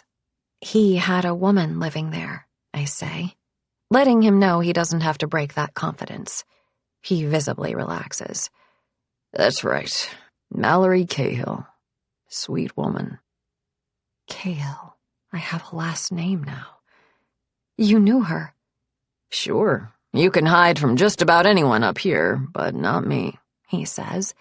Mr. Dalton, Liam, that is, let me know that someone would be staying here and that I wasn't to ask questions or tell anyone about it, including his family. I can't say it was something I was comfortable with, but, well." He shifts. "He paid you, I guess." "I didn't see how it would cause any harm. The lodge was locked up tight, and there wasn't anything in the cabins worth stealing. I saw her now and again, just to check if she needed anything. Her and the girl." "So you met her daughter, too?" I ask. My mouth is dry and my heart is pounding. "Sure. Cute kid," he says. "Of course, any kid's cute at that age. She could talk your ear off. About everything. I had a big old hound back then, Bishop. She was scared to death of him, but if I came up on my own, she'd follow me around while I was working, making me tell her what every plant and bird was. Wouldn't accept that I didn't always know either, so sometimes I had to make things up." He chuckles. "I was the little girl with a vocabulary you could track on one hand for almost the first year I was with the Scots. Moody. Wouldn't go near anyone I didn't know, and not even the ones I did. Sometime after, that insatiable curiosity appeared, the need to know things, collect names and meanings. I thought it was a consequence of not knowing my own name, the peculiar shape my scar tissue took. But it was part of me all along." "What happened to them?" I ask. "Mallory and the girl." The water has started to boil. He hauls himself to his feet again and gets out a coffee maker, spooning out grounds from a giant container of Folgers. "They were gone by the time I got up here to help with Mr. Dalton. The body, I mean." He's lying, I think. I don't know what about, but the way he won't look at me, the way his eyes fix on his task and his normally steady hand shakes, there's something he's hiding from me. "I suppose," I say delicately, "that she wouldn't have wanted to stick around after that. It might lead to awkward questions about why she was here." "I try not to judge," he says uncomfortably. The coffee is done. He takes down 2 mugs, blowing dust off one before he fills them both halfway with coffee that smells like it may melt my molars. He carries them over, hands one to me before taking a seat. He adjusts the mug in his hands, fidgety. "She was a sweet woman. A real sweet woman." "Mr. Vance," I say. Hesitate. He looks at me, expectant. I blow ripples across the surface of my coffee to buy myself time. "Is there any chance... Is it possible there was something more going on that day? The day that Liam died, I mean." "What exactly are you asking?" he asks, sitting up straight. "Honestly, I'm not sure," I say. I don't know how to explain this without explaining too much. "I know it was a tragedy," Vance says. "A terrible thing." "And you're sure you have no idea where Mallory and her daughter went?" I ask. "She took off without a word, and in a hurry," Vance says. "Can't blame her for not sticking around." "Did she leave anything?" I ask. "Something that might give any hint..." His face clouds with suspicion. "Why are you so interested?" "I don't know," I say. I have no good explanation. I'm just curious. I've always been curious. One of my faults." He grips the mug, but he hasn't taken a sip in a long time. "You know," he says slowly, "I kept a few of her things, in case they came back for them." My heart gives a hard thump in my chest. "Are they here? Can I..." There's another beat, his eyes dark and bright. And then he stands. He goes to the wardrobe that sits against one wall and opens the bottom drawer. He pulls out a plastic bag, just a grocery bag, gone thin as tissue paper from age. He carries it over and hands it to me without ceremony. At the top of the bag is something large and soft. I lift the bear out gingerly. Its fur is slightly dingy, its black eyes dulled. I blink. There are tears in my eyes, but I don't dare wipe them away. Vance will see. "It was her favorite," Vance says. I can't look at him. I focus all my will on keeping my breathing steady. The little girl. I don't even know her name, I say.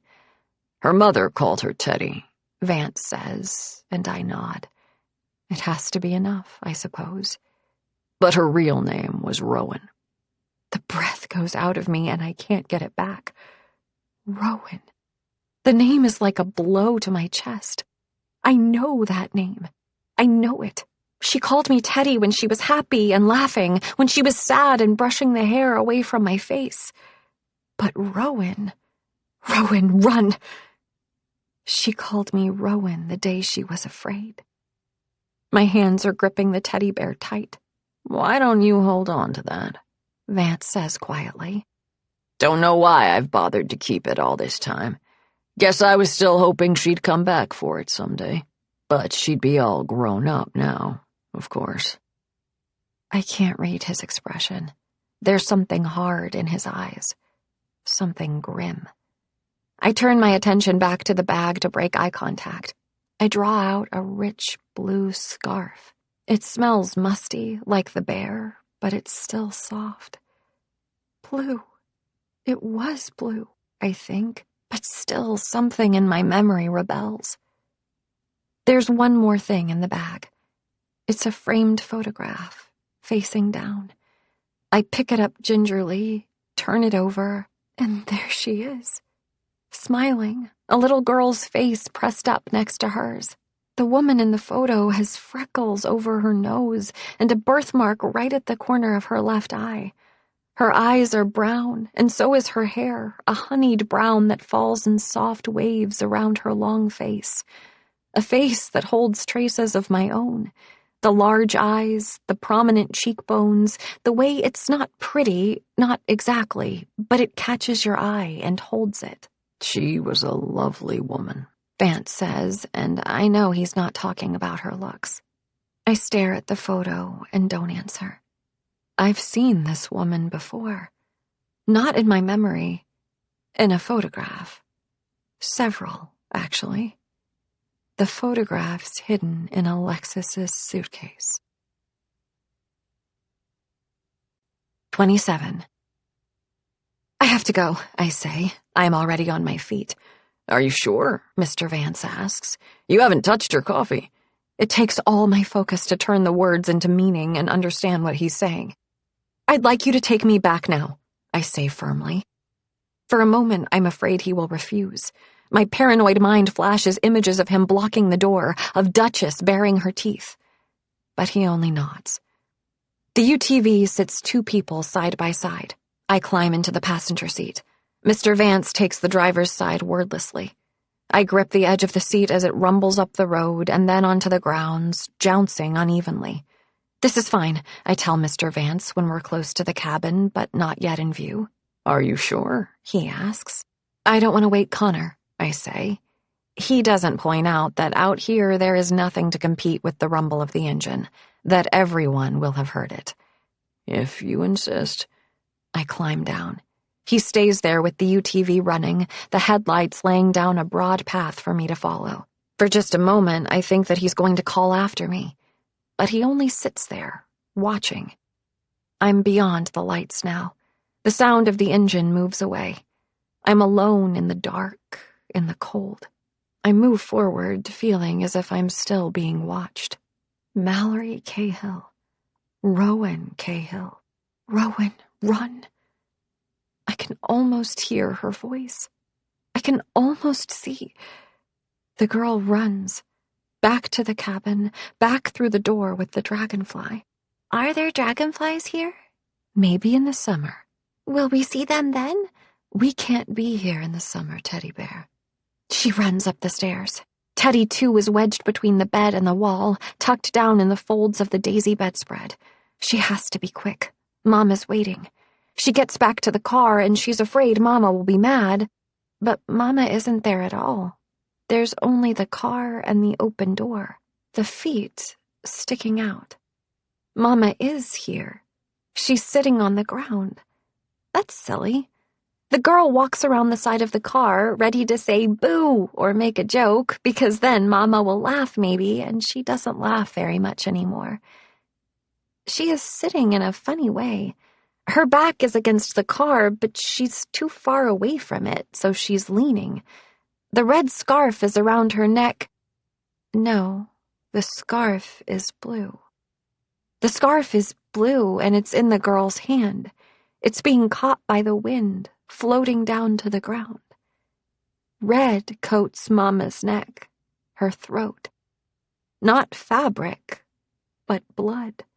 Her hand grabs at her neck. "You have to run, Teddy," she says. Her voice is strange, like gargling. "You have to hide." The girl steps forward, shaking. Her teddy bear dangles from her hand. Mama lets out a sob. "Rowan, run," she says, and flings out an arm like she's pushing the girl away. "This is our castle. Nothing can hurt us here," Mama said when they came to the cabin. "We'll be safe there." And so that's where the girl runs. She'll be safe there, like Mama promised. Everything will be all right. The breeze stirs a few stray hairs against my throat. It almost feels like the drip of liquid. I can see it now. The blood awash across her neck. The panic in her eyes. I move in a daze back to White Pine. I stand just inside the door, my breath a cacophony in my own ears. The memory is like a dream. No, this place is the dream, and the memory is the only real thing. "Rowan, Rowan, Rowan," the woman's voice says, but the name doesn't fit any better than the others I've tried. "I remember," I whisper. It's almost the truth. The cabin is silent. If Connor woke at the sound of the engine, it wasn't enough to get him up. I undress in the dark and walk to the bedroom. The door has no lock. I step in on quiet feet, and he's sprawled out on the bed, peaceful in his sleep. I slide under the blanket, lying with my back to him. He stirs. He reaches out with one arm, drawing me to him. "I love you," he mumbles against my neck. I'm not sure if he's even awake. "I love you too," I whisper, and it isn't a lie. It's a heat inside my chest, a blinding light that hasn't dimmed. I love Connor Dalton the way I have since I first looked into his eyes, and that frightens me more than anything. I'm not safe here. I should be smart. I should run. But if I do, I will never know what happened to me or to my mother. And I will never know whether Connor truly loves me, or if he is like his father in this way, too. If he, too, is a monster. 28. The morning brings a pale light that seems unable to pierce even the scattered clouds. The air feels thinner, and we don't waste it talking. We move around each other with quiet steps as if afraid to be noticed, and when Olenna arrives with a summons for me, it's almost a relief. "Mrs. Dalton would like you to come join her in the lodge," she says, eyes fixed on my chest. Behind me, Connor stands from his spot at the kitchen table. Her cheeks turn pink. "Just Miss Scott," she says. Connor doesn't sit back down right away. Our eyes meet, and for a moment I think he's going to insist on accompanying me.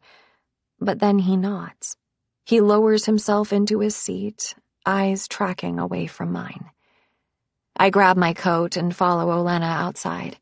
She walks with her hands deep in her pockets. In our identical jackets, with our hair under knit hats, hers white, mine gray, we look like a matched set. "Any way I could convince you to break my leg and get me out of this?" I ask her. Her cheeks go bright red, and she gives a nervous giggle. She's so young, I think, and then I remember that I am, too. It doesn't feel that way. It never has. Just kidding. Mostly. "Thank you for not telling," she says. She doesn't share her mother's lingering accent, but they have the same quality to their voice, a softness contradicted by a faint burr.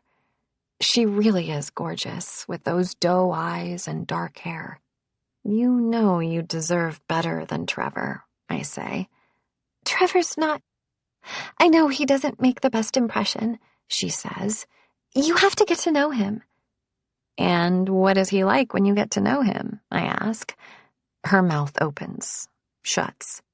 He's good to me, she says. I would have said the same about Peter, though maybe I'm being unfair to the boy. He was in the same church as me, had the same messed up stew of ideas about sex and gender and desire, and he was a teenage boy. What was he supposed to do when it all started? Tell them it wasn't my fault, I think. But even now, I can't be sure that's true. I am not the sort of girl that parents allow around their sons, their grandsons. I am a threat to their future and a thing that needs to be sacrificed to protect it. Olenna leaves me at the door to the lodge. I find Louise in the kitchen. There's a pot of water boiling on the stove. She's in the midst of rubbing a mixture of herbs onto the purplish meat of a skinned rabbit, massaging it in. She barely looks up as I enter. "You can peel and chop the potatoes," she says, "if it's not too hard with your hand." No problem, I tell her, though my fingers pulse with pain when I stretch and grip. At least it was my left hand. At least the fingers haven't swollen, so the ring isn't biting in. I expect her to start in on me right away, but instead we're silent for a good while, except for the bubbling of the water and the snick, snick, snick of the peeler across the potatoes. She sets the rabbit aside to rest and grabs another from a cooler at her feet. "Are those from Idlewood?" I ask, unable to bear the silence any longer. "In a sense. Mr. Vance raises them," she says. "Magnus always prefers to know the source of his food. Sometimes I think he would be happier running a homestead than a Fortune 500 company, but then he does have expensive tastes, harder to keep up with on a farmer's income." "Was your family wealthy as well?" I ask, unsure if this is too forward a question. "Yes, at the time when we married. Shortly after, my father made a series of abysmal investment decisions and lost everything. He came to us, hat in hand, and begged to be bailed out, offered to let Magnus buy the company for pennies, anything that would save his legacy." "What did Magnus do?" I ask. She flips the rabbit carcass over. Its spindly ribs are threaded through the meat. "He said no. He was right to. No sense throwing good money after bad. My father never spoke to either of us again. But Magnus was correct to do what he did, and I never blamed him for it. You must look after your own family first, no matter the cost." My mouth is dry. I carefully excise an eye from the potato, trim off a black spot. The discards are piling up. They smell of damp earth. I straighten my shoulders, take a breath. "I realize that I'm probably not who you imagined your grandson ending up with. I'm poor as dirt, I'm adopted, I have no idea what my heritage is. I didn't go to the best private schools or get lessons in etiquette and comportment. I'm not concerned about etiquette and comportment," Louise says. "I am much more concerned about who you are and what you are capable of." She is done with the second rabbit. She lines it up before the first and moves over to the sink set into the kitchen island to wash her hands. When she's done, she dries her hands with a slate gray towel. "And who am I, exactly?" I ask her. "A girl who seduced the son of her pastor and then stole his savings, who attacked her father with a hunting knife. Or are you going to claim that didn't happen?" "No, I did attack Joseph," I say. I wonder if she thinks I might hurt her.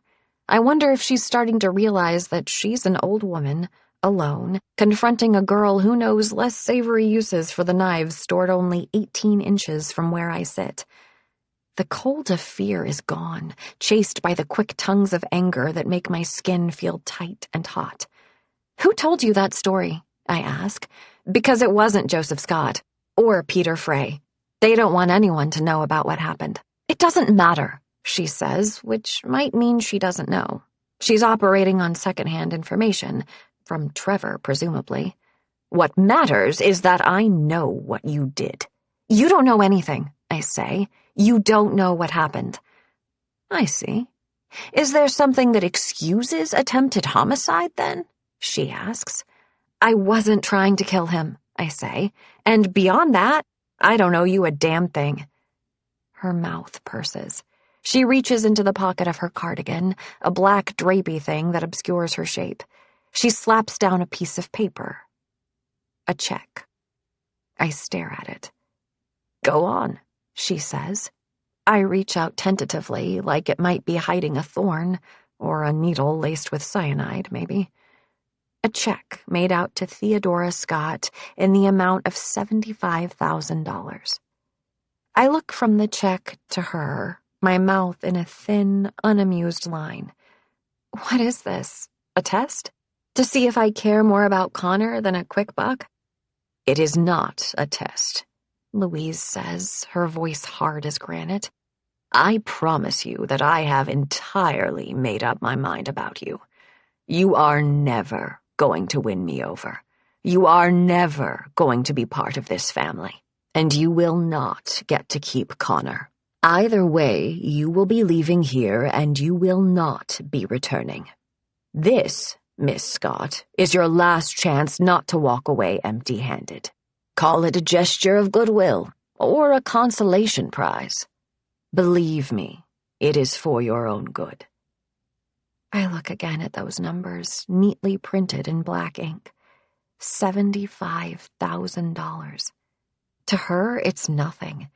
To me, it's money that could change my life. 3 days ago, I wouldn't even have considered it for an instant. But now? Is he really worth it? Is it safe to stay? For a moment, I consider tearing up the check and throwing it at her. Instead, I only stand.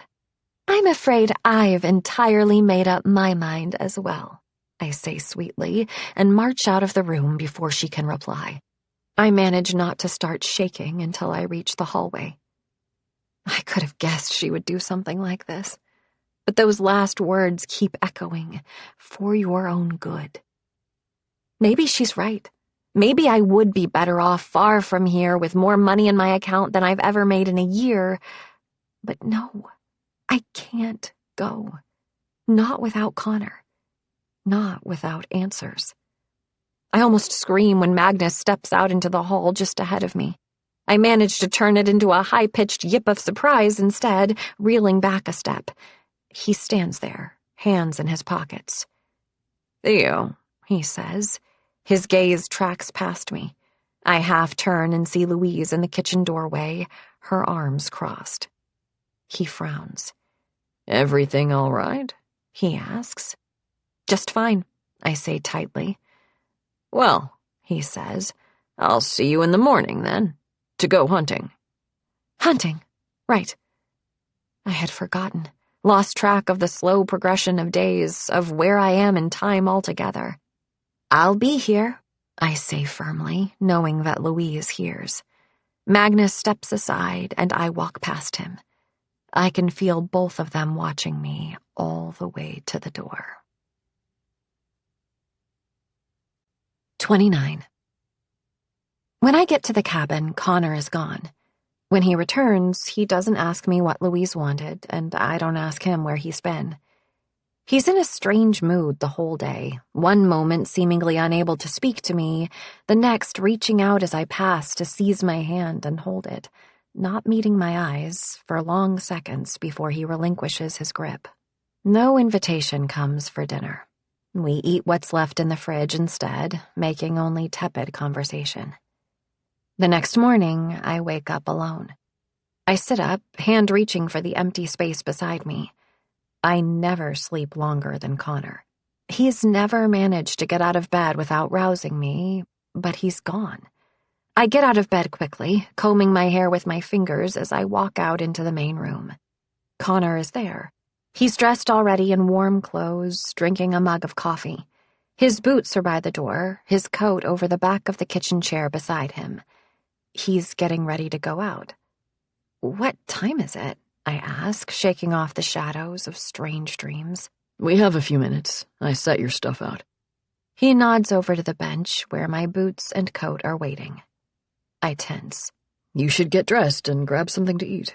He sounds normal. He doesn't meet my eyes. I talked to Granddad yesterday, he says. I told him some of it. I told him it wasn't your fault, everything that happened. Is that what you really think? I ask. I think I have no idea what you've been through, Connor says. It sounds too much like I don't actually know you to bring any relief. I didn't set out to lie to you. A tendon at his jaw flares. I stand in the tortured silence, wishing he would just say the words. It's okay. I forgive you. I understand. I love you. It doesn't matter. But of course it matters. A thing like this, it needs time. The one thing we've never bothered with in this relationship. Connor holds out my coat. I slide my arms into the sleeves, one by one, and when I turn, he zips it up until his fingers bump the underside of my chin. Better get moving, he says, and so we do. Magnus and Nick are waiting for us. They have a pair of four-wheelers with them, built for the snow, with gear packed on the back. Nick carries a metal thermos that steams, the smell of coffee wafting out of it. He holds it out to offer me a swig. I shake my head. He shrugs. This qualifies as a conversation this early in the morning. We'll be splitting up, Magnus says without preamble when we arrive. Connor, you'll go with Nick. Been a while since you were out, so do what he says. Miss Scott, you'll be with me.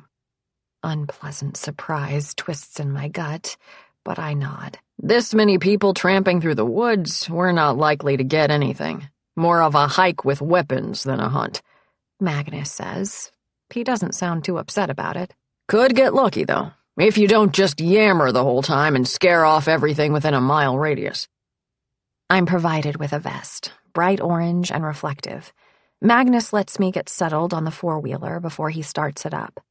I look over my shoulder at Connor. He's watching me, but as soon as I catch his eye, he turns to examine the gear on the back of the other vehicle. For a while, the sound of the motor drowns out any need for conversation. Magnus takes us well away from the cabins. The guys trail behind for a stretch before they break off. Not long after that, Magnus stops and cuts the engine. You said you've used rifles in the past, is that right? Magnus asks. Only a handful of times, I confess. He grunts. A bow's trickier, which is why some folks don't bother with them. This time of year, we get poachers up here. Mr. Vance does the rounds, tries to scare them off, but I'm pretty sure there have been a few lurking around. I give him an alarmed look, and he chuckles. Don't worry. They might be skirting the law, but they're still only hunting deer. Now, I'm not too worried about bagging anything today. Plenty of opportunity for you to practice, he tells me. He looks around at the clearing we've come to. Good enough spot. We can waste a few arrows teaching you how to shoot straight. With dawn only beginning to nudge the horizon, I sink about 20 arrows into trees, bushes, and snowdrifts, few of them the ones I was aiming at. Each draw makes the burn on my hand twinge, but I refuse to complain. Magnus criticizes my stance, the angle of my arms, the direction of my gaze. He stands 5 feet away at all times, never draws close, never touches me, but the weight of his scrutiny is claustrophobic. I find I most enjoy the moment when I've pulled the arrow back. The smooth glide of the string through the pulleys hardly registers as effort, but in that ease, the entire violence of the release is concealed. At last, Magnus declares me good enough for the time being, or else is simply out of patience. He directs us along a snow-laden track. I don't imagine I'll be shooting at anything living in any case. Magnus is a man of few words. He moves carefully, quietly. I go where he directs me. What must be an hour since we left, he looks up from where he's crouched down, deer tracks scattered out in front of him. They're not fresh, last night's dusting cupped in each depression, yet he's lingered here. Connor told me a bit about what happened to you, he says. I shift uncomfortably. It's not really something I like to talk about. I imagine not. He flicks his thumb across his chin. Do you regret it? My lips part, but no answer comes. It should be an easy question, shouldn't it? I wish it hadn't happened. We can't regret the things we couldn't control, he says. Do you regret your part in it? Your choices? I think of that girl in Peter Frey's room. She should have kept her head down.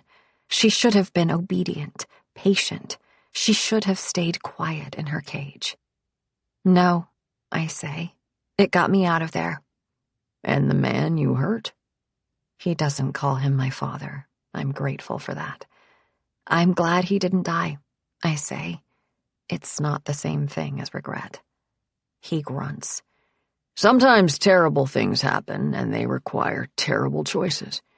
In the end, I suppose the difference between regretting those choices and finding peace with them is a matter of the outcome, Magnus says. You did what you had to do. I understand that. The failure wasn't yours. You should have been taken care of. He stands. He checks over his gear, but it has the air of something to do while he thinks. Why are you really marrying Connor? I blink. It's not the question I was expecting. I love him, I say. It sounds stupid now, after everything I've learned. It's no less true. He gives me a skeptical look. Smart girls like you don't get married this fast without a reason. I search his face for a hint of what it is he wants from me. He offers none. When I'm with Connor, I feel like I belong to someone, I say quietly. I've never felt that before. But it's not just that. I need that. The idea of losing it is terrible. The idea that it was a lie all along is terrifying. You're giving him a hell of a lot of power, he says. My mouth shuts so quickly my teeth click. Nobody can be your savior. Sets you up for disaster and puts them in an impossible position. What happens if he turns out to just be human? That's not what I mean, I say. Rose was like that, he says. Besotted, that's the word. The whole world revolved around Liam as far as she was concerned. He was like air and water and food to her. Then... He paused. I can tell from the way his words feel caged, carefully contained, that there is a great deal he is leaving unsaid. You said Liam was soft. Nick said he was charming. It isn't exactly what Nick had implied, but it's close enough. He wanted to be everyone's hero. Magnus sets off again. His voice is still quiet, and I have to stay close not to lose the syllables. He lived for the way people looked at him. He lived to make other people smile. That's lovely, I say. A sound of disagreement. He would shine, but only if there was someone there to notice it. He wasn't a bad man, but he was desperate for it. He made some bad decisions because he needed that adoration, needed to be that hero. You think Connor's like that? I think you are, he says. I laugh a little. I'm no one's hero. Maybe not, but you want to be the one who makes Connor smile. You want to be looked at, not seen. That's what it is, not belonging. That's what you're feeling. You have no idea what I'm feeling. You don't know anything about my relationship, I say. You don't know me. I know exactly who you are, Magnus says. He looks back at me. I count to 3 in my head before he even blinks, longer before I breathe. I expect him to say it now, to confront me with the truth. Do you really know? Then tell me, I think, willing him to say it. Tell me who the hell I am, because I don't know. When they realize you aren't perfect, it doesn't end well, Magnus says. You're young, you're pretty, you're a smart girl. This isn't your only chance. Connor isn't the only man who would worship you. Why are you all so determined to drive me away? My voice is so soft it barely bruises the air.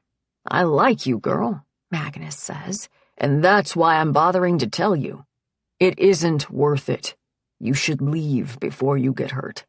That's like telling me to cut my arm off to avoid getting hurt, I say, strangely calm.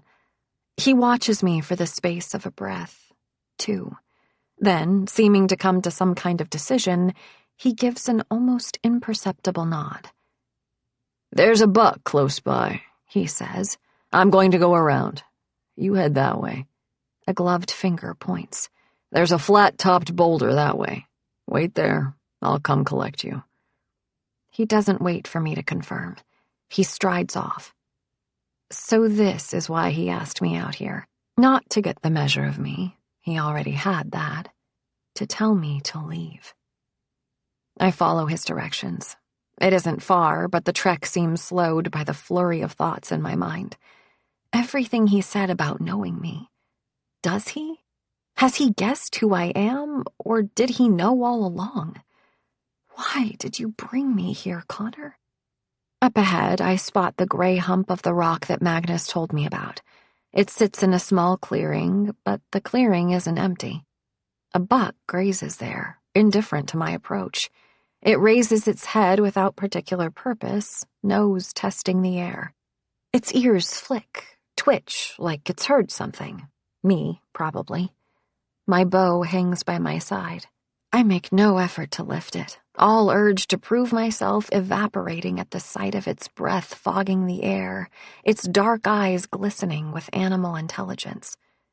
I creep toward it, pressing myself close to the trunk of a tree and staying low, out of sight. The buck moves forward a single step. You might mistake it for relaxed, the way it's standing. You might think that it feels safe. But a creature like that knows that it is never safe. That there is always something waiting for it to slow, to take a wrong step. Something like me. Suddenly the buck's head jerks, ears swiveling toward some sound I didn't catch. It looks toward the trees ahead of it, frozen in sudden alarm, and my gaze follows. For an instant, I think I see something. The barest hint of movement, a gray glint of metal. And then the deer bursts forward in violent motion, bounding for the other side of the clearing. The brown flank passes me. In that instant, I see what is directly on the other side of the clearing. A figure in an orange vest stands among the trees. Connor, with an arrow drawn back, aiming directly for where the deer just was. Where I still am, directly beyond it. Connor, releasing the arrow. 30. There's blood on the snow. Clean as a bullet, Magnus said, and he wasn't wrong. It's a straight slash through the fabric of my coat, the shirt beneath it, the skin now slit apart and gaping. I reach up and touch my throat. It's wet. No, my fingers are wet, but the skin of my throat is whole. I see again the brown flank of the deer. The orange vest. Connor, seeing me. The arrow releasing, so fast my eye barely registered it before the tug at my arm. No, he released the arrow before he saw me. Didn't he? It was an accident. Wasn't it? Connor is shouting and charging toward me, and I'm still standing here waiting to feel the pain. Theo, are you all right? The deer. Connor loosing the arrow. Connor, eyes widening as he sees me. He catches my hand. Theo, he says. Talk to me. The deer. Connor, eyes widening as he sees me. Connor, loosing the arrow. She's in shock, someone says. Put pressure on that. Sit her down. Nick. Connor wraps a hand around my upper arm, and suddenly the pain is there, lancing hot as a brand, and with it comes searing panic. I shove away from Connor, stumbling back. He saw me. He let go. He saw me. Theo, I'm sorry. I didn't mean to. Connor is stammering. I feel woozy. I start to sway. For fuck's sake, Nick says. He steps past Connor and catches me under my good arm. Sit down before you pass out. His voice is cold and firm, almost angry. I let my legs fold and practically fall to the ground. The impact jars my arm. I let out a hiss of pain, which Nick ignores, kneeling down to peel apart the shredded edges of my sleeve to look at the wound. Nasty, but it didn't get muscle, he says. You need stitches. Up close, I can see every detail of his face, the scruff of his beard, the tiny scar under his left eye. Come on, let's get you to the UTV. Connor moves toward me. To help, probably, but I shy away. Connor flinches, hurt. He's not allowed to be the one who's hurt, I think, and I cling to Nick's offered arm instead. He hauls me upright. I'm still woozy. Blood loss or shock, I can't tell, but my whole body is shivering. Are you going to take her to the hospital? Connor asks. The nearest hospital is over an hour away, and then you're sitting around for God knows how long, Nick says. Datura, I say through chattering teeth. Get me out of here. No sense in going down the mountain and trying to scare up a doctor when you've got one right here. I'll get her stitched up. We've got the supplies, he says, hustling me along. They won't let you leave, I think, and fear flushes through me. Everything okay here? A voice says. Nick pulls up short. Mr. Vance stands between the trees, a dark gray cap jammed over his unruly hair. For once, he doesn't have Duchess with him, nor does he have a bow. He's carrying a rifle, the strap over his shoulder. He grips the strap with one hand. They have trouble with poachers, I remember. Mr. Vance tries to scare them off. Theo decided to impersonate a deer, Nick says. I can't say I particularly appreciate the attempt at humor. We're taking her up to the lodge. Mr. Vance rubs his chin. Well, lucky it wasn't worse, I suppose. We'd better get moving, Nick says pointedly. Does Mr. Dalton know? Mr. Vance asks, obviously speaking about Magnus. There's something odd in his expression. What is he doing out here? Why don't you go find him? Nick suggests tightly. I could take the girl up the mountain for you, Mr. Vance says. She needs medical care. Unless you're a doctor, you're not much use, Nick snaps, and then he moves, ushering me along. He keeps a hand on my elbow, on the uninjured side, and though I don't actually need help walking, I'm not sure I would remember to keep moving forward without it. We leave Mr. Vance behind. He stands there, watching, not moving. Connor follows us, but he's lagging, his face blanched with shock. Images play through my head on repeat. I keep picturing the hole in the side of the deer we dressed, imagining it transposed on my ribcage, remembering that flash of gray metal among the trees and the image of myself reflected for an instant in the dark of the deer's wild eye. It was an accident, I tell myself. But part of me refuses to believe it. The part that knows what the deer knows. That I am prey. And prey is never safe. 31.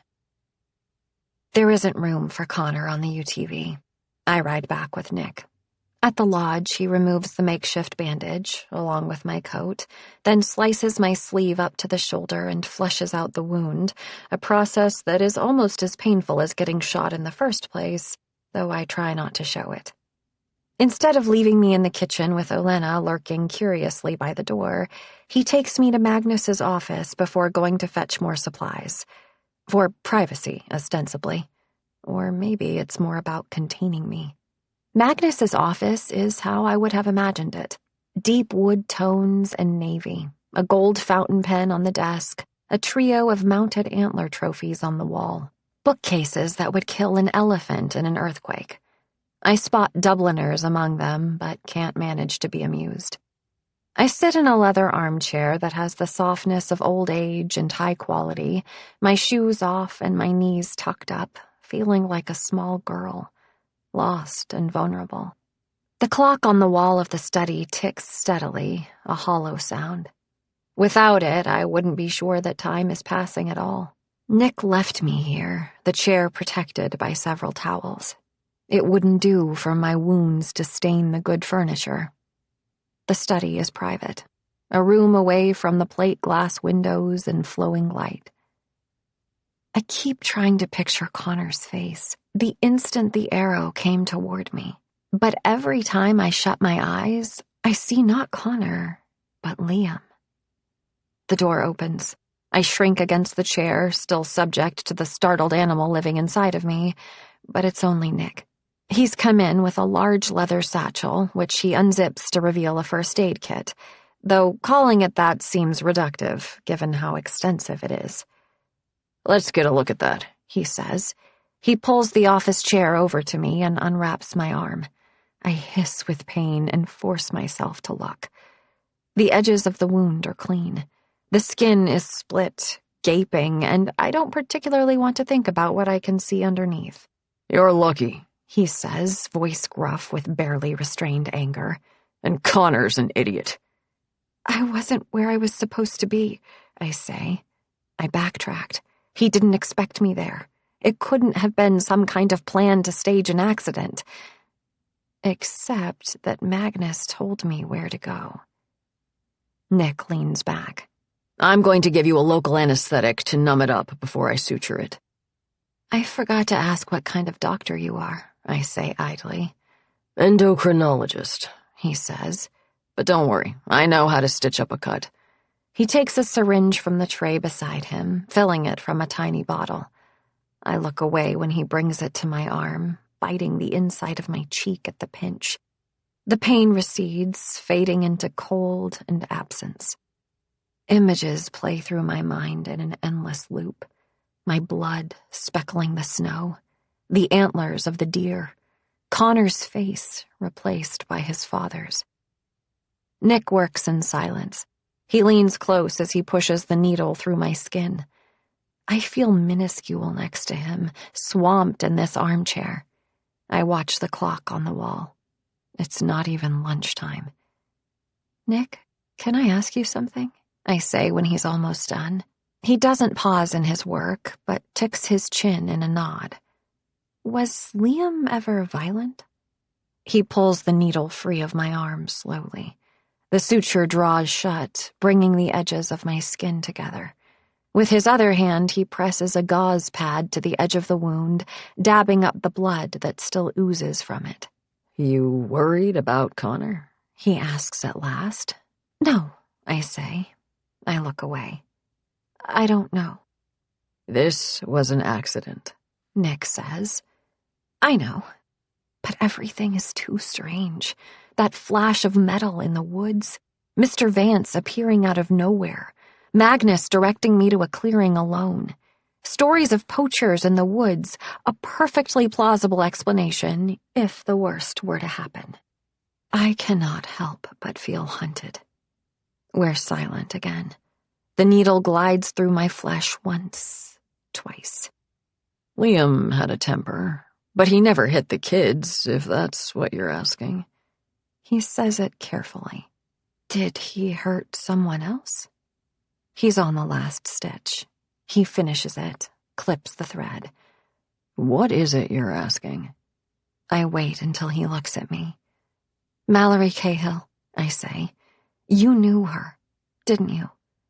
He pauses.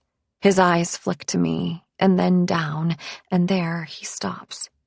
I'm not wearing a turtleneck today, but a scoop neck, and his gaze has frozen on the 2 dark birthmarks just above my collarbone. He looks at me again, and his face is pale. I go still, instinct telling me not to make a sound, not to twitch. I don't even breathe. He jerks, looks away. He sets his tools down on the tray, cleans blood from his fingers with the gauze. "You'll need to keep that clean and dry, but it can stay uncovered. The stitches should dissolve on their own in a couple of weeks, and of course I'll check it for you. You'll have a scar." He stands, gathering his things. When the door closes behind him, tension floods out of me. Relief doesn't come in its place, only a scraping emptiness as the pain in my arm begins to leach back, and suddenly I'm biting back tears. I don't want to cry. Crying is useless. The feeling in my chest, in my gut, in my throat is useless. I don't have time for sorrow or self-pity. I never have. So I won't feel them. I knuckle the tears from my eyes, but I can't seem to get a proper breath. These people knew me. They know that something happened here, and the Daltons don't do scandal. They don't let the misdeeds of their sons become known. What happened here, what Liam did, was covered up. I'm a threat to that. And Nick recognized me. I know he did. I blink the tears from my eyes, trying to steady my breathing. I need to think. My gaze catches on a scrap of green slotted between the heavy bookshelf and the side table opposite me. A curl of paper fallen into the gap and forgotten. I stare at it a moment, not quite sure why it's caught my eye, and then I realize with a jolt that I've seen it before. It's wrapping paper.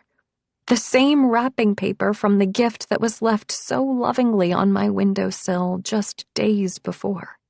My fingers dig into the chair's arms, fingernails scraping against leather. That scrap of paper might have blown in from anywhere, but it's here, in Magnus's study. So Trevor wrapped that little present in here. But no, why would he cart it all the way here to the lodge, the place he was most likely to be spotted? Trevor's angry, lashing out without particular direction or intent. Those messages, though, that warning, they had purpose, and it wasn't to wound. It was to drive me away. Louise gave me that check so I would go. Magnus tried to talk me into it directly. And when I didn't, I checked the door quickly. Closed, and no sound of anyone approaching. I'm sure they're off discussing what happened, planning how to keep it all under control, keep the story straight. I rise. I don't know how much time I have or what I'm looking for, but I know how to dissect a room, to slit open its secret places. I go to the side table first. It has a set of drawers, but these don't offer much. A heavy set of scissors, a blank legal pad, a set of inks. I snatch the scrap of paper from the floor and shove it into my pocket, and then I go to the desk. The top of the desk is Spartan, a closed laptop, which I don't bother with. It will certainly be password protected, and a black and gold Mont Blanc pen on a wooden stand. The top drawer is locked, as I expected, but the second slides open.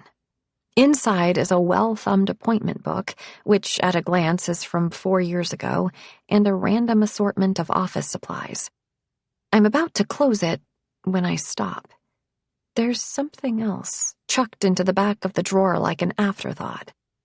It's a phone, a cheap flip phone, probably ancient, left here and forgotten. I pick it up and flip it open. The screen lights up, asking for a passcode. I catch my breath. Not an ancient phone, a disposable one. The murmur of voices jerks my attention back toward the door. I quickly slide the drawer shut with my foot, slipping the phone into my pocket, and scurry back to the chair. I lean back just as footsteps approach, and a moment later the door opens. It's Connor, and he's a mess. His hair is disheveled, his clothes damp, and he hasn't taken off his boots, a fact that his grandmother, standing behind him, looks horrified about. "You're all right," Connor says with evident relief. "She's fine," Louise says. She could at least try to sound a little happier about it. "As I told you. What, did you think we were going to have her put down like a lame horse?" Connor turns to her. "Can we have a moment?" he asks. She purses her lips, and then she turns, walking with a clipped gait back down the hall. Connor shuts the door, closing the two of us inside alone. The lump of the phone digs into my thigh. I watch him, mouth dry. "I'm so sorry," Connor says. His head is bowed, his hand still on the knob. "I didn't see you." He turns then, and I see the glistening moisture in his eyes. My first thought is to wonder if those tears are real or if it's the cold. He walks to me slowly and then bends, kneeling to put his hands on my knees. My whole body thrums with fear. It tells me to run. It tells me that the hunter is here and I am prey. I have always been prey. I don't want to feel this way. Like a knife has slit its way up to the notch of my rib cage, and even that is cracking open. It would be easy if I didn't love him. I wish that what I knew would blot out how I feel, but it hasn't. It can't. "Please," Connor whispers, his voice a raw ache. "I don't know what's going on with us. With anything. But I need you, Theo. I cover one of his hands with my uninjured one. I lean forward. He puts a hand around the back of my neck and presses his brow against mine, shutting his eyes. There's only him. Only Connor. Connor, who lied to me. Who sought me out and brought me here to dangle in front of his family. Who had to have known. Who saw me, maybe, standing there in the woods. Every fearful part of me is screaming that he is dangerous, telling me that I need to get away from him, that it's a matter of survival. But I don't know how to lose him and still survive. We need to leave, I say. It's a plea. It's a test. He sits back. All right, he says. The ache in my ribs eases. You're right. We need to get out of here, if there's any chance. He doesn't finish the thought. If there's any chance of us making it through this. If there's any chance to keep us from falling apart. Can we leave today? He runs a hand through his hair. Tomorrow, he says. First thing in the morning. Give me today to try to smooth things over. Make it about... He gestures at my arm. Make it seem like I fled because I was hurt and wanted to go recuperate, not that they'd scared me off. Not that anyone would be fooled. They won't let you leave. The thought squirms through my mind. I silence it.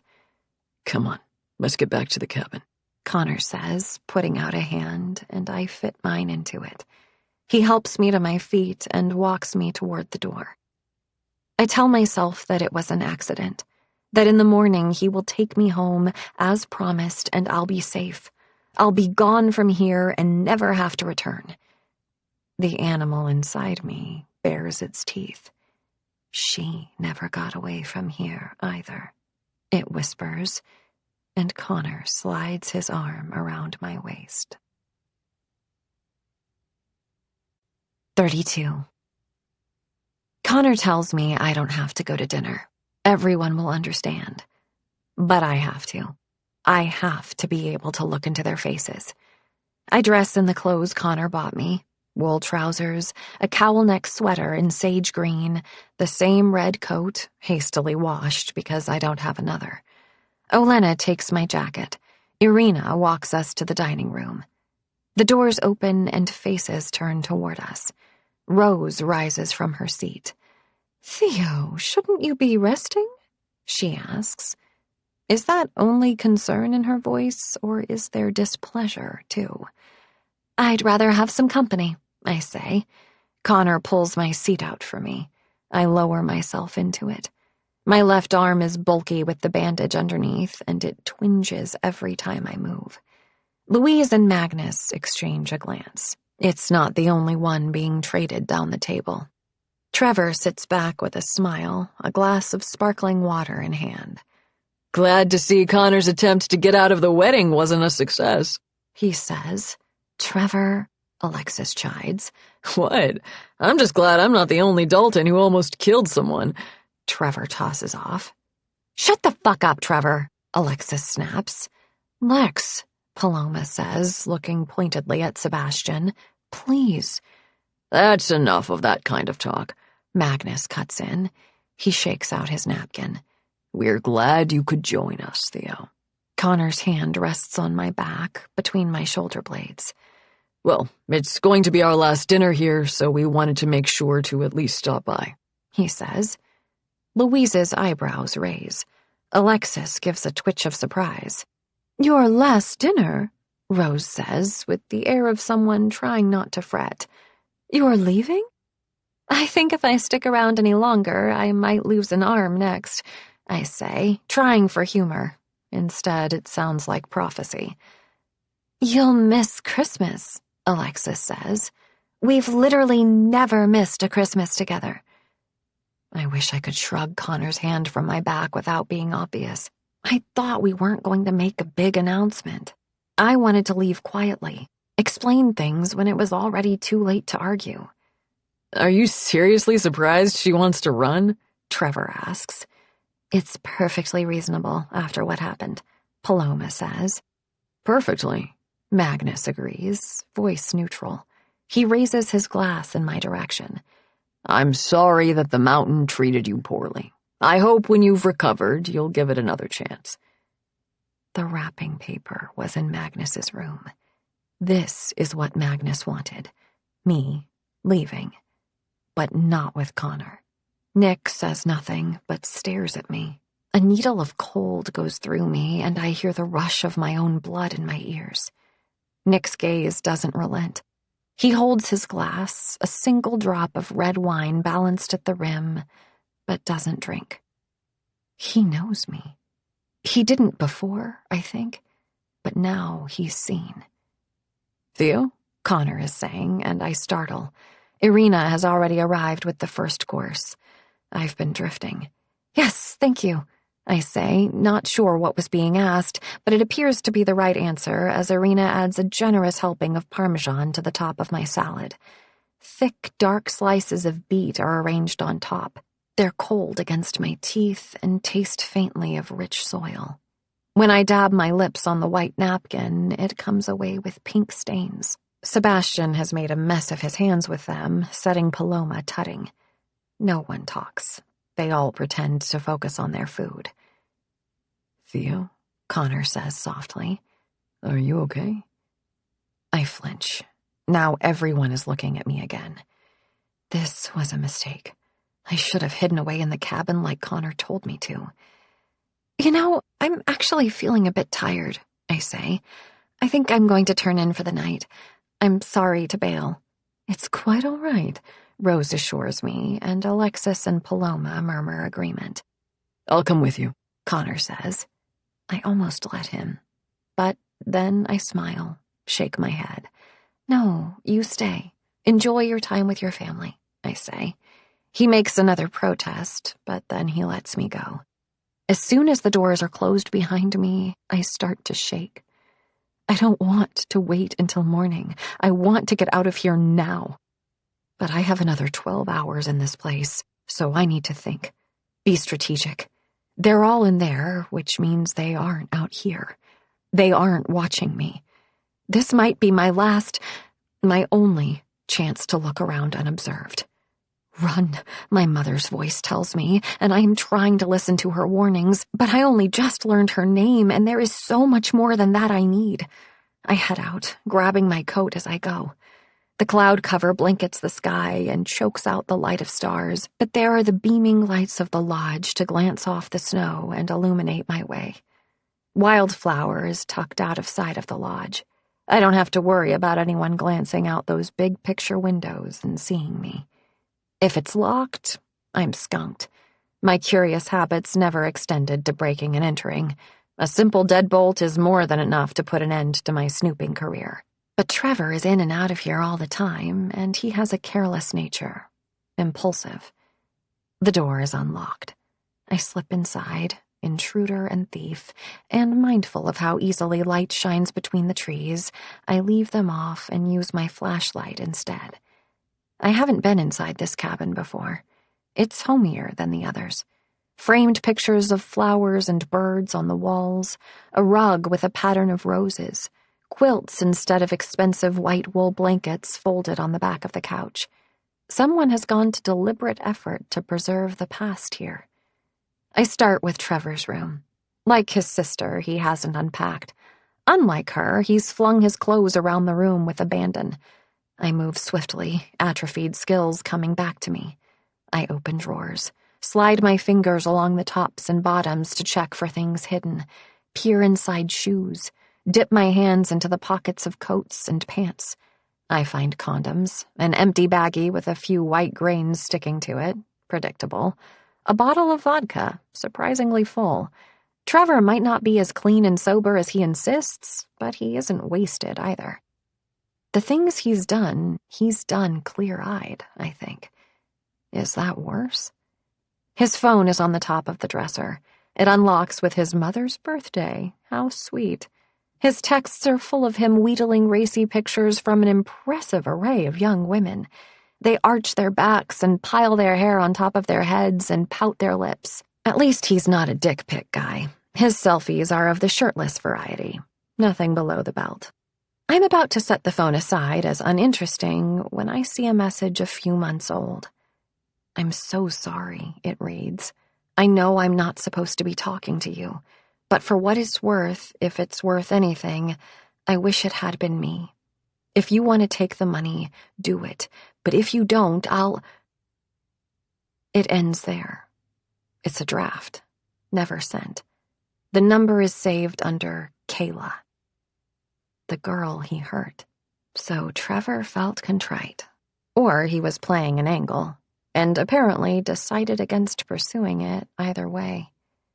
I doubt Trevor will notice anything out of place in this mess, but still I rearrange it all to my mental snapshot before I cut through the living room to the other bedroom.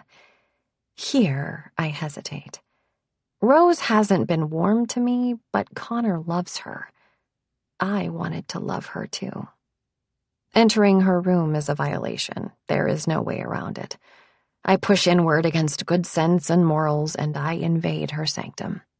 Everything I touch, I imagine stained.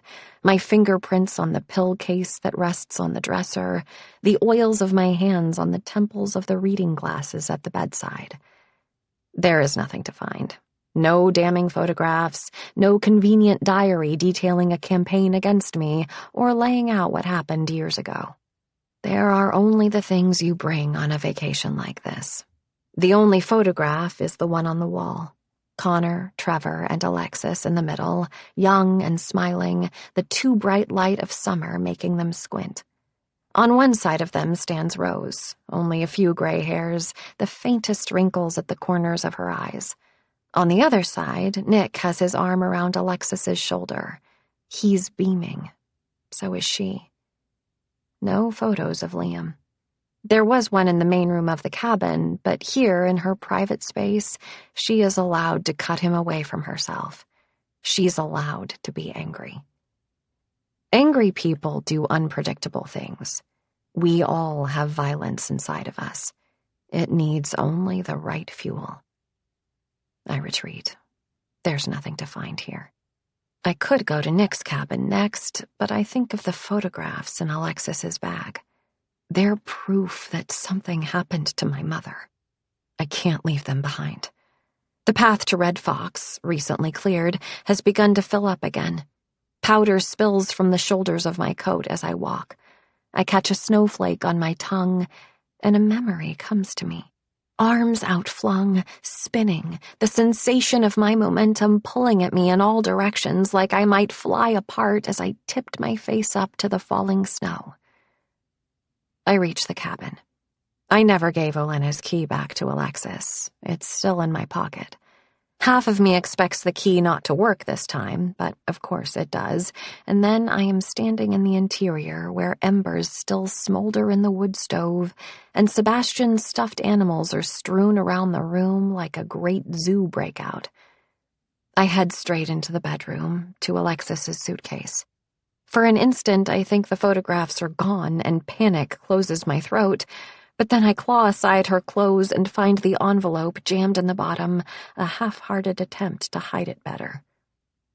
There she is, Mallory, my mother. Not the girl from Trevor's accident after all, and I can't believe I ever thought she might be.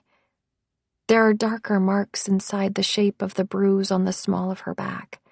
Knuckles. That bruise on her shoulder? Not a seatbelt, but a palm, a stretched-out thumb digging in. Her face untouched because it wouldn't do to leave marks where they could be seen. Liam Dalton had a temper.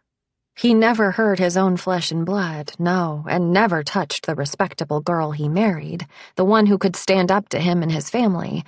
But Mallory Cahill, the girl from nowhere at all, she was fair game. She looks frightened. And she looks resigned. Why did you take these photos, Mallory? Did you think they might save you? Did you plan to run? Did you try? I can see her. Honey brown hair, hand clapped against the side of her neck, trying in vain to stop the blood. She reaches out as if to grab me, but pushes me away again. Hide! My memories swirl around each other in impossible combinations, tainted and warped by the images from my dreams. I can't be sure of them. I try to reorient myself, stick to what I know. Alexis has photos of my mother. Her father was having an affair with my mother. My mother was beaten. Alexis was 15 years old when her father died. Just a kid, really. Could she have known about Mallory? About what her father was doing? Maybe not. The sound of a key scraping in a lock startles me. I jump to my feet, the photographs clutched in my hands. There's nowhere to run. Nowhere to hide unless I want to try to shove my way under the bed and get found in an even more compromising position than I already am. Indecision paralyzes me, and so I'm standing there, clearly visible in the doorway, when Paloma enters. She freezes, keys in hand, her face flushed. "What the fuck are you doing?" she demands. I can explain," I say, which is what you say when you have no idea how to explain yourself. She says something rapidly under her breath and strides forward. "You had better start, then," she says. She's holding the key in her fist like a weapon. Her eyes are red-rimmed. She's been crying. "What are those?" she demands. I hold them out, opting for honesty. It's not like I have a better idea. "I found them earlier when I was looking for Sebastian's book," I say. She takes them from me slowly, stares at them. "What the fuck are these?" she says. She swears with the condensed intensity of someone who does not get many chances to do it. "Do you know who she is?" I ask. "No," she says, voice clipped. "What are you doing? Digging around for dirt on the family?"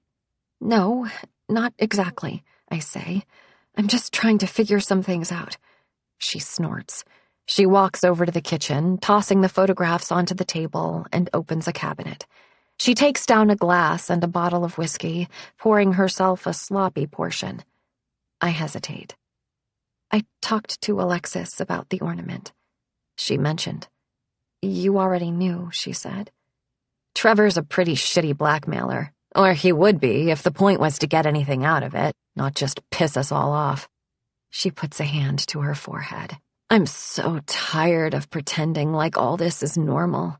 Like having this many fucking secrets is anything but diseased." She looks at me over the rim of her drink. "Do you know who that is in the pictures?" "Her name was Mallory Cahill," I tell her. "She was involved with Liam Dalton." Her eyes widen. "That's her?" she says.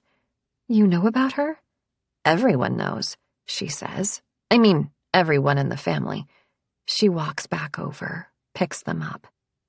"God, he did this to her?" "I don't know. Do you have any idea what Alexis would be doing with these?" Paloma blows out a breath. "No, but she's been helping her mom clear some things out of the old house. Maybe she found them there?" She sets them down. "Did Connor tell you about her?" "No, Trevor," I say. "Shit stirrer," she notes. She crosses her arms. "I cannot tell you how much I hate that man." "Trevor?" "Liam," she says. My eyebrows go up. "It's not my best quality. I know I shouldn't, given the way... But it destroyed her, you know? She was my best friend. I saw what it did to her. She almost didn't survive it herself." "He killed himself, didn't he?" I say, and now she does look shocked. "Alexis said that?" "Not in so many words." "Fuck." She takes a drink, then tips it toward me. "Want some?" I shouldn't, but I nod. She marches back over, discovers there are no more clean glasses, and pours a measure into a mug decorated with mistletoe. "Happy holidays. Anyway, yes, but I'm surprised Alexis told you. I don't think she's told anyone but me." "How does she know?" I ask. She leans back against the counter. "He talked to her, right before it happened. So when she found out he was dead, she guessed. But they told her not to say anything. Secrets and the Daltons, you know how it is." "Who told her? Rose?" She shakes her head. "The old man, probably. He was the one who came up after Mr. Vance found the body. All I know for sure is that Alexis was sworn to secrecy. Rose and Connor have no idea. Trevor either, obviously. It's messed up. They deserve to know. But it's not my place. She gives me a look that makes it very clear that she doesn't think it's my place either. Alexis was 15 years old. 15, and her father killed himself, and she couldn't tell a soul. It's monstrous. She blames herself, Paloma says. She thinks she should have known, figured out what to say. And instead of talking about it and fucking dealing with it, she did what she was told, and she's kept it secret all this time, no matter how much it hurts her. That's what you're getting into, Theo. And I swear most of the time I think it's worth it. But sometimes she swigs the rest of her drink, slams it down. Sometimes I wish I could go back and tell myself to fucking run. 33. I walk as quickly as I can in the direction of the cars, scuttling around the south end of the lake to get to the road. Soon enough, I have the gate in view, and then I'm over it, not breaking stride until I reach the same spot where that first bit of signal appeared like a fern frond poking up out of late spring snow. When I left White Pine, I made sure to slip the phone I found in Magnus's office into my pocket. I'm still wearing the same red coat, despite the slit in the arm, despite the blood. I don't have a second one. I take the phone out. I can't access its contents, but maybe I don't need to. I take out my own phone, open the messages. Stay away from Connor Dalton. Maybe I should have listened. I press the button to call the sender. I wait, and then the flip phone lights up. Incoming call. I end it quickly. Magnus is the one sending the messages. I wrote him off as an old-school guy, but of course he's tech-savvy. He runs multiple companies, deals with big international deals, and he's not a figurehead or a hands-off kind of manager. And the gift? A dramatic gesture, to be sure. And also a way to drive home a sense that someone here wanted me gone. I still have my phone in my hand. Seizing onto the thin thread of a signal, it offers up my notifications faithfully. 3 missed calls from Harper. 2 from that unknown number. Joseph. I'm about to swipe the notifications away, but at that moment the screen lights up and it begins to buzz. Joseph is calling again. I freeze in indecision as it rings once, twice. I never wanted to talk to him again. The thought of hearing his voice makes me shake. But Joseph might have answers. He might remember things that I didn't know to ask about before now. I accept the call. Hello? I say. My voice shakes despite my best efforts. I decide to blame the cold. Dora, I didn't think you'd answer, Joseph says, and he sounds exactly the same as he did 8 years ago. My name is Theo. Theo, then, he says. I was wrong. He sounds older. Theo, it's so grown up. Don't, I say. I shut my eyes. I'm not grown up. I'm shrinking inside myself with every word he says, becoming the girl who wept and begged and pleaded with him to help her. You said we need to talk? So talk. Dora, Theo, I'm sorry for what happened. You have no idea how often I've wished I could go back to that moment, Joseph says. I give a choked laugh. Yeah, it didn't turn out too well for you. That's not what I mean. I pretty much got what I deserved, he says. He sounds genuine. I think of the last time I saw him, soaked in blood, the knife on the ground between us. The way he looked at me, like I was a wild animal, like someone ought to put me down. Maybe he wasn't wrong. I don't want to talk about what happened, I say in a deadened voice. But someone has been talking about the things we all agreed we wouldn't. It feels like swallowing down something rancid, using that word. We. Like I'm making myself one of them, the way I used to be, the way I never was. I know, Joseph says. I'm sorry, Dora. It's Theo, I snap. I always hated that name. Theo, he repeats, like he's reminding himself, training himself into it. He doesn't need to. We won't speak to each other again. You know why they gave you that name? Because I was a gift from God, I say bitterly. It's because it's the only thing you would say. Teddy. It was the only word you spoke for the first solid month. So, Theodora. He says it like it's sweet, like he has no idea there might be something terrible wrapped inside that story. Things have changed, for me. Beth and I, we split, not long after you left. I'm living in Colorado now. I'm actually getting married next year. Felicitations, I say flatly. Bradley's great. I think you'd like him. Joseph says. My stomach gives a flip. I try to fit this piece of information into my recollections. Joseph and Beth. The way they never touched. The way she said so many times how she saved him. How his sister would purse her lips and shake her head whenever she mentioned her brother's religious turn. Those moments when Beth would spit out blame at him for her infertility, in her lowest moments, true acid and hatred in her voice. You don't need to say anything, Joseph continues. It doesn't make up for what I did, what I didn't do. I was supposed to take care of you, but I was too afraid of a lot of things. God-fearing, that's what we're supposed to be, right? But I'll tell you, I've only ever felt God since I stopped being afraid. Then I'm happy for you, I say. I'm surprised to discover it's even true. I can't forgive him, but I can be glad that he found his way to being someone new. That's not really why I called. Joseph clears his throat. In that sound, I can hear the fracturing of hope. He must have known this wouldn't be some joyous reunion, a mending of all our wounds, but some part of us always holds on to those fantasies. This will be the day they finally love me. This will be the day I am finally good enough. Someone contacted you, didn't they? About me? About what happened? Yes, Joseph says.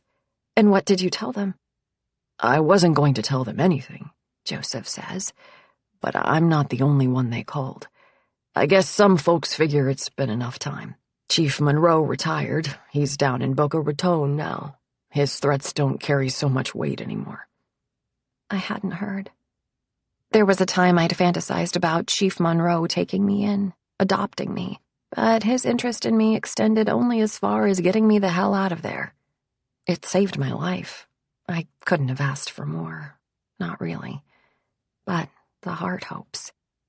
This guy, he already knew most of it, only it was all the worst version. The version Beth would tell, you mean, I say. Or Peter. A grunt. That's the one. So I sent him those photos, so he'd see, so he'd know why you did it. I told him I didn't blame you, because I don't. I deserve these scars, every inch of them. My breath is labored. The cold air makes my eyes water, but there are no tears. Not now. Do you know who it was? I ask. My voice is so calm. I don't understand how it can be so calm. The person asking, I mean. There was more than one, Joseph tells me. First time, it was a guy who wouldn't give me his name. Frankly, he seemed like a dumbass. Second time, it was a private investigator. I looked him up. It seemed like a real slick firm. What kind of people are you tangling with, Theo? It's not important, I say. Thanks for the heads up. The thing is, he pauses. I can hear the sound of his weight shifting, a chair creaking. I wonder what the stars look like in Colorado right now, whether he's far enough outside the city to see them spread out overhead. Here, there's nothing but the dark blanket of clouds. That second time around, they weren't just asking about what happened. They were asking about where we got you from, about if you'd told us anything about before. I watch the path of a single snowflake as it drifts down inches from my face. And what did you tell them? Nothing, Joseph says, voice gruff. It's no one's business but yours. But there was something to tell. The silence is a long one. I wait. You didn't talk much back then, He begins at last. For the longest time, you'd say only that one word, Teddy. Bought you 1,000,000 teddy bears, too, but you always just shoved them away, shook your head like they were wrong. Because the right one was here all the while, with its soft brown fur and red ribbon. I shut my eyes. But then you started talking, little by little. Just at night, when I would read you stories, you'd snuggle up in the crook of my arm. It was the one time you were ever calm. And one night, out of nowhere, you told me a story. You said that you used to live in a castle on a mountain. I asked if that made you a princess, and you said no. The princess was dead. You said that a terrible ogre had come to the mountain. You told me... He takes a deep breath. You told me that you knew what it felt like to be dead. That it was very, very cold. But you weren't alone because the princess was there with you. You woke up. She didn't. And then the fairies took you away to find a new family. Where did I come from, Joseph? I ask. You always said someone in the church. That was a lie, Joseph tells me, and I wish I was surprised. Or, not entirely. Someone in the church did approach us. They knew we'd been trying, and we were getting desperate. He said that there was a kid who needed a family, but it wasn't official. He said we'd have to do it quietly, and there'd be some money. We didn't ask questions. We were just grateful to have you. But I always knew there was something wrong about it. Wrong about me, you mean? It was never anything wrong with you. You were traumatized. I know that now. Hell, I knew it then, but I thought that loving you would be enough. Maybe it would have been if you were better at it, I say, and the bitterness oozes through my words. Theo, Joseph begins. I end the call, and then I block his number. Tears drag tracks down my cheeks. I don't want his apology. It won't do any good, not now. A princess in a castle. An ogre. It makes as much sense as the rest. I can almost see it. I can almost hear her voice. I sink down into the snow, wrapping my arms around my knees. I stare out down the silvery road as snow falls. It is eerily silent. I cannot even hear myself. Mallory Cahill. No, Mama. I picture the woman in the photos, the bruises on her body, and for an instant she's there. Mama. Her back bare, her head turned to look over her shoulder. I can just see her through the crack in the door. I'm not supposed to go in. The numbing cold bites through my clothes. I should be shivering, but I'm not. My body is gone, all sound is gone, and there is only the eerie pale unlight of the snow and the night. And in this space I don't exist. Here doesn't exist. The warmth and the light are all gone, and I follow it back. And there she is. The girl watches her mother piling clothes in a suitcase. Are we going on a trip? For a little while. The girl traces shapes in the condensation of the car window. Her mother adjusts the rearview mirror to look at her. Smiles. The girl smiles too, but she feels like crying. Outside the window, snow begins to fall. The girl spins and laughs, topples into the snow. She pops back up again, eager for the approval of her audience. The boy rolls his eyes, but he's smiling. She's pleased. She wants to impress him. She thinks they'll always be friends. She looks up into the face of the antlered man, and she screams, but she's frozen in place, and he grabs her by the arm. The snow is still falling. It comes thick and fast, and it covers her. She burrows beneath it like a blanket. She was so cold before, but now she's beginning to feel warm again. She thinks she would like to sleep now. The sun has vanished. She can't feel her feet or her right hand, though she knows it's there because it's resting on top of the snow right in front of her nose. Clouds cover the sky, occlude the moon, but there's one star still shining in the night. Sometimes it's amber, and sometimes it glows a duller red. It moves from time to time. She thought at first it was a wishing star, but she has been wishing for one thing, and it hasn't come. Help. She tries to say it, but her voice doesn't work. The star flares. It illuminates a face, a dark shine of eyes that watch her with patient disinterest. She's not so cold anymore, she thinks. She feels very warm now. She shuts her eyes. Maybe help came after all, and her mother has bundled her up in a blanket in front of the fire, and soon she will tell her a story about the princesses in the forest and all the places that they will go next. The memories shiver. In the dark, they are almost physical things. I could reach out and touch them. "You look so cold," my mother says. She crouches down in front of me, wraps a red scarf around my neck. Her smile is warm and unafraid. "What are you doing out here, Teddy?" "Looking for you," I whisper. I blink my eyes. They feel gummy. My limbs are heavy. "Mama?" I'm alone.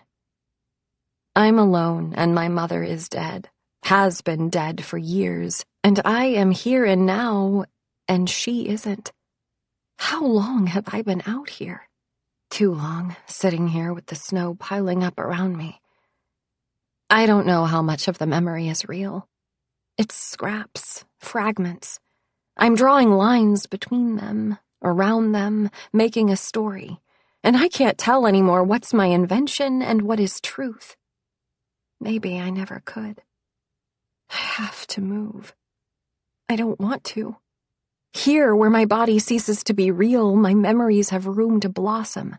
The cold and the memory, they are linked, as if I left them behind in the cold, and I've returned for them.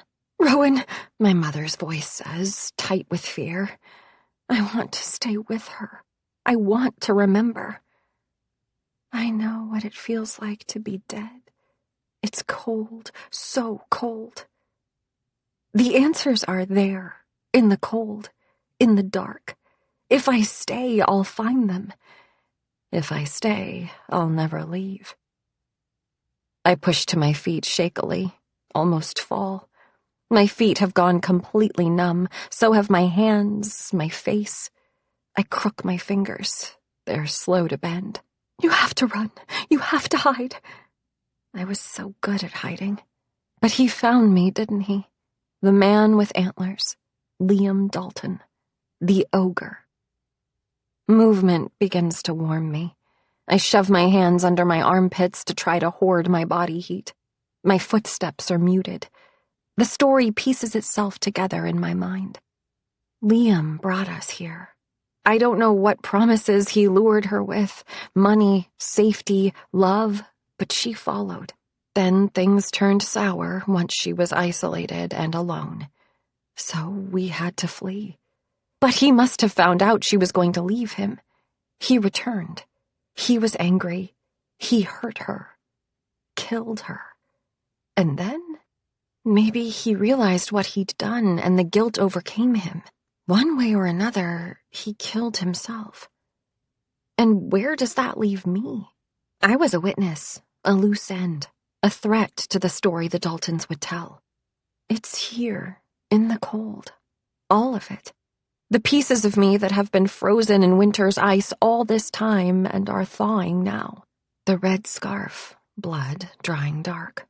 The bitter cold, the star glowing red, amber, the end of a cigarette, the antlered man with his face half black. There you are. And we have to go, love. We have to go now.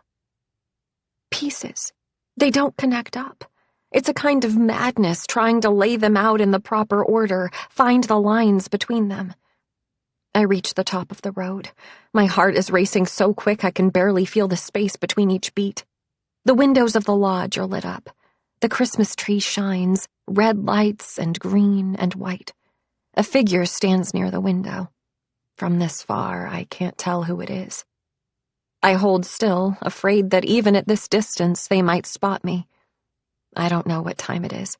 I'm afraid to get my phone out to check in case the light is visible. I know I've been gone a long while. A sound splits the silence of the night. Muffled, distant. It sounds like a bird or maybe a rabbit caught in a predator's teeth. The person at the window seems to turn toward it as well, but the curtain of quiet falls again quickly. The figure turns away and begins to walk out of the room, and I recognize the gate. Louise Dalton. I strain my ears for the sound to come again, but it doesn't. My teeth are chattering. I see the light of white pine up ahead.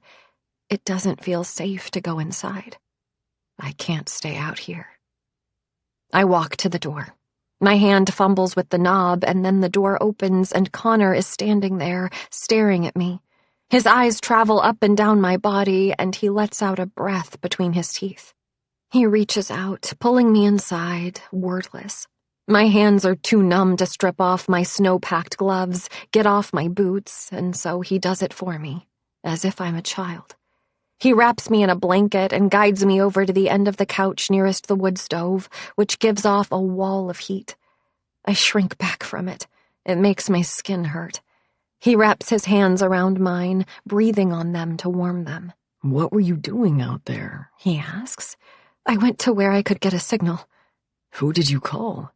"Magnus," I say, my lips twisting mirthlessly, but he only looks confused. "I've been getting text messages, telling me to stay away from you. I found a phone in Magnus's office, and I went to try the number. The texts came from him." "That doesn't make any sense," Connor says. "Why would he do that? It was probably Trevor, being an ass like always." He's still rubbing my hands between his. They prickle, pins and needles as feeling returns. "I saw a photo of you," he says, without looking up. "I was at Harper's show. We'd never met. It was a friend of a friend thing. I was on a date, actually." He gives a low laugh. "A bad one. I saw the photo of you. And I saw the tattoo. It reminded me of the other cabin, Dragonfly. Dad picked the name for it, you know. He bought the ornament for the door. It reminded me of him. It made me think of..." He lets out a breath and bends his head over my hands, resting his brow against my knuckles.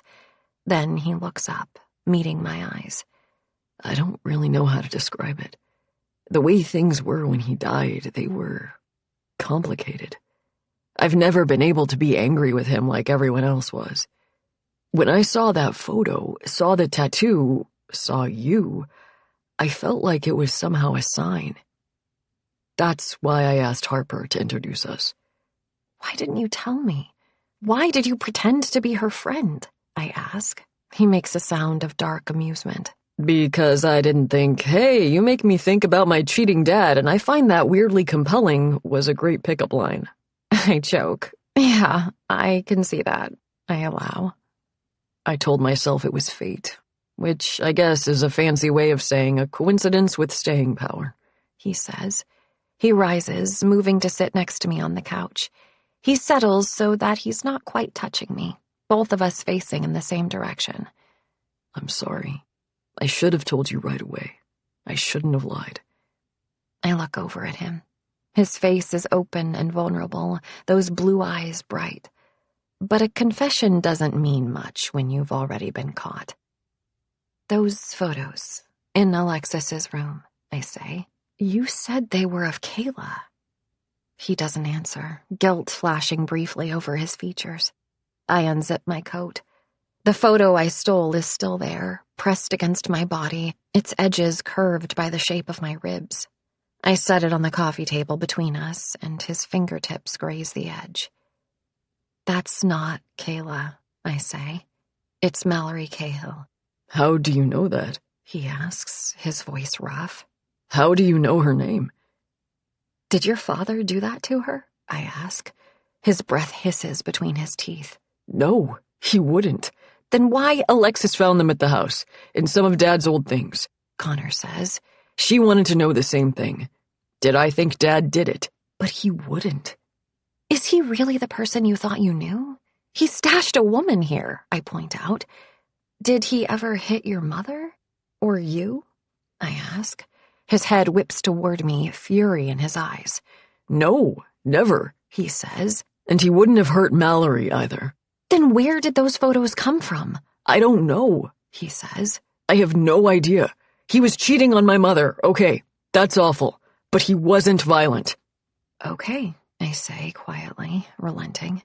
He looks back at the photograph. He picks it up, eyes lingering on each bruise. I met her once, you know, he says. Mallory. My father drove me up here. He didn't tell me. He just said she was a friend. I mostly remember the little girl. We were almost the same age. Spent the afternoon playing together. It was a fun day. Same age? I echo. I mean, not really. I was 7, she was 5, he says. Are you sure? He gives me an odd look. Yeah, actually. You know kids at that age. They make a big deal out of it. She found out my birthday was exactly a week before hers, so she kept telling me, like, when you're 12, I'll be 10. When you're 17, I'll be 15. And she'd make up the things we'd do together. It was actually really sweet. 2 years and 1 week. All of a sudden, I know my birthday. I'm a year older than I thought. I sit back in the chair. Connor is still watching me. I don't think he planned to bring me up there, he says. There's a touch of defensiveness in his voice. Mom was sick. He got stuck with me for the day unexpectedly. I had no idea why they were here. The feeling of spinning comes back to me, the touch of snowflakes on my tongue. The boy who laughed and grabbed my hand, pulling me along. Let's go. The image morphs. The antlered man, hand on my wrist, those same words echoing, anger in his voice. Or... Theo? Connor reaches up. I flinch, but he only presses the pad of his thumb to my face, wiping away a tear. He looks at me, a line between his brows. He was a good man, you know. He was always so patient with us, gentle. He never even raised his voice, and he taught me to help people. He said that's the point of being in the world, to help each other. He wouldn't have done that. Then who did? I ask, but Connor is staring at me, doesn't seem to hear. His lips part. I reach for him. Connor? Oh my God, he says. Teddy. Her name was Teddy. He stands up abruptly, hand over his mouth, and my hand falls back to my lap. He looks at the photo on the table, then back to me. I sit with my elbows on my thighs, body pinched together. I didn't know, I say. It's true? He has one hand on his hip, the other running through his hair, a look of utter bewilderment on his face. You're her. How? But... did you arrange this whole thing? How could I? You're the one who tracked me down, remember? I point out. You said I looked familiar. The day we met, you said you thought you knew me.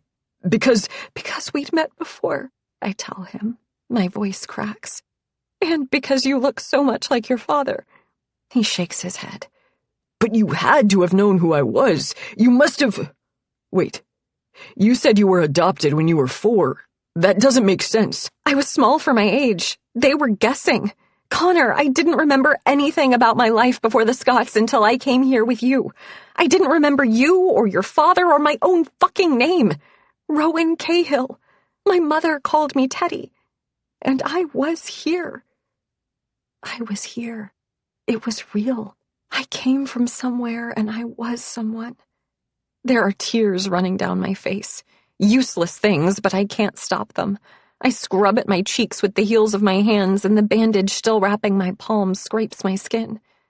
Connor watches me, silent. Then he sits slowly, lowering himself to the edge of the coffee table. He leans forward, elbows on his knees, gaze to the side. Explain it to me, he says. He looks directly at me. Anger simmers behind his eyes. No, not anger. Fear. I know only bits and pieces, I say slowly, deliberately. I have just one chance to explain this so that he'll believe me. It started with the cabin, Dragonfly. I remembered being there, and then I found a photo of myself. I get up and walk to the bedroom, returning with the photo, which he holds in both hands, studying it intently. Trevor told me about Mallory, that your dad had her here, that she had a daughter. I started to remember things, nothing solid, but I remember... I trail off. I ball my hands into fists. My mother didn't run off after your dad died. She was killed. Murdered, I think. And then I somehow wound up on the other side of the country, and the Scots got paid a bunch of money to take me in and not ask questions. You think my father did it? Connor says hollowly. You think he hurt her? The man in my dream? It's him, I say, and I don't have to tell him which dream I'm talking about. Connor, Alexis told me that your father didn't die from a fall. He killed himself. He recoils, his face contorting in shock. What? Paloma confirmed it. She said Alexis knew, but someone, presumably your grandparents, made her promise not to tell you or your mom, I say as gently as I can. Connor is shaking his head. That doesn't make sense. I know, it's hard to hear. No, I mean it genuinely does not make sense, Connor snaps. When I was 18, I got a copy of the autopsy report. I thought it would bring me closure or something like that. The cause of death was listed as hypothermia and an epidural hematoma, a blow to the temple. He would have lost consciousness briefly and probably woken up and thought he was all right. That would last a few minutes, but the blood would have been building up in his skull. Eventually, he'd collapse again. They couldn't definitively state if it was the cold or the bleeding in the skull that was the definitive cause of death. He fell and hit his head. That's what happened. He could have jumped, I suggest. Even the lodge is only 2 stories, Connor points out. Shitty way to kill yourself. Good way to break a leg. Mr. Vance, he said it was a broken neck, I remember. But wouldn't he have known? He's the one who brought the body down. What did they tell you back then? Nothing. An accident. He fell, Connor says. There was blood on his face, they say. Connor looks confused. I raise a hand, gesture in a vain attempt to explain as I fumble for words. I went to find my mom, and she was dying, I say, hand to my throat, fingers tracing the path of the blood. She told me to hide, so I did. But he found me. He came in the door, and I screamed because he looked like a monster, the antlers behind him and his face, half of it dark, with shadow and with blood. Not hers, his own. So she'd fought back, before he hurt her. And then he came for me, and when he found me, he grabbed my hand, and he was so angry. But it wasn't anger. I'd made the same mistake with Connor. It wasn't anger, but fear. I'm not supposed to go in. I can see that door again, see it swinging open just enough to peer through. The girl opens the door 2 inches, no more. She knows she's not meant to be here. She knows she's not meant to see. Is that enough? Her mother asks. We need to get all of it, a voice replies. It won't matter. It might. You don't know what he's like. You don't know how these things work. So you're just going to give up? I have nowhere to go. Let me help you, Mallory, Liam says, and then he looks up and sees her and smiles. Hey, Teddy. It wasn't him, I whisper, my gaze unfocused. It wasn't him at all. He was trying to help. I got it wrong. I was afraid, but not of Liam Dalton. Theo? Connor says slowly. What Mallory and my father did was awful, but it wasn't just because he was cheating on Mom. I didn't find it out until much later. It was part of why Nick and my mom, why they got so close after, commiserating. Nick, I repeat, stunned. Mallory was living with him when she and Dad got together, Connor says. Nick. He'd known her too. Known me. I thought it was odd, but I didn't think it through. And Trevor, his cracks about disloyalty running in the family. He wasn't just talking about his father cheating on his mother. He was talking about Liam betraying Nick. Nick, who saw that photo in my pocket, who saw the birthmarks on my neck and knows exactly who I am, knows that I've been asking all the questions that I shouldn't. Connor is still talking. When Alexis showed me those photos, I thought it didn't make any sense. Why would Dad have had them if those bruises were his fault? Unless he was holding on to them for her. Nick's always had anger issues. Mom used to think I butted heads with him because I didn't want him replacing Dad, but I swear I always felt like he hated me. I feel numb. I touch the tips of my fingertips to my face, chasing any sensation at all. What exactly do you remember? Connor asks. I close my eyes, and I tell him. 34. The girl knows how to hide. She knows how to stay quiet. When the monster is angry, you do not run. You do not make a sound. The door bursts open. A beast steps into the room. A beast with the shape of a man and antlers springing from his temples, and she screams. But it's only Liam, not the monster at all. There you are, love. Come on, we have to go, Liam says, but she's too scared to move. He looks terrifying, half his face masked with fresh blood that flows from a gash at his temple. He leans down, grabs her wrist, and hauls her upright. He starts to pull her toward the door. She flings herself back, and he stops, panting for breath. His eyes are filled with worry, but he drops to one knee and puts his hands on her shoulders. Listen to me, Teddy. I need you to trust me. Do you trust me? He asks. The girl nods. We have to run. We have to run and not stop until I say so. Don't look back and don't slow down. Can you do that? Yes, she whispers. Then, where's Mama? His hand rises from her arm, lowers again, a helpless gesture. Let's go, is all he says, and then he's drawing her out into the snow. I don't have my coat, she wants to tell him, but she sees the look on his face and swallows down the words. The snow is deep enough to catch at her legs. She has to take 3 strides to every one of his, and his grip on her wrist yanks her along, but she presses her lips together and doesn't make a sound. His head swivels constantly. This way, he mutters sometimes. The girl is getting tired, but it's his steps that slow first. He stumbles, catches himself against a tree.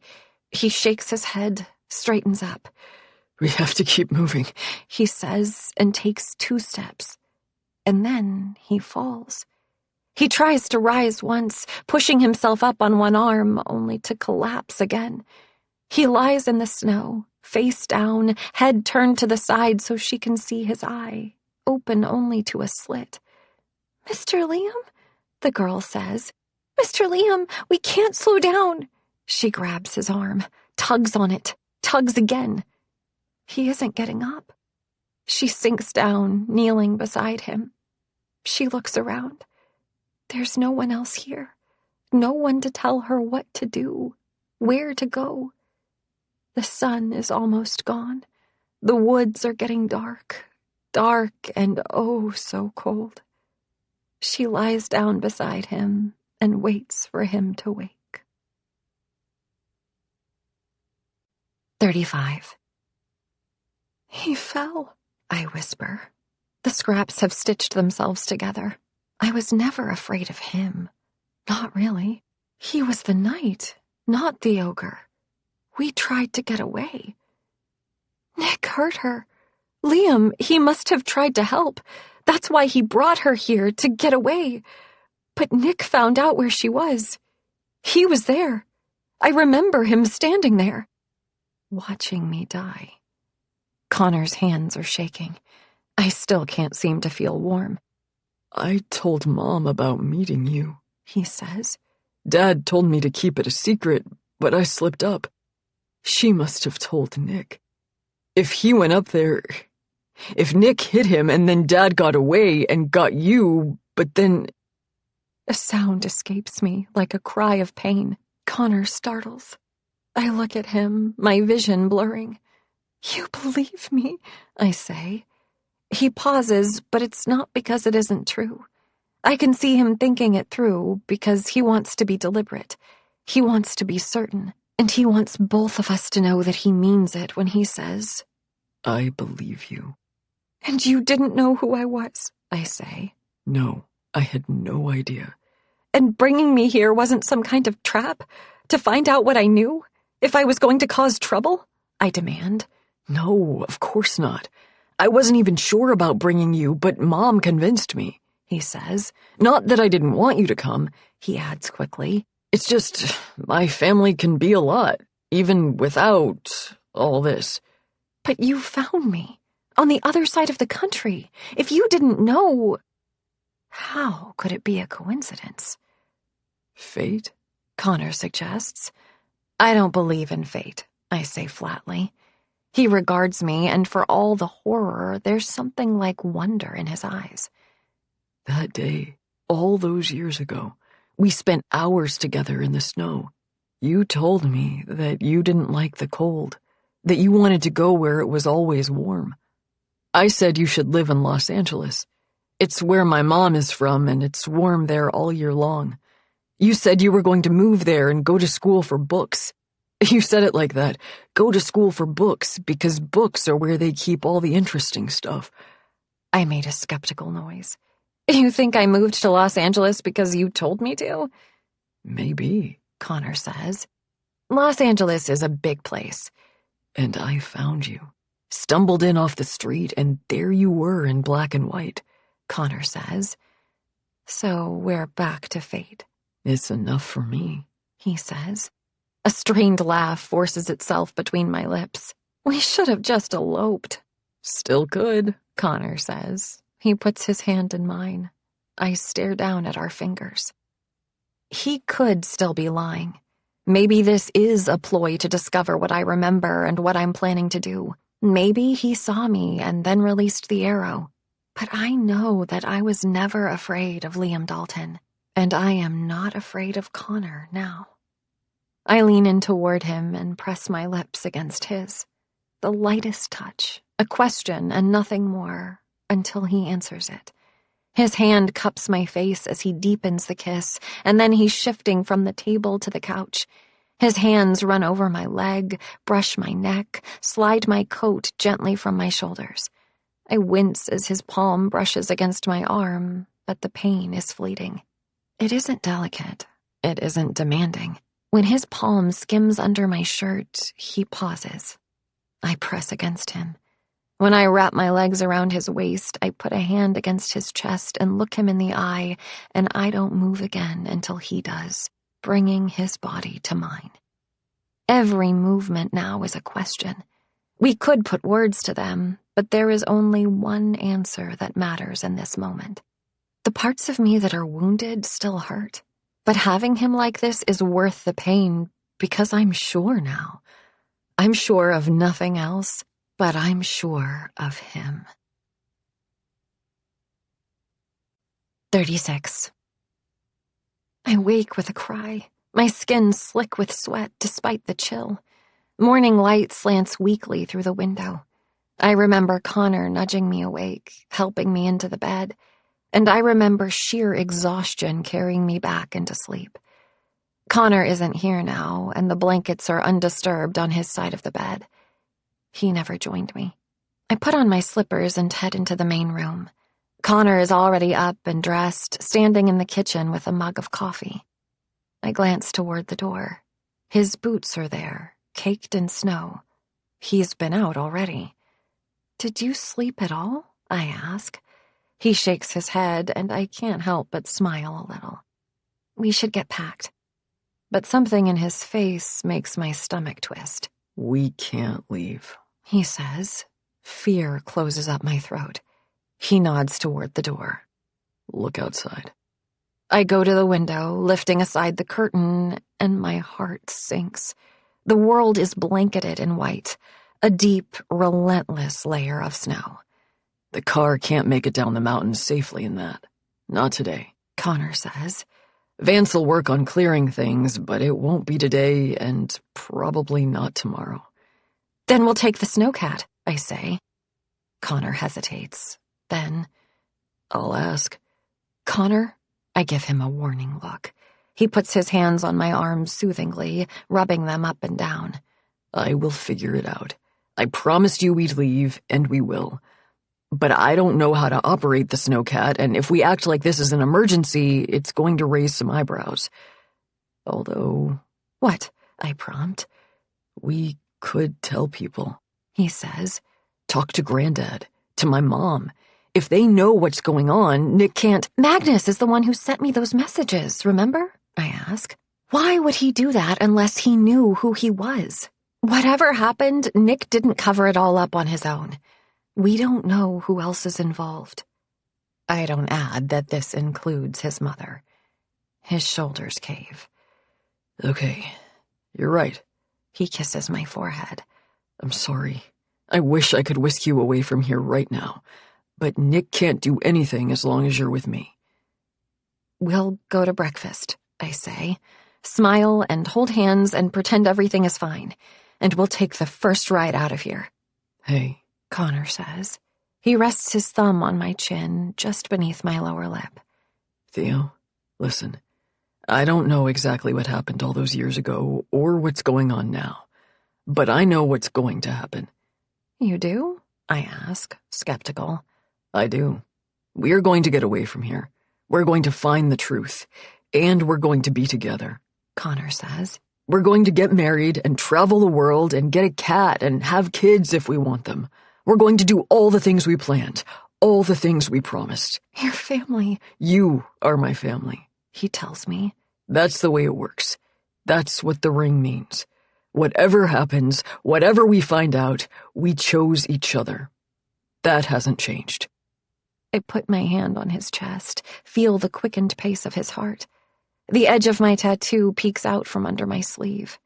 I never knew if it was a warning or a guide. Now I see that it's both. It brought me here, brought me to my past, to my memories. But first, it brought me to Connor. Let's go, I say. I take his hand and we leave together. It's quiet in the lodge when we arrive. We're up early, though already the scent of coffee and something spiced with nutmeg reaches my nose, and I imagine Irina has been up earlier still. Irina appears almost as quickly as that thought and waves us in. I'm sorry, I am a bit behind, she says as she shows us into the dining room, already set up with coffee on the sideboard and an array of tiny breakfast pastries. Her definition of behind isn't the same as mine. Olena is supposed to be helping, but she pauses, a frown creasing her face. It's no problem, Connor assures her. I believe your grandmother will be here shortly, she says, and exits, muttering something about that boy under her breath. 3 guesses as to who Olena is dawdling with. I'm pouring my coffee, or, as Connor teases, my cream and sugar with a splash of coffee, when Louise arrives as promised, steps clicking on the hardwood. In the doorway she pauses, eyes on me, displeasure evident. Connor, Miss Scott, she says. My cup scrapes against its saucer. I walk to the table, setting it down at my place and offering her a gracious, good morning. Play the part. Don't let the cup rattle, even if your hands are shaking. I was under the impression that you would be departing, she says thinly. Oh, I don't think anyone's leaving with all this snow, I say lightly, not quite answering the question. Can I get you some coffee, Louise? Black, she says, and takes her seat beside the head of the table, a good distance from me.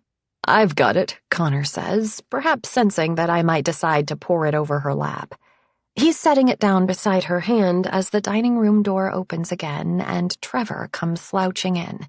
He's a mess, collar undone and hair disheveled, eyes gluey from lack of sleep or drink or both. He yawns openly as he meanders over to the sideboard, plucking up a wheel of puff pastry filled with some kind of cinnamon nut mix and popping it into his mouth right there, dusting the crumbs off his fingers and onto the floor. "Quite the storm last night," he says as he drops into the chair immediately next to me. It felt like an Arctic trek just to get here from the cabin. My voice is bright. My fingers dig into my thigh. Every nerve in me is telling me to run, but there's nowhere to go. Voices in the hall. At some point they start sleeping in past dawn, right? Alexis is saying, and then she and Paloma bustle in, Sebastian in Paloma's arms. He's carrying a pair of dinosaur toys and is smashing them together, growling like a feral beast. Paloma plops him unceremoniously in a chair and heads for the coffee, leaving Alexis unwinding a scarf from around her neck as she hovers awkwardly near the door. Hope everyone got a decent night's sleep, because we sure didn't, she says with forceful cheer. "Anything wrong?" Connor asks. Oh, just something woke up Bastian in the middle of the night and he wouldn't go back down. Kept getting freaked out by every little noise. Alexis tracks Paloma as she speaks. Paloma loads up a plate with treats and sets it beside Sebastian, taking her seat without ever making eye contact. Which you would think would mean he'd sleep in, but... Rose arrives then, and Magnus. Rose is put together as always, with that way of moving and speaking like she's considering every twitch of her facial expression around her in-laws. As we all take our seats, Louise watches me, not bothering to hide her unhappiness at my presence. Irina comes in, carrying a tray with a steaming scramble of egg and mushroom. She sets it down in the middle of the table and wipes her hands on her apron, obviously frazzled. A moment, please. I'll be right back with the rest, she says. "Where's that daughter of yours? Not helping you?" Magnus asks. Irina's eyes cut to Trevor. She's running a bit late. Haven't seen her yet today. "We need to discuss you distracting the help," Magnus says.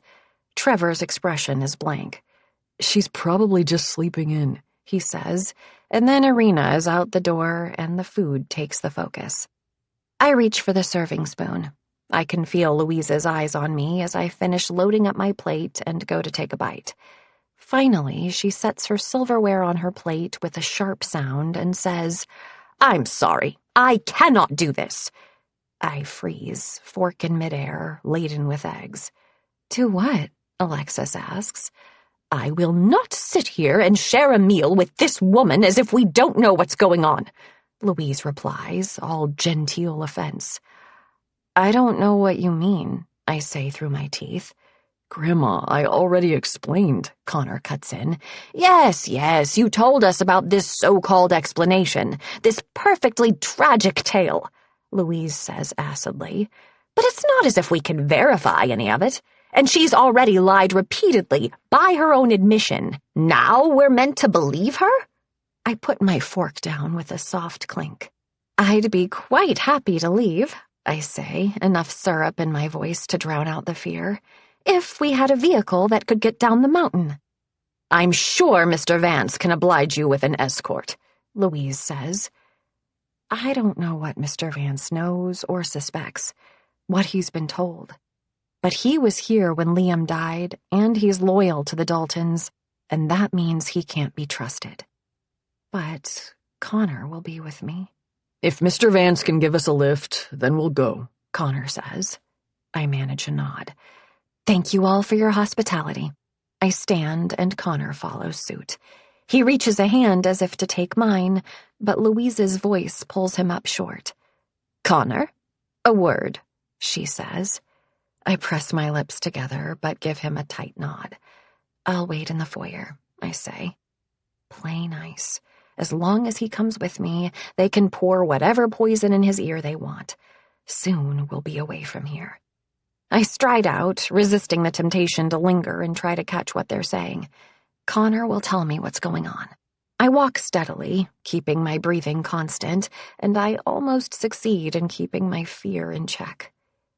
Nick is in the foyer.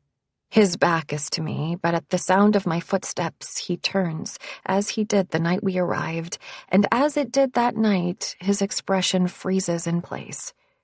"Theo," he says. "What are you doing here?" "Getting breakfast," I say. Or getting kicked out of breakfast. I keep my chin tipped up and tell myself I have no reason to be afraid, here in the lodge with witnesses only a hallway away. It doesn't help. He moves toward me so quickly I don't have time to react before his hand is closing around my upper arm, inches from the wound he stitched up only yesterday. The pain makes me cry out, but his grip doesn't relent as he stares at me, searching my face for... what? His teeth are clenched, his breathing suddenly ragged, and I freeze. Don't move. Don't make a sound. Don't make the ogre angry. "What's going on here?" Trevor's voice comes from behind me, lazy and unbothered. He slinks around into view, hands in his pockets. "Did the peasant girl steal the good silver?" Nick lets go. He steps back, and without a word, he walks past us both, down the hall toward the dining room. "What the fuck was that about?" Trevor mutters, sidling another step closer to me as he watches his uncle go. I don't know, I say, voice shaking. It's only half a lie. Trevor gives me a curious look. "He's an asshole, you know," he says. I know, I say.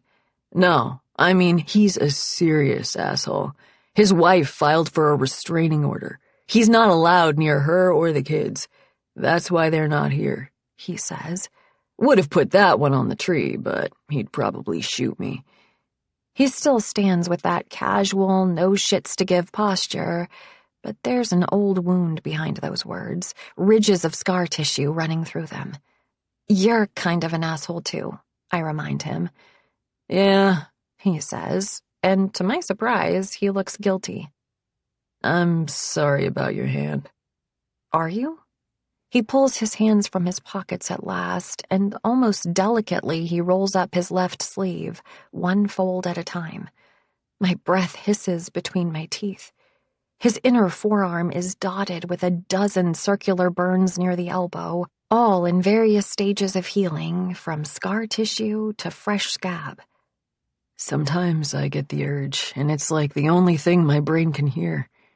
Only I've never hurt someone else. So, sorry, that was fucked."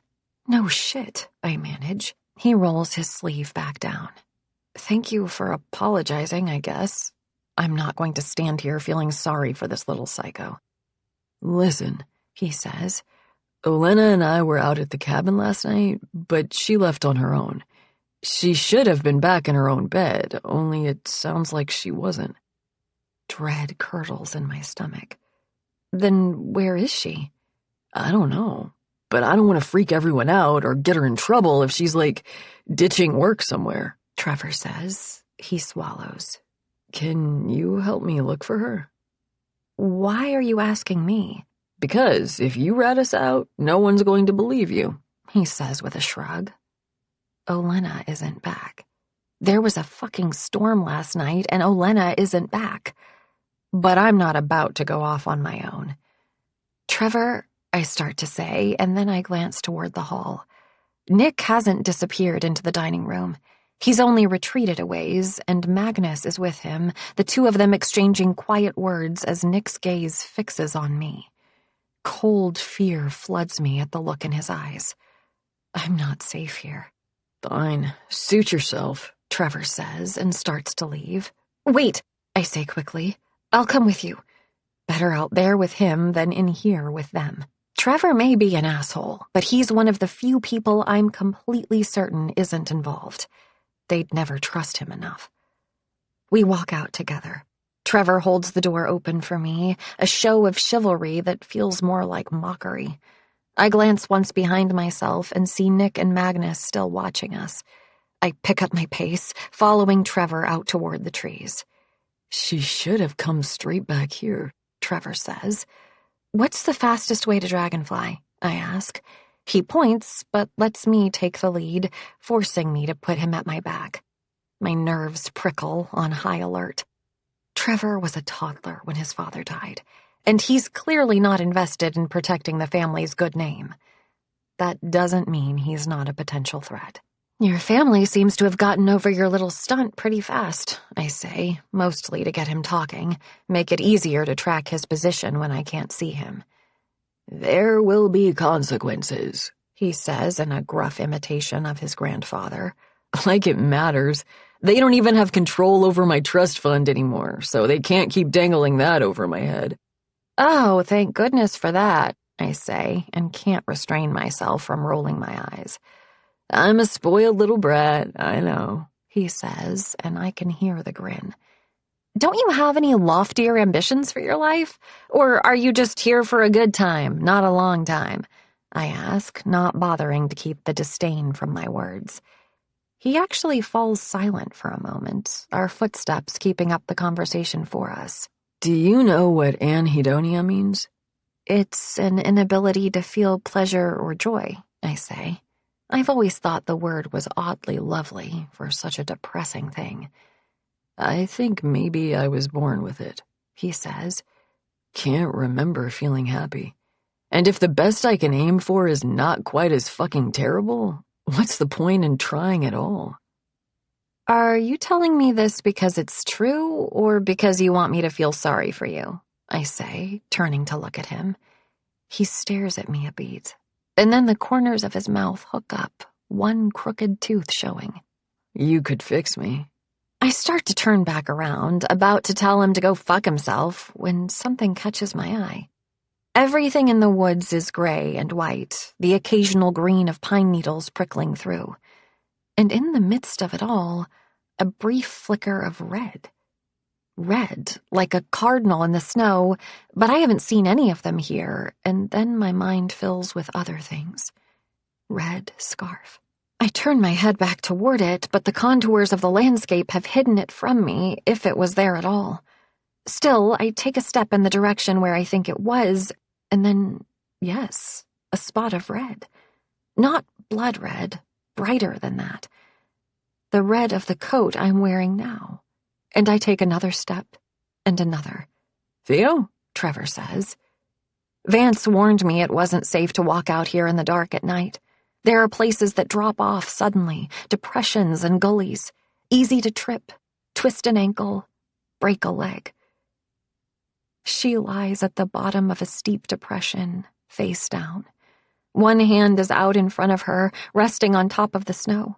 The other is twisted under her body. Her dark hair spills out, the white wool cap lost. Snow has fallen thickly, covering her shoulders, covering the blood that pooled beside her head, but it seeped up, making a pattern of pink across the snow like creeping mildew. Theo, what? Trevor says, and then he's caught up to me.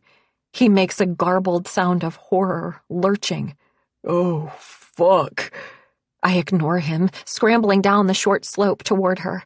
I grab her shoulder, forgetting everything I know about stabilizing the neck, securing the airway, just frantic to get her turned over, certain she's suffocating. Her eyes are open. Her skin has a bluish cast, and she's dead. She's been dead for hours. There was nothing I could do. And the first thing I feel, the very first thing, is a wash of relief, a release to know that I cannot save her, and so I am spared the agony of trying, and I know that for the rest of my life I will remember that moment and be ashamed. And just as quickly, the feeling is gone.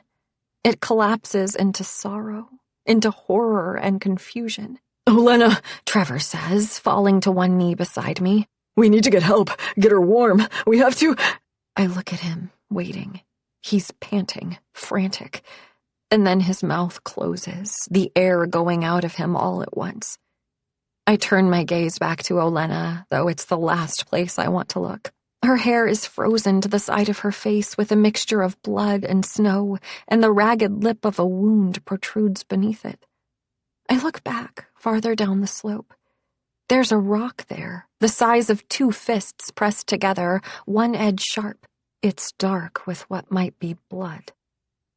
I think of the sound I heard last night, stumbling back to white pine in the dark, like a bird or a rabbit crying out in pain. I brush hair from Olena's face with my fingertips. Her empty eyes stare into mine, and I feel like I've been here before. Here, in the cold. Here, with a body that has long since lost its warmth, with eyes staring into mine. I've been coming and going from Dragonfly. Mr. Vance saw me. He told people. Told Nick. And this path... We veered off course, farther south than the direct path Olena would have taken if she was going the shortest route. With all the snow, Olena must have been cutting over to the cars in the lake to get to the easier path around the lake edge. She was walking in the direction of White Pine, in her red coat, the same color as mine. We looked the same in the dark, Olena and I. "What happened?" Trevor asks, as if I know. As if I can explain it. I look up at him, voice perfectly level, and say, "She fell." 37. "What do we do?" Trevor asks. He looks at me helplessly. "What do we do?" You would think that I was utterly calm to look at me. "Stay here," I tell him, firm and assured. "I'll get help." I walk away before he can object. My mind charts the path back to White Pine, to the Keys, to the car, down the mountain through drifts of snow. I might make it. Not without Connor. I follow my own footprints, back up the steps of the lodge, inside, not bothering to remove my shoes. I'll track snow all over the gleaming hard woods, but so what? Let it seep in. Let it warp the wood and let the Daltons tear it all up and start over again. Connor's voice floats toward me. He's in the living room. I follow the sound, that calm that is not calm at all, keeping me steady. I expect to find him with Louise, but it's Rose in there with him, the two of them standing close together. Her arms are crossed lightly, her head bent, everything about her pose emanating discomfort and defeat. Connor has one hand on his hip, the other at the back of his neck, no happier than she is. My winter boots thump gracelessly as I enter, and he turns. "Theo," he says, brow creasing. "Where did you go?" "I need to talk to you." The line between his eyebrows deepens. He touches his mother's shoulder once, a just a moment gesture, and then hurries over to me, dropping his voice. "What is it? You look—" "We need to leave," I say under my breath, quietly enough Rose won't hear. "Now." "We will," Connor says. "We need to talk to Mr. Vance and then—" "Not Vance, just the two of us, and we need to do it right away," I say. "Listen to me carefully and do not make a scene. Olena is dead." His face goes blank with shock. I take hold of his hand, squeeze hard. He can't freak out. "Connor, we need to leave now," I say again, but at that moment the front door slams. Heavy footsteps stagger into the foyer, and I curse under my breath as a voice calls out. "Mom! Mom!" "Trevor?" Rose calls back, startled, and glances at me with a frightened expression, and then Trevor is staggering into the room. His face is bloodless, eyes wild. "Mom, Olena, she's dead," he says. Rose gives a cry, her hand going to her mouth and her eyes still flicking from Trevor to me, back to Trevor, trying to fit the pieces together. I'm still holding Connor's hand. We could go, walk out the door and leave. But it's already too late. Louise appears at the other doorway. "What is going on?" And then more footsteps, people flocking to the sound, and there's no escape now. "Olena's dead," Trevor says again, his voice a wreck. She was just lying there, and—" He chokes, gestures desperately in the general direction of the woods. "I don't know what happened. She was with me, and then—" "Oh, God," Rose says softly, but she isn't looking at Trevor. She's looking past him, and all of us turn. Irina stands in the hall. Her hands are in front of her face, as if she is trying to hide, to cover her eyes, to blot it all out. Her whole body trembles. And then she begins to scream. Louise is the first to move. She covers the distance with surprising speed and gathers Irina against her. Irina's cries draw anyone who wasn't already here. Confusion and fear thicken the air. Alexis grabs Paloma's hand. Paloma lifts Sebastian up as if getting ready to flee, and Nick looms behind them. Irina's screams taper off. She sags against Louise, murmuring something raggedly. "It isn't true," I hear. "It isn't true." "What is going on?" Magnus asks. He stands in the hallway that leads to the bathroom and the study. "It seems there was some kind of accident. Olena is dead," Louise says. Every time the words are spoken out loud, it somehow seems less real. Trevor haltingly explains.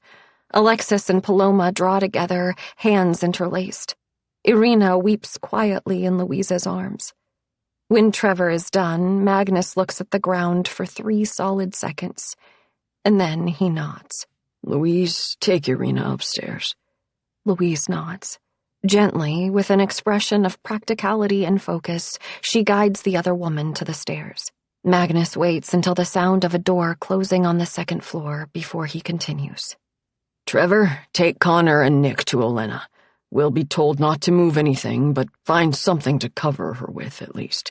I'll call the sheriff and the coroner and see what they want us to do. Alexis, Paloma, you should take Sebastian back to Red Fox. Rose, see Theo to the study. She can rest there." "I can go back to White Pine," I say immediately. "You've had a shock. You shouldn't be off on your own," Magnus says briskly, not inviting disagreement. "And as you were with Trevor when Olena was discovered, the sheriff may have questions." The sheriff. If the sheriff is coming here, surely that will be its own form of protection, and a possible ride out of this place. Rose takes my arm, her grip kind and unyielding. I glance at Connor. He looks helpless. There's no reasonable way to object, nowhere to go if I did. And so I surrender. The seconds tick by on the clock above Magnus's desk. It's been an hour since Rose left me here. I have no idea what's going on. No one has come to get me. No one has spoken to me at all. I stare at the door and wonder if it's locked. I don't see a reason yet to try, but I take a mental catalog of all the objects in the room that are heavy enough to serve as a weapon. Olena is dead. Someone killed her because they thought she was me. It isn't the only explanation, but the way I figure it, it's the only one that matters, because if it is true, then I cannot afford to disbelieve it.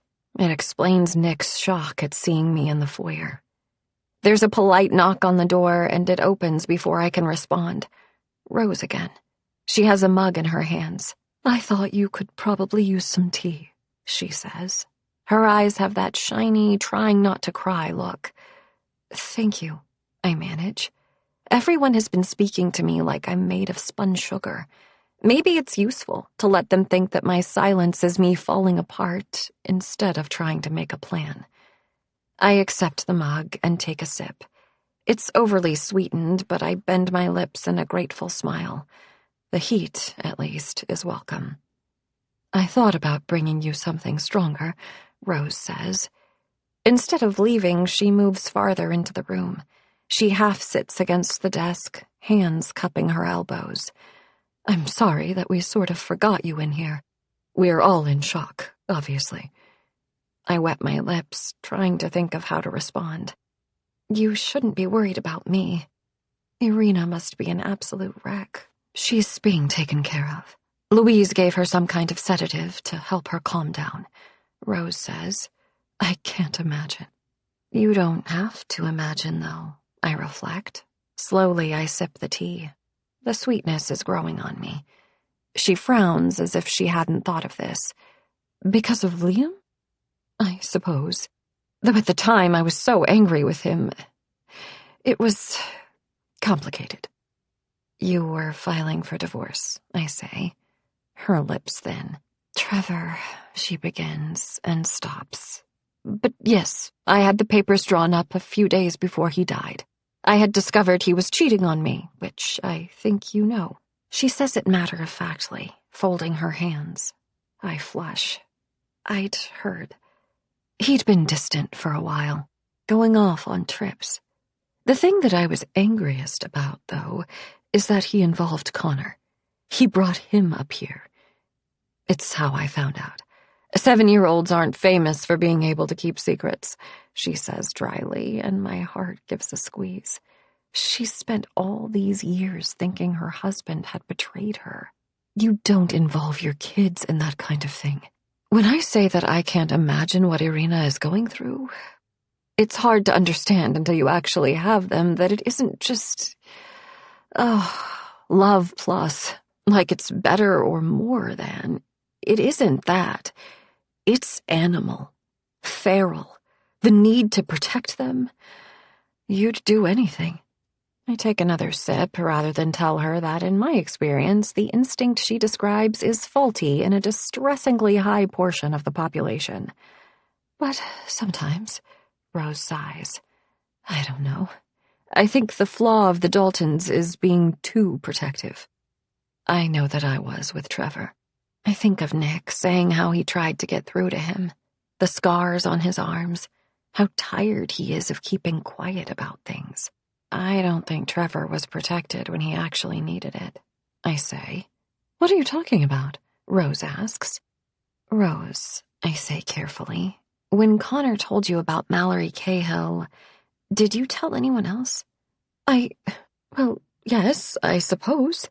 I told Nick. She laughs grimly. And then I told Liam. Told him that I was filing for divorce.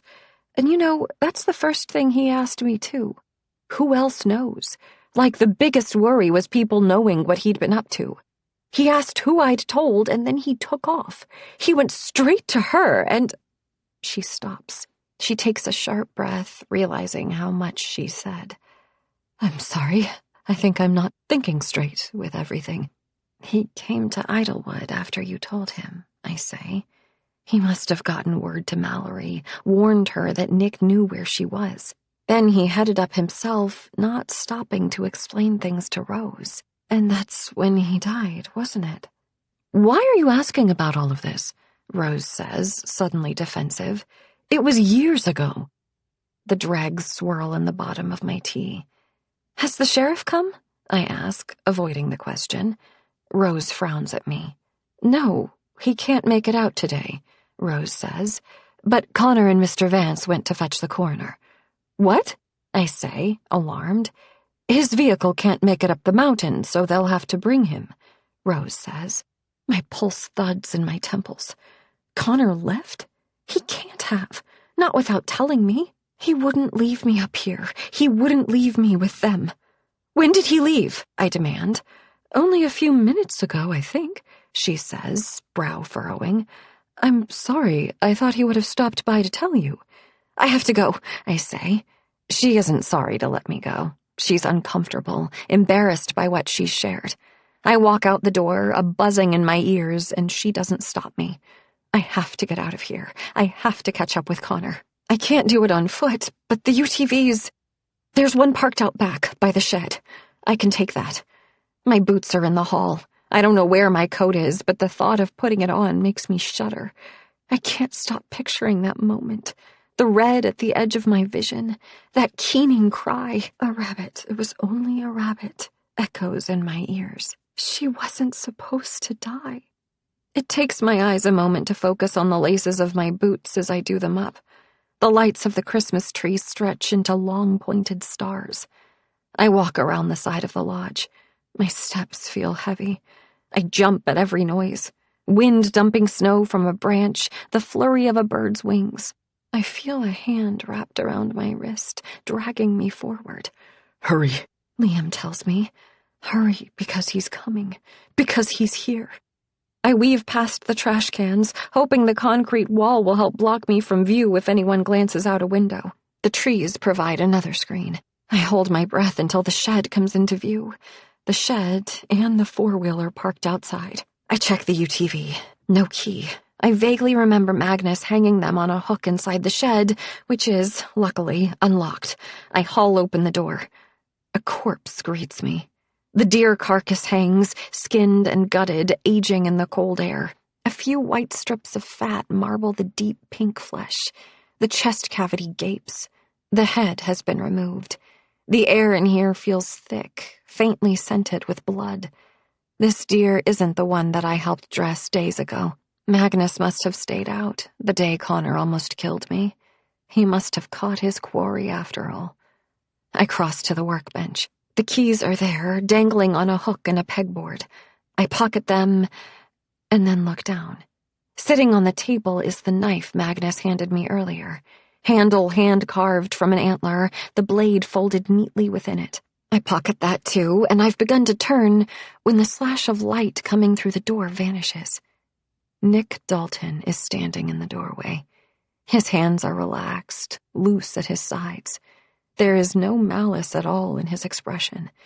My stomach tightens with dread, but he only sighs. Hello, Teddy.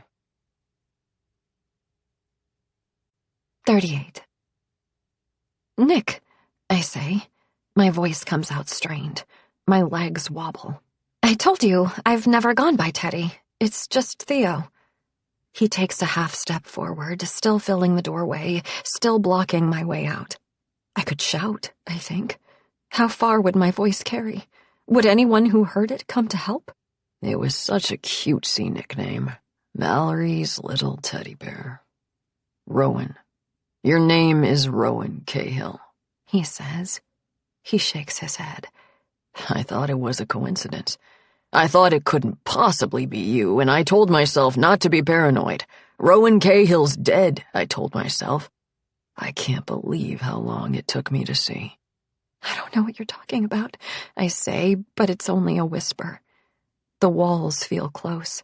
The smell of the hanging meat is suddenly overpowering, and my stomach lurches. Why did you come here? Why go after Connor? He asks, giving me a puzzled, inquiring look. Did you just want to mess with us? Did you think you could get something from us? I don't want anything from you. My hand drifts toward my pocket. My arm feels heavy. So does the rest of me. My mouth is cotton ball dry, and my heartbeat is slow. Very slow.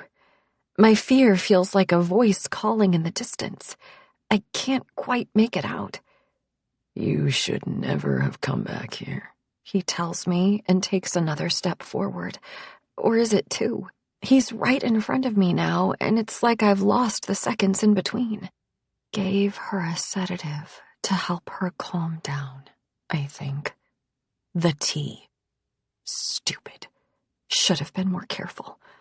Whoa there, he says under his breath, reaching out to grab my arm.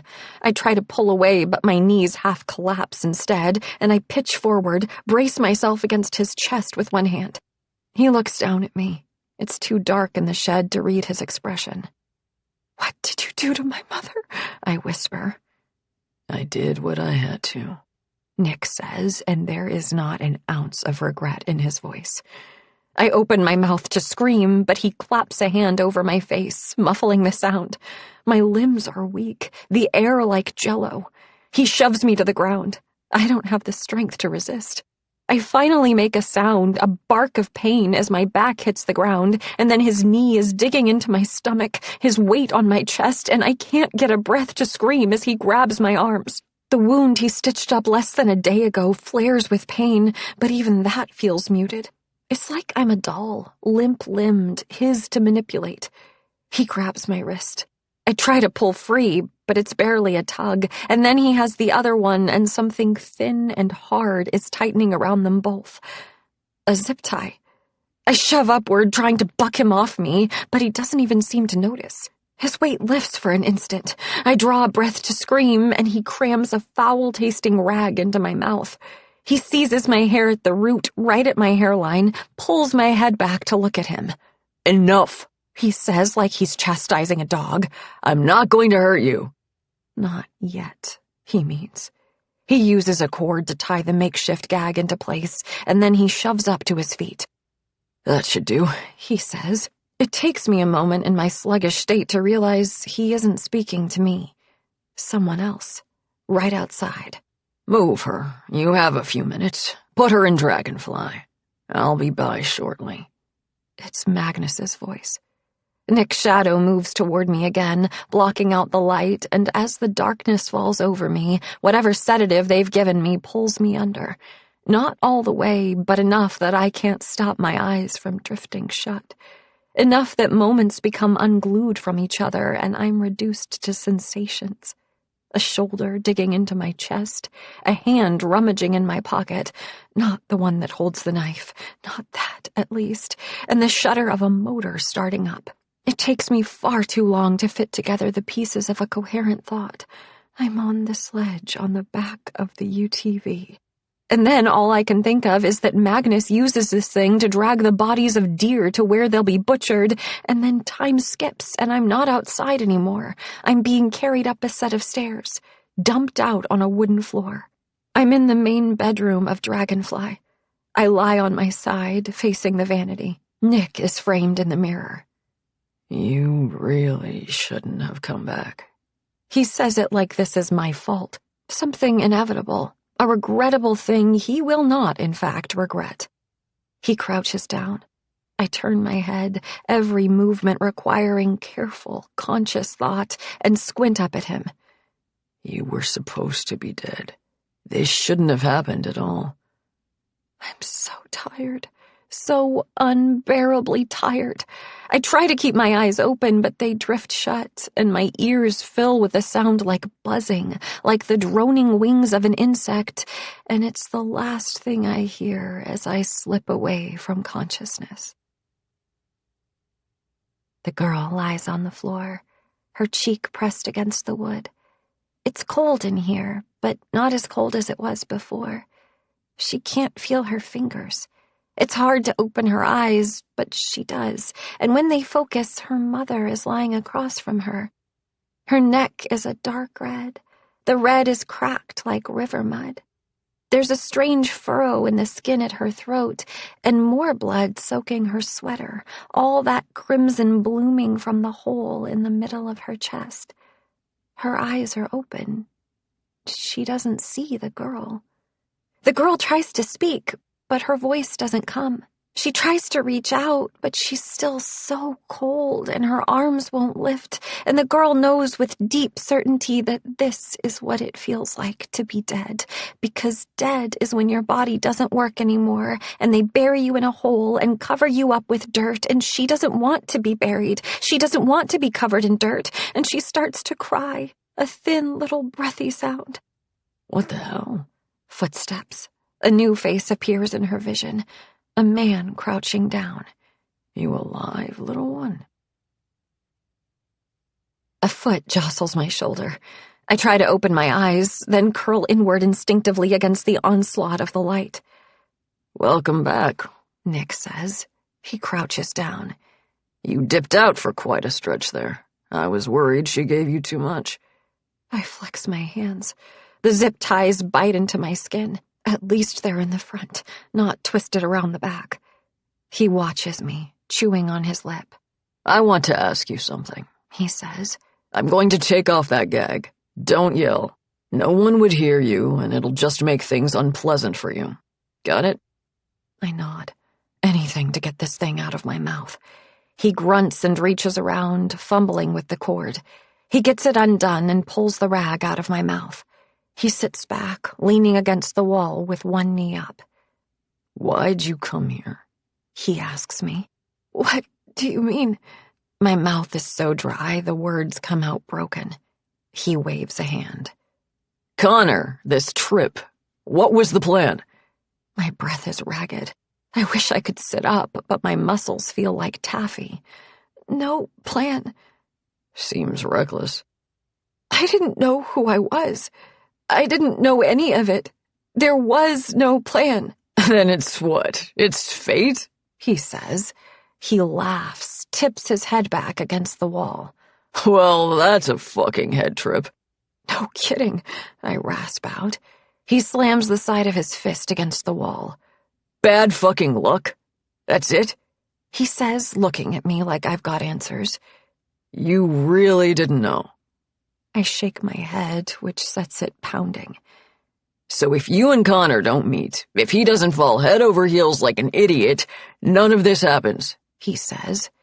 I bet you wish you'd never laid eyes on him. I should. Olenna is dead. I'm sure I'm about to follow. But I can't wish Connor out of my life. It's not because of Connor that I'm here with my hands tied in front of me. It's because of Nick. What are you going to do to me? I ask. He lets out a breath, looking off to the side with an expression of consideration. That's the question, isn't it? We can't exactly let you go. You could? No, we really can't. He has the gall to look regretful. I try to draw enough spit to swallow, get rid of the taste of the rag, but the combination of the gag and the drugs have left my mouth feeling gummy. You killed Elena, didn't you? That was an accident, he says at once. I scoff. Meaning she fell? Or meaning it was supposed to be me? I ask. I flex my wrists subtly, testing the restraints. They're far too sturdy for me to snap. I hunch, pressing my elbow against my torso, and feel the hard lump of the knife in my pocket. Good, I'm not out of options yet. His head cocks. I convinced myself I was going crazy. I really did.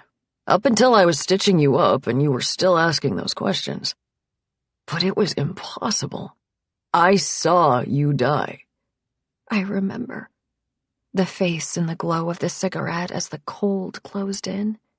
It was Nick, standing in the dark, just waiting for me to die. He never told me, you know, Nick goes on, that you weren't really dead, that he spirited you away, thought he could handle the whole thing by himself and we wouldn't find out what he'd done. Your father, you mean, I say. He makes a noise in the back of his throat. I get it. Save the cute little kid. Who wouldn't want to? So he bundles you off and finds you a new home, and that's that. Problem solved, conscience clear. But then you came back. Did Magnus recognize me right away when Connor called, said he'd be bringing his fiancée, sent pictures? He must have known that if I came here, everything would come to light. What I saw, what he'd done, sparing me. So he tried to warn me off. Of course, you're not a cute little kid anymore, Nick is saying. He did finally come to his senses. You're lucky your fiancé is such a shit hunter, you know. He saved your life with that fuck-up. The flash of metal in the woods. Mr. Vance with his rifle. And Magnus giving me one last chance to leave before he told me where to go. Where to wait. Trouble with poachers, I say. It would have been easy enough to pin the blame on some trespassing hunter. I'll give him credit for the plan. But he should have fucking told me. He should have trusted me, but he was too worried about me finding out about his little moment of conscience. If I'd known, I could have kept Connor well away, but no. Instead, my genius nephew blunders into the middle of it. It spooked you. You were going to leave, and it was obvious you weren't just going to slink off quietly, whatever Dad had hoped. So yes, once I realized what was really going on, I decided to take care of things. She had the same coat. She was where you were supposed to be. It's unfortunate. She was a sweet girl. Not too bright, but sweet. He gives a flick of his hand like, what can you do? I can tell you feel just awful, I say. Would me feeling guilty bring her back? No? Then why bother? He says. You learn being a doctor. When you make mistakes, sometimes someone dies. You can't spend the rest of your life agonizing over it. You learn your lesson and you move on. Murder isn't a mistake, I say. Rage flashes in his eyes. I think suddenly of how furious he was when we found Sebastian out in the cold. I'd assumed it was on Sebastian's behalf, born of concern. I took his reaction as a sign that he was a good man. But it turns out he's just an angry one. Killing my mother. Was that just unfortunate too? I ask. Was that just an accident? He watches me, his fingers dangling idly. She was infuriating, you know. She really knew how to push my buttons. But I'll admit I went too far. I was young, in love. That's not love, I spit out. And you think you know what love is? He asked disdainfully. I loved her, would have done anything to hold on to her. What happened in the end?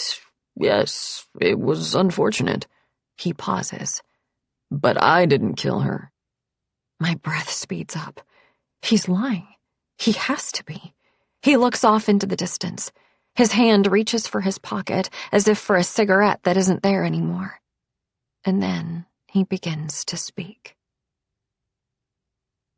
Funny the way a secret fights to get free. You think you've got them locked up with threats and promises and careful planning, but they'll find their way. His brother was so careful. And then a sick wife, a kid in the passenger seat, a call from the mountain that the water isn't working, a promise extracted and quickly broken. Don't blame the boy. He doesn't understand what he did, telling his mother about the woman living at Idlewood. But now the secret is free and it flies swiftly from ear to ear. The boy tells his mother, and she does what she has always promised herself she would do.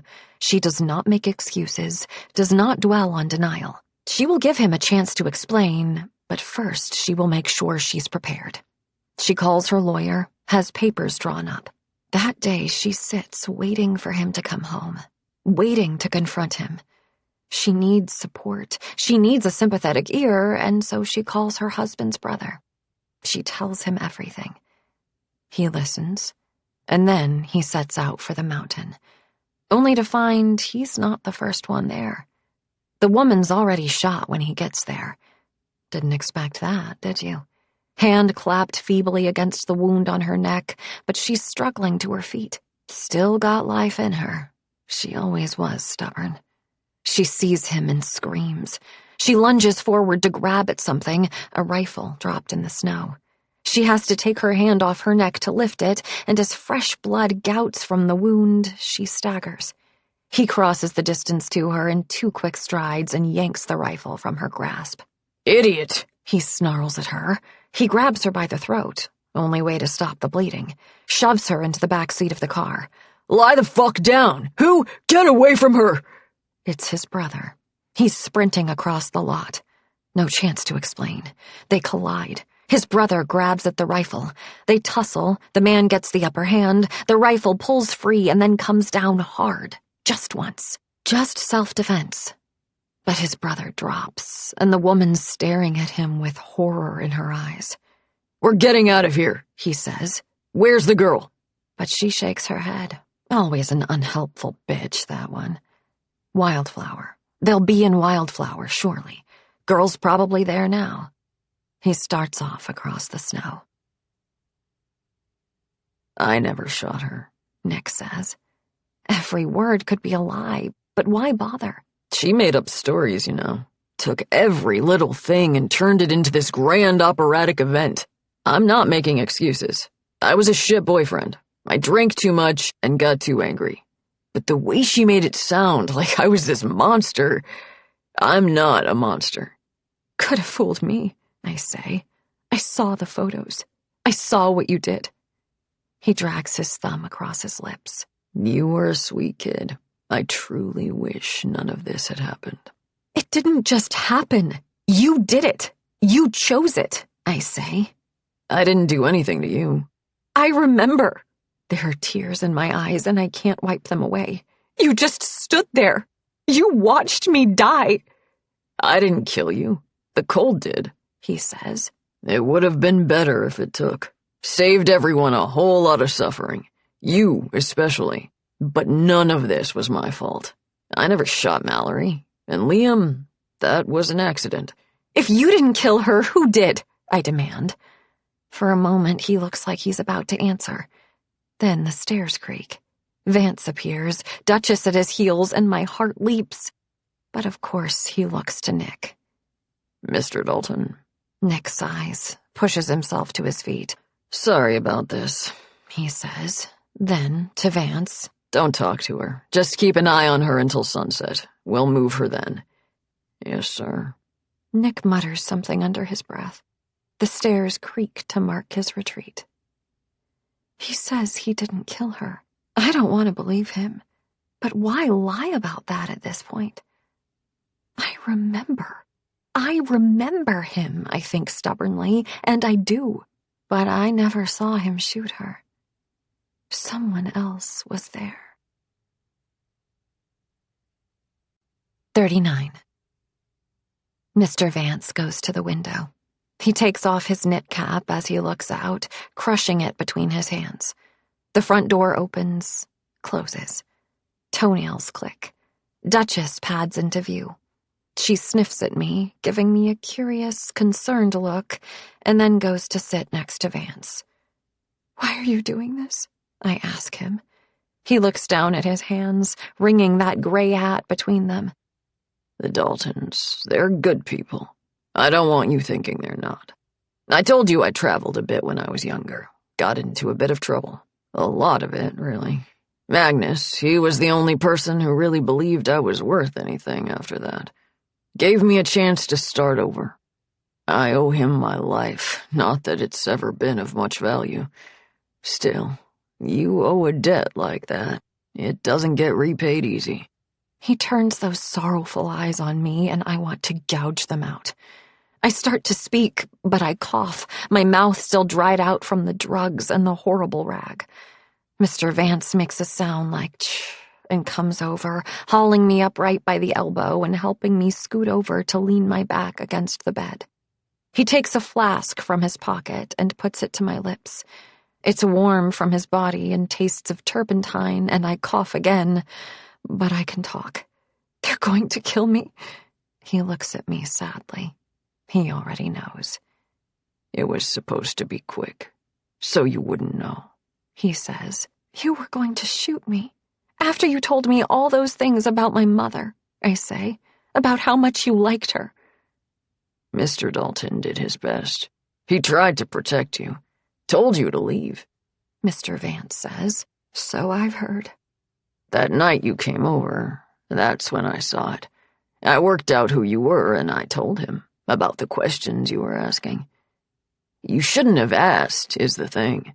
And I shouldn't have told you, but I didn't. You're all grown up. I didn't recognize you properly. I didn't know. It's not my fault." Funny how none of this is anyone's fault.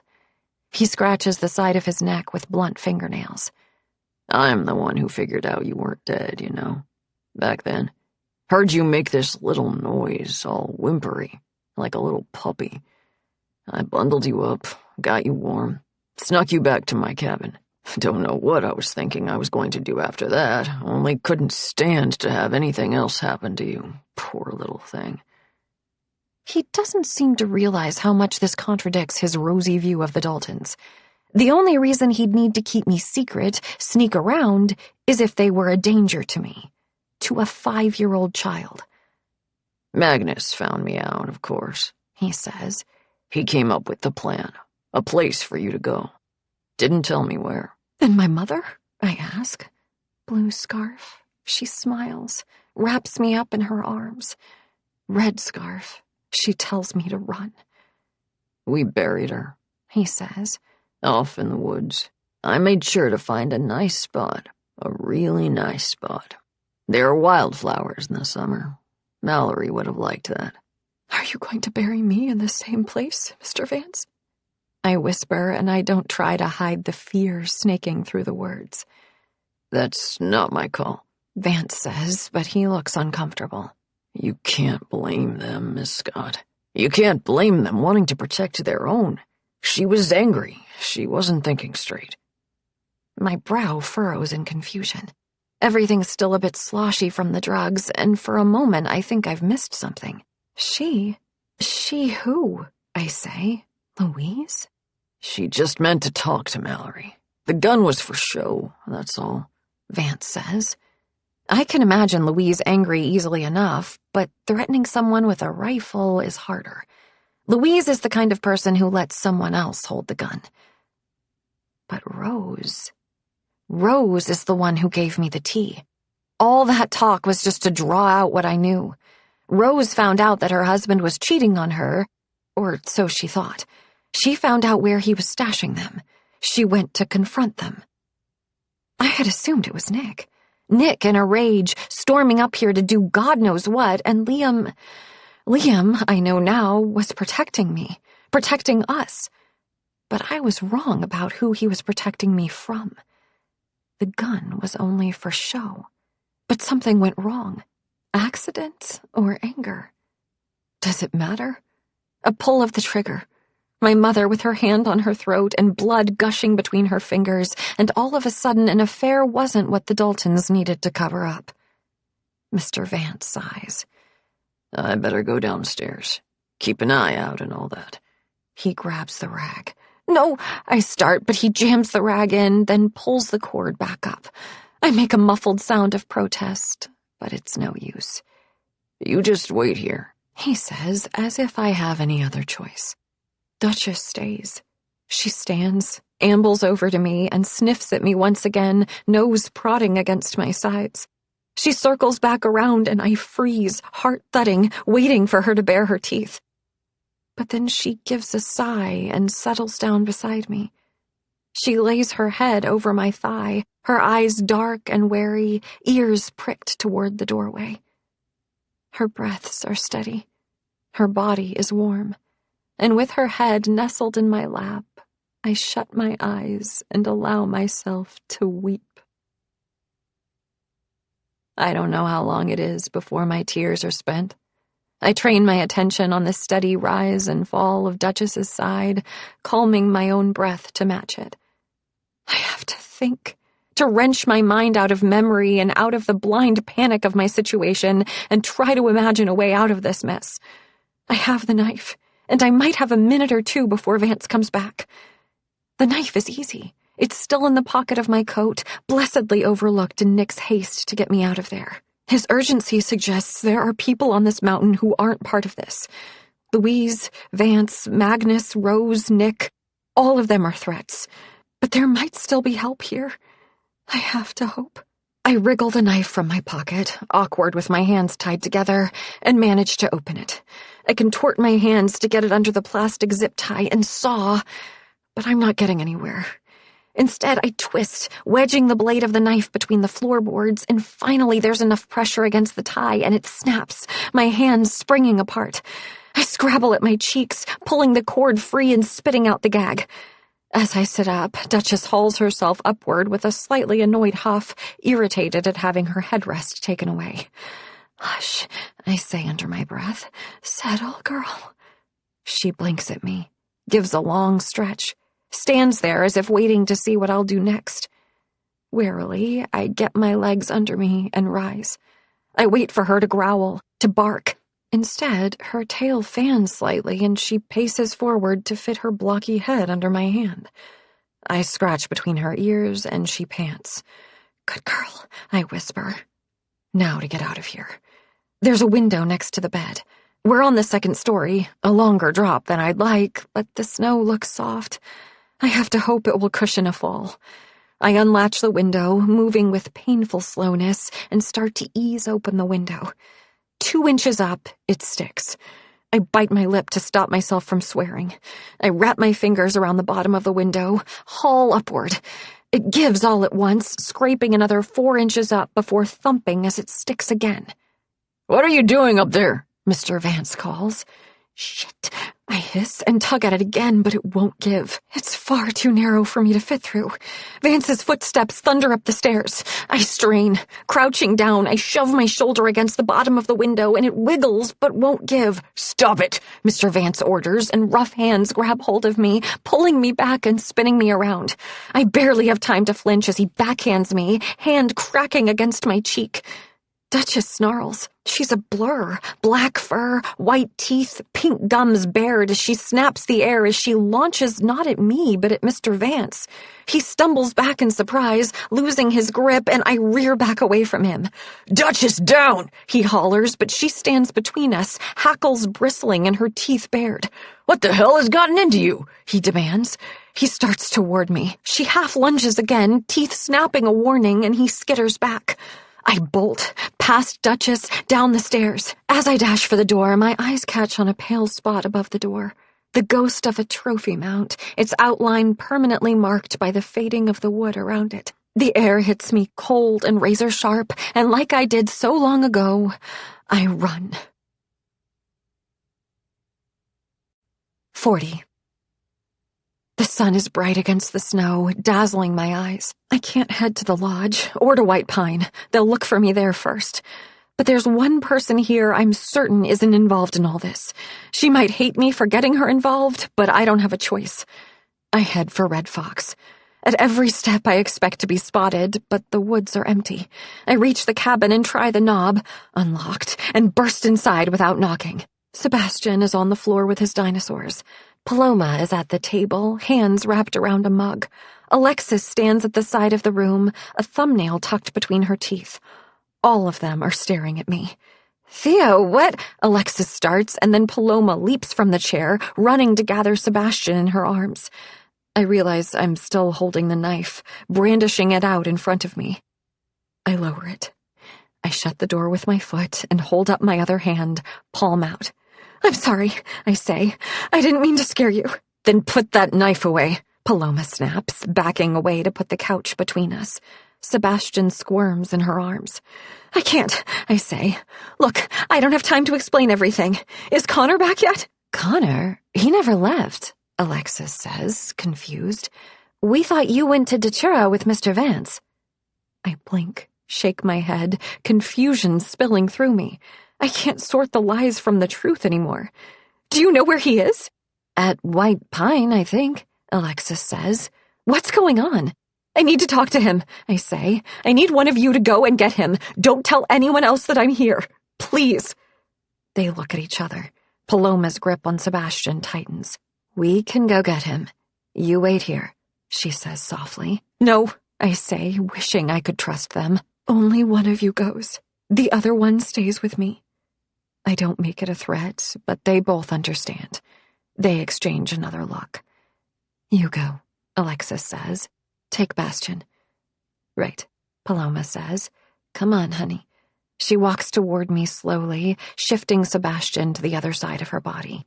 "Here," Alexis says softly, holding out Paloma's coat. Her hand touches Paloma's briefly. "Don't tell anyone," I remind her. "Please, it's not safe." Paloma considers me. Then she nods. "I'll send Connor, and I won't say anything to anyone else," she pledges, and I believe her. Or I want to believe her. I open the door for her.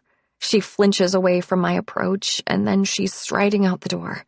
I watch long enough to be sure that she's heading in the direction of White Pine before shutting it behind her. Alexis closes her hands into fists, then releases them. She's such a small woman, bird-boned. I find myself considering how easily I could overpower her. "You're hurt," Alexis says. I don't know what she means, but she puts a hand to her cheek, near her mouth, and when I echo the gesture, my skin is tender. "I'm sorry about this," I say. "I just need help. I didn't actually mean to come in here waving a knife." "And yet you're still holding it," she says icily. "I'm sorry," I repeat. "I can't take the risk." "What risk is that?" she asks. Her voice is level. She's a woman used to dealing with crises, I'm sure. But at the edges of her hand, there's a faint tremor. "That you might tell someone where I am," I say. "Did you do something?" It's barely above a whisper. "Did you hurt Olena?" "No, God, no," I assure her and step forward, only to have her stumble back. I almost want to laugh. I've been so goddamn afraid. It's at least a change of pace, someone being afraid of me. "Nick killed Olena." "That's ridiculous. Why would he do that?" she demands. "Because he thought it was me. Look, it's complicated, and you probably wouldn't believe me anyway," I say. "Try me." Her chin comes up, defiant. I glance toward the door. It'll be a few minutes yet before Connor gets here. "Did they tell you?" I ask. "Tell me what?" "About me. About who I am." "That whole thing about you being a juvenile delinquent?" she asks. "You stabbed someone, right? Which is not making this look great, I'll be honest." If I trusted her, I would put down the knife. I would assure her that I meant her no harm. We would sit down together and talk. But I don't trust Alexis Dalton. "No. Did they tell you that my birth mother was Mallory Cahill?" I ask. To my surprise, Alexis turns white. She staggers, putting a hand out to catch the back of a kitchen chair. "I take it that's a no." "That's impossible," Alexis says. "Why? Because I'm supposed to be dead?" I ask. She gapes. What? No, because that's crazy, she says, but her voice is shaking. There's something more there. There's a knock on the door. I peer through the crack in the curtain, keeping Alexis in view, and I let out a breath of relief when I see Connor standing on the porch. I open the door just enough to let him in, keeping myself out of sight. Immediately, he wraps his arms around me. Thank God, he says, releasing me. Granddad told me you'd left, but I knew you wouldn't have gone off alone.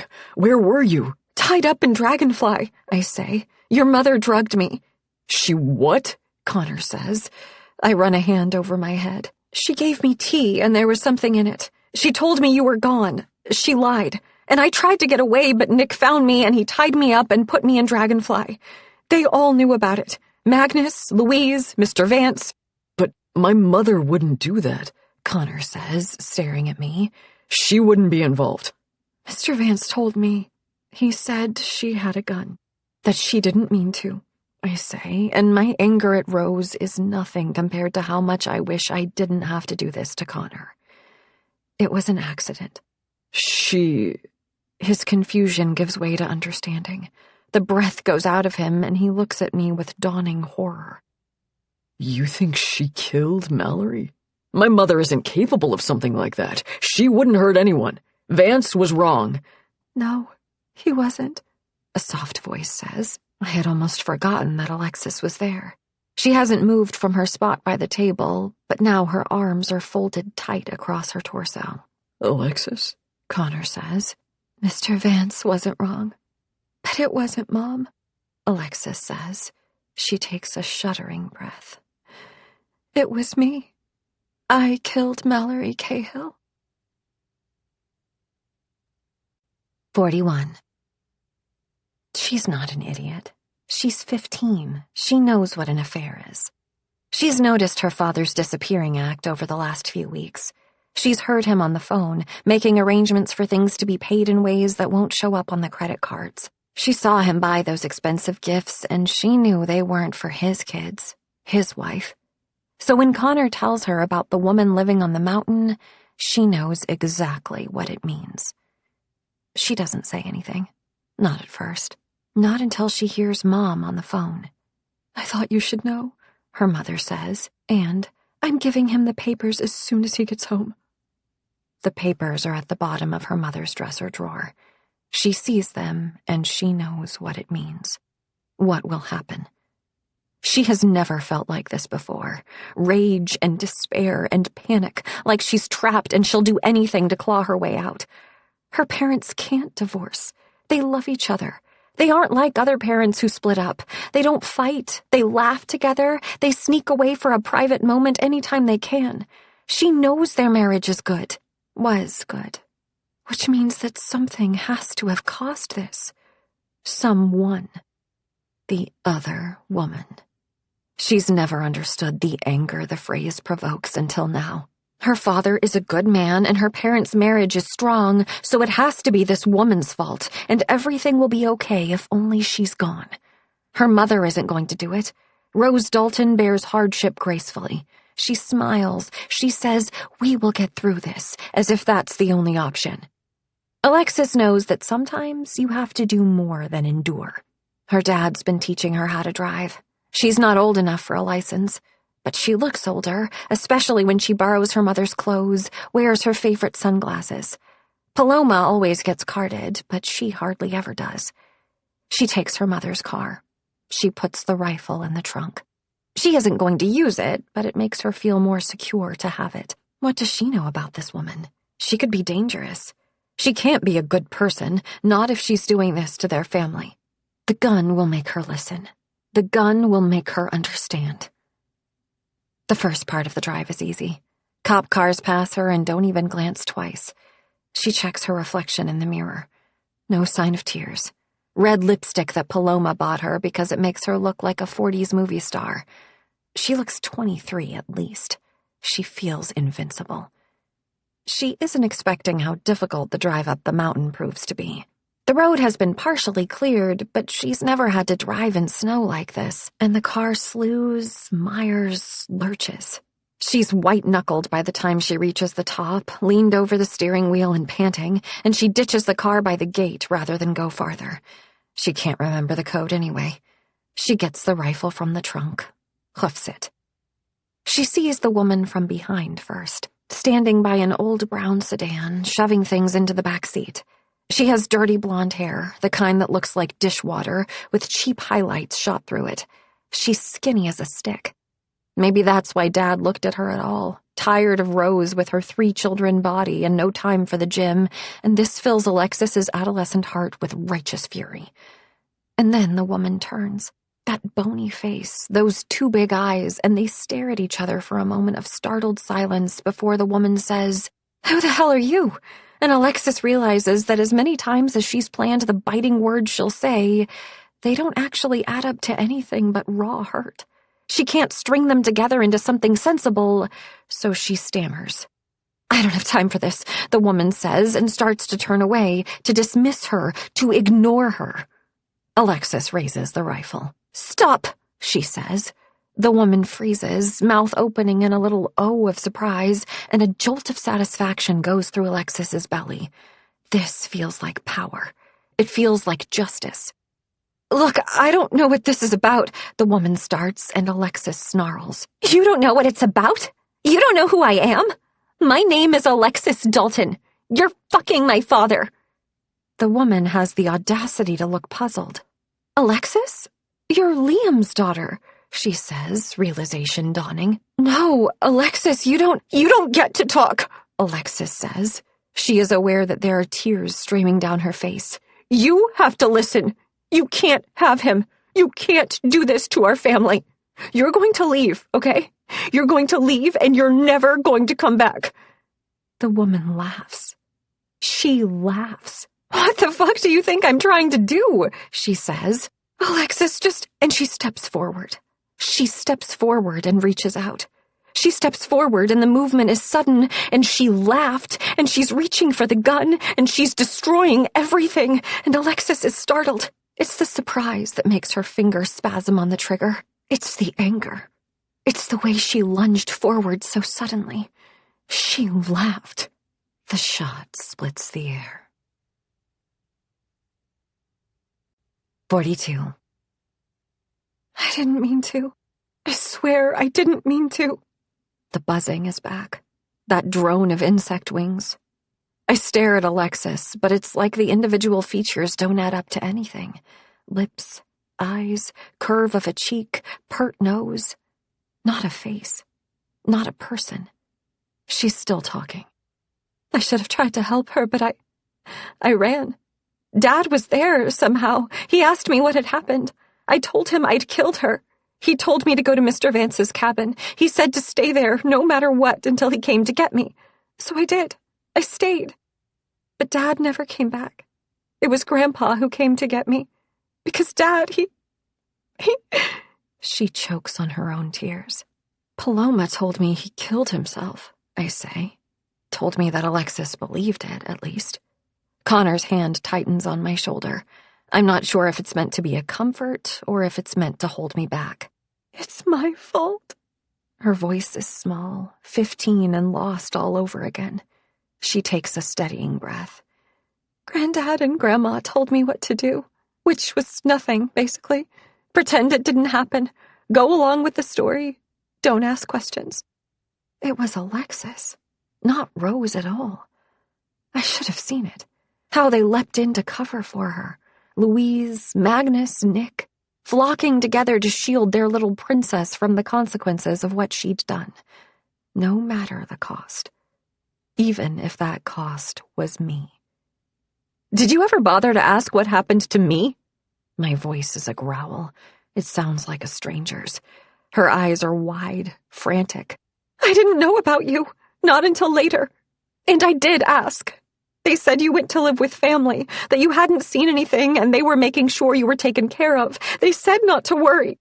I almost died out there, I say. And when I didn't, they dumped me in the middle of nowhere with strangers. I didn't even know my own name. The only thing I remember about my mother is what she looked like when she was dying, and you...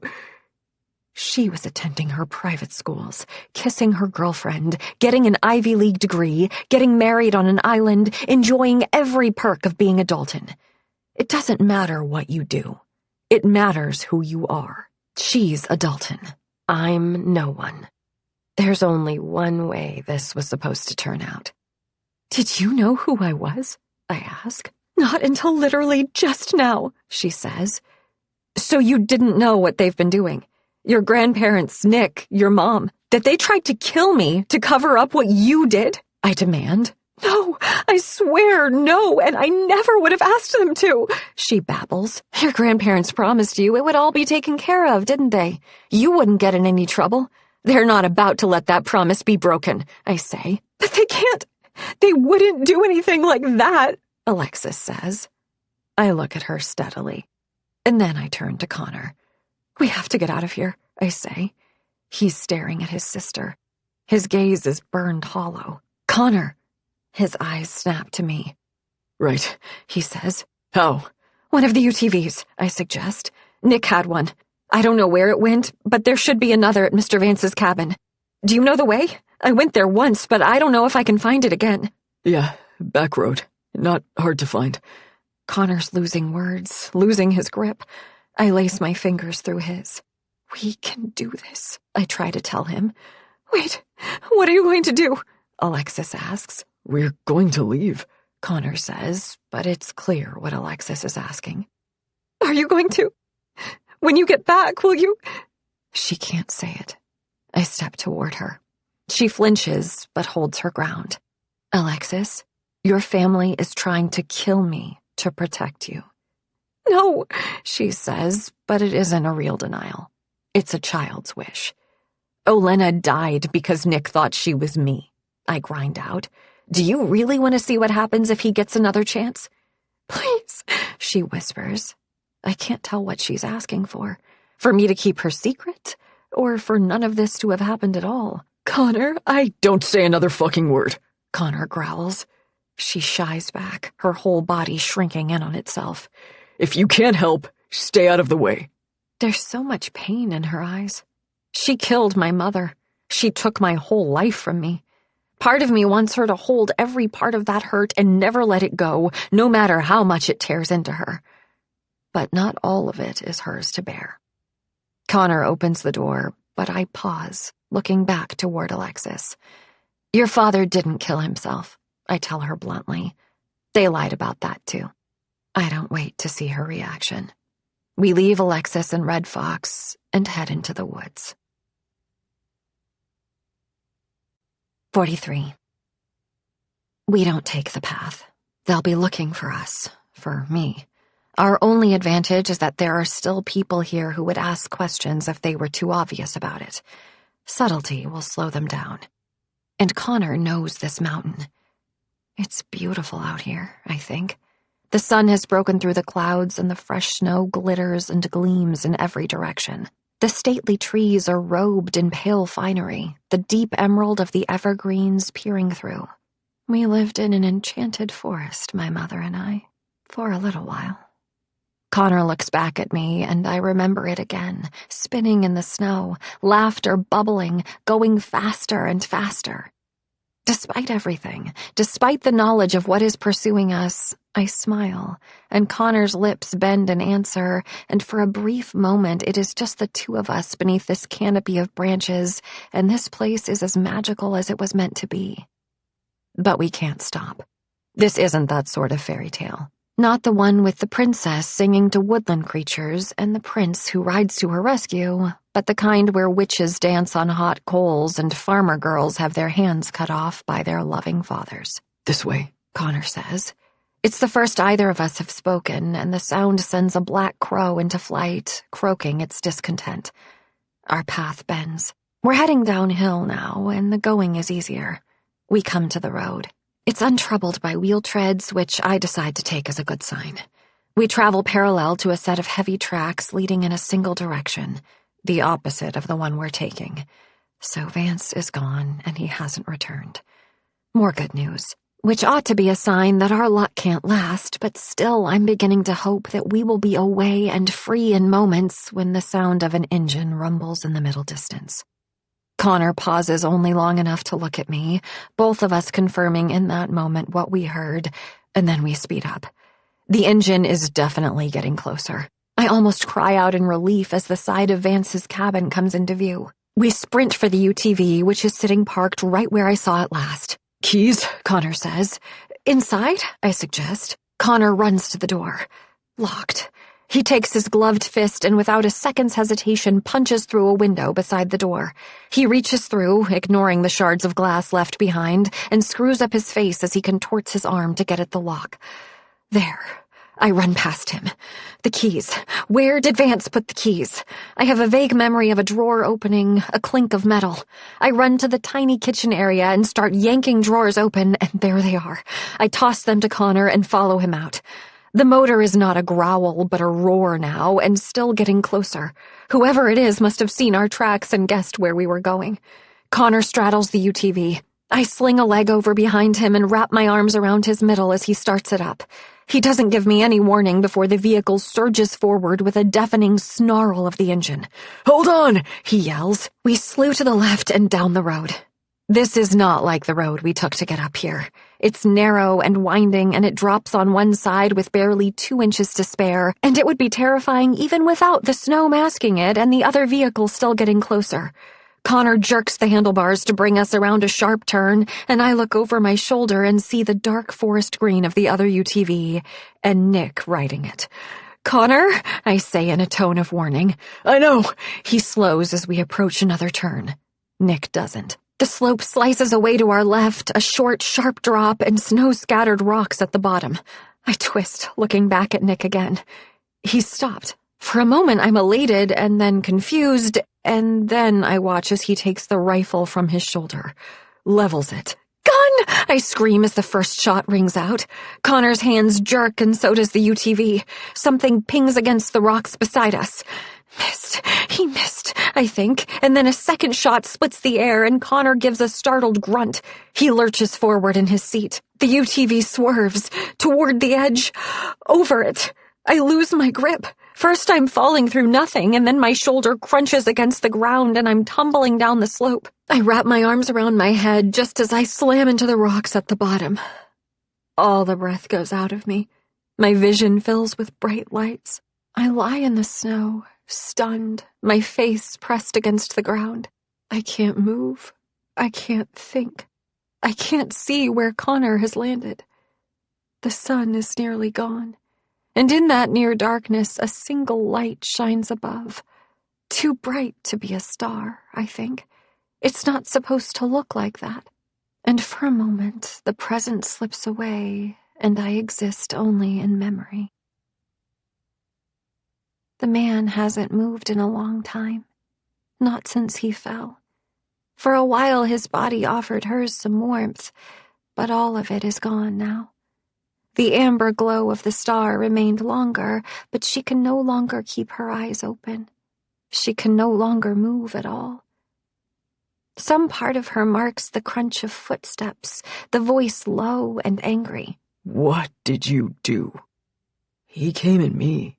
I was defending myself. And the girl, she come at you too? I didn't touch her. How long have you been standing there? Silence. A disgusted sound, and then hands on her body, on her neck. Fingers pressed against her throat, and more quiet. She's dead. The voice is wrong, of course. There is still, deep in her chest, the faintest flicker of a heartbeat. The cold is killing her, but its work isn't done yet. What are we going to do? We? You're the one who did this. Am I? What are you talking about? Maybe you don't give a shit about me, Dad. But what about your darling granddaughter? Get Vance. We need to clean this up. The cold sinks through me. The single star glares so bright it's nearly blinding, and for a muddled instant I can't remember when I am. The light isn't the glowing end of a cigarette, but the headlight of the UTV, and the silhouette cutting through it is Nick. He has to turn to face the slope to descend safely, his back to me. Farther along the hillside, I can make out Connor's brown coat, the bulk of his body. He isn't moving. Unconscious, I tell myself. Not dead. He can't be dead. My hand is by my pocket. I dip my fingers inside. The knife is still there. I draw it out. My numb fingers fumble with the blade, but then it's open. Nick reaches the bottom of the slope. I let my arm lie limp, the knife itself hidden in the pocket. I keep my eyes shut to slits and I don't move. Don't breathe. "Teddy," Nick says softly. "Teddy, can you hear me?" He steps so close I can feel him. His boots scrape as he crouches down, leans over me. "You still alive, Teddy?" He asks and grabs my shoulder, pulling me over. I make my body stay limp. He grunts, strips the glove from his hand, reaches for the side of my neck. The knife comes out of my pocket. I drive upward, shoving against the hard ground with my other hand. The blade goes in under his armpit and he howls, throwing himself backward. The knife comes free with a liquid sound, and ignoring the sharp pain in my back, my shoulder, my neck, I scrabble upright and launch myself at him. No use going for the heart. Too many bones in the way. I learned that lesson once. The throat will do. He gets a hand up, gets a blade through his palm for his trouble, and this one's harder to pull out. He's clawing for the rifle, but it's trapped under him. He's out of good hands. Closes the bloodied one around my neck anyway and squeezes hard. Instead of pulling away, I go slack. The sudden weight takes him by surprise. His elbow collapses and then we're face to face and there's nothing between me and the soft skin of his throat. Should have made sure I was dead, I tell him, and I drive the knife up beneath his jaw. 44. Don't get too close to a dying animal. Prey is not helpless, and every predator can bleed. I don't make Nick's mistake. I'm certain he's dead before I pull the knife free and push myself, legs trembling from the effort, to my feet. I look down at him, eyes bulging, tongue thrust half out of his mouth, blood a solid wash across his stubbled neck, and I feel not an ounce of regret. He stood there. He watched me die, waiting for the cold to do its work because he was too much of a coward to do it himself. Or maybe it was only that he was smart enough to know that fewer questions would be asked about a girl dead from exposure than one with a necklace of bruises, a bullet in the back. He watched Liam die, too. More lies, more stories not lining up. There was no suicide. Horror and shame didn't drive Liam to his death. A blow to the head did. And Alexis got fed a story that kept her cowed. Her guilt kept her silent. But now it's over, I tell myself, and in the same instant I know it isn't remotely true. "Theo!" Connor staggers toward me. The side of his face is scraped to hell, and he's holding his arm tight against his body, the opposite hand clapped over the spot where blood blooms on his arm.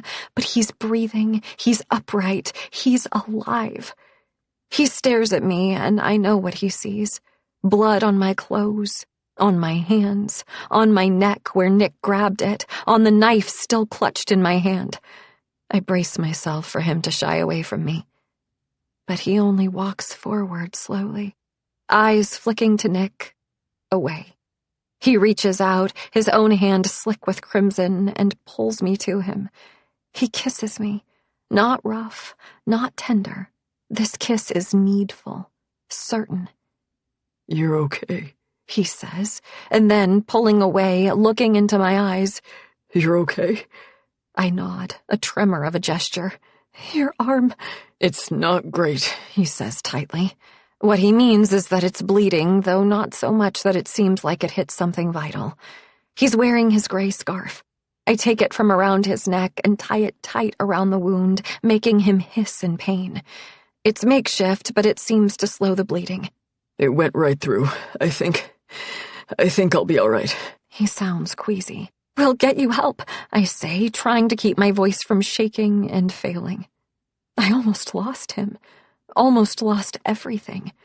"Let's get out of here," he says. We should run. Take Nick's ATV and get down the mountain and away from here. And they will chase us. Chase me. Rowan, hide. I'm not her anymore. I am done hiding. It's time to bare my teeth. We're going back to the lodge, I say. Connor looks at me like I've lost my mind. I touch the side of his hand. Do you trust me? I ask. He thinks for a long time. I wait. I'm not offended. I want him to decide, to be sure. I trust you, he says. Then help me get the gun. 45. The lodge is a beacon in the night. Every light is on, and through the vast picture windows I can make out figures in the living room. We've turned off our flashlights, but the light reflecting off the snow is enough that if they look toward us, they'll see us. You ready? I ask Connor. Nope, he says, and keeps walking. They're all in the living room when we enter. Everyone but Sebastian. Even Paloma is here, standing in the corner of the room with one shoulder against the wall and a glass of purplish wine in her hand, her thoughts clearly a million miles away. I wonder what Alexis told her. Then Louise looks up and her eyes widen, then narrow. What the fuck? Trevor says. Rose gives a cry. Alexis reaches for her drink, hand trembling, and Magnus does not move at all, sitting in his place of primacy in a wingback chair. Oh, good. Everyone's already here, Connor says. Sit down, Mom. You're hurt. She's on her feet, reaching for him. Rose, sit down, Magnus says. She looks at him, back at Connor, conflicted. Then, obedient, she sinks down to the couch. Trevor, you too, Connor says. Trevor is standing behind the couch. With a look of indifference that almost conceals the flicker of concern in his eyes, he rounds the couch and sits between his mother and sister, crossing an ankle over his knee and winging his arms out over the back of the couch in a faux casual pose. I can see the pulse at his neck, beating fast. Where is Nick? Magnus asks. Not here, I say. Magnus's eyes narrow, but I'm not ready to give him a conclusive answer. Connor, what's happening? Rose asks. What's happening is that this family has been keeping too many secrets for far too long, and it's time to get them out in the open, Connor says. He looks to Paloma. Is Sebastian okay? Sleeping upstairs, she says. You can go if you want, I tell her. She isn't part of this. I think I'd like to stay, she says. Everyone else is seated. Rose, Trevor, and Alexis on the couch, Louise and Magnus in the chairs to either side of it. Quite the tableau. Well, Louise snaps. Okay, I'll start. I step forward. My name is Theo Scott, but it wasn't always. I was born Rowan Cahill. Mallory Cahill was my mother. It feels important to say it out loud. It feels sacred. Holy shit, Trevor says, mouth dropping open. Rose lets out a noise and covers her mouth, but it might be an act. Louise and Magnus don't look surprised, and, of course, Alexis isn't either. Mallory Cahill? That was... Paloma begins, brow creased as she recalls the name. Liam's little mistress, Louise says, fingers tapping on the arm of the chair. That's a lie, Connor growls. Connor, Rose says softly, I know that you have never wanted to believe it. I know that you loved him. I did too. But good people make terrible mistakes sometimes. Connor's right. Liam wasn't sleeping with my mother, I say. To Alexis, I add, those photos you found? He helped her take them so that she'd have proof of what Nick was doing to her. He was hiding her until she could figure out where to go next. No, that can't... Alexis says. Conflicting needs war within her. If her father wasn't having an affair, one kind of pain is eased. But that means that her anger that day was utterly misplaced. A senseless thing made all the more wretched. He didn't tell you, Rose. He didn't tell anyone, because he was trying to keep her safe. Which you knew, didn't you? I look at Magnus, at Louise. I won't let you say these things about my son, Louise says. Nick would never. She'd tried to leave him before. Magnus interrupts. His head is bowed, hands laced. He nearly killed her. Threatened to kill you. His eyes lift to mine, and something passes between us. Acknowledgement, maybe. It's time for the truth, and we both know it. Liam was setting her up with a place to go under a new name. I thought it was her fault, Alexis says, almost a whisper. I wouldn't have. I didn't know. Rose turns to look at her, but it's Paloma who speaks. Lex, what did you do? She asks, voice hoarse. Alexis stands. Her hands twist together. I was just going to talk to her. I didn't mean for it to happen. Alexis, we don't need to do this, Louise says. Yes, we do. I step forward. Alexis, tell them. She draws a ragged breath, steels herself. I drove up here. I brought Dad's rifle. Mallory was here. We argued, and I shot her. Rose lets out a moan. Paloma braces a fist against her stomach, drawing in a sharp breath. You understand why we didn't tell you the truth, Louise says to Rose. Alexis made a mistake, a wretched, terrible mistake, one that we have tried to stop from causing any more suffering. You covered up a murder, I scoff, an accident, one that could have destroyed Alexis's life too. Or would the world have been a better place with her sitting in a jail cell this whole time? Alexis, it's really true? Rose asks in a soft voice. Alexis nods miserably. You didn't know? Connor asks, giving her a hard look. Of course not. But you drugged Theo. What? She looks so genuinely startled, I have to believe her. Oh, don't be absurd, Louise scoffs. She brushes the air with a dismissive hand. I made the tea. I took care of things, the way they should have been taken care of years ago. She rises to her feet. Connor tenses, but I put a hand on his arm. The last thing we need to do is start shooting. Now listen. It's true. Mallory was murdered, and Liam, rest his soul, couldn't face the truth of what his daughter had done, and he killed himself. But we cannot change what happened. We can only decide what to do now. Let's consider what we have here. Theodora Scott, a young woman from a troubled background with a history of violence, promiscuity, and criminal behavior. A woman who has targeted and harassed our family, seduced Connor, invented this wild story. She's not, Connor begins, but I stop him. No, please, Louise. Finish, I say. She huffs a breath. What I am saying is that we have a choice about what story we tell here. Is it the one that lands your daughter, your wife, she adds, flinging a glance at Paloma, in prison? Not to mention maybe the rest of us for covering it up. Or is it a story about a disturbed woman who infiltrated our home, concocted a wild fantasy, tried to blackmail us, a violent woman who went so far as to murder Olenna? Olenna fell, Trevor says, straightening up. Louise looks smug. The autopsy will find that she was struck multiple times, and the police will find evidence clearly linking Ms. Scott to the crime, as well as a confession, in the form of a suicide note, no doubt. So that was the plan? I ask. Tell me, was it your idea to kill Olenna, or did Nick do that all on his own? He thought it was you, you little bitch, Louise snaps, and Rose gives a small gasp. Trevor is watching his grandmother intently.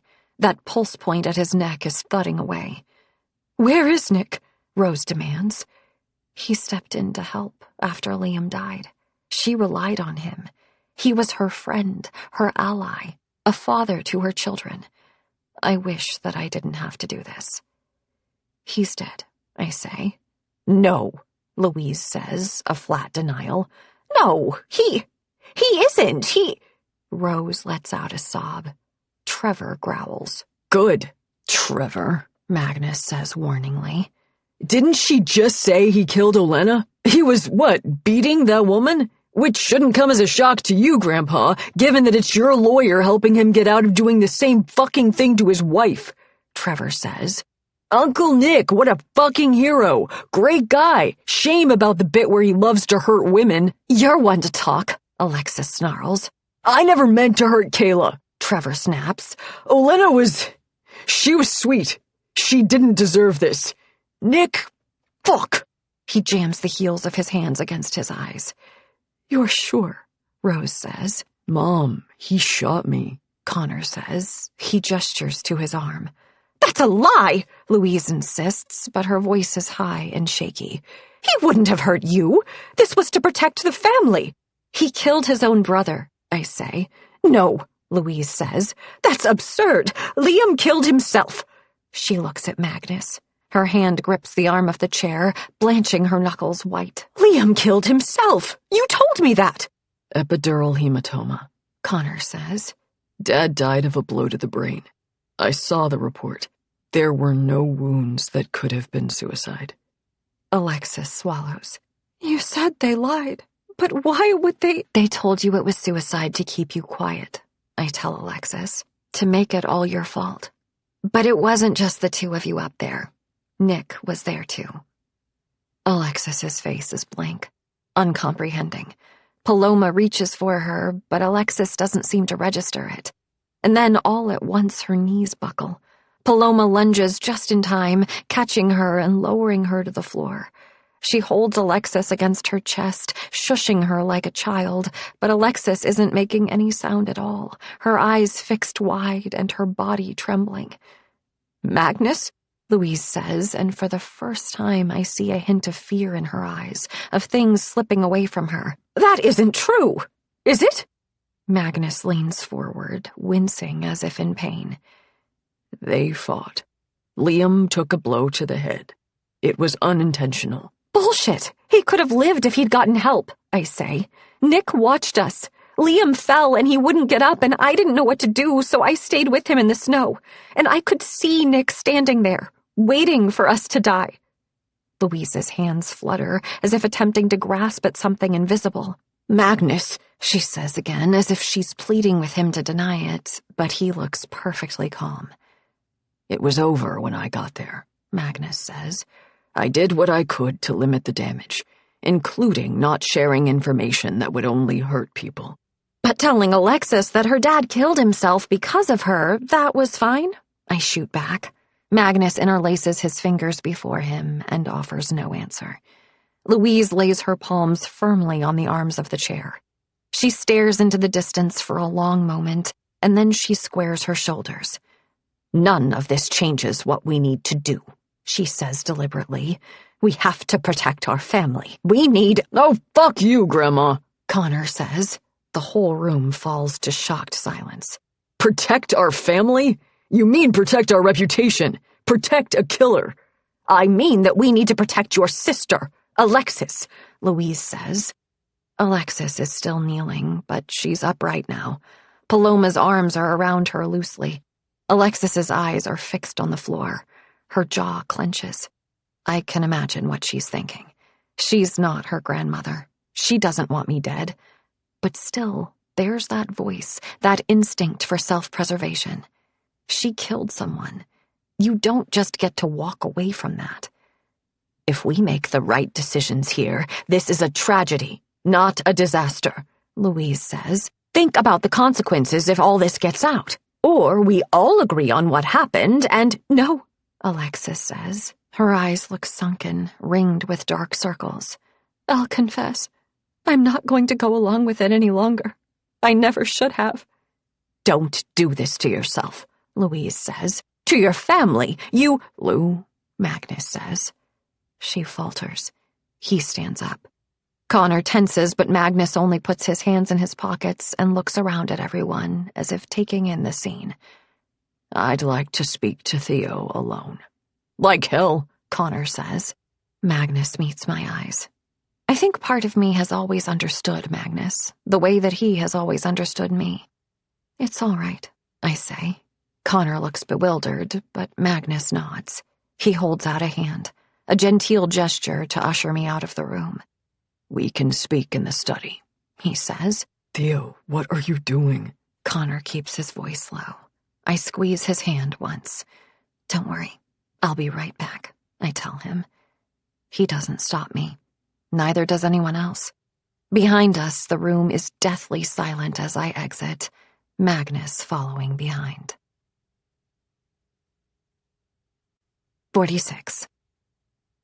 Magnus says nothing as we make our way to the study. I step inside and pause. He closes the door and walks past me to the sideboard where a decanter of scotch sits. "Drink?" he asks. "Is this one drugged?" He laughs. "A little late for that, don't you think?" He pours himself a measure, sips, and then stands tilting the glass to examine the liquid.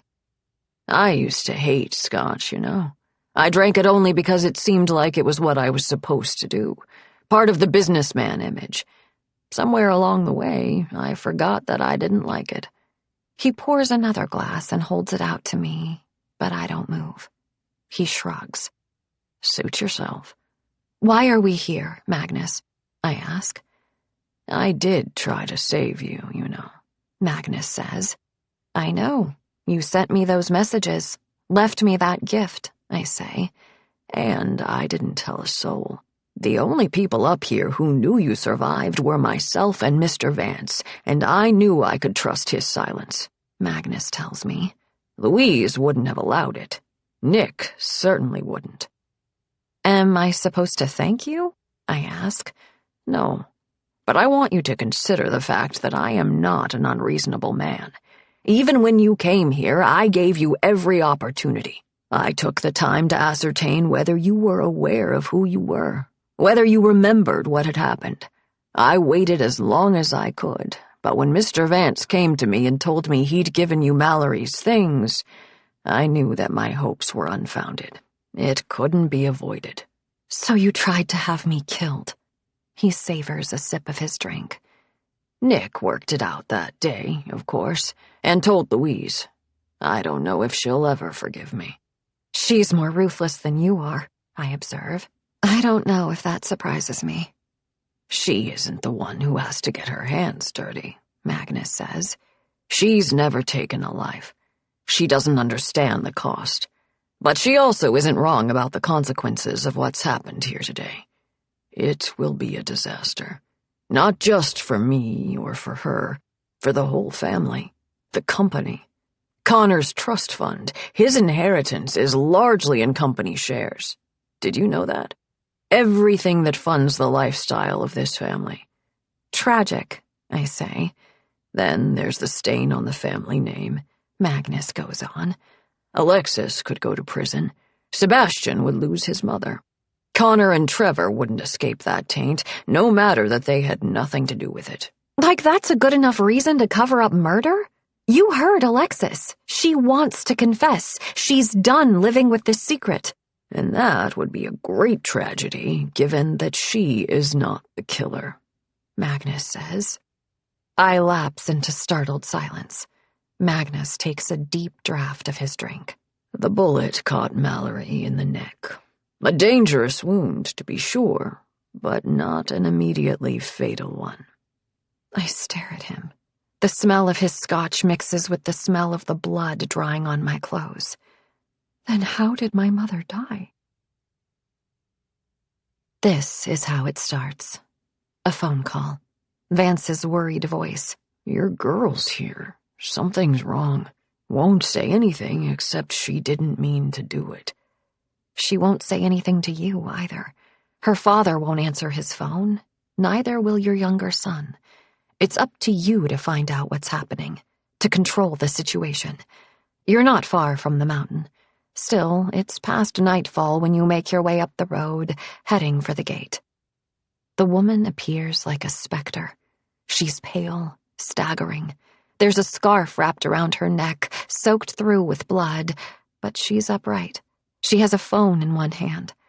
You get out of the car slowly.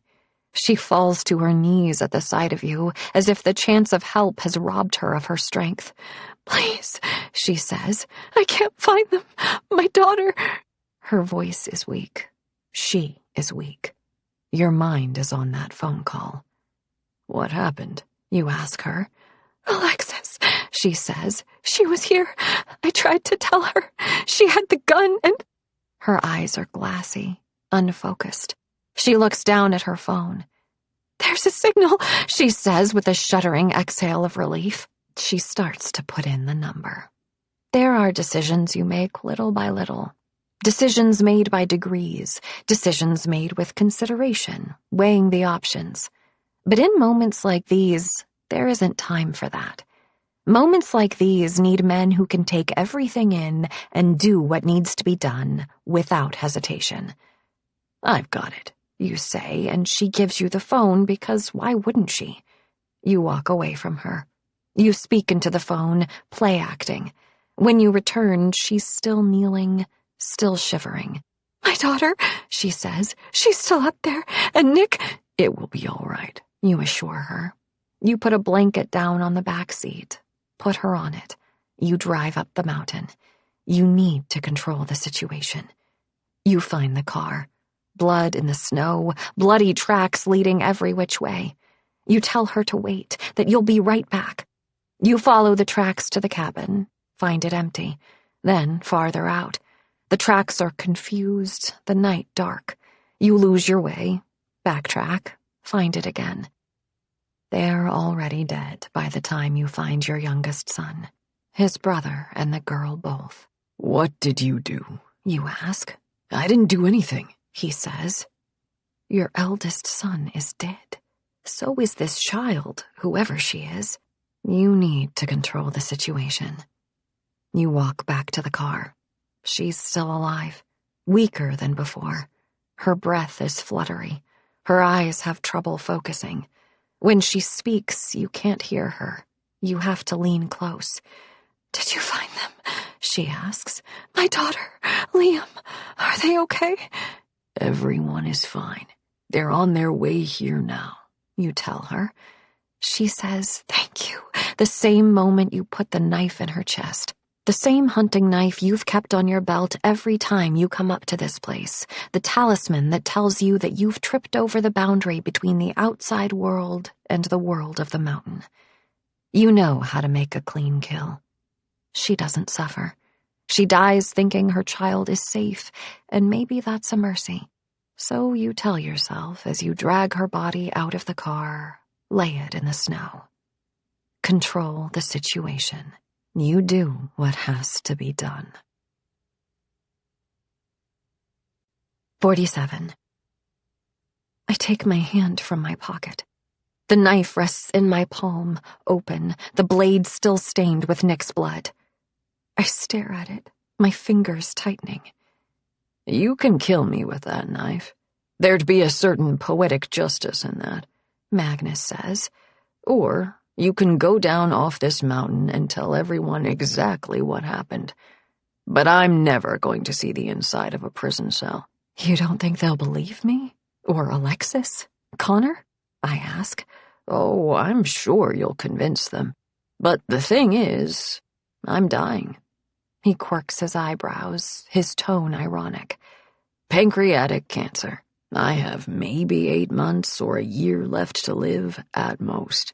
I'd rather not spend all that time on a trial, so I'll make a deal with you. We all leave here with the same story. Nick killed Olena and tried to frame you for it. When you found out, he tried to kill you, too. His death was a matter of self-defense. Terrible, of course. We'll take a hit, but he doesn't work for the company. We'll denounce his actions thoroughly and invite you, Theodora Scott, you understand, not Rowan Cahill, into our family. You and Connor will get married in a beautiful ceremony, and the world will see how you've forgiven us. Everyone gets their happy ending, and you get to know that I'm rotting in the ground." My hands feel frostbitten, numb. I can feel every ridge of the knife in my hand, the texture of the antler it's carved from. Was it a deer Magnus killed himself? I wonder. He takes another sip of his drink, then holds out the one he poured for me. "Are you sure you don't want any?" "Why would I agree to any of that?" I ask him. "Because it is the kindest outcome, don't you think? You and Connor get to have your life together, with the resources and comfort that he is due. Rose and Paloma and Sebastian are all taken care of. Trevor, too, I suppose, though I'm sure he'll find a way to squander it. Nick is dead. I will be dead. That's not enough? No, it's not enough, I bite out. That's not justice. Justice, my dear, is not an option, Magnus says with a hint of regret. I am not going to suffer, no matter what you choose to do. Kill me now, and you'll be robbing me of a scant few months of what I'm told is likely to be agonizing pain, while leaving yourself in legal peril. You killed a man today, Theo. Expose me, and I'll endure a great deal of annoyance at the end of my life, but little more. Accept the terms, and you will have all of the protection of any Dalton. We take care of our own, Theo, and that includes you. But only if you agree. The knife warms in my hand. It would be so easy to let it find the soft parts of him. He says I can't make him suffer? I'm certain I could find a way. He makes a noise in the back of his throat, like he's forgotten something. But I'll tell you what. There is one more thing you are owed, and which I will be happy to grant, if you agree. And what's that? I ask. I'll tell you where your mother is buried, he says. My hand jerks in an involuntary spasm. If you refuse, I promise you, you will never find her. So, make your choice. My mother? My throat closes up. Images swarm through my mind, but I know that they aren't truly my memories. I don't remember my mother's face. I know it from photographs, that's all. She will always be a stranger to me, a ghost. But I could find her. I could lift her up from the cold earth, and I could give her a proper burial. I could say goodbye. I step toward him, the knife in my hand. He holds his ground. He does not flinch. I set the knife on the silver tray beside him, fingers uncurling slowly from around the grip. Theo, he says, what is your decision? I walk away from him, out into the foyer, where the Christmas tree still looms, all twinkling lights and silver and gold baubles. Connor is there, waiting for me. Are you all right? He asks. I reach out, take his hand. Mine is creased with blood and dirt. His is pale and soft, but he grips me tightly. I'm all right, I tell him. I swallow. And I know what I need to do. 48. The dream comes, as it often does. The buzz of the dragonfly's wings and the red star and the antlered man. I had thought knowing the truth would change it, but it was never a lie to be altered. Only a truth I didn't understand. Soft pressure against my arm wakes me. The blunt nose of a black-furred dog, her ears pricked with worry. She can always tell. She knows, somehow, to wake me. Hey, girl, I say, digging my fingers into Duchess's fur. It's okay. She huffs, unconvinced, and noses my hand again. Beside me, Connor stirs in his sleep. I slide out from under the covers, quiet as to not wake him, and pad into the living room with Duchess on my heels. The sun is just starting to come up, a seam of light at the horizon, one of those moments where the world seems to pause. We got married in the spring, Connor and I. Fools rushing in, maybe, but neither of us wanted to wait. It was a tiny ceremony, Harper and Rose as our witnesses at the courthouse, and dinner afterward at our apartment. It's a nice apartment, not far from the bookstore. Smaller than Connor is used to, but then he's not as rich as he used to be. He salvaged what he could after Magnus cut him off. He thought for a while of giving away most of it to charitable causes, but I convinced him not to. Call it blood money if you want. I figure I earned it after everything that happened on the mountain. Everything that happened after. Magnus kept his word. When the police arrived, it was to arrest me. For 10 days, despite Connor's protestations of my innocence, it looked like Magnus's story, that I had killed Olenna and Nick as well, would be believed. But Magnus's control over his family was not as thorough as he anticipated. It was Alexis who broke ranks. It had to be. Rose and Paloma wouldn't do it, not when doing so would condemn Alexis even as it exonerated me. And Trevor, well, he might not be a monster, but he's always been a coward. But they all gave statements in the end, told the police exactly what happened and whose fault it really was. We don't talk about the trial. Charges have been filed, but it's unlikely to ever actually take place. Magnus is on hospice care, and as he predicted, no one is going to drag a dying man into a courtroom for a 20-year-old crime, at least not an unfathomably rich dying man with an army of lawyers. And as for Louise, she insists that she knew nothing of what was happening. An old, confused woman, her lawyers say. She walks with a cane now, speaks tremulously. Paloma sent flowers after the wedding. She and Sebastian are staying with her family for a while. She and Alexis still speak, but it's hard to say what might happen, what can be forgiven. It's a question I'm still asking myself. Connor visits his sister often. It seems likely that she will escape a prison sentence. She was a minor, and she didn't actually kill anyone. There will be no justice. Magnus was right about that much. Even Mr. Vance is gone, and though the police are looking for him, I doubt they'll find him. The only thing he left behind was a note, asking for someone to look after Duchess, which we have. Theo? Connor calls. He stands in the bedroom doorway, eyes bleary with sleep. I kept the name. Rowan doesn't really feel like mine. It belongs to a little girl who died in the cold. Theo, that's a name I broke free for myself, and it's the one Connor called me when we found each other again.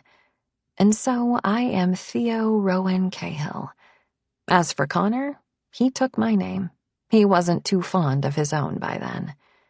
Just restless, I tell him. It's the one thing we're allowed to lie about. We pretend it doesn't haunt us, what happened on the mountain. He walks over to stand behind me, his arms encircling me. I reach up to put my hand on his shoulder, my thumb brushing the knot of scar tissue on one side where the bullet pierced his arm. It has a twin on the other side. He has scars on his skin now, thanks to me. I'm not the only one with nightmares. Come back to bed, he murmurs in my ear. I think I'd like to stay up. Watch the sunrise, I say. Should I stay? I shake my head. Get some more rest. He takes me at my word, slipping away again. I walk to the couch and curl up against the arm of it. Duchess doesn't ask for permission before leaping up beside me, settling with a huge exhale. Her head flops onto my lap expectantly. The sun casts pale orange and yellow against the undersides of clouds. It will already be in the sky over Idlewood, shining down on green slopes, all the snow long melted. As he promised, Magnus has refused to reveal where Mallory Cahill is buried. A search of the woods has turned up nothing. There's simply too much area, and it's been too long. They wanted to be sure she wouldn't be found. They would have buried her deep. I will never be able to put her to rest, to say goodbye. But it's summer now. Wherever she is, the wildflowers are blooming.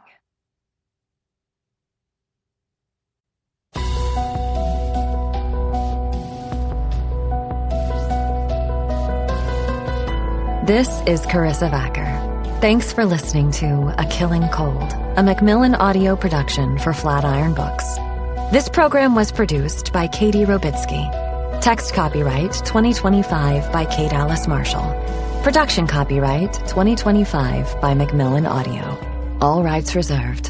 For more information about Macmillan Audiobooks, please visit macmillanaudio.com.